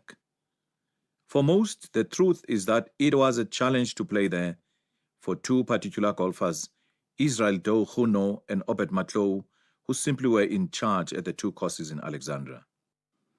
The two golf courses stretched for kilometers and were taxing to the energy and mind of an outside golfer, but not for Huno and Matlou. Lombardy East driving range is bustling with activity these days. This is where Obed Matlou is passing his golf skills to the youngsters. At a young age, I was a caddy at the Bloemfontein golf course. I used to go there with my uncle who was a golfer from Bloemfontein. I became a caddy at the two Alexandra golf courses, Wynberg and Viceroy, which were known as Mjeri. I then migrated and caddied at the wide golf courses near Alexandra. These were Huddle Park, Royal Wanderers, Killarney and Houghton. Like all caddies, I watched my bosses as they were playing. I then started swinging with sticks, clubs which were found at the course. So it's not like somebody said to me, do this and that, and taught me how to play the game. It just happened because of my proximity to the people who were playing the game. Then I started playing with other youths in the township streets and the veld. One of them was Doe. We stayed on the same street and were also relatives. We used reinforcement wire rods as golf clubs and a cotton reel as a golf ball. We later played with 3 golf clubs which belonged to a friend of ours called Monachotla. We beat him with his own clubs. We also played with various brands of golf clubs. From there, we went to play at Mjeri with experienced people than us. It was intimidating, but we persevered and played with them. Some of these people included Ralph Mohammed, Enes Biya, and Boinkosi was the captain of Viceroy. Hamilton Bata, Jean Mhlambi, and me were members of Viceroy. Matlou said they didn't have a problem in shooting a 7 under par at either of the two courses. To a suggestion that they were so familiar with the courses that their first shots from the tee always landed at the same spot, he retorted that he could play the course with his eyes closed. He admitted that what also assisted them in posting low scores were the small greens. Also, on landing on the green, the ball didn't roll away. It landed and stuck on the soft sand. The only time we played on a proper golf course was in Pretoria Country Club. We are allowed to play there on Christmas Day, as this was our only opportunity to play on such a course. We used to play there until it became dark and could no longer see the ball. The reason why blacks didn't produce good scores when playing on these courses during tournaments is that we were not allowed to practice on them before a tournament. These courses are difficult, and they have hazards which we didn't have at our township golf courses. We experienced difficulties with putting on these big greens. He agreed that blacks found it difficult to qualify for the final 2 rounds at tournaments. A few of them returned good scores during the first round before crashing out. He said only players who started their careers at these courses played well. He mentioned John Mashiko as such a person. The best score that he, Matlou, returned at a wide golf course was a 69 at Huddle Park Golf Course.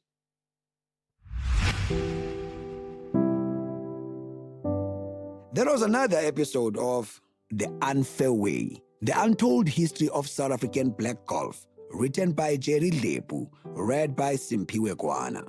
The book is available at the Bridge Bookstore. It is broadcast on SAFM at 11:45 Monday to Thursday on the Daily Discourse. It is produced for the station by Vovi Patal, read by Simpiwe Kwana, production by Wiseman Manele, Nanda Koza, and Tato Mapuruma.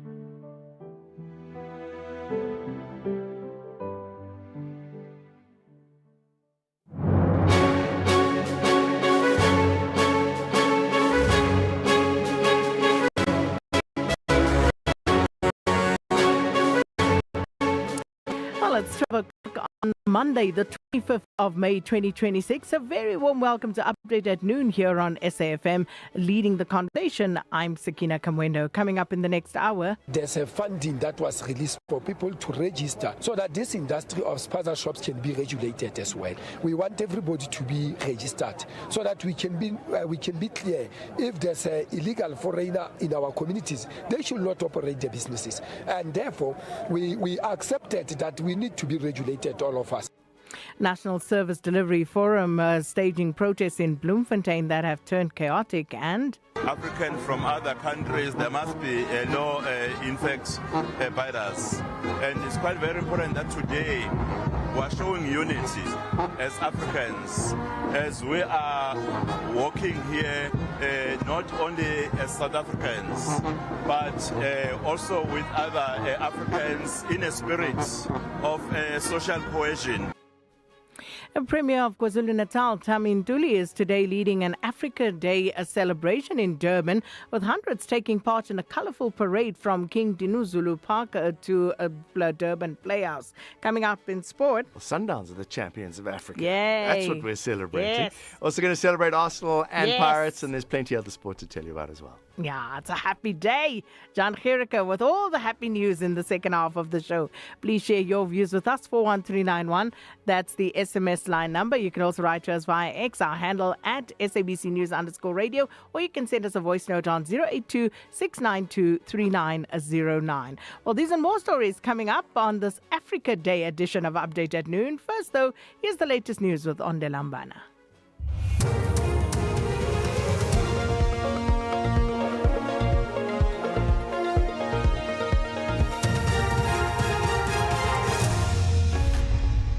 Thank you, Sakina. On the top stories, Brian Mokhodzi denies all charges against him and Pick n Pay in consultation with the CCMA over Section 189.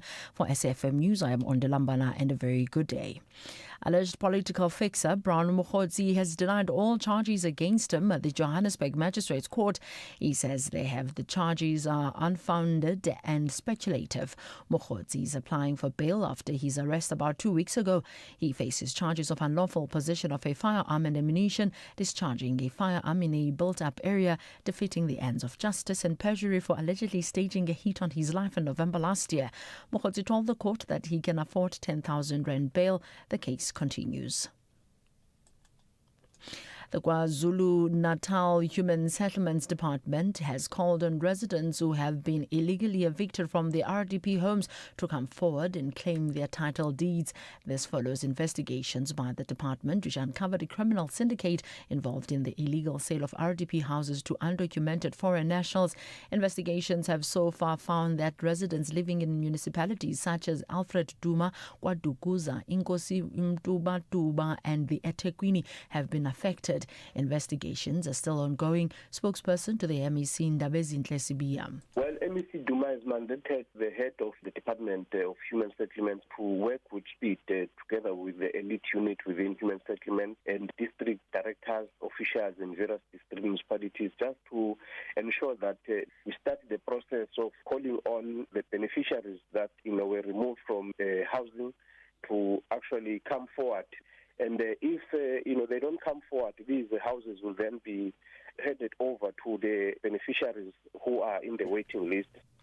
The case against a captain attached to the SAPS Forensic Science Laboratory has been postponed to the 2nd of June. Captain Lawrence Mahotloe made a brief appearance in the Pretoria Magistrate Court, where the matter was postponed for further investigations and possible bail application. Mahotloe was arrested by the Commission Recommendations Task Team at his home in Pretoria on Friday. Police say he allegedly interfered with the administration of justice in ongoing murder investigations. Pick n Pay CEO Sean Summers says their company is in a consultation process with labour unions and the Commission for Conciliation, Mediation and Arbitration. This as the company says it is restructuring its business through a Section 189 process. A Section 189 process is whereby a company as an employer, before retrenching, must consult in terms of any collective agreement that may be in force. Summers was speaking at the company's audited financial results presentation for financial year 2025-26. We are in discussions both with our labour movement within the company, and these discussions will be ongoing. And it is not our intention to cut headcount. It's not our intention for anybody to lose jobs. That's not what this is about. A Taliban spokesperson has told the BBC that the group is committed to granting Afghan women their rights under Islamic law. The BBC's Yogita Lemaya has more details. For nearly 5 years, girls above the age of 12 have been locked out of classrooms in Afghanistan, and there is no sign that this ban will be lifted anytime in the future. The opportunities to study have all but been closed, and women are only allowed to work in a handful of sectors, including health and security. In response to the BBC's questions about how the Taliban government can continue to justify the ban, spokesman Hamdullah Fitrat said this is an important issue for their leadership and they're committed to granting women their rights under Islamic law. But he evaded direct questions on whether schools would ever be reopened under Taliban rule. Recapping the top story, alleged political fixer Brown Mokgotsi has denied all charges against him at the Johannesburg Magistrates Court. He says their charges are unfounded and speculative. I'm Ondilambana for SAfm News Headlines at 12:30. Update at noon with Sakina Kamwendo, midday to 1 p.m. Update at noon with Sakina Kamwendo. Well, thanks, Ondela. Good afternoon, everybody. It is 7 minutes after 12. Thanks so much for being with us here on Update at Noon.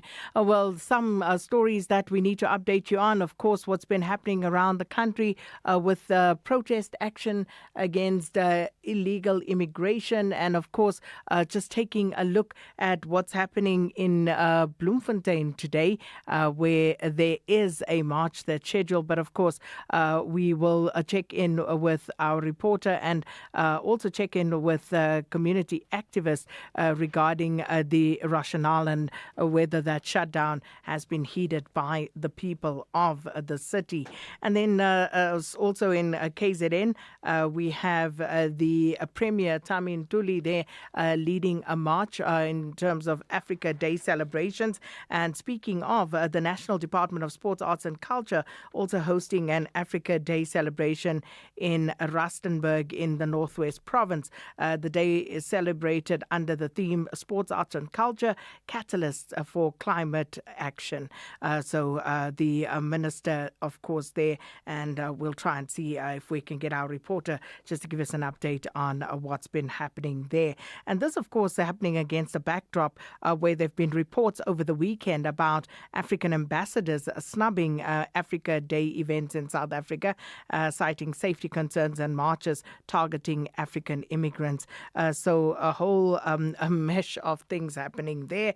And also keeping an eye on this story where we understand that the first group of Ghanaian nationals is expected to be repatriated from South Africa on Wednesday. And at this point, not too sure exactly how many, a few hundreds have been mentioned. But of course, as I say, we're not too sure about the exact number. But that, of course, another story that we are looking at.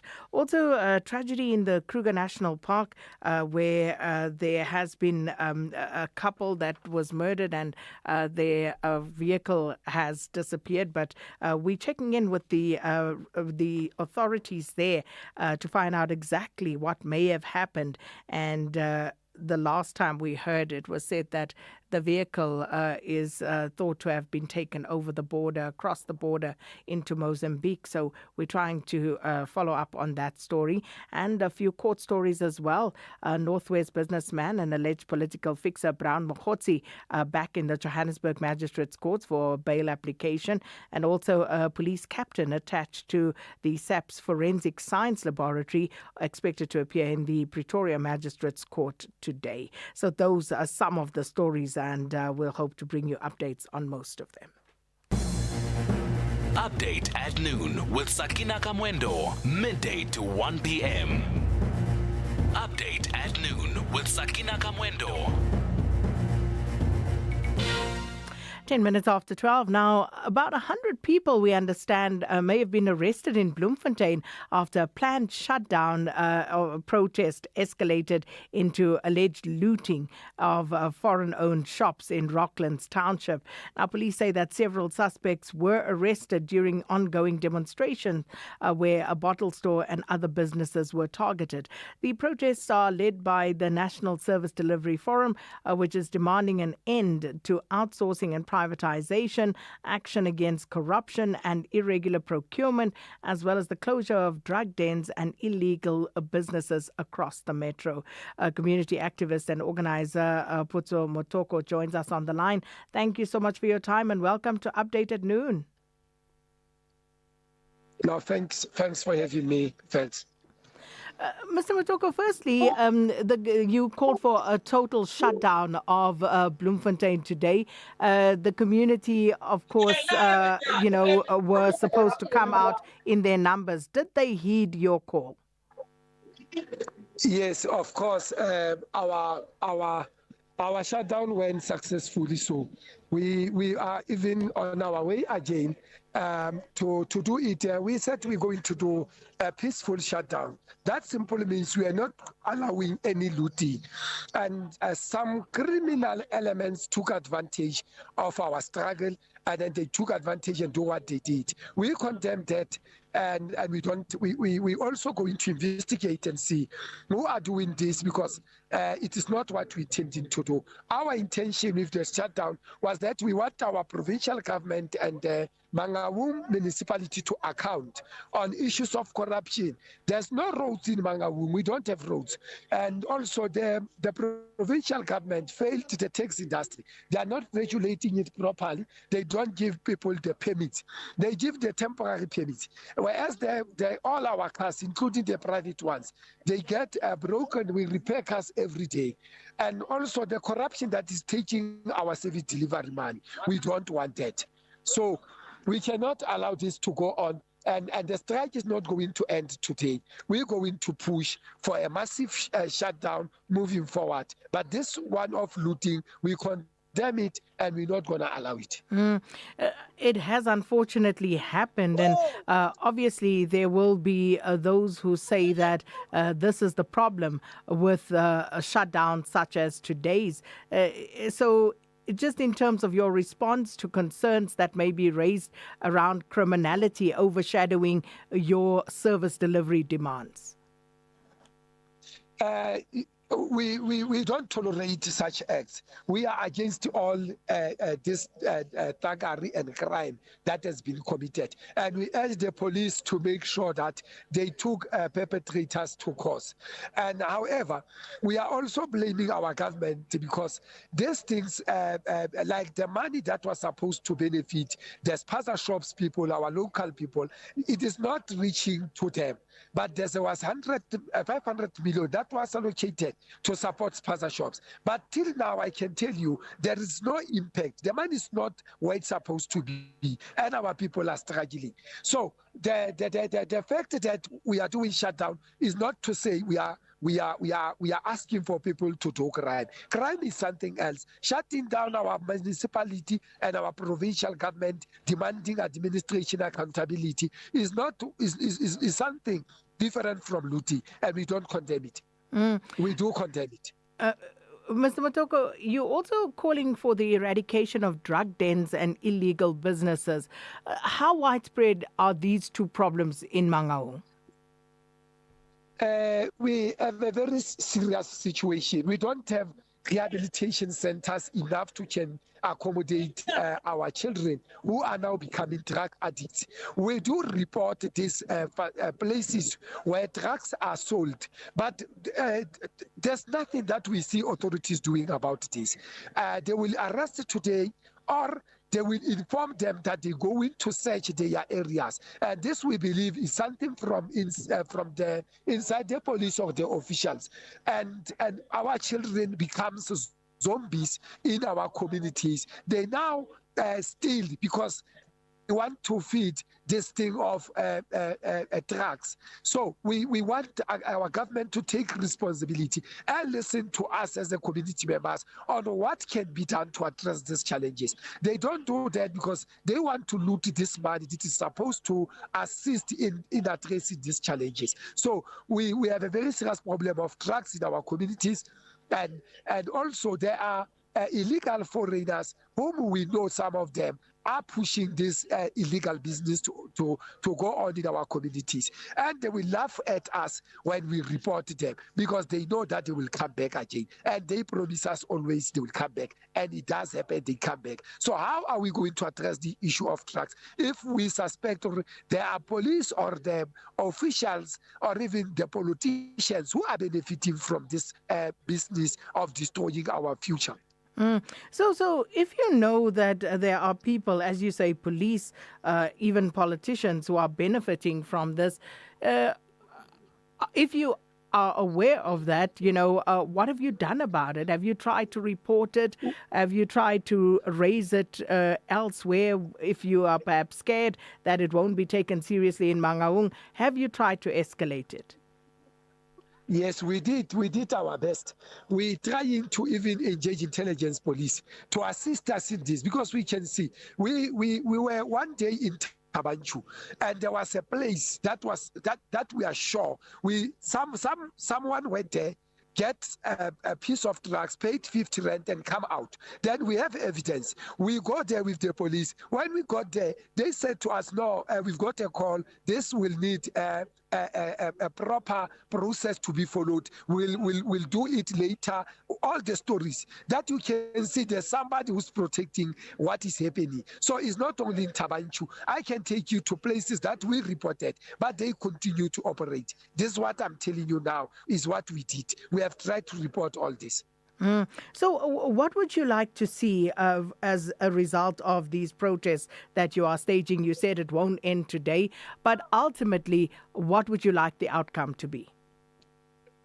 We, first of all, and the most key result that we anticipate is that our government engage us in a proper way. You remember we've been marching, giving the petitions, doing the memorandums and all that, sitting in the meetings, but there's nothing that they implement from those resolutions. So they are taking us for granted, and now we want them to commit on a very serious note that they're gonna do what needs to be done, including to address this corruption that is so rife in Mangaung. We want service delivery. They are looting our money. We don't get what we're supposed to get. So we want them to take serious steps. There must be consequence management. That's all what we want. And our results should be we get what we want. We are able to say, let's sit down, engage on the issues, tell us what can be done so that we resolve the matters. But they don't want to engage. Even when they engage us, they will lie to us. So we had enough of being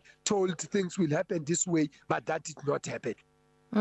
And we'll leave it there for the time being, of course. But thank you so much. That was community activist and organizer Potso Motoko saying that they, of course, are against the criminal elements that seem to have tried to hijack that total shutdown in Mangaung, and calling on the government to address many issues, including service delivery, including some of the crime and grime that has set in Mangaung, and of course also talking about issues such as privatization that they also would like to see addressed. So quite a number of issues, and as he says, they've been at it and they will continue protesting for the foreseeable future. Now, that was the community activist in Mangaung, Potso Motoko. Meanwhile, residents of Katleong, south of Johannesburg, have taken to the streets protesting against what they term undocumented immigrants in the area. There's a heavy police presence, we understand, across parts of the township, with officers closely monitoring that situation. Pilani Mutlapeng is one of the protest organizers, joins us on the line now. Mr. Mutlapeng, thanks for your time. Welcome to Update at Noon. All right, that line seems to have dropped. Just to get a sense of the march in Katleong, and quite a few marches being organized, and we are seeing across the country a few of these being held. March and March movement, they also expected to hold a media briefing focused on the organization's ongoing anti-illegal immigrant campaign. And then we also know that the security cluster, they will be meeting, and afterwards they will be meeting with some of these organizations that have organized the protest, and we'll see how all of that pans out. Whether it is a CCMA referral, problems with a mechanic, unfair blacklisting, or an uncontested divorce, Clientele Legal offers professional legal services to all South Africans. Our plans are affordable, and you receive up to 745,000 Rand worth of legal services per year. We cover civil, criminal, and labor-related matters. Our nationwide legal teams are standing by to support you 24 hours a day. Plus, all plans include a 5,000 Rand bail benefit. Join today. SMS SAFM to 32195. That's SAFM to 32195. Clientele General is an authorized FSP and licensed non-life insurer. T's and C's online. Standard rates apply.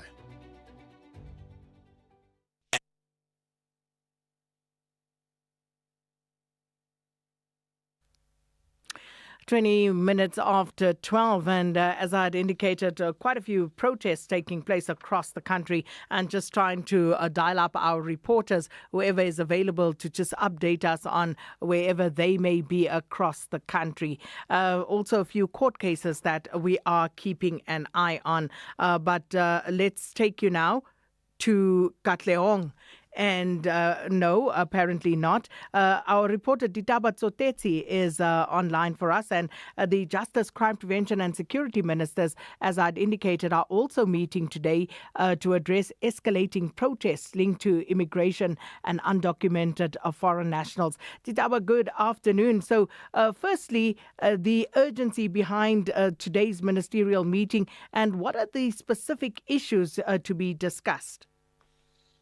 Good afternoon, Sakina, and to our listeners. Yes, that is true. As we speak, the ministers have convened an emergency meeting here in Pretoria at the union buildings.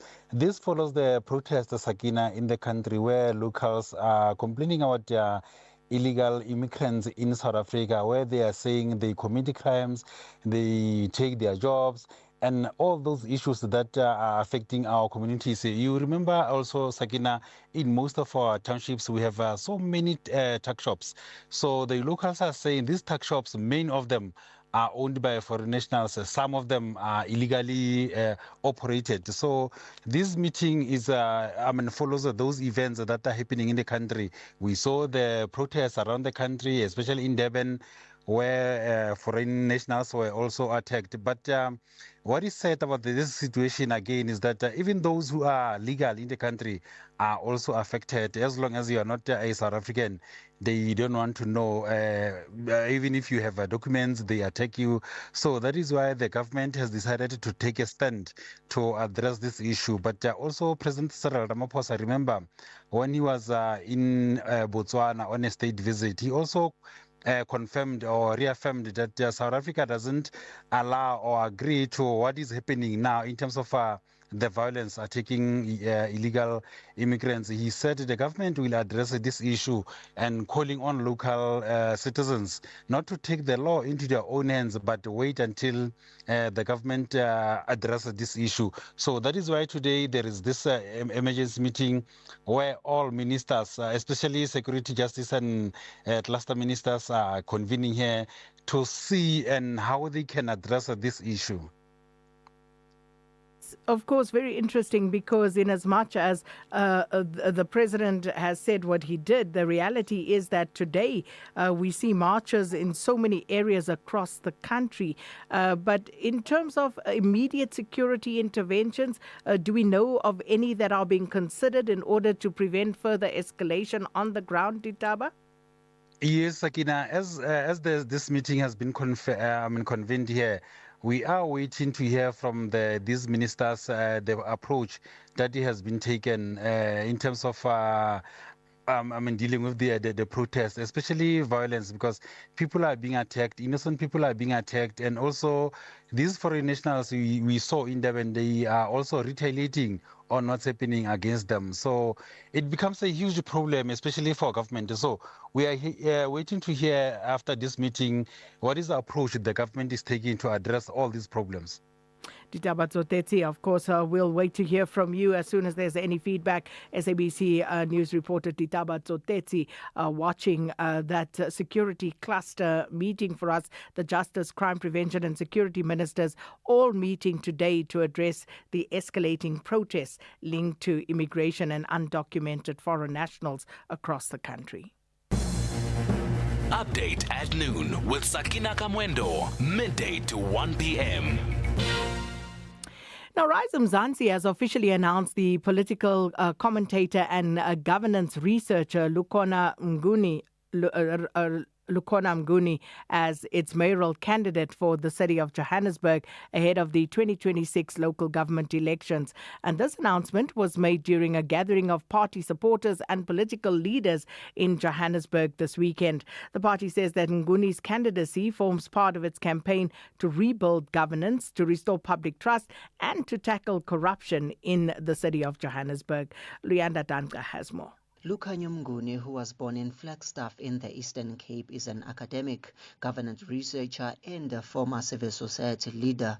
He says his focus will be on addressing corruption, criminality and rebuilding confidence in the city of Johannesburg. Mnguni says restoring the city goes beyond fixing infrastructure but also rebuilding the moral and social fabric of Johannesburg. We must clean up the physical infrastructure as much as we must clean up the corruption and criminality in the city.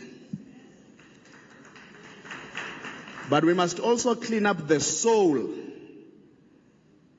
of this city and return it to its residents so that we can all live dignified lives. We cannot allow for the soul of Joburg to be captured by gangsters in suits, by politicians in bed with criminals, and by criminality overtaking good governance. The launch was attended by several political leaders, including Patricia de Lille, whose Good Party has entered into a cooperation agreement with the Rise Mzansi ahead of this year's elections. De Lille says young leaders must now take responsibility for protecting the country's future and democratic gains. We must give over to the next generation, to a young generation. They must take over and they must become involved now. They must watch this old generation that we don't mess up the country that they are going to inherit from us. So to me, all of you, all of the young people here, you must get involved to protect your heritage. That this current generation don't destroy everything. By the time you get there, there's nothing. Rise Mzansi leader Songezo Zibi says the country is at a turning point and requires ethical leadership to confront corruption and governance failures. Zibi says the party wants to build a country rooted in justice, equality and integrity. Today marks a turning point in this election and in the future of the city of Johannesburg. Rise Mzansi is now the fifth political party to announce its mayoral candidate for Johannesburg ahead of the 2026 government elections. For SABC News, I'm Luyanda Danga in Johannesburg. Update at noon with Sakina Kamwendo, midday to 1 p.m. Well, Gauteng Cooperative Governance and Traditional Affairs MEC Jacob Mamabolo hosted municipality representatives from across the province to assess progress in implementing the local government turnaround strategy. The summit was held in Johannesburg under the theme Building Gauteng as a Smart City Region through Integration, Innovation and Digital Solutions, and focused on accelerating service delivery in struggling municipalities. And let's go back to Luyanda Danka for more. Lack of capacity in Gauteng municipalities has once again come under the spotlight during the local government turnaround strategy summit in Johannesburg. Municipalities across the province continue to face major service delivery challenges, including aging infrastructure, sewer pillages, as well as persistent water and electricity outages. Lesotho Municipality Mayor Mluleki Nkosi says aging water infrastructure remains one of the municipality's biggest concerns. Our main concern is an old infrastructure, water infrastructure that is crippling our water supply for our communities. We still have those old asbestos pipes that we have, some of them before I was even born. So as and when the township is developing, as and when the town is developing, the infrastructure needs also to be changed. So we are in that process of changing that infrastructure, but obviously there will be interruptions there and there. Government has in the past introduced several interventions aimed at supporting municipalities through technical expertise, governance support, and skills development programs. Gauteng Cooperative Governance and Traditional Affairs MEC Jacob Mamabolo says sustainable capacity within municipalities is critical to improving service delivery. We need, and the President has directed us correctly, to build capacity not only of local government but of the province as well to attend to these issues you are raising. We need to make sure that there is sustainable capacity within organs of the state so that we can address particularly those issues. So what we are doing here is precisely to make sure that we are integrated, we are coordinated. Meanwhile, the Council for Scientific and Industrial Research says that technology and innovation could play a key role in helping municipalities improve service delivery and extend the lifespan of infrastructure systems. Group Executive at the Council for Scientific and Industrial Research, Dr. Sandile Malinga, says digital solutions can assist municipalities in areas such as water, electricity, and waste management. The areas that we focus on include water, electricity, waste management, human settlements, issues of climate change and climate resilience, mitigation and response, disaster management are some of the things that we focus on. And then digital enablement, looking at how can we empower government to move towards digital solutions that improve service delivery. The Department of Cooperative Governance and Traditional Affairs says it remains confident that continued collaborations between municipalities and government stakeholders will help accelerate service delivery across Gauteng. For SABC News, I'm Leonard in Johannesburg. Right, time now for news headlines. Here's on Delambana. Thank you, Sakina. On the news headlines, 3 people have died when a fire broke. Monitor reports of structures alight off Masakan Road. Police say senior police crime scene and ballistics analyst Captain Lawrence Mahutle made deliberate and glaring errors in the ballistics report relating to the case of slain Vereniging engineer Amand Swart and alleged political fixer Brown Mokgotsi has denied all charges against him at the Johannesburg Magistrates Court. A full update follows at the top of the hour.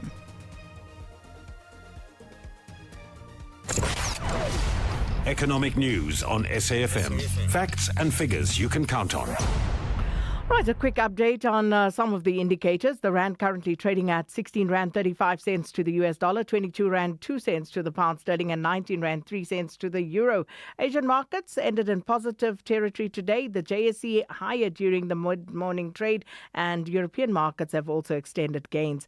Commodity prices: gold trading at $4,560 per fine ounce, platinum's at $1,962 per ounce, while the price of Brent crude oil is at $98.57 a barrel. SAFM Sport with John Gerika. Again. What did I do this time? I don't have time. We don't have time to argue today. We're like a married couple. We are old married couple. Okay, all right, there's so much to tell you about. do I really need to tell you about Sundowns? Yes. Champions of Africa, blah, blah, blah. They won 2 2 goals to stars. 1. 2 stars. Ronman Williams already had his 2-star jersey on after the win.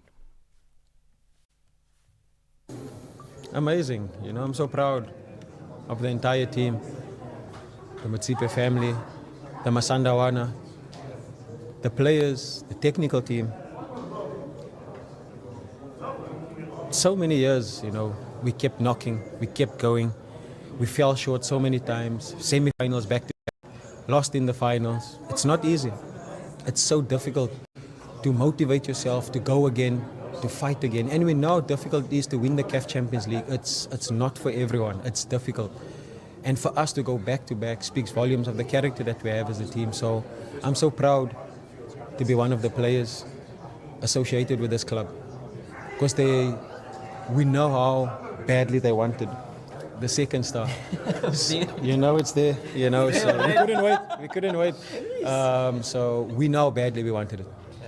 Locally, Orlando Pirates finally secured their 10th top flight title, a 2-0 win over Orbit College on Saturday. Haters will say that Orbit College beat Orbit College, but, well, Pirates goalkeeper Sipho Chaine remained humble after the big win. With people that push you to get to where you are. It's like your mentor.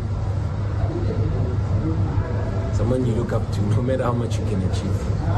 You always see yourself as a small little kid from Bloemfontein, looking up to Senzo Mayu, to Manuk Joseph.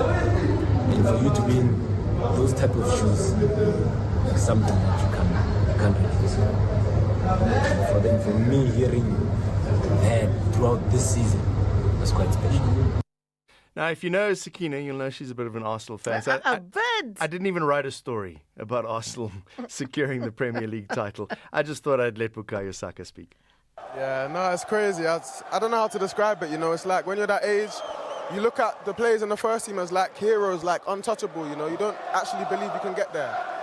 But now I'm here, I'm just like... I don't know what to say. I'm over the moon, man. This is everything to me and my family. We've worked years for this, so I'm just so happy. It must justify. It's the humbleness. Oh, man. I'm just happy, man. Stop, boy! So Arsenal, Manchester City, United, Aston Villa and Liverpool in the UEFA Champions League next season. Bournemouth and Sunderland gained entry to the Europa League. Brighton make it to the UEFA Conference League. West Ham, Wolves and Burnley drop to the Championship. Meanwhile, the 2026 FIFA World Cup kicks off in 17 days, so you got 2 weeks off from some football, besides the friendlies. The opening match takes place on the 11th of June. Bafana opened the tournament with a replay of the 2010 opener against Mexico. That kickoff is at 9 p.m. The World Cup trophy was in Canada yesterday. Here's Canadian Prime Minister Mark Carney. Canada's ready. Canada's ready for the biggest World Cup in history. It's true. 48 teams, 3 nations co-hosting for the very first time.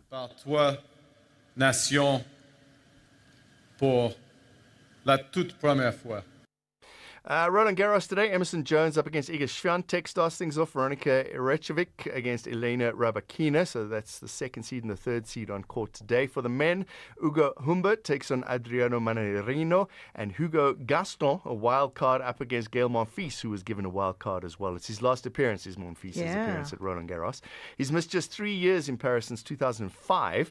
Even Naomi Osaka has spoken about the influence that the Frenchman had on her and his influence on young black players. For the black community also to see someone also on the tour, I think it was important, and then I think of course maybe I inspired some black players to say that they can make it, and then they can see from their own eyes.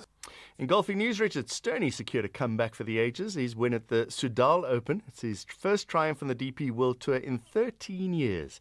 44-year-old won by 2 strokes in Belgium to secure his 7th tour win. Yeah, it's been a tough ride. It's been a lot of injuries and a lot of hard things that I've gone through. But to get back into the winner's circle is quite unexpected today, to be honest. I thought I was 1 behind playing the last, and then got onto 18's green and had a quick look at the board and kind of was quite surprised. Formula One Championship might not have been decided yesterday, but it certainly took a big turn in Canada. Mercedes teammates Kimi Antonelli and George Russell were battling it out before Russell's power unit gave up. He was forced to retire. Ferrari put up a good fight as the McLaren duo made the wrong tyre choice at the start. They failed to show. Antonelli won the race. Lewis Hamilton in second. Max Verstappen completed the podium. Antonelli leads on 131 points. Russell 88. Charles Leclerc on 75. Lewis Hamilton on 72. I have to finish off. There's Giro rest day today. I have to finish off with the Indy 500. I was watching that leading up to the Formula One last night, right? Felix Rosenqvist won the 110th running of the Indy 500. He overtook David Malukas in what came down to a one-lap shootout. Anyway, what happened is he won by 0.0233 seconds. It's half a car. Just to let you know, the blink of an eye is 10 times slower than 0.0233 seconds. That's how close they were. After going 500 miles. It was the most boring race I've ever watched in my life. Until that last. They could have just started and done one lap and finished it there. I'm glad you said that because I was trying so hard to be interested. No. I mean, I understand it's really difficult and demanding and it's a long and it's difficult and technically it's an amazing sport and it's really, really fast. But they turned left for 2.5 hours. It's like, come on. Ugh. I tried. Okay, bye. Bye. Update at noon with Sakina Kamwendo, midday to 1 p.m. Update at noon with Sakina Kamwendo. Yeah, that's one thing John and I agree on. I've also tried. It's just not grabbing me. And I can watch just about anything. I watch bowls. I watch show jumping. I watch curling. I will watch anything but trust Indy 500. I don't know. Maybe we've got a block to it somehow. Maybe we need to address that. But yeah, John Gericke back with more sports news tomorrow. You hear now, Sakina, from your guy in Bloemfontein there, telling you that these drug dealers would tell you that when the police come and fetch them, they would say, no, we are coming back to the business. Imagine that audacity. And then also, we were told that out in Kimberley, Appington, these foreign drug dealers would say, no, these police are on our payroll. What is that, Sakina? What is that? Are we being xenophobic when you complain about that? Thank you. It's Willie and Kuma. Good day, SK. Ghana in 1983 did deport Nigerians, all that were illegal in the country. It sent them, they made them to pack their things and go back, and they told them they will be allowed to come back when they have all legal documents. Nigeria did the same thing in 1983. They were not labeled xenophobic. But since now South Africa they are doing the same thing, but asking you have to have all legal documents. Yeah, pity, man, pity. Thank you, Anonymous. Welcome to the end of democracy. The escalating protest around the country is here to overthrow it. I must say today that the riot by Service Delivery Forum in Bloemfontein is the language of the unheard. The government of South Africa failed to hear that the plight of the poor people has worsened over the last 32 years. It has failed to hear that the promises of freedom have not been met. Peter Gampatlelamashid. Good afternoon. Good afternoon, SK. This is Matable. SK, there is a crisis in South Africa. There is a big crisis, more especially when it comes to immigration issues. People are fighting each other in the manner of foreigners must go and all that. But we all know that there's people with solution there. But when even they are called to this radio station, you hear them talk about African unity, while the issue is South Africa currently. I think the government of this country must stand up and look at it, talk with the people of this country to resolve the issue. Good afternoon, this is Matebo. Update at noon with Sakina Kamwendo, midday to 1 p.m. Update at noon with Sakina Kamwendo. Well, one thing is certain, the authorities can no longer ignore all of these marches because they are escalating and they are increasing in number. You just look at our diary today in terms of where our reporters are stationed, watching all of these marches across the country. So something will have to give, and as you heard there from Titabatso, have to give because the situation is getting out of hand. But please feel free to continue letting us know what your thoughts are. We still have about 15 minutes of the show to go. Now, the South African National Parks says that it is deploying additional rangers and will also enhance technology systems to improve surveillance and early warning capabilities at the Kruger National Park. This after an elderly tourist couple was found murdered in the northern remote section of the park on Friday. For more on this, we join on the line by SANParks spokesperson JP Lowe. Mr. Lowe, thanks for your time. Welcome to Update at Noon. Good afternoon, Sakina, and thank you very much really for having us.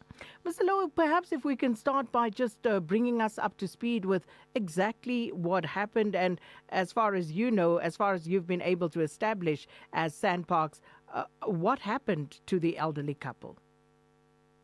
Well, look, our records are indicating that around the 22nd of May, Friday, we discovered the bodies of the two elderly couple who had passed away.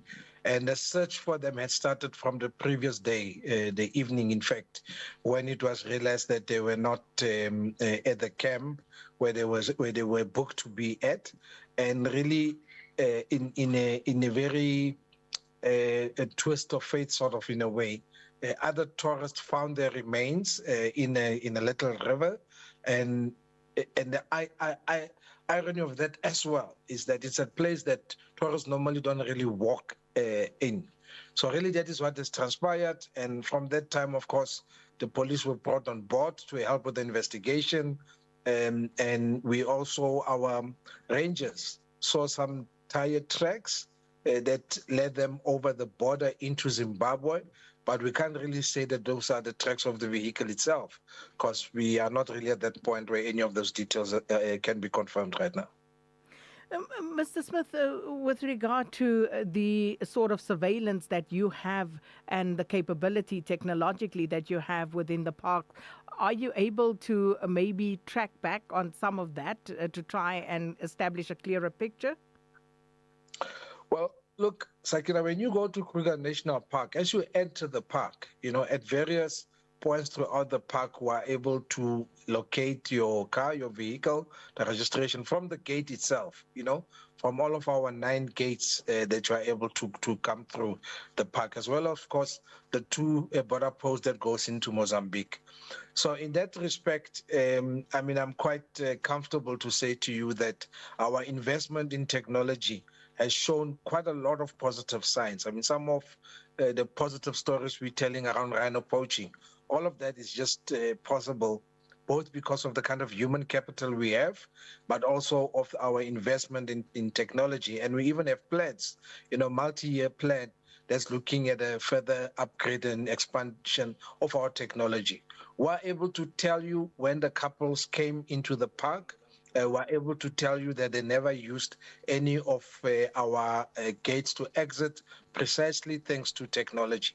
So I'm quite comfortable to say that on the one hand, we've made quite an investment in the use of technology, and also in terms of the plans we have into the future. We're trying to make sure that we stay up to date, because when it comes to criminals, they too also tend to invest in their own trade. So just on some clarity, because I heard reports earlier that the car was taken over the border to Mozambique. So you say from the preliminary evidence that you have only discovered tracks going into Zimbabwe. No, sorry. I meant, if I said Zimbabwe, then my mistake. I meant Mozambique. We discovered tracks of a vehicle that's going into Mozambique. It went through the bush that was taken over the fence itself. It didn't use the official border gates. None of them were used. So that's what we have at the moment. We're just too careful to conclude that it can be the tracks of the car. But look, the police are leading with the investigation here. So this and any other details that they're able to come with, they're busy looking at those. And I would also be assuming, and I'm not part of the SAPS, so I can't conclusively tell you how they do the investigations, but I'm assuming that there is engagements happening, that would also include the Mozambican authorities, for example, and all other lists that are able to follow. And the couple, were they South African or were they foreign nationals? This is an elderly couple of South Africans. In fact, yesterday, I think it is, our senior team from our side that comprises, our CEO, board members, and some of the SANParks executive management, and even senior management of the South African Police Service. We all went to visit the family. Don't want to go too much detail about where they are based for their own privacy, but we did go to visit the family, extend our condolences, as well as offer them whatever support that's needed for them to be able to access the area where this unfortunate incident has happened. As you would appreciate that when this happened, you also, amongst others, have to go through the gruesome experience of identifying the death. So we try to make all of that experience as easy as possible. And in fact, even the Minister Willie Aukamp, who's responsible for forestry, fisheries and environment, also phoned the family as well to convey his condolences. So yes, they are South African. It's not anybody foreign. Obviously, from a reputational perspective, the park obviously would be very worried because this could scare people. But are you able to allay fears then about safety within the park? Yeah, and I think it's not an invalid concern for anybody to have. What we want to emphasize is that Kruger National Park is like about 2 million hectares big park. So it's as big, if not bigger, than a country like Israel as well. And then when you look at the borderline between us and Mozambique and Zimbabwe, we're talking about a borderline, a border whose kilometers are just under 400. I think it's around 370 odd or thereabout. And out of all that vastness, this happened in one particular area in the northern parts of Kruger National Park. So the Kruger remains a very safe place to go to. Like I now reference, like the fact that we have 9 different gates that you are able to use.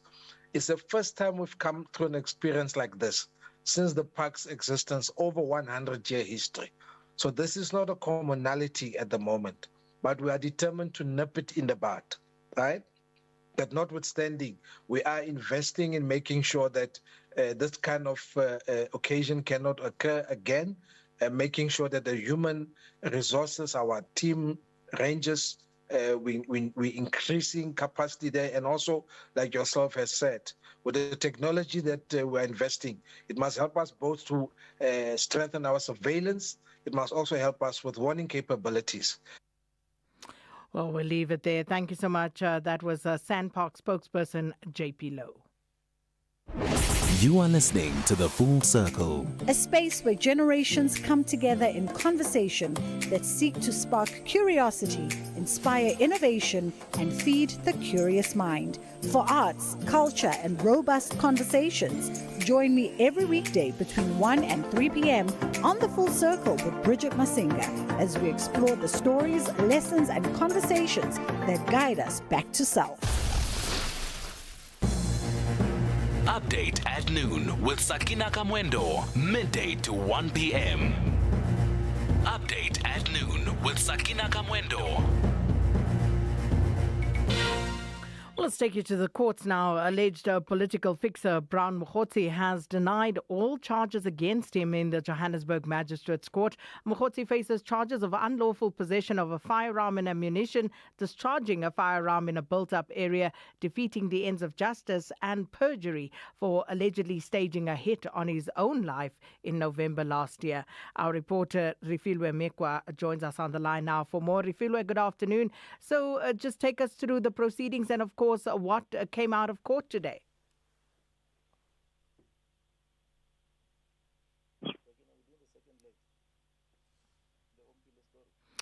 All right. Unfortunately, we do not have Refilwe Mekwa there, so we'll take you to another court story. And in Limpopo this time, where the grandparents of 2-year-old Umpile, who disappeared while in their care, are appearing for a bail hearing in the Mahwelereng Magistrates Court.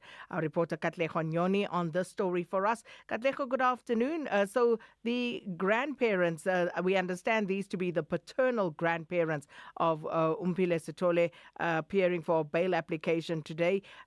Talk us through the proceedings and also who was in attendance.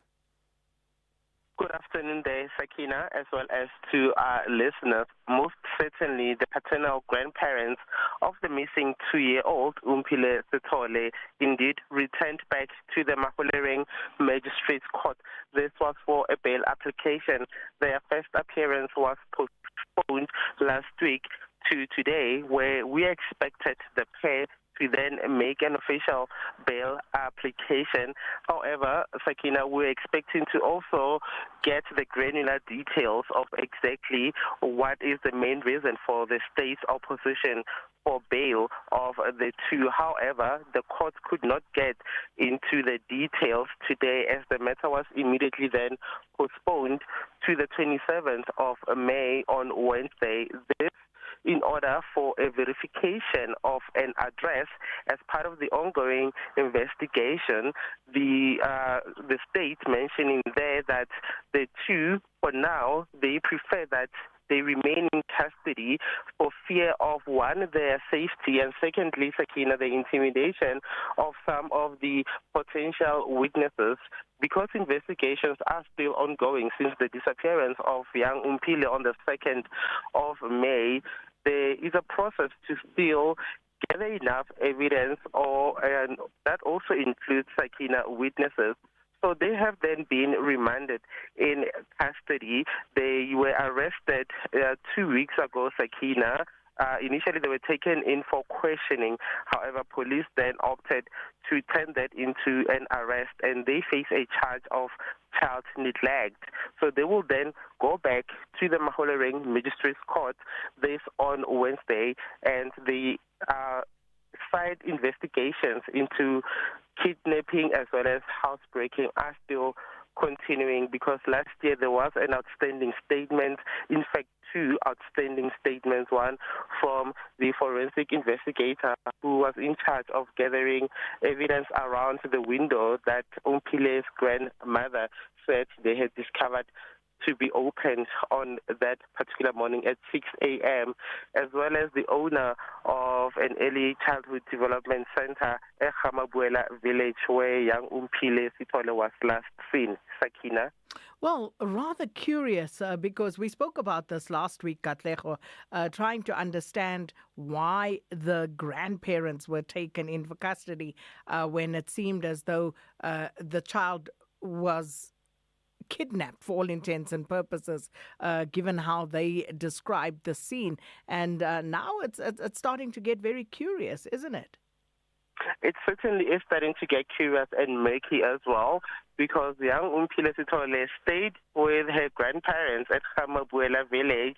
The mother there, our colleagues in Auckland Park, spoke to the mother last week that she indicated that she had to then bring in Umpile to live with her grandparents for some time. That's when she then disappeared.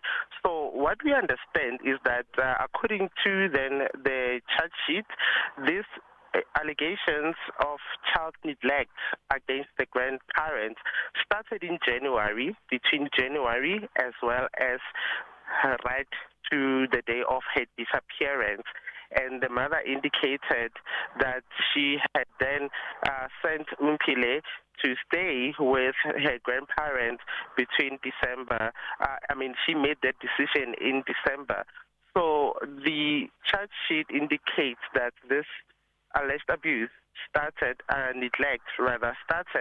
between January as well as the 2nd of May, which is the last day that Umpile Sithole was seen. However, the police maintain that they are not suspending their investigations into kidnapping as well as housebreaking. So in terms of the granular details of what is contained in the statement of the forensic analyst who was in charge of checking the situation around the window, we'll get to find that out as these proceedings continue. However, at this particular moment, Sakina, we'll have to then wait for Wednesday. Perhaps we'll get a detailed breakdown as to what is then going to be the next step.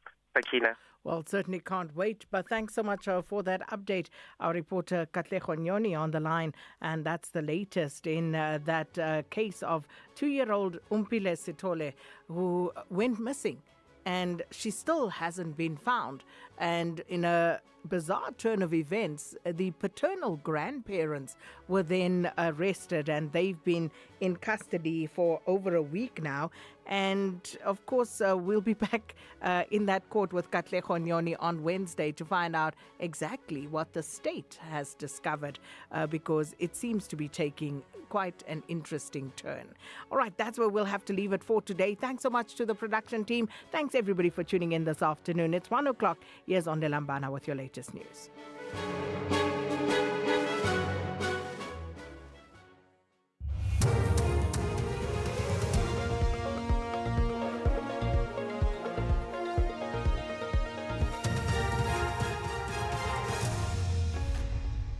Thank you, Sakina and the team. On the top stories, fire kills 3 people in Luandle, and Brown Mokhodzi denies charges against him. For SAFM News, I am Onde Lambana, and a very good day. 3 people have died when a fire broke out in Luandle Strand. The Cape Town Fire and Rescue Service says firefighters responded to reports of structures alight off Masakane Road. Spokesperson Jermaine Carlse says the victims' bodies were discovered with fatal burn wounds.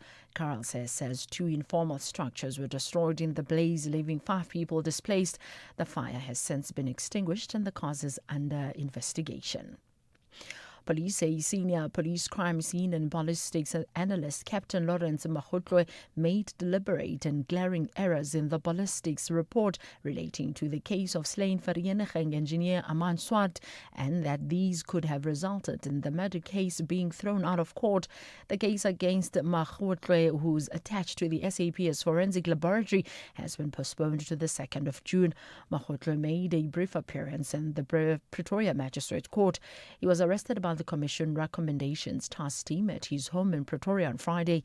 Police spokesperson Athlenda Mate says Mahotloe faces serious charges. It's a very serious crime, and that is why he is facing about 3 charges: the defeating of the ends of justice, accessory after the fact, because we do believe that by him misrepresenting the report and manipulating the report, he should, together with those suspects or the accused, be charged then with the murders of Aman Swart. Because even in the Aman Swart case, where he linked the ballistics, the firearms, to that particular crime scene, there were still glaring errors that would have ensured that those accused would get off scot-free. Credit needs to be given to those who investigate us. Alleged political fixer Brown Mokhodzi has denied all charges against him at the Johannesburg Magistrates Court. He says the charges are unfounded and speculative. Mokhodzi is applying for bail after his arrest about 2 weeks ago. He faces charges of unlawful possession of a firearm and ammunition, discharging a firearm in a built-up area, defeating the ends of justice, and perjury for allegedly staging a hit on his life in November last year. The state is opposing bail. Prosecutor Advocate Tamim Bekana also submitted that Mokhodzi attempted to bribe the investigating officer. And city of Johannesburg officials are conducting an operation at an informal settlement near Roodepoort, west of Johannesburg. The operation was prompted by complaints of severe road infrastructure damage linked to illegal mining activities in the area. City officials, including law enforcement personnel, are removing illegal electricity connections and confiscating equipment believed to be used during illegal mining operations. The operation is being led by Joburg Roads and Transport MMC Kenny Kunene and officials from the Johannesburg Roads Agency. Kunene says stronger cooperation between law enforcement agencies is needed to deal with illegal mining syndicates operating in affected communities. SAPS alone here in Roodepoort can't deal with Zamazamas. They need they need crime intelligence to support them. And that is not happening. That is the truth and that is the reality. So we have the army in the city of Johannesburg that has been deployed by the president, His Excellency President Cyril Ramaphosa. So we now have to join forces, JMPD, South African Police, and the army. Whilst the army is dealing with gangsterism, it must also deal with Zamazamas. Residents of Katleong in Ekurhuleni have marched to the local police as they protest against undocumented foreign nationals. They've accused foreign nationals in the area of being involved in crime and taking away economic opportunities from locals. The march comes as the continent commemorates Africa Day. Community leader Nhlanhla Mahlobo. We decided to do a march today. It's called a peaceful march, simply to say we no longer want to see foreigners, undocumented foreigners in our cities, in our country, because there's a lot of crime that is happening, and when you find out that these people are the ones who are committing this lot of crime, who are bringing drugs here in our cities and in our country. So we therefore decided as a community that let's mobilize ourselves together. Recapping the top story, 3 people have died when a fire broke out in Lwandle and Strand. The Cape Town Fire and Rescue Service says firefighters responded to reports of structure alight off Masakane Road. I'm Lambana for SAFM News, headlines at 1:30. Investing shouldn't feel risky. It should give you security and good returns. Earn up to 7.25% interest per annum with an ABSA Cash Invest Tracker for an investment of 100,000 rands or more. Your capital is guaranteed with immediate access to your funds. That's minimum risk, maximum benefit. ABSA Private Banking customers can invest from just R1. Open via the ABSA Banking app, a branch, a private banker, or 0860 111 515. Your story matters. ABSA is an authorized financial services provider. T's and C's apply. South Africa, the countdown is on, and SABC3 is your official home of the FIFA World Cup 2026 from 11 June till 19 July. That's right, 34 matches live on SABC3, streaming on SABC Plus, and bringing the action straight to you on SABC radio stations nationwide. From the opening ceremony to the first big clash, South Africa versus Mexico. This is more than football. This is our moment. All of us, all in. Go Phala. Don't miss a second. Only on SABC, the official broadcaster of the FIFA World Cup 2026. For the love of the game. As part of Africa Month, now we are profiling Lesotho, Southern Africa. Southern Africa's mountain kingdom, completely surrounded by South Africa, a nation defined by altitude, the only country in the world entirely above 1,000 meters. Mountains shape the land and the people, remote, rugged, resilient. Sesotho is the language of the nation, a voice of unity, culture, and pride. Lesotho gained independence in 1966, a small country with a strong identity. Its economy is driven by textiles, water exports, and labor links to South Africa. But challenges remain: unemployment, poverty, and economic dependence. Still, community holds firm, tradition is preserved, and dignity stands tall. Lesotho stands above and stands strong. In every mountain, in every path, in every voice there is strength. Lesotho, high, proud, unshaken.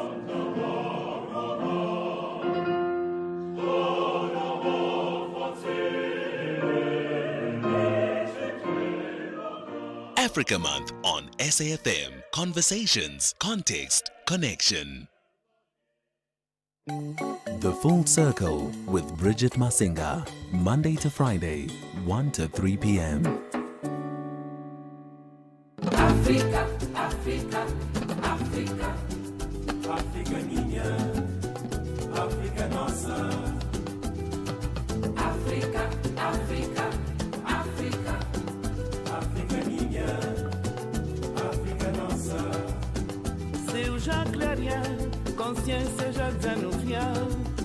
Já chega a hora para enfrentar a realidade.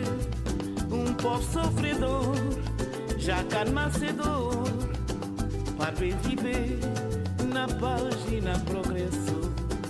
Se não tiver fé na nossa capacidade, mãe África tá ser feliz dia. África, África, África, África minha, África nossa. África, África, África, berço de mundo, continente fecundo. Dikantek Senegal kaber mane soreul. Sumu yabone nyari rew yi benn la. Sama gente gi mangi ñaan Yàlla won mako.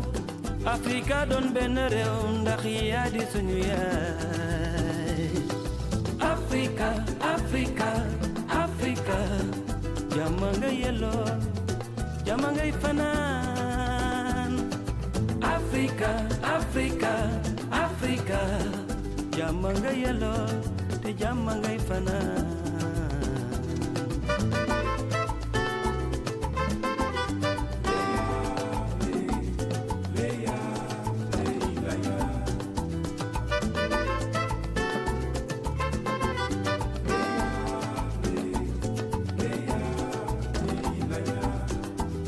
Já clarear, consciência já desanuviar.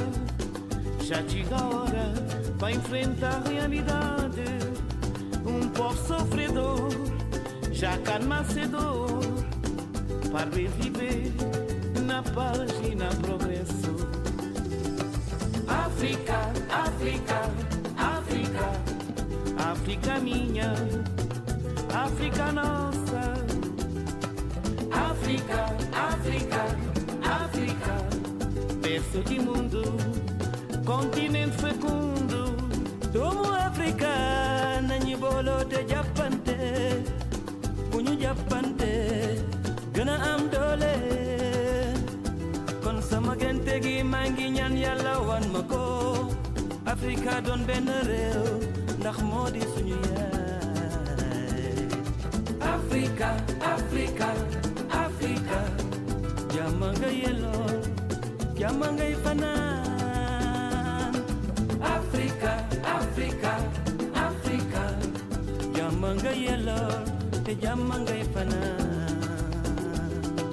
Africa, suñu, Africa, Africa minha, Africa nossa.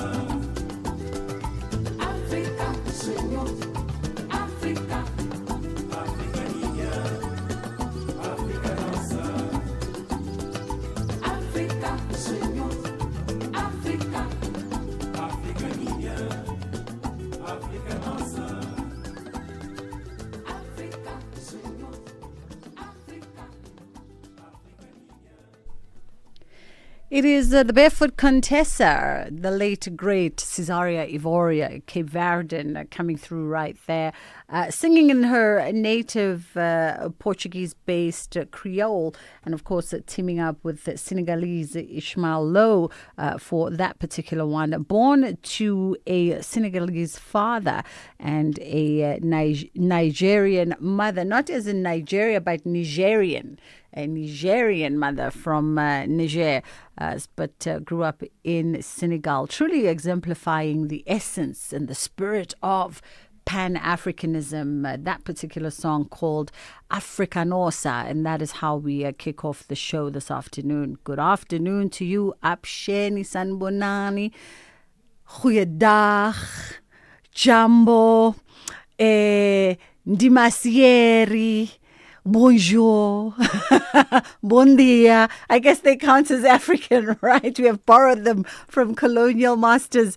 And a happy Africa Day to you in every single one of the languages spoke across this vast and beautiful continent of ours, and every single dialect and sub-dialect that is enjoyed by its multitude of colorful nations. It is Africa Day, and we are going to be reflecting on the significance of such a day, but merely unpacking how Africa's story is told and understood in the contemporary African narrative. Who gets to tell our story and how do they get to tell it? And are we reclaiming that narrative for ourselves? And particularly so if we look at the direction and the discourse that has been held across many cultural and creative disciplines. We're also going to be looking at an opportunity for you, Global Goals 2030. It's an Africa Scholarships third intake of applications are open until the end of June. So we'll find out who qualifies for that and how do you plug into it. And then on the other side of 2 o'clock, we're catching up with the author of Vagabond, and we're exploring Africa, lessons from traveling the continent. So if you've traveled the continent vastly, perhaps you can share some of your experiences with us. Was it good? Was it bad? Was it surprising? Was it challenging to some degree? Was it not? We'd love to hear from you, 061-410-4107. And because it is Africa Day today, would love to know how many greetings you are able to command in either of the South African languages, in any of the other languages spoken on the continent. You might be well versed. You might be what they call a polyglot. You might be somebody who has a great command of tongue. And so when you meet people, you are able to pick up the basics of their languages, and you're able to show off at dinner parties that you have the skill. This is your moment to flex. 061-410-4107. Which fabulous languages can you say? Good afternoon and hello, Sanbonani, Ninjani. We'd love to hear from you. 061-410-4107 is our WhatsApp line. It's just gone 1:15, a quick pause, and then we'll come back with our two guests.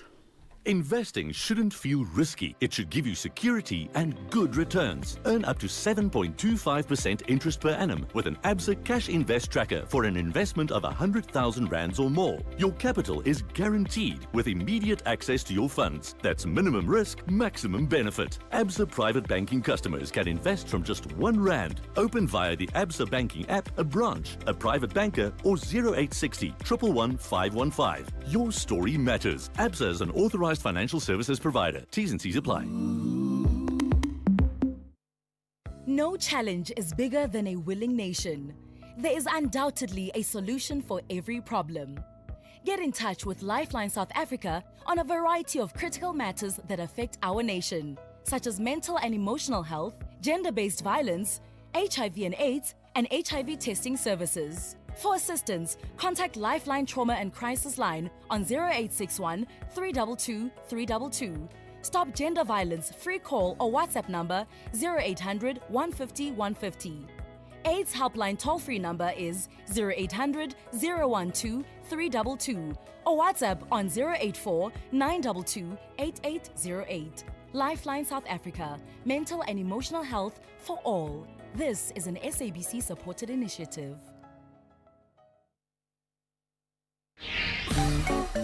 You are listening to The Full Circle. Ndimacheroni, Apsheni, Molweni, Dumelang. It is Africa Day as we kick off the show today. How many languages can you say hello in? How are you? Can you converse? And feel free to send us a voice note, 061-410-4107. And it doesn't have to be just the official South African languages. Perhaps you speak Swahili. Who knows? Or Yoruba. You just never know. Or Wolof. Maybe you've spent some time in Senegal and you know Wolof. You just never know. know. 061-410-4107. We are catching up now with Muki Makura, who's the Executive Director of Africa No Filter and author of Africa's Greatest Entrepreneurs, as well as Prof. Rise Mzansi, who's the internationally recognized novelist, poet, and playwright. And we're exploring a conversation around unpacking how Africa's story is told and understood, and some of the questions that we should be asking ourselves here. Muki, how are you doing this afternoon? And that is good afternoon in Yoruba. So, yeah, I'm good. And thank you very much for having us on. Thank you so much for the time. Much, much appreciated. How wonderful it is, I think, to be African. And particularly maybe to be African with a global footprint. I'd love to know your perspective as a well-traveled, seasoned African who's called many places home. That sort of reflections of being a global nomadic African that is rooted on the continent. No, absolutely. So last week I was in Lagos, and this week I'm in Addis Ababa. I'm actually sitting right now at the headquarters of the African Union. So I feel extremely Pan-African today. And, I travel quite a lot. And before this year and towards the end of last year, I hadn't been in Addis for at least, I would say, about 6-7 years. The change is phenomenal. It's bits of it are like New York. It's just such a huge change. And the thing is that 1984, when Ethiopia was in the headlines because of the awful famine they had and the drought and the over 1 million people that died, if you look at that country, the images that were spread across the world, and you see Ethiopia, it's a different country. And I think it sums up what we are trying to say, that Africa has progressed. Africa is progressing. The continent is on the move. There's a lot of change happening, and we need to reflect that in the way we are portrayed globally and within the continent.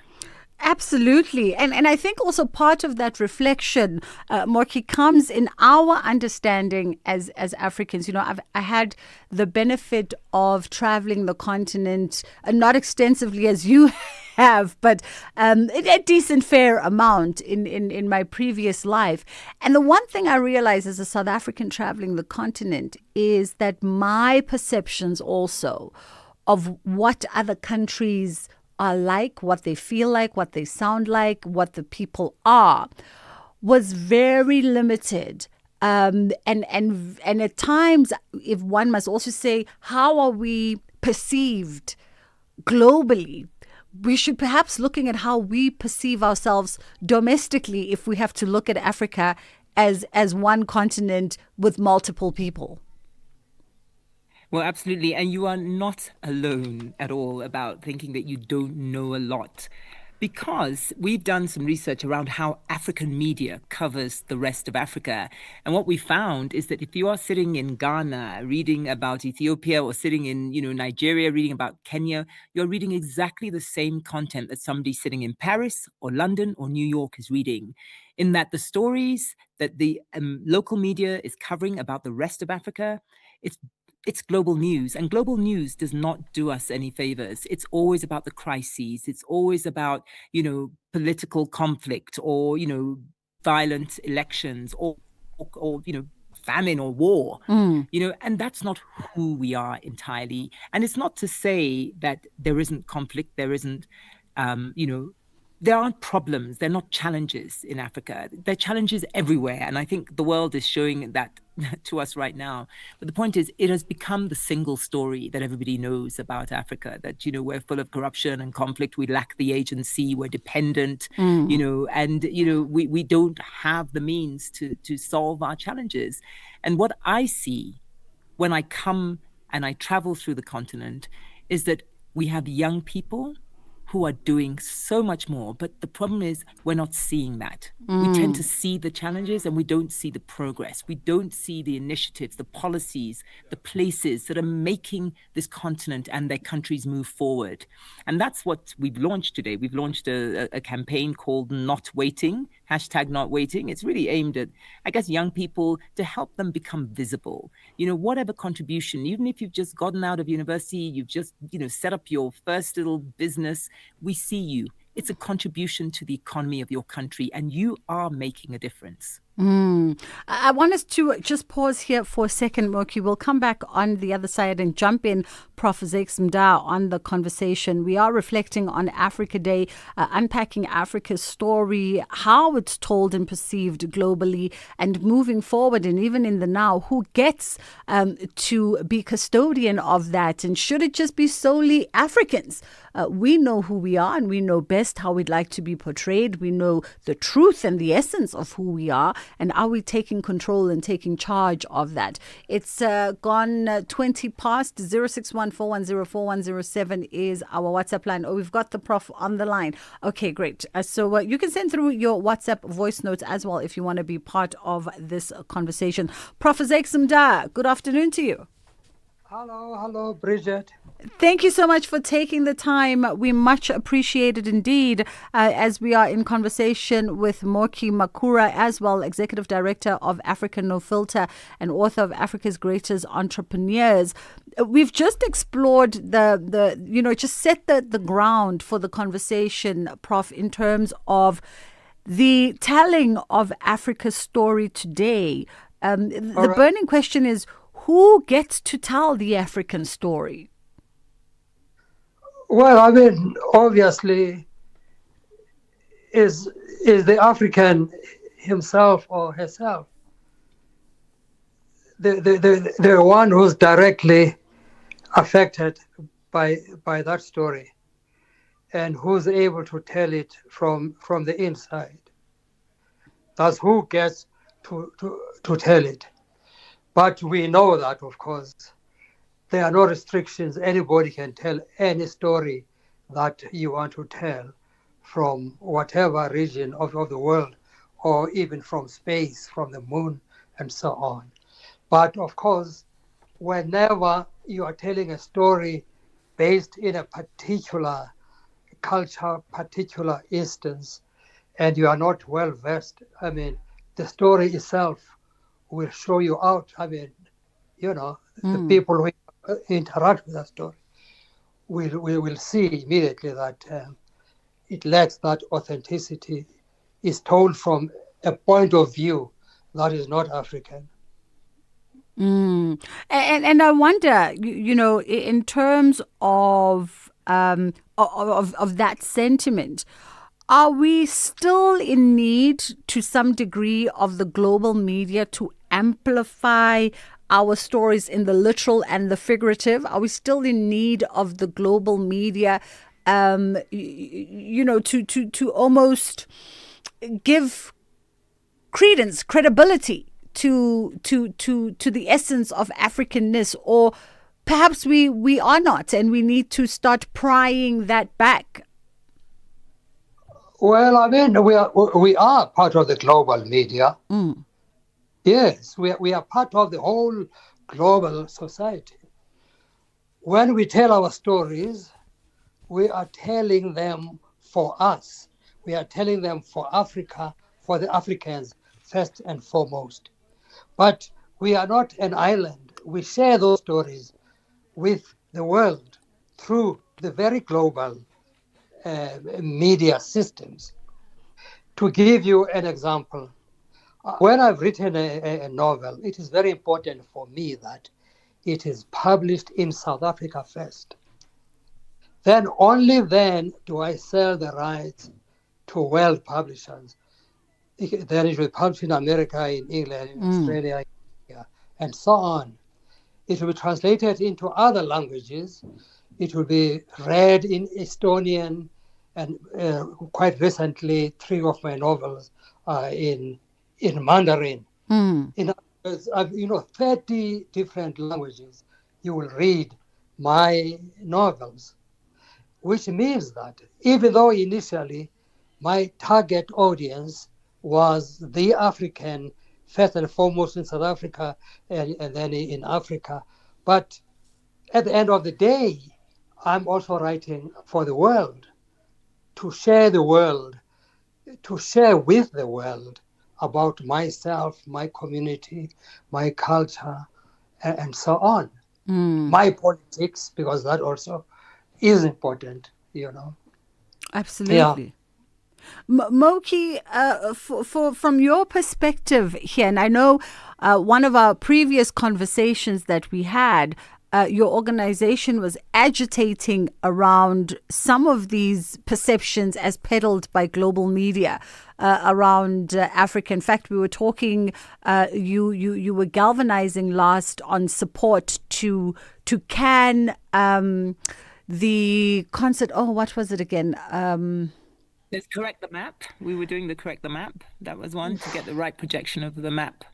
Out in the world. Was that it? It was in fact the anniversary of the iconic concert that was mobilized Live in Aid. the 80s. Yes. Live Aid. Yes. And part of Yes, our that's right, conversation yes. was exactly that. The fact that the media has a responsibility in how they continue to perpetuate who are Africans or what Africa is.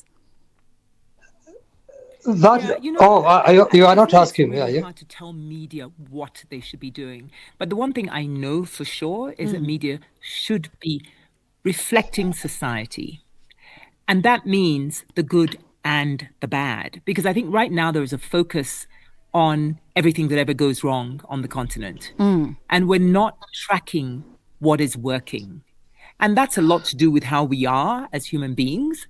But, I think at the end of the day, it's also how media works. If it bleeds, it leads. If it's negative, it gets coverage.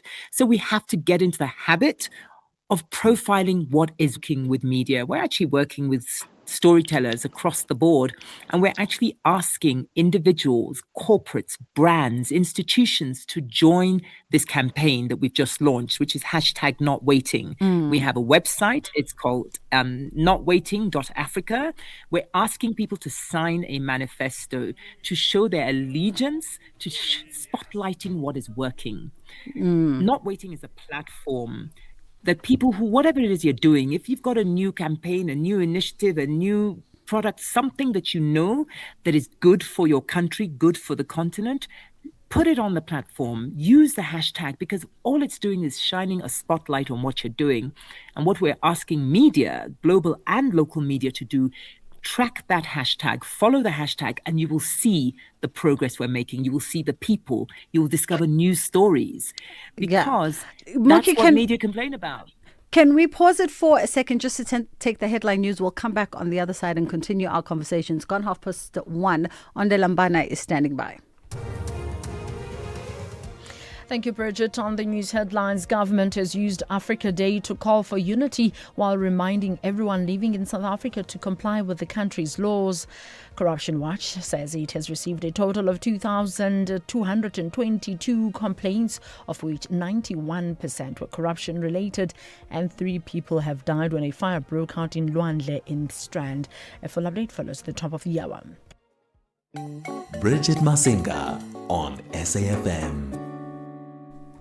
All right, our WhatsApp is open, 061-410-4107. Feel free to either share your perspective on Africa today, or you can continue to school me and flex your muscle on the number of languages that you speak and the many ways you are able to converse on the continent. We are in conversation with Moki Makura, Executive Director of Africa No Filter and author of Africa's Greatest Entrepreneurs. Today, having launched #NotWaiting, calling on Africans across the continent and the diaspora to spotlight the people, the ideas, the businesses, and the progress that is already shaping Africa's future. And of course, Prof. Rise Mzansi, who needs no introduction as well, internationally recognized novelist, poet, and playwright.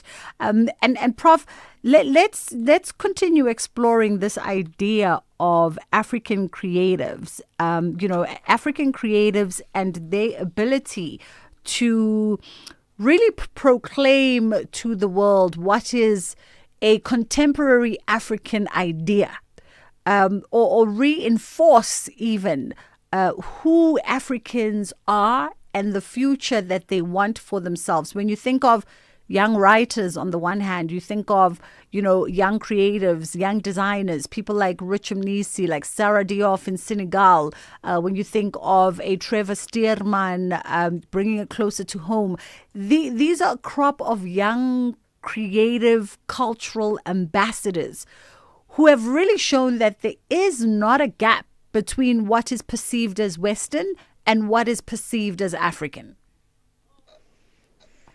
Prof? Yeah. First of all, I must say that I can hear you very clearly, but unfortunately, I didn't hear anything of what your guest was saying. Completely. It was just silence on my side. So there's no conversation.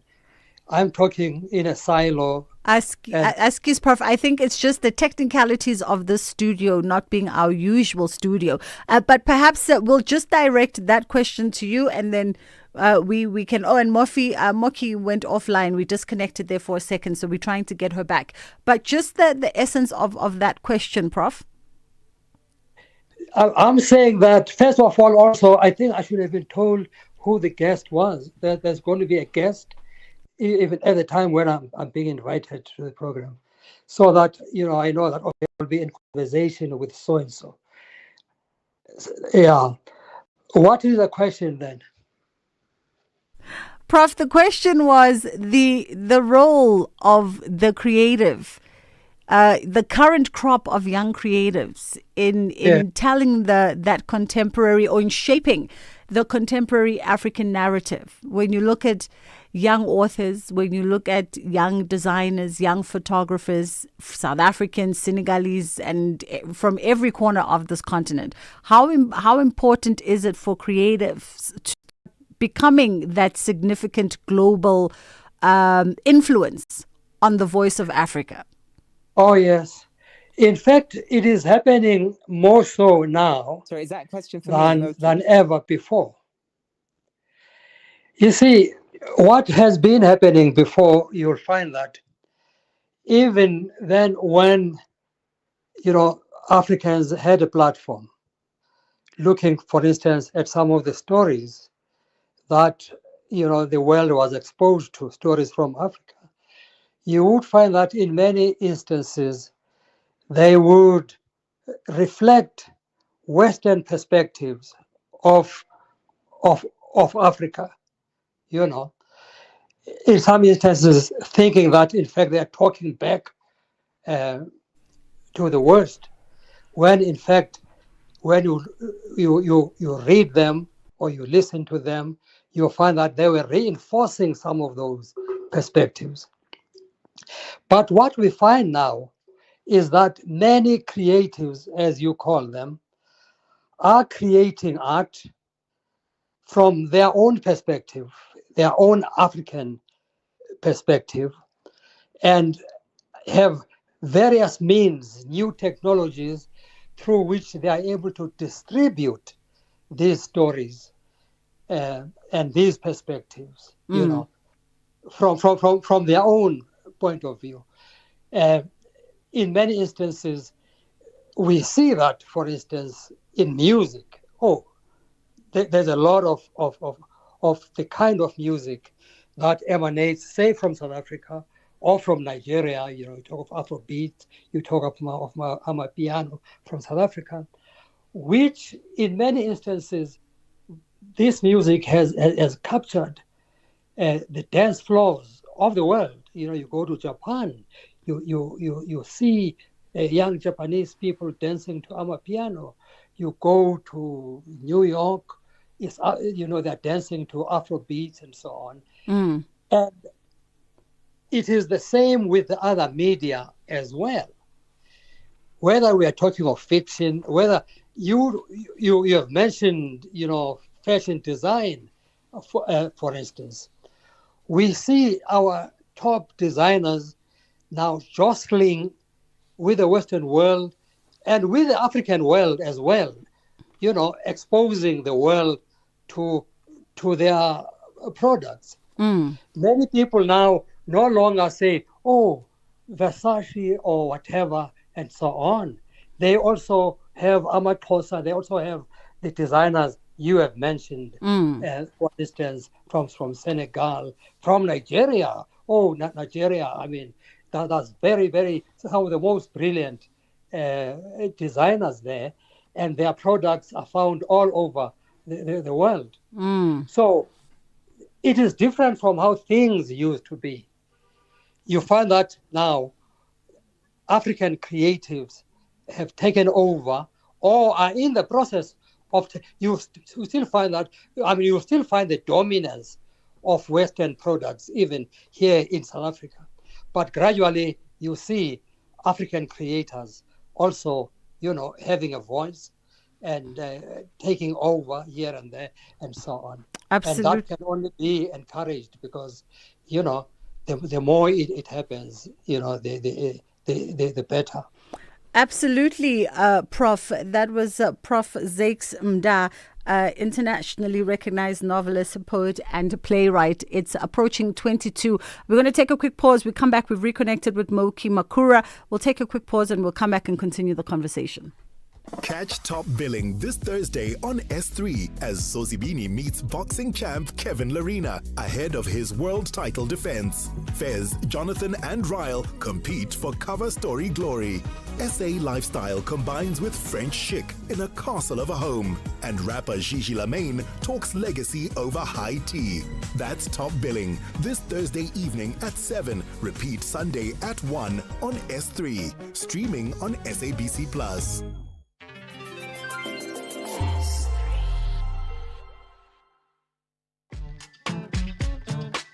Bridget Masinga, weekdays on The Full Circle. All right, joined now by Moki Makuru again as we continue our conversation on this Africa Day. And we're picking up on that theme, Moki, around creatives. Let's talk about digital innovation as well. The world has sort of bridged that gap of distance because of platforms like social media and our interconnectivity. How do these platforms begin to allow Africans to tell their stories and shape their narratives in a way that also bypasses that traditional gatekeeping? Yeah, I mean, I think it's an excellent point you're making, because I think we're often too quick to see the downside of social media. But what it has meant for us, it's actually democratized storytelling. It means that everybody and anybody can actually share their story. What we now need to do is increase the visibility around those stories, because there's a lot of content that's going on. And you talk about digital innovation. One of our partners, one of our grantees that we work with is somebody called Malik Afwagwa, who runs an organization called Slick City Media. I don't know if you saw the series around the elders where he was using AI. Yes. Yeah, that went viral. He's working with us. He's actually created some of the content for our campaign. But, we've got a digitally savvy, generation of people. They grew up in the digital world. They grew up with social media. So that's the native space for them, So when we talk about, social media, that's their world. That's one of the reasons why the campaign we're doing is a digital campaign. Apart from the fact it has to be Pan-African, that's where young people are. And I think there's a lot more than we know going on the continent. And I think this platform that we're calling social media allows people to collaborate across borders. It doesn't matter where you are. And I think that allows us to leapfrog. We might be late adopters to a lot of things, but AI can allow us to leapfrog. But we need to digitize a lot of our content. AI, the large language models, are learning on text. And I think it's something like less than 4% or less than 5% of the content these large language models are learning on is African. We have to just create more content. Otherwise, the AI is going to be churning out the same stereotypes that we're struggling with on the internet. So there's work for us to do. But I'm really optimistic because the first part about understanding what you need to do is knowing that you need to work. We just need to be deliberate. We need to be deliberate about changing narratives. Our storytellers need to be deliberate about changing the narrative, not the stories, the narrative around their stories. Because I always say to people that, how did you imagine America? How did you get your images and your perception about America? Because a lot of us haven't been there. Yeah. And it's through Hollywood. It's through movies. I talk a lot about the movie Top Gun. Top Gun was what told me that America was a superpower. It wasn't because I read papers from the Pentagon. You know, storytelling is such a powerful weapon. And we call ourselves a continent of storytellers. Let's use that superpower we have, and let's use it in a way that everybody understands. So I say to the content creators out there, let's put stuff out there. Doesn't stop you, holding your governments to account or holding people to account.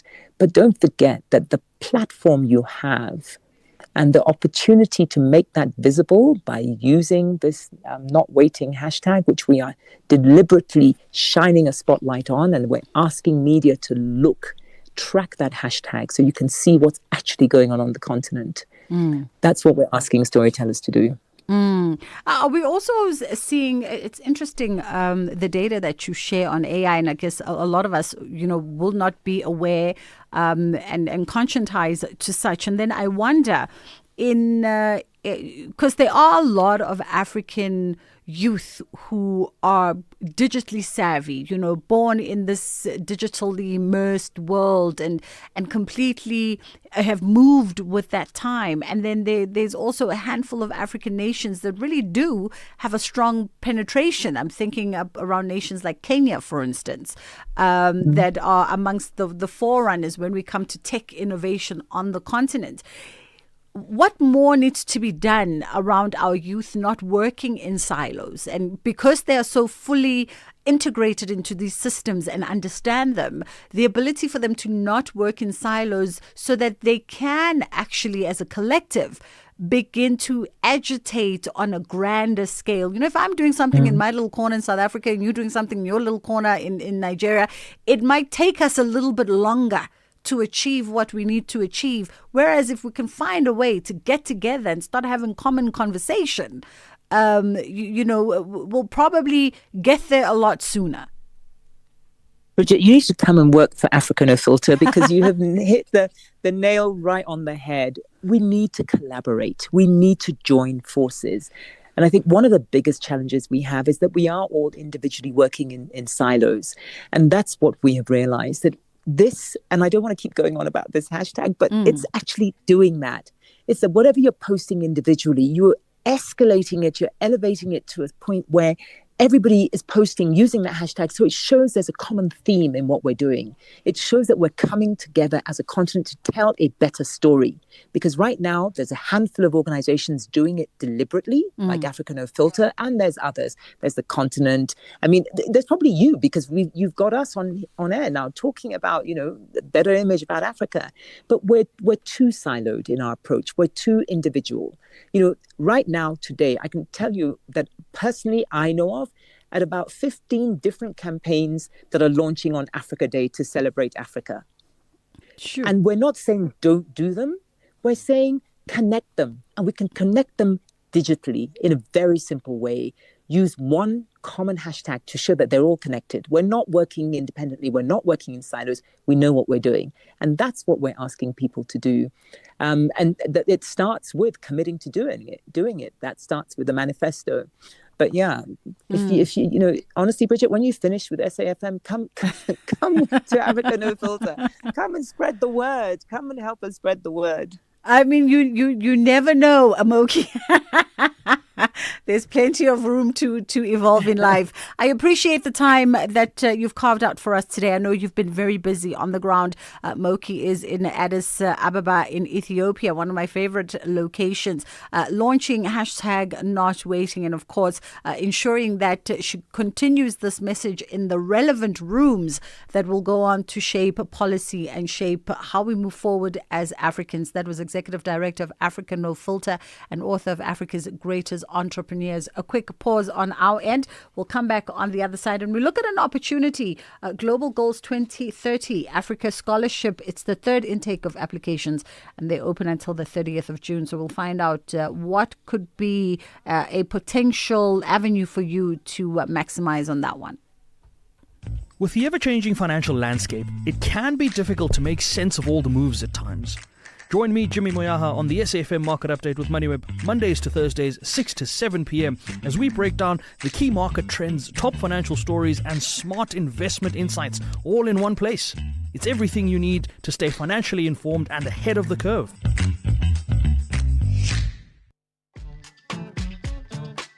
Bridget Masinga, weekdays on The Full Circle. Not my technician this afternoon, Mark, asking me if I came back with any Amharic from Ethiopia. No, I did not. I did not. It was fascinating, though, and I don't know what year they are on right now, but it was fascinating to see how Ethiopians live in the duality because of the calendar that they use versus the Western calendar. And so even the banking system in Ethiopia functions on the duality of those two dates at any given time. And it's the most... it's bewildering. It's so bewildering to see it in actual action. Right now, we are talking to Dr. Kirshen Pillay, CEO of the Graduate Institute of Financial Services. And we're looking at, Global Goals 2030, because Africa's future depends on skills, innovation, and opportunity. And the scholarships such as this are one of the key tools and one of the key drivers to unlock the potential of Africa's young population. How are you doing this afternoon, Dr. Kirshen? And yourself. Thank you so much for the time. We appreciate it indeed. Let's talk about Global Goals 2030 Africa Scholarship. For a lot of our listeners, it's the first time we're hearing about this scholarship. Give us some context, please. Thanks, Bridget. So the Global Goals 2030 Africa Scholarship is underpinned by Sustainable Development Goal 4, which talks about quality education, but access to quality education.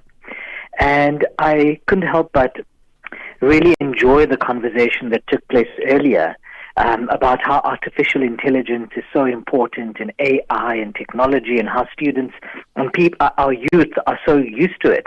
But there's a large portion of our youth that don't have access to that. And this is one of the reasons scholarships like this exist. It's about democratizing education. It is about allowing for students and people that are working in South Africa and across Africa to get access to education that they never thought would be possible, affordable, or attainable. For example, you could study a BSc in cybersecurity at a top international university, or an MBA that you never thought you could afford, or a DBA that you thought would never be possible. The scholarship works with employers, and it encourages employers to upskill their staff in line with the changing workforce and the future for jobs.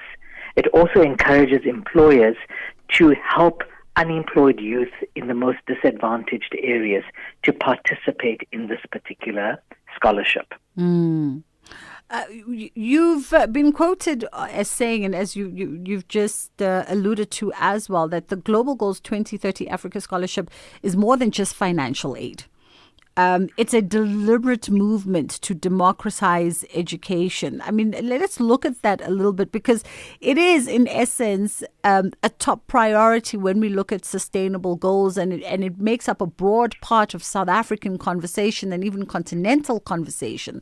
But realistically, how are we faring in creating that equity in a world where the goalpost moves faster than systems are able to catch up on the continent?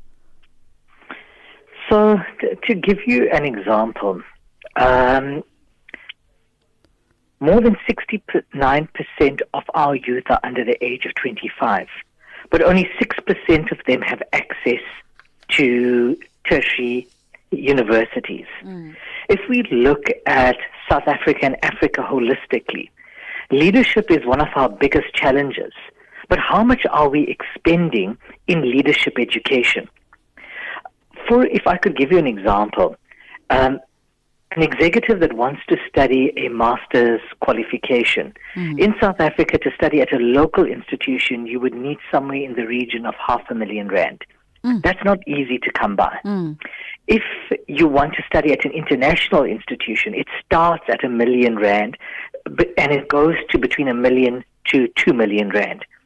Now, the scholarship aims to firstly say, how do we democratize education? How do we make this attainable to others?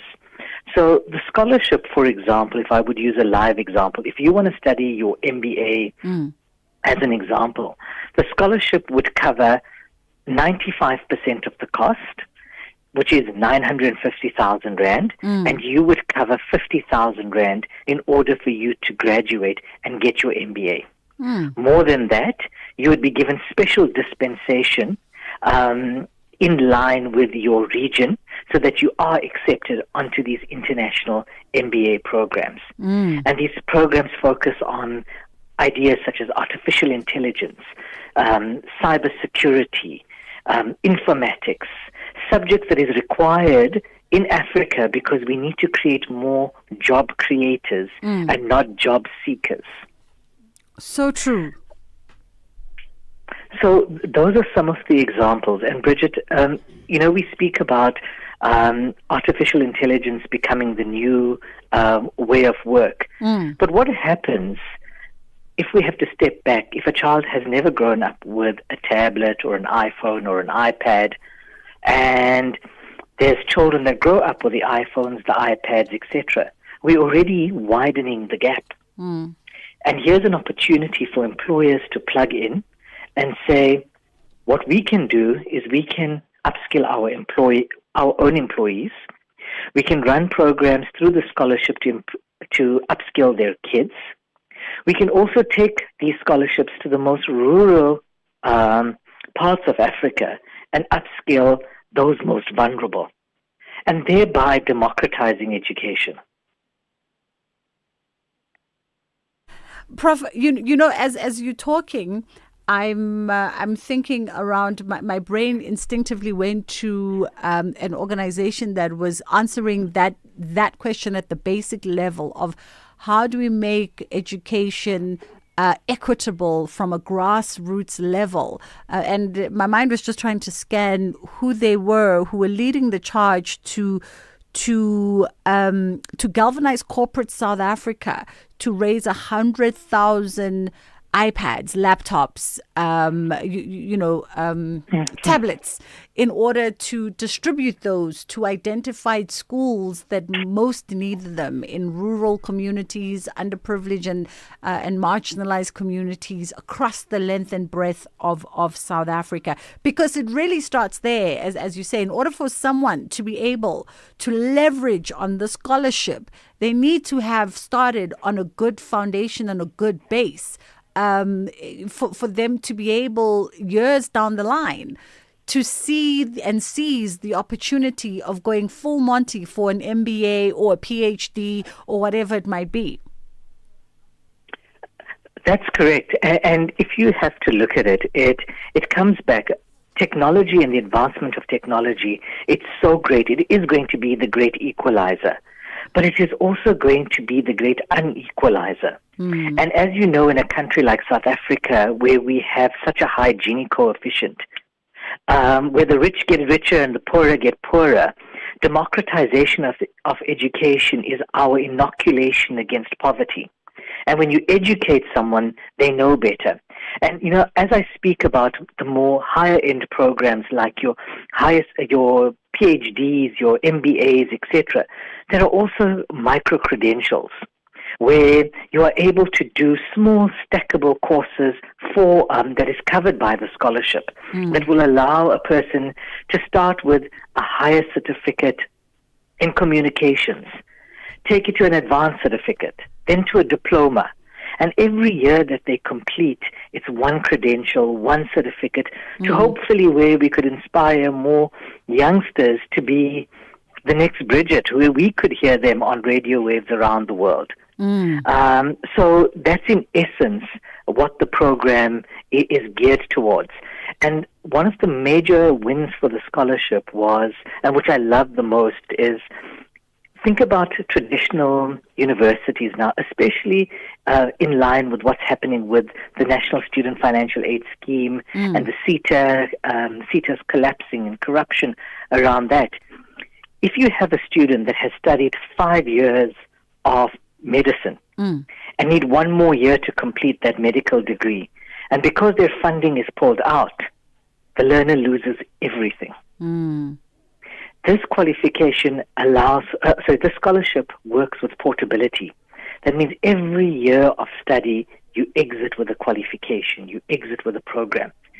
Think about how many law students are being left out, how many engineers.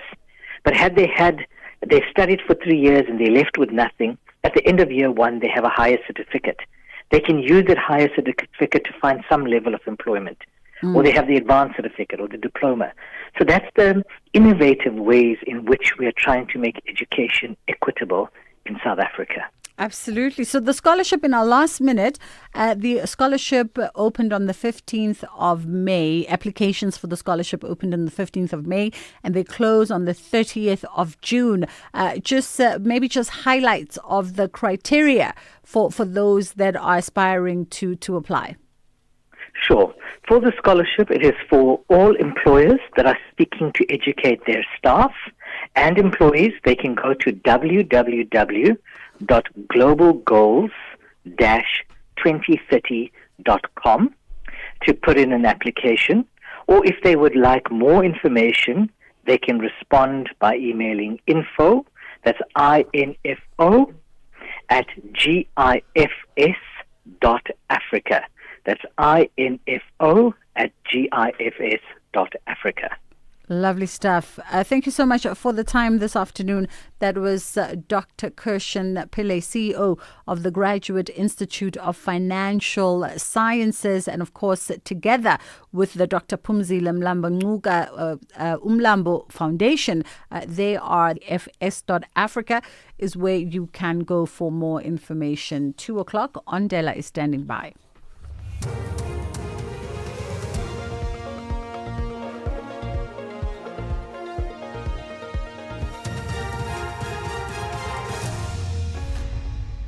Thank you, Bridget. On the top stories, government calls for unity and 3 dying in a fire in the Strand. For SAFM News, I am Ondalambana, and a very good day. Government has used Africa Day to call for unity while reminding everyone living in South Africa to comply with the country's laws. In its Africa Day message, government acknowledged mounting pressure from unemployment and poverty, saying they continue to test livelihoods and social cohesion. Against the backdrop of tensions around migration, government stressed that South Africa is governed by the rule of law and that all residents are expected to follow legal processes. Authorities are urging South Africans to use Africa Day to celebrate the continent's shared heritage, promote social cohesion and strengthen partnership. Corruption Watch says it has received a total of 2,222 complaints, of which 91% were corruption-related. Corruption Watch released its 14th annual corruption report today, titled Kinago, Mobilizing for Justice. The organization says as of 2024, the predominant type of reported corruption was maladministration at 108 cases, followed by fraud with 330 cases. Tabiso Khadebe reports. Corruption Watch says other prevalent types of corruption included procurement irregularities, dereliction of duty, and misappropriation of resources. Most of the reported cases were against provincial government entities. Gauteng remained the epicenter of reported corruption with 993 cases, followed by KwaZulu-Natal with 249. Government departments including education, justice, home affairs and health were also cited as corrupt, and the South African Police Service, where a number of senior police officers are now before the courts charged with fraud and corruption. Public Protector Advocate Koleka Gcaleka has called on auditors to be the first line of defense to prevent fraud and corruption. Gcaleka delivered a keynote address at the African Governance Forum in Cape Town, hosted by the Institute of Internal Auditors South Africa. She says while her office becomes involved in investigations of corruption and malfeasance after the fact, it is auditors who can prevent irregular practices from taking root in the first place. Internal audit prevents. And there's nothing as important as being preventative. Even in UNCAC now, the stance in fighting corruption is preventative, which puts auditing central to the fight against corruption. We come up later with remedies. However, an intervention is required even before the maladministration and improper conduct takes place. 3 people have died when a fire broke out in Luandle in Strand. The Cape Town Fire and Rescue Service says firefighters responded to reports of structures alight off Masakane Road. Spokesperson Jermaine Karelse says the victims' bodies were discovered with fatal burn wounds. Karelse says 2 informal structures were destroyed in the blaze, leaving 5 people displaced. The fire has since been extinguished and the cause is under investigation. Pope Leo has called for an ethical code for the use of artificial intelligence, warning the technology could lead to new forms of slavery. The Pope laid out the position of the Roman Catholic Church on the challenges of AI in his first-day encyclical Magnifica Humanitas, a document intended to guide church leaders. The BBC's Ali Makbul has more details. It is very clear, it has been from day one of Pope Leo's papacy, that he does see artificial intelligence as a potential existential threat for humanity. And what he's done in this document is lay out all the reasons why, but also given his sense of what can be done to curtail the issues that AI causes. He's called out specifically areas where AI is influencing warfare. He's talking about the dangers of human interactions being replaced by interactions with AI. Recapping the top story, government has used Africa Day to call for unity while reminding everyone living in South Africa to comply with the country's laws. I'm Mondela Mara for SAfm News Headlines at 2:30. South Africa. On the 11th of June, history repeats itself. It all begins with a moment we'll never forget. South Africa versus Mexico. Relive the rivalry. Feel the pride. Witness the kickoff of the FIFA World Cup 2026. Catch the opening match live on SABC3 at 9 p.m. Stream it on SABC Plus and follow every moment on SABC radio stations nationwide. This is more than a game. This is our story, our passion, our time. All of us, all in. Go Phala. Only on SABC, the official broadcaster of the FIFA World Cup 2026.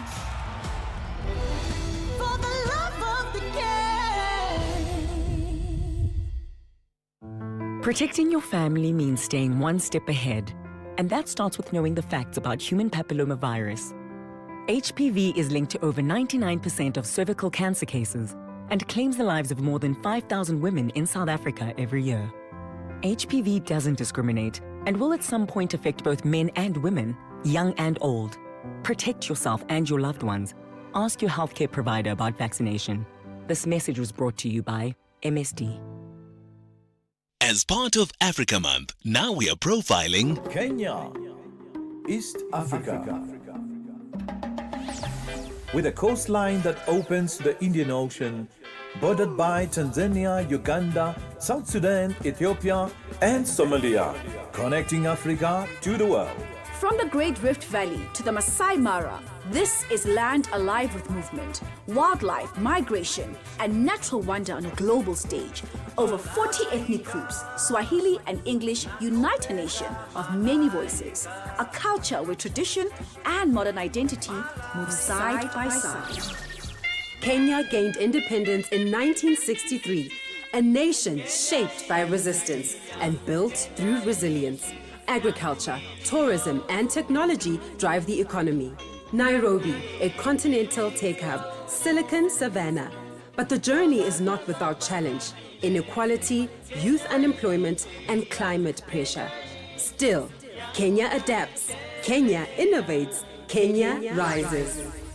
Kenya doesn't follow, it sets the pace. In every stride, in every skyline, in every story, there is momentum. Kenya, bold, dynamic, unstoppable. Africa Month on SAfm. Conversations, context, connection. The Full Circle with Bridget Masinga. Monday to Friday, 1 to 3 p.m.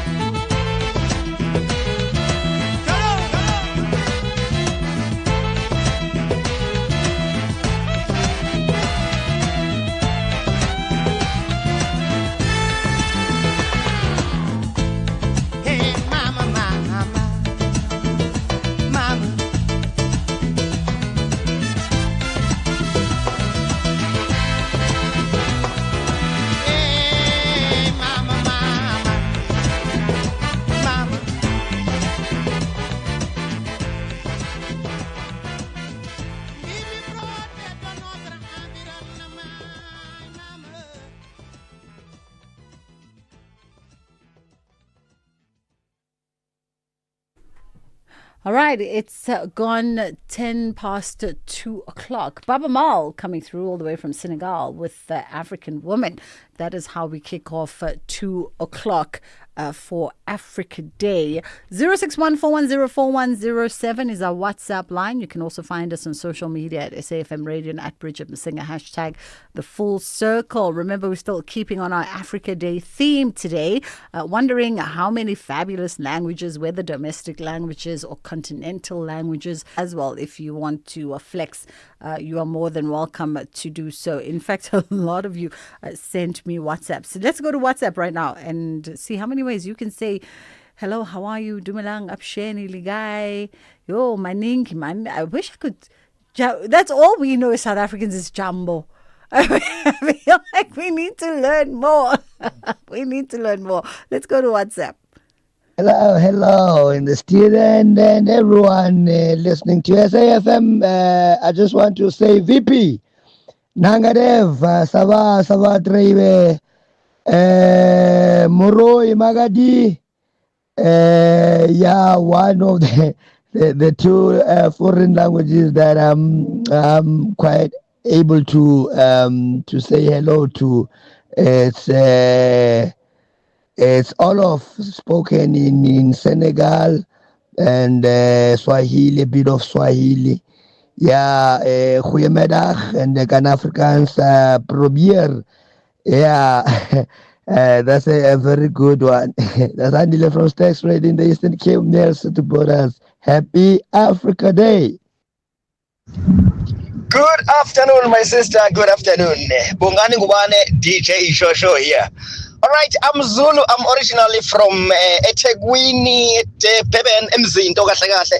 But I speak Swahili. You would swear that if I speak that language, you would swear that it is my home language.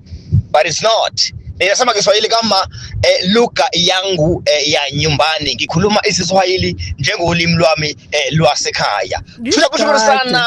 Beautiful show indeed. My name is Bongani Ngubane, DJ Joshua Muswahili wa Muzulu.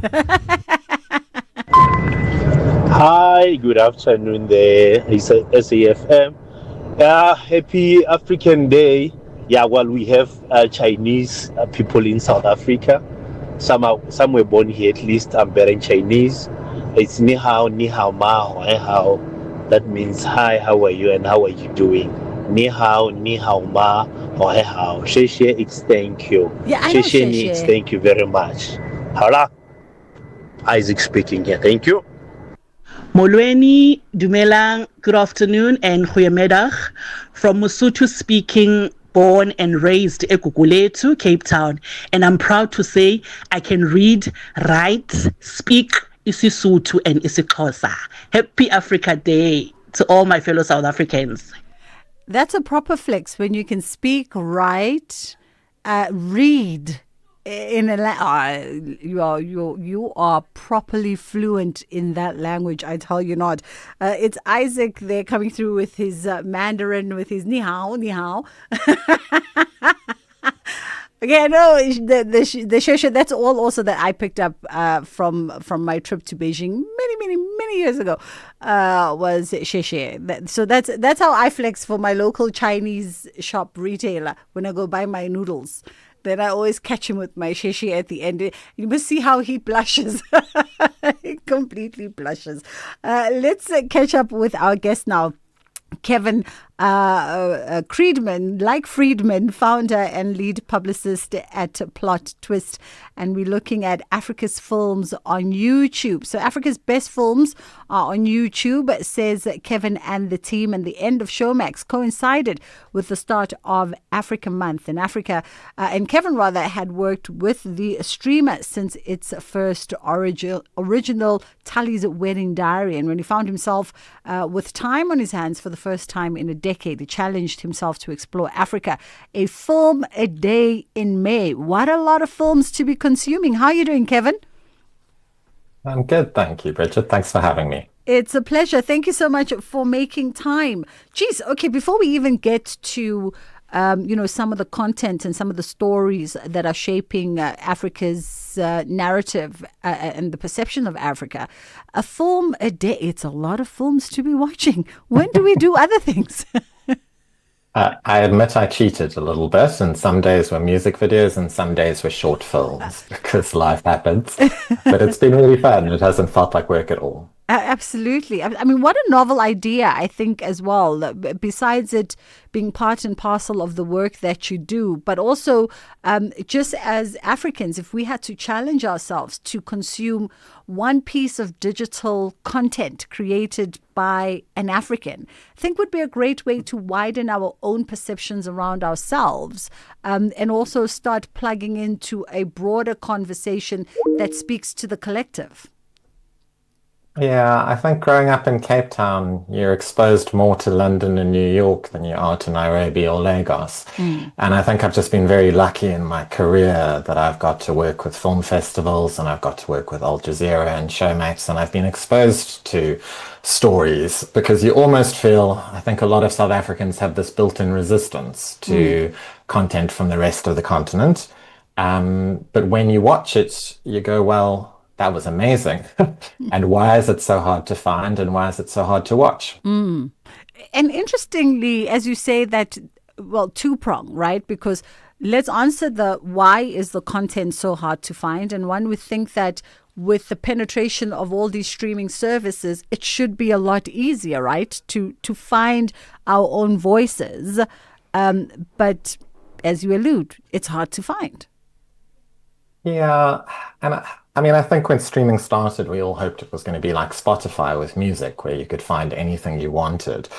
And the reality is that it hasn't gone that route. And even international content is increasingly falling between the cracks. So the stat that came out the other day was that 51% of films that went to Netflix and then came off Netflix in the last 5 years aren't available to didn't become available to stream anywhere else afterwards.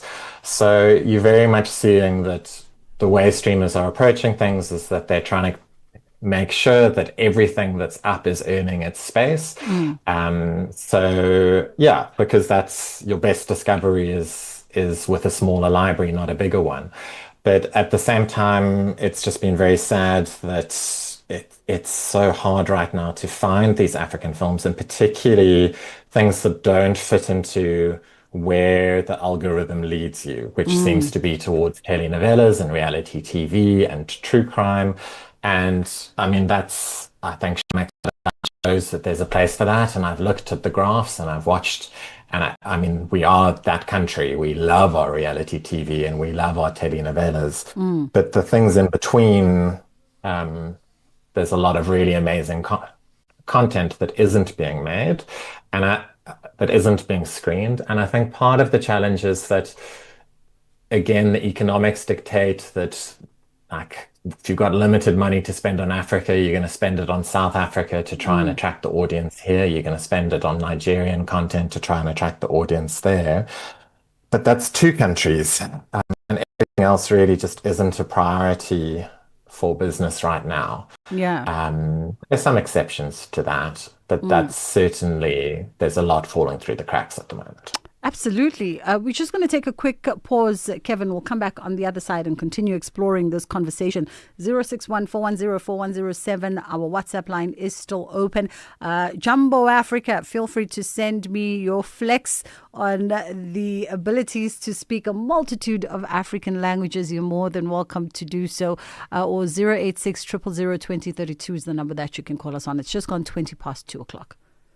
Add to cart. Love it. Let's clear your cart when I get. For real? Yeah, bo. With my cashback from MyWay, I will be getting 10% of my premiums back for staying claim-free for 2 years. So I'll have some extra cash to spoil you and let you live your way. Dad, you're the best. Real people, real cars, real rewards. For a quote, visit myway.co.za. My cashback is a feature on qualifying products paid after 2 claim-free years and all premiums paid. Premiums are risk profile dependent. MyWay is a licensed non-life insurer and FSB. T's and C's apply. MyWay. Live your way.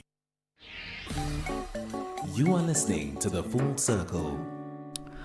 All right, it's gone 20 past 2 o'clock on The Full Circle as we hone in on an Africa Day conversation. And for us, this is not a novelty, by the way, because I think in all the years I've done broadcasting, I'm fully conscientized to the fact that I am African.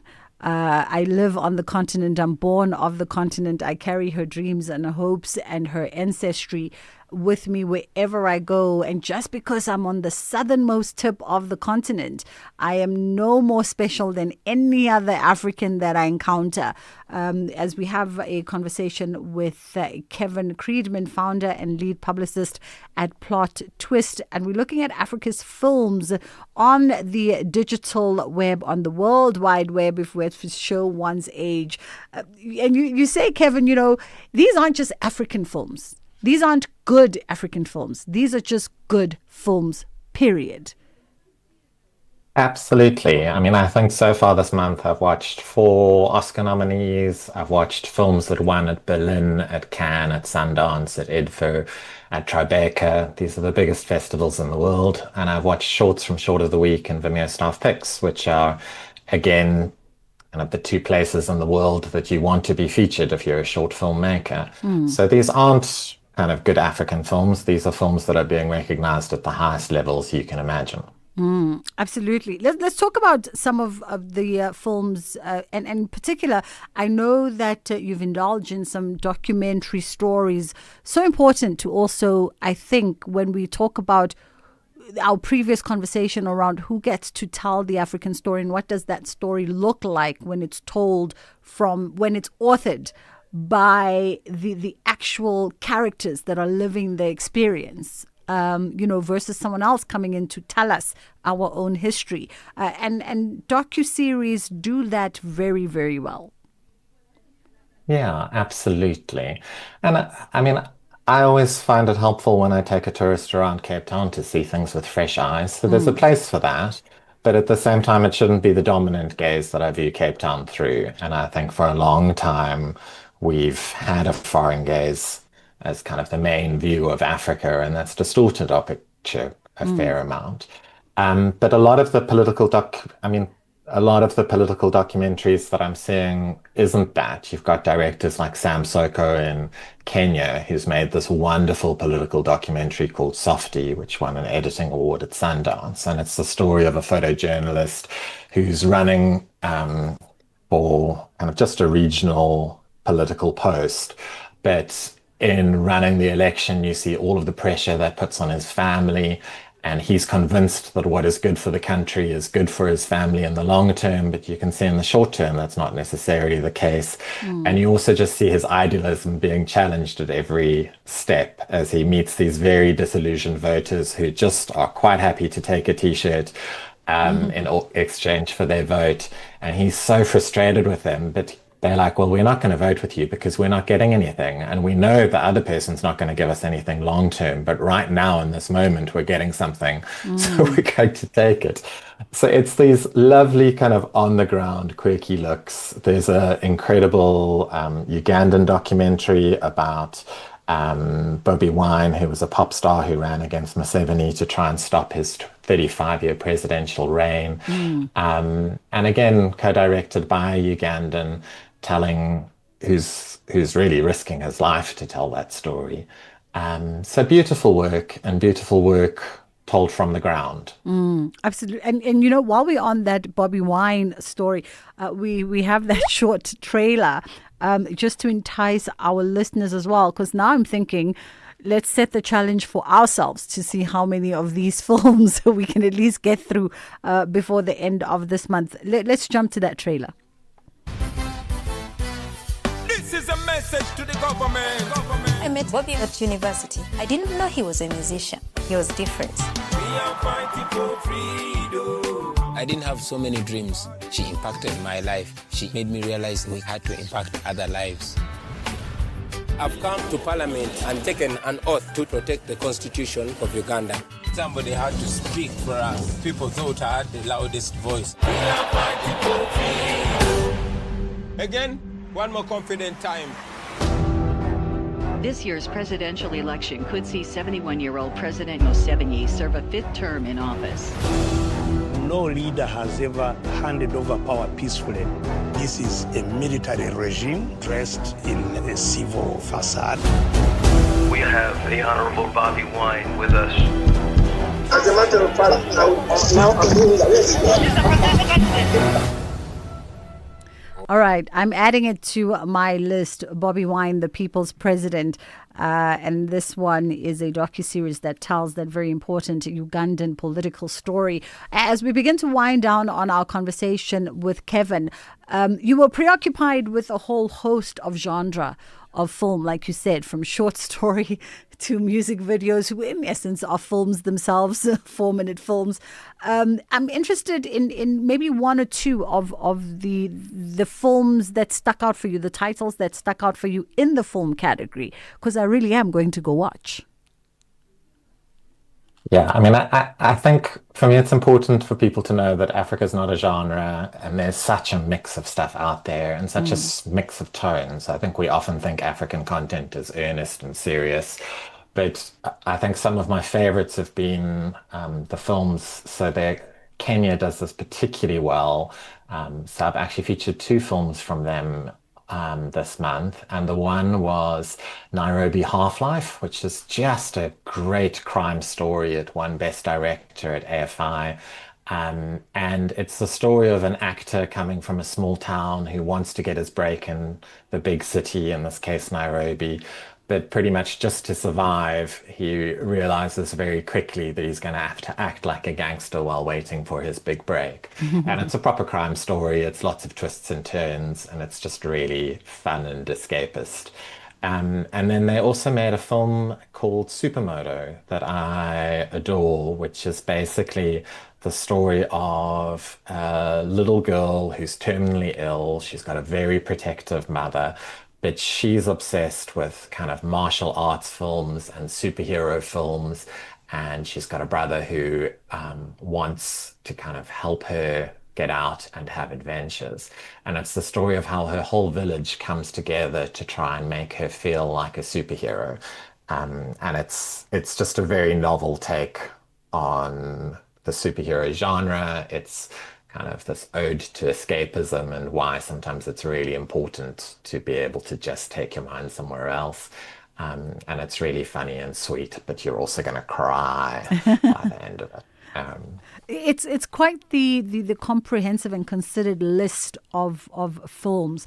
For anybody that is listening to our conversation, Kevin, and they want to go get your short list and start with your list, where can they go? Sure. So Plot Twist Africa on YouTube or on Substack, and my website plottwist.co.za also has a link to all of my accounts. Wonderful stuff. That was Kevin Creedman, founder and lead publicist at Plot Twist Africa. Plottwist.africa is where you can go and have a look as we continue to celebrate and observe Africa Day on this Africa Month. We're going to take a quick... Well, it's not a break, but we're going to catch up with Ondela for the headline news. And then we'll come back into Nalibali. And then on the other side of that, we have a conversation that explores lessons from traveling the continent. Another shared experience. Perhaps you've traveled the continent and you'd like to chime in on there. You're more than welcome to send us a voice note on that. 061-410-4107.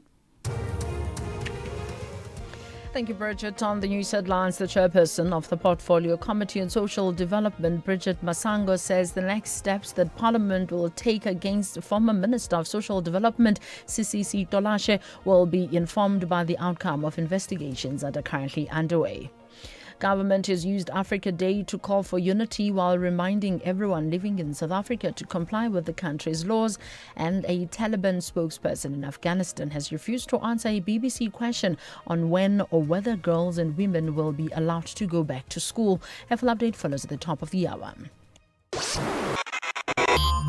This program is brought to you by SABC Education. And if you miss any of our programs, you can catch up anytime on the SABC Plus app or on the SABC Plus website, www.sabcplus.com. Brought to you by SABC Education. Enriching minds, enriching lives.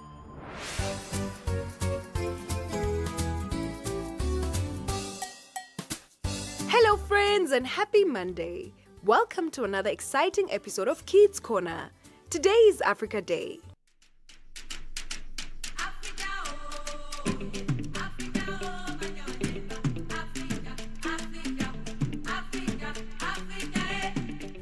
Do you know why we celebrate Africa Day?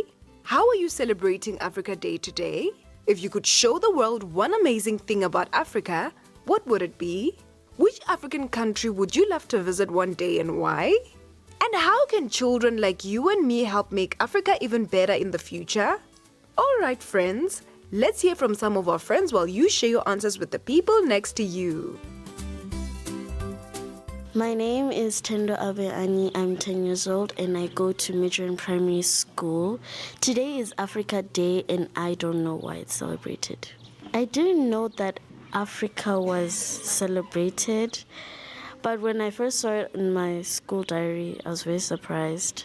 Most of the days in our diary, we don't celebrate them. What I love about African culture is that it's very colorful and it's very interesting. And I wish people would have more ways to share it with the rest of the world. To make Africa better, I think we need to have better politicians, honestly. I think what would make a good African leader is that they be trustworthy, treat others the way they want to be treated, and check the country, how it's doing. I would say South Africa right now, it's not doing good. Yeah, it's there, but the amount of corrupt in this country, it's not doing any justice for us as South Africans. Happy Africa Day. Thank you. Hello, my name is Adele Ngosi. I am 10 years old and I go to Nigerian primary school. Yes, I know that today it is Africa Day. No, I do not know where we celebrate Africa Day. I love that they have many unique colors and patterns in their attire. An African country that I would like to visit one day is Swaziland, because it's a very interesting country and my culture is also Swaziland. I've never been there before. Thank you. My name is Bushes Tole and I am 12 years old and I go to Midrand Primary School. Yes, I do know today is Africa Day. I'm not too sure why we celebrate Africa Day, but I think we celebrate it to express the different cultures we have in Africa. If I could show the world about Africa, I would show them the diversity of cultures we have and the unique patterns of our culture. The African culture I want to visit one day, I think, is Zambia. I just think it would be a nice country to visit. I think children like myself could make Africa a better place by not bringing others down and where they come from. Thank you. Hi, my name is Murunga and I'm 12 years old and I go to Midrand Primary School. Yes, I do know that today is Africa Day. I am not sure why we celebrate Africa Day, but I think that we celebrate Africa Day because of the many different cultures that we have.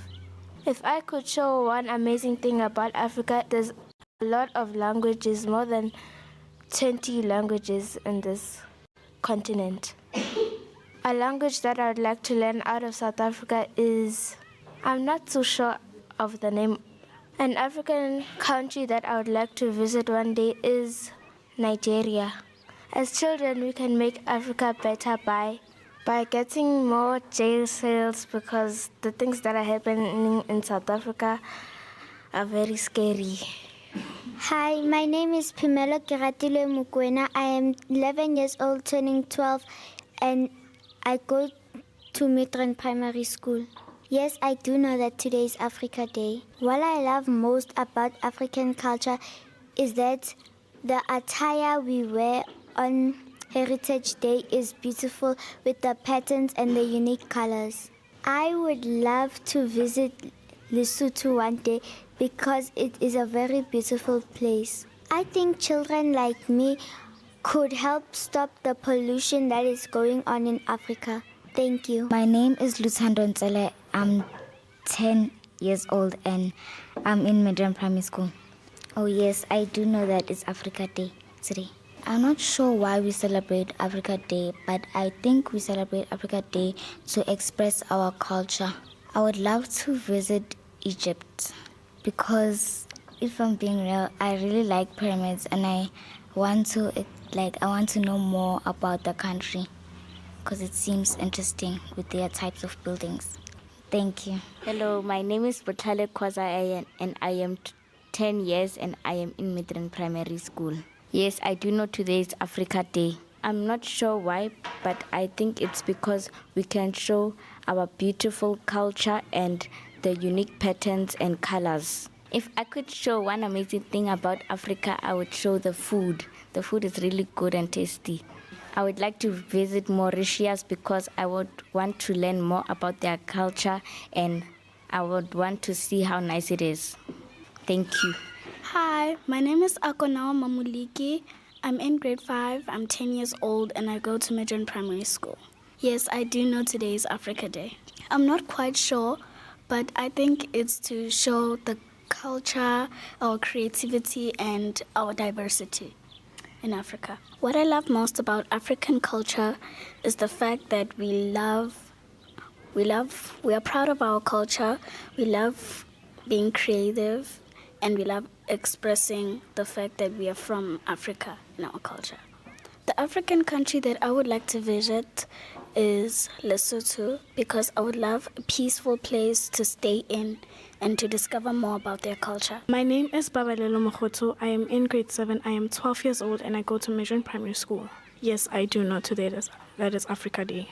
I know why it's celebrated because as a continent we are sharing our ancient empires and our ancestral bravery. If I could show people one thing about Africa, I would show them the ancient empires, which are the Mali Empire, the Egypt Empire, and also the Timbuktu Empire. I'd love to visit Mozambique.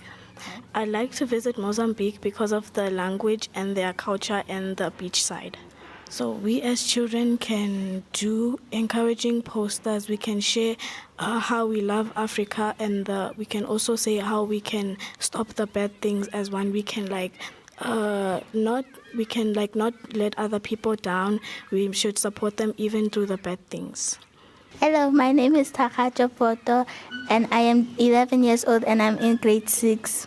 Yes, I do know and stop the bullying. Thank you.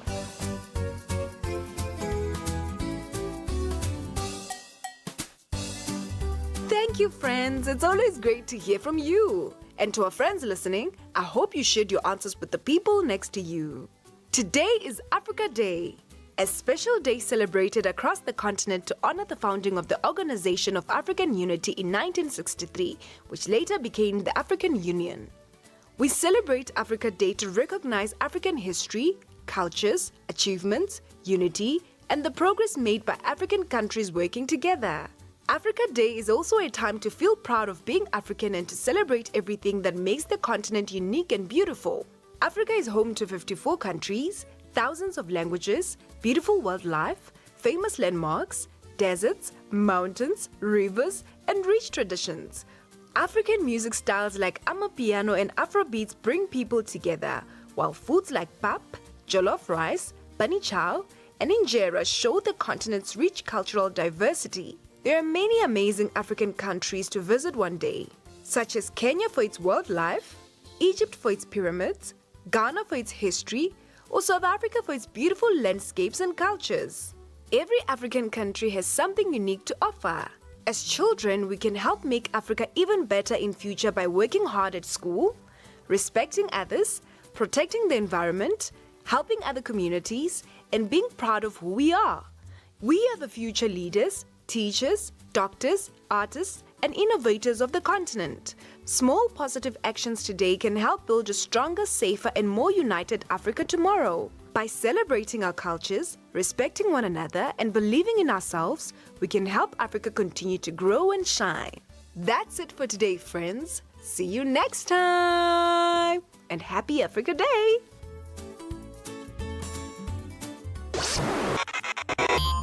If you miss any of our programs, you can catch up anytime on the SABC Plus app or on the SABC Plus website, www.sabcplus.com. Brought to you by SABC Education, enriching minds, enriching lives.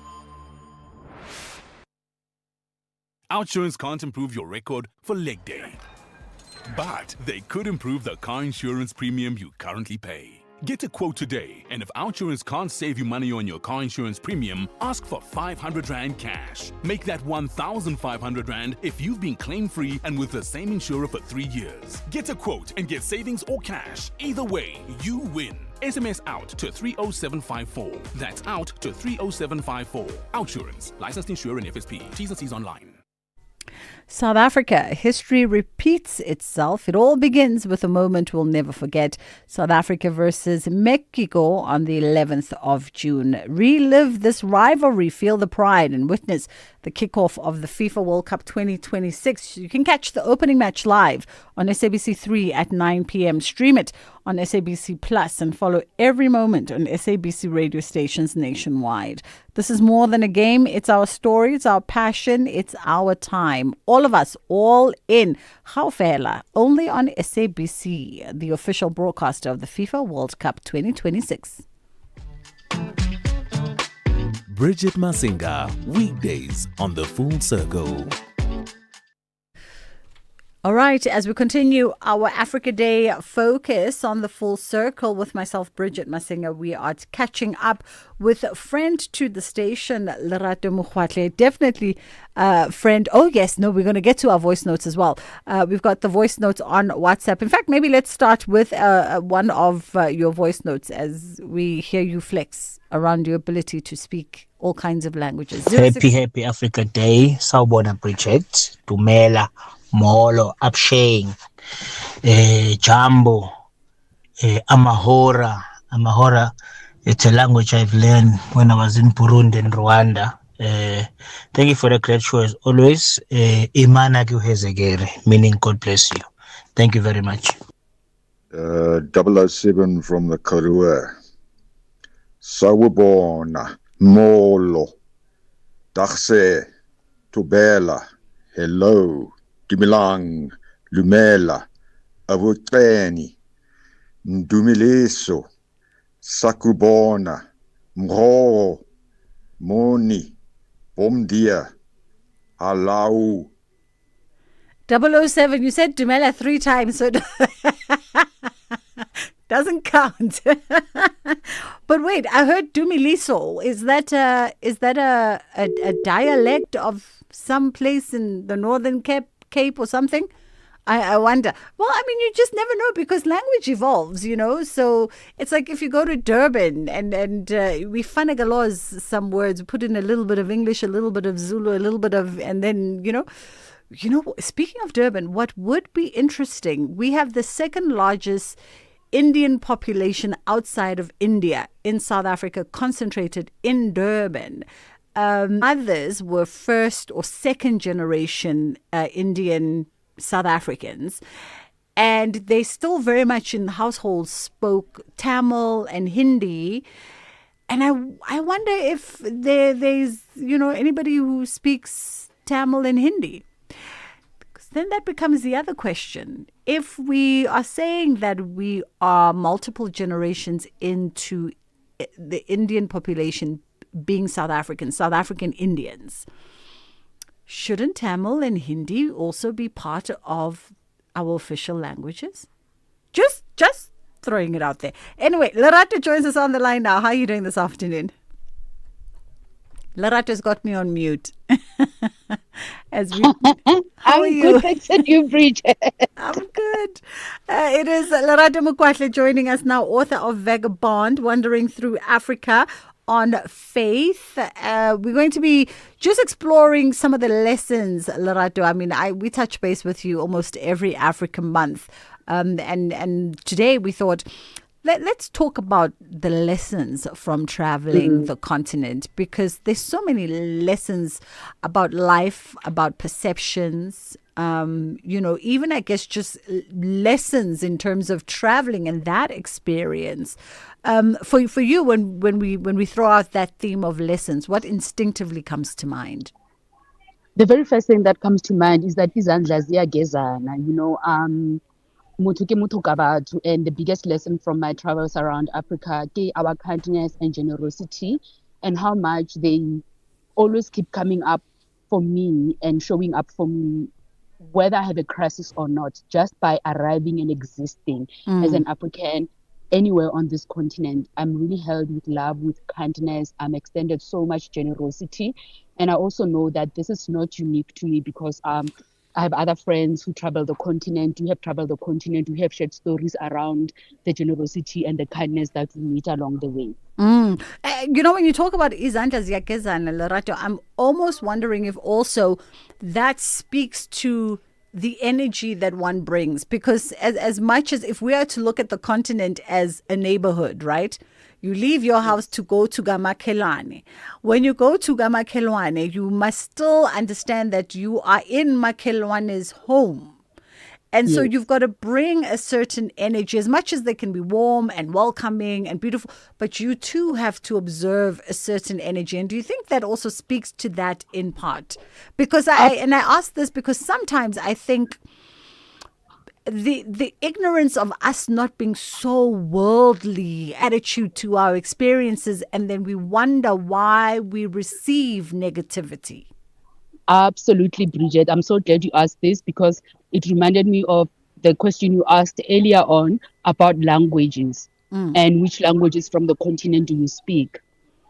Another lesson is humble yourself and calm down. You're not the Beyonce in the mix. You're not a superstar.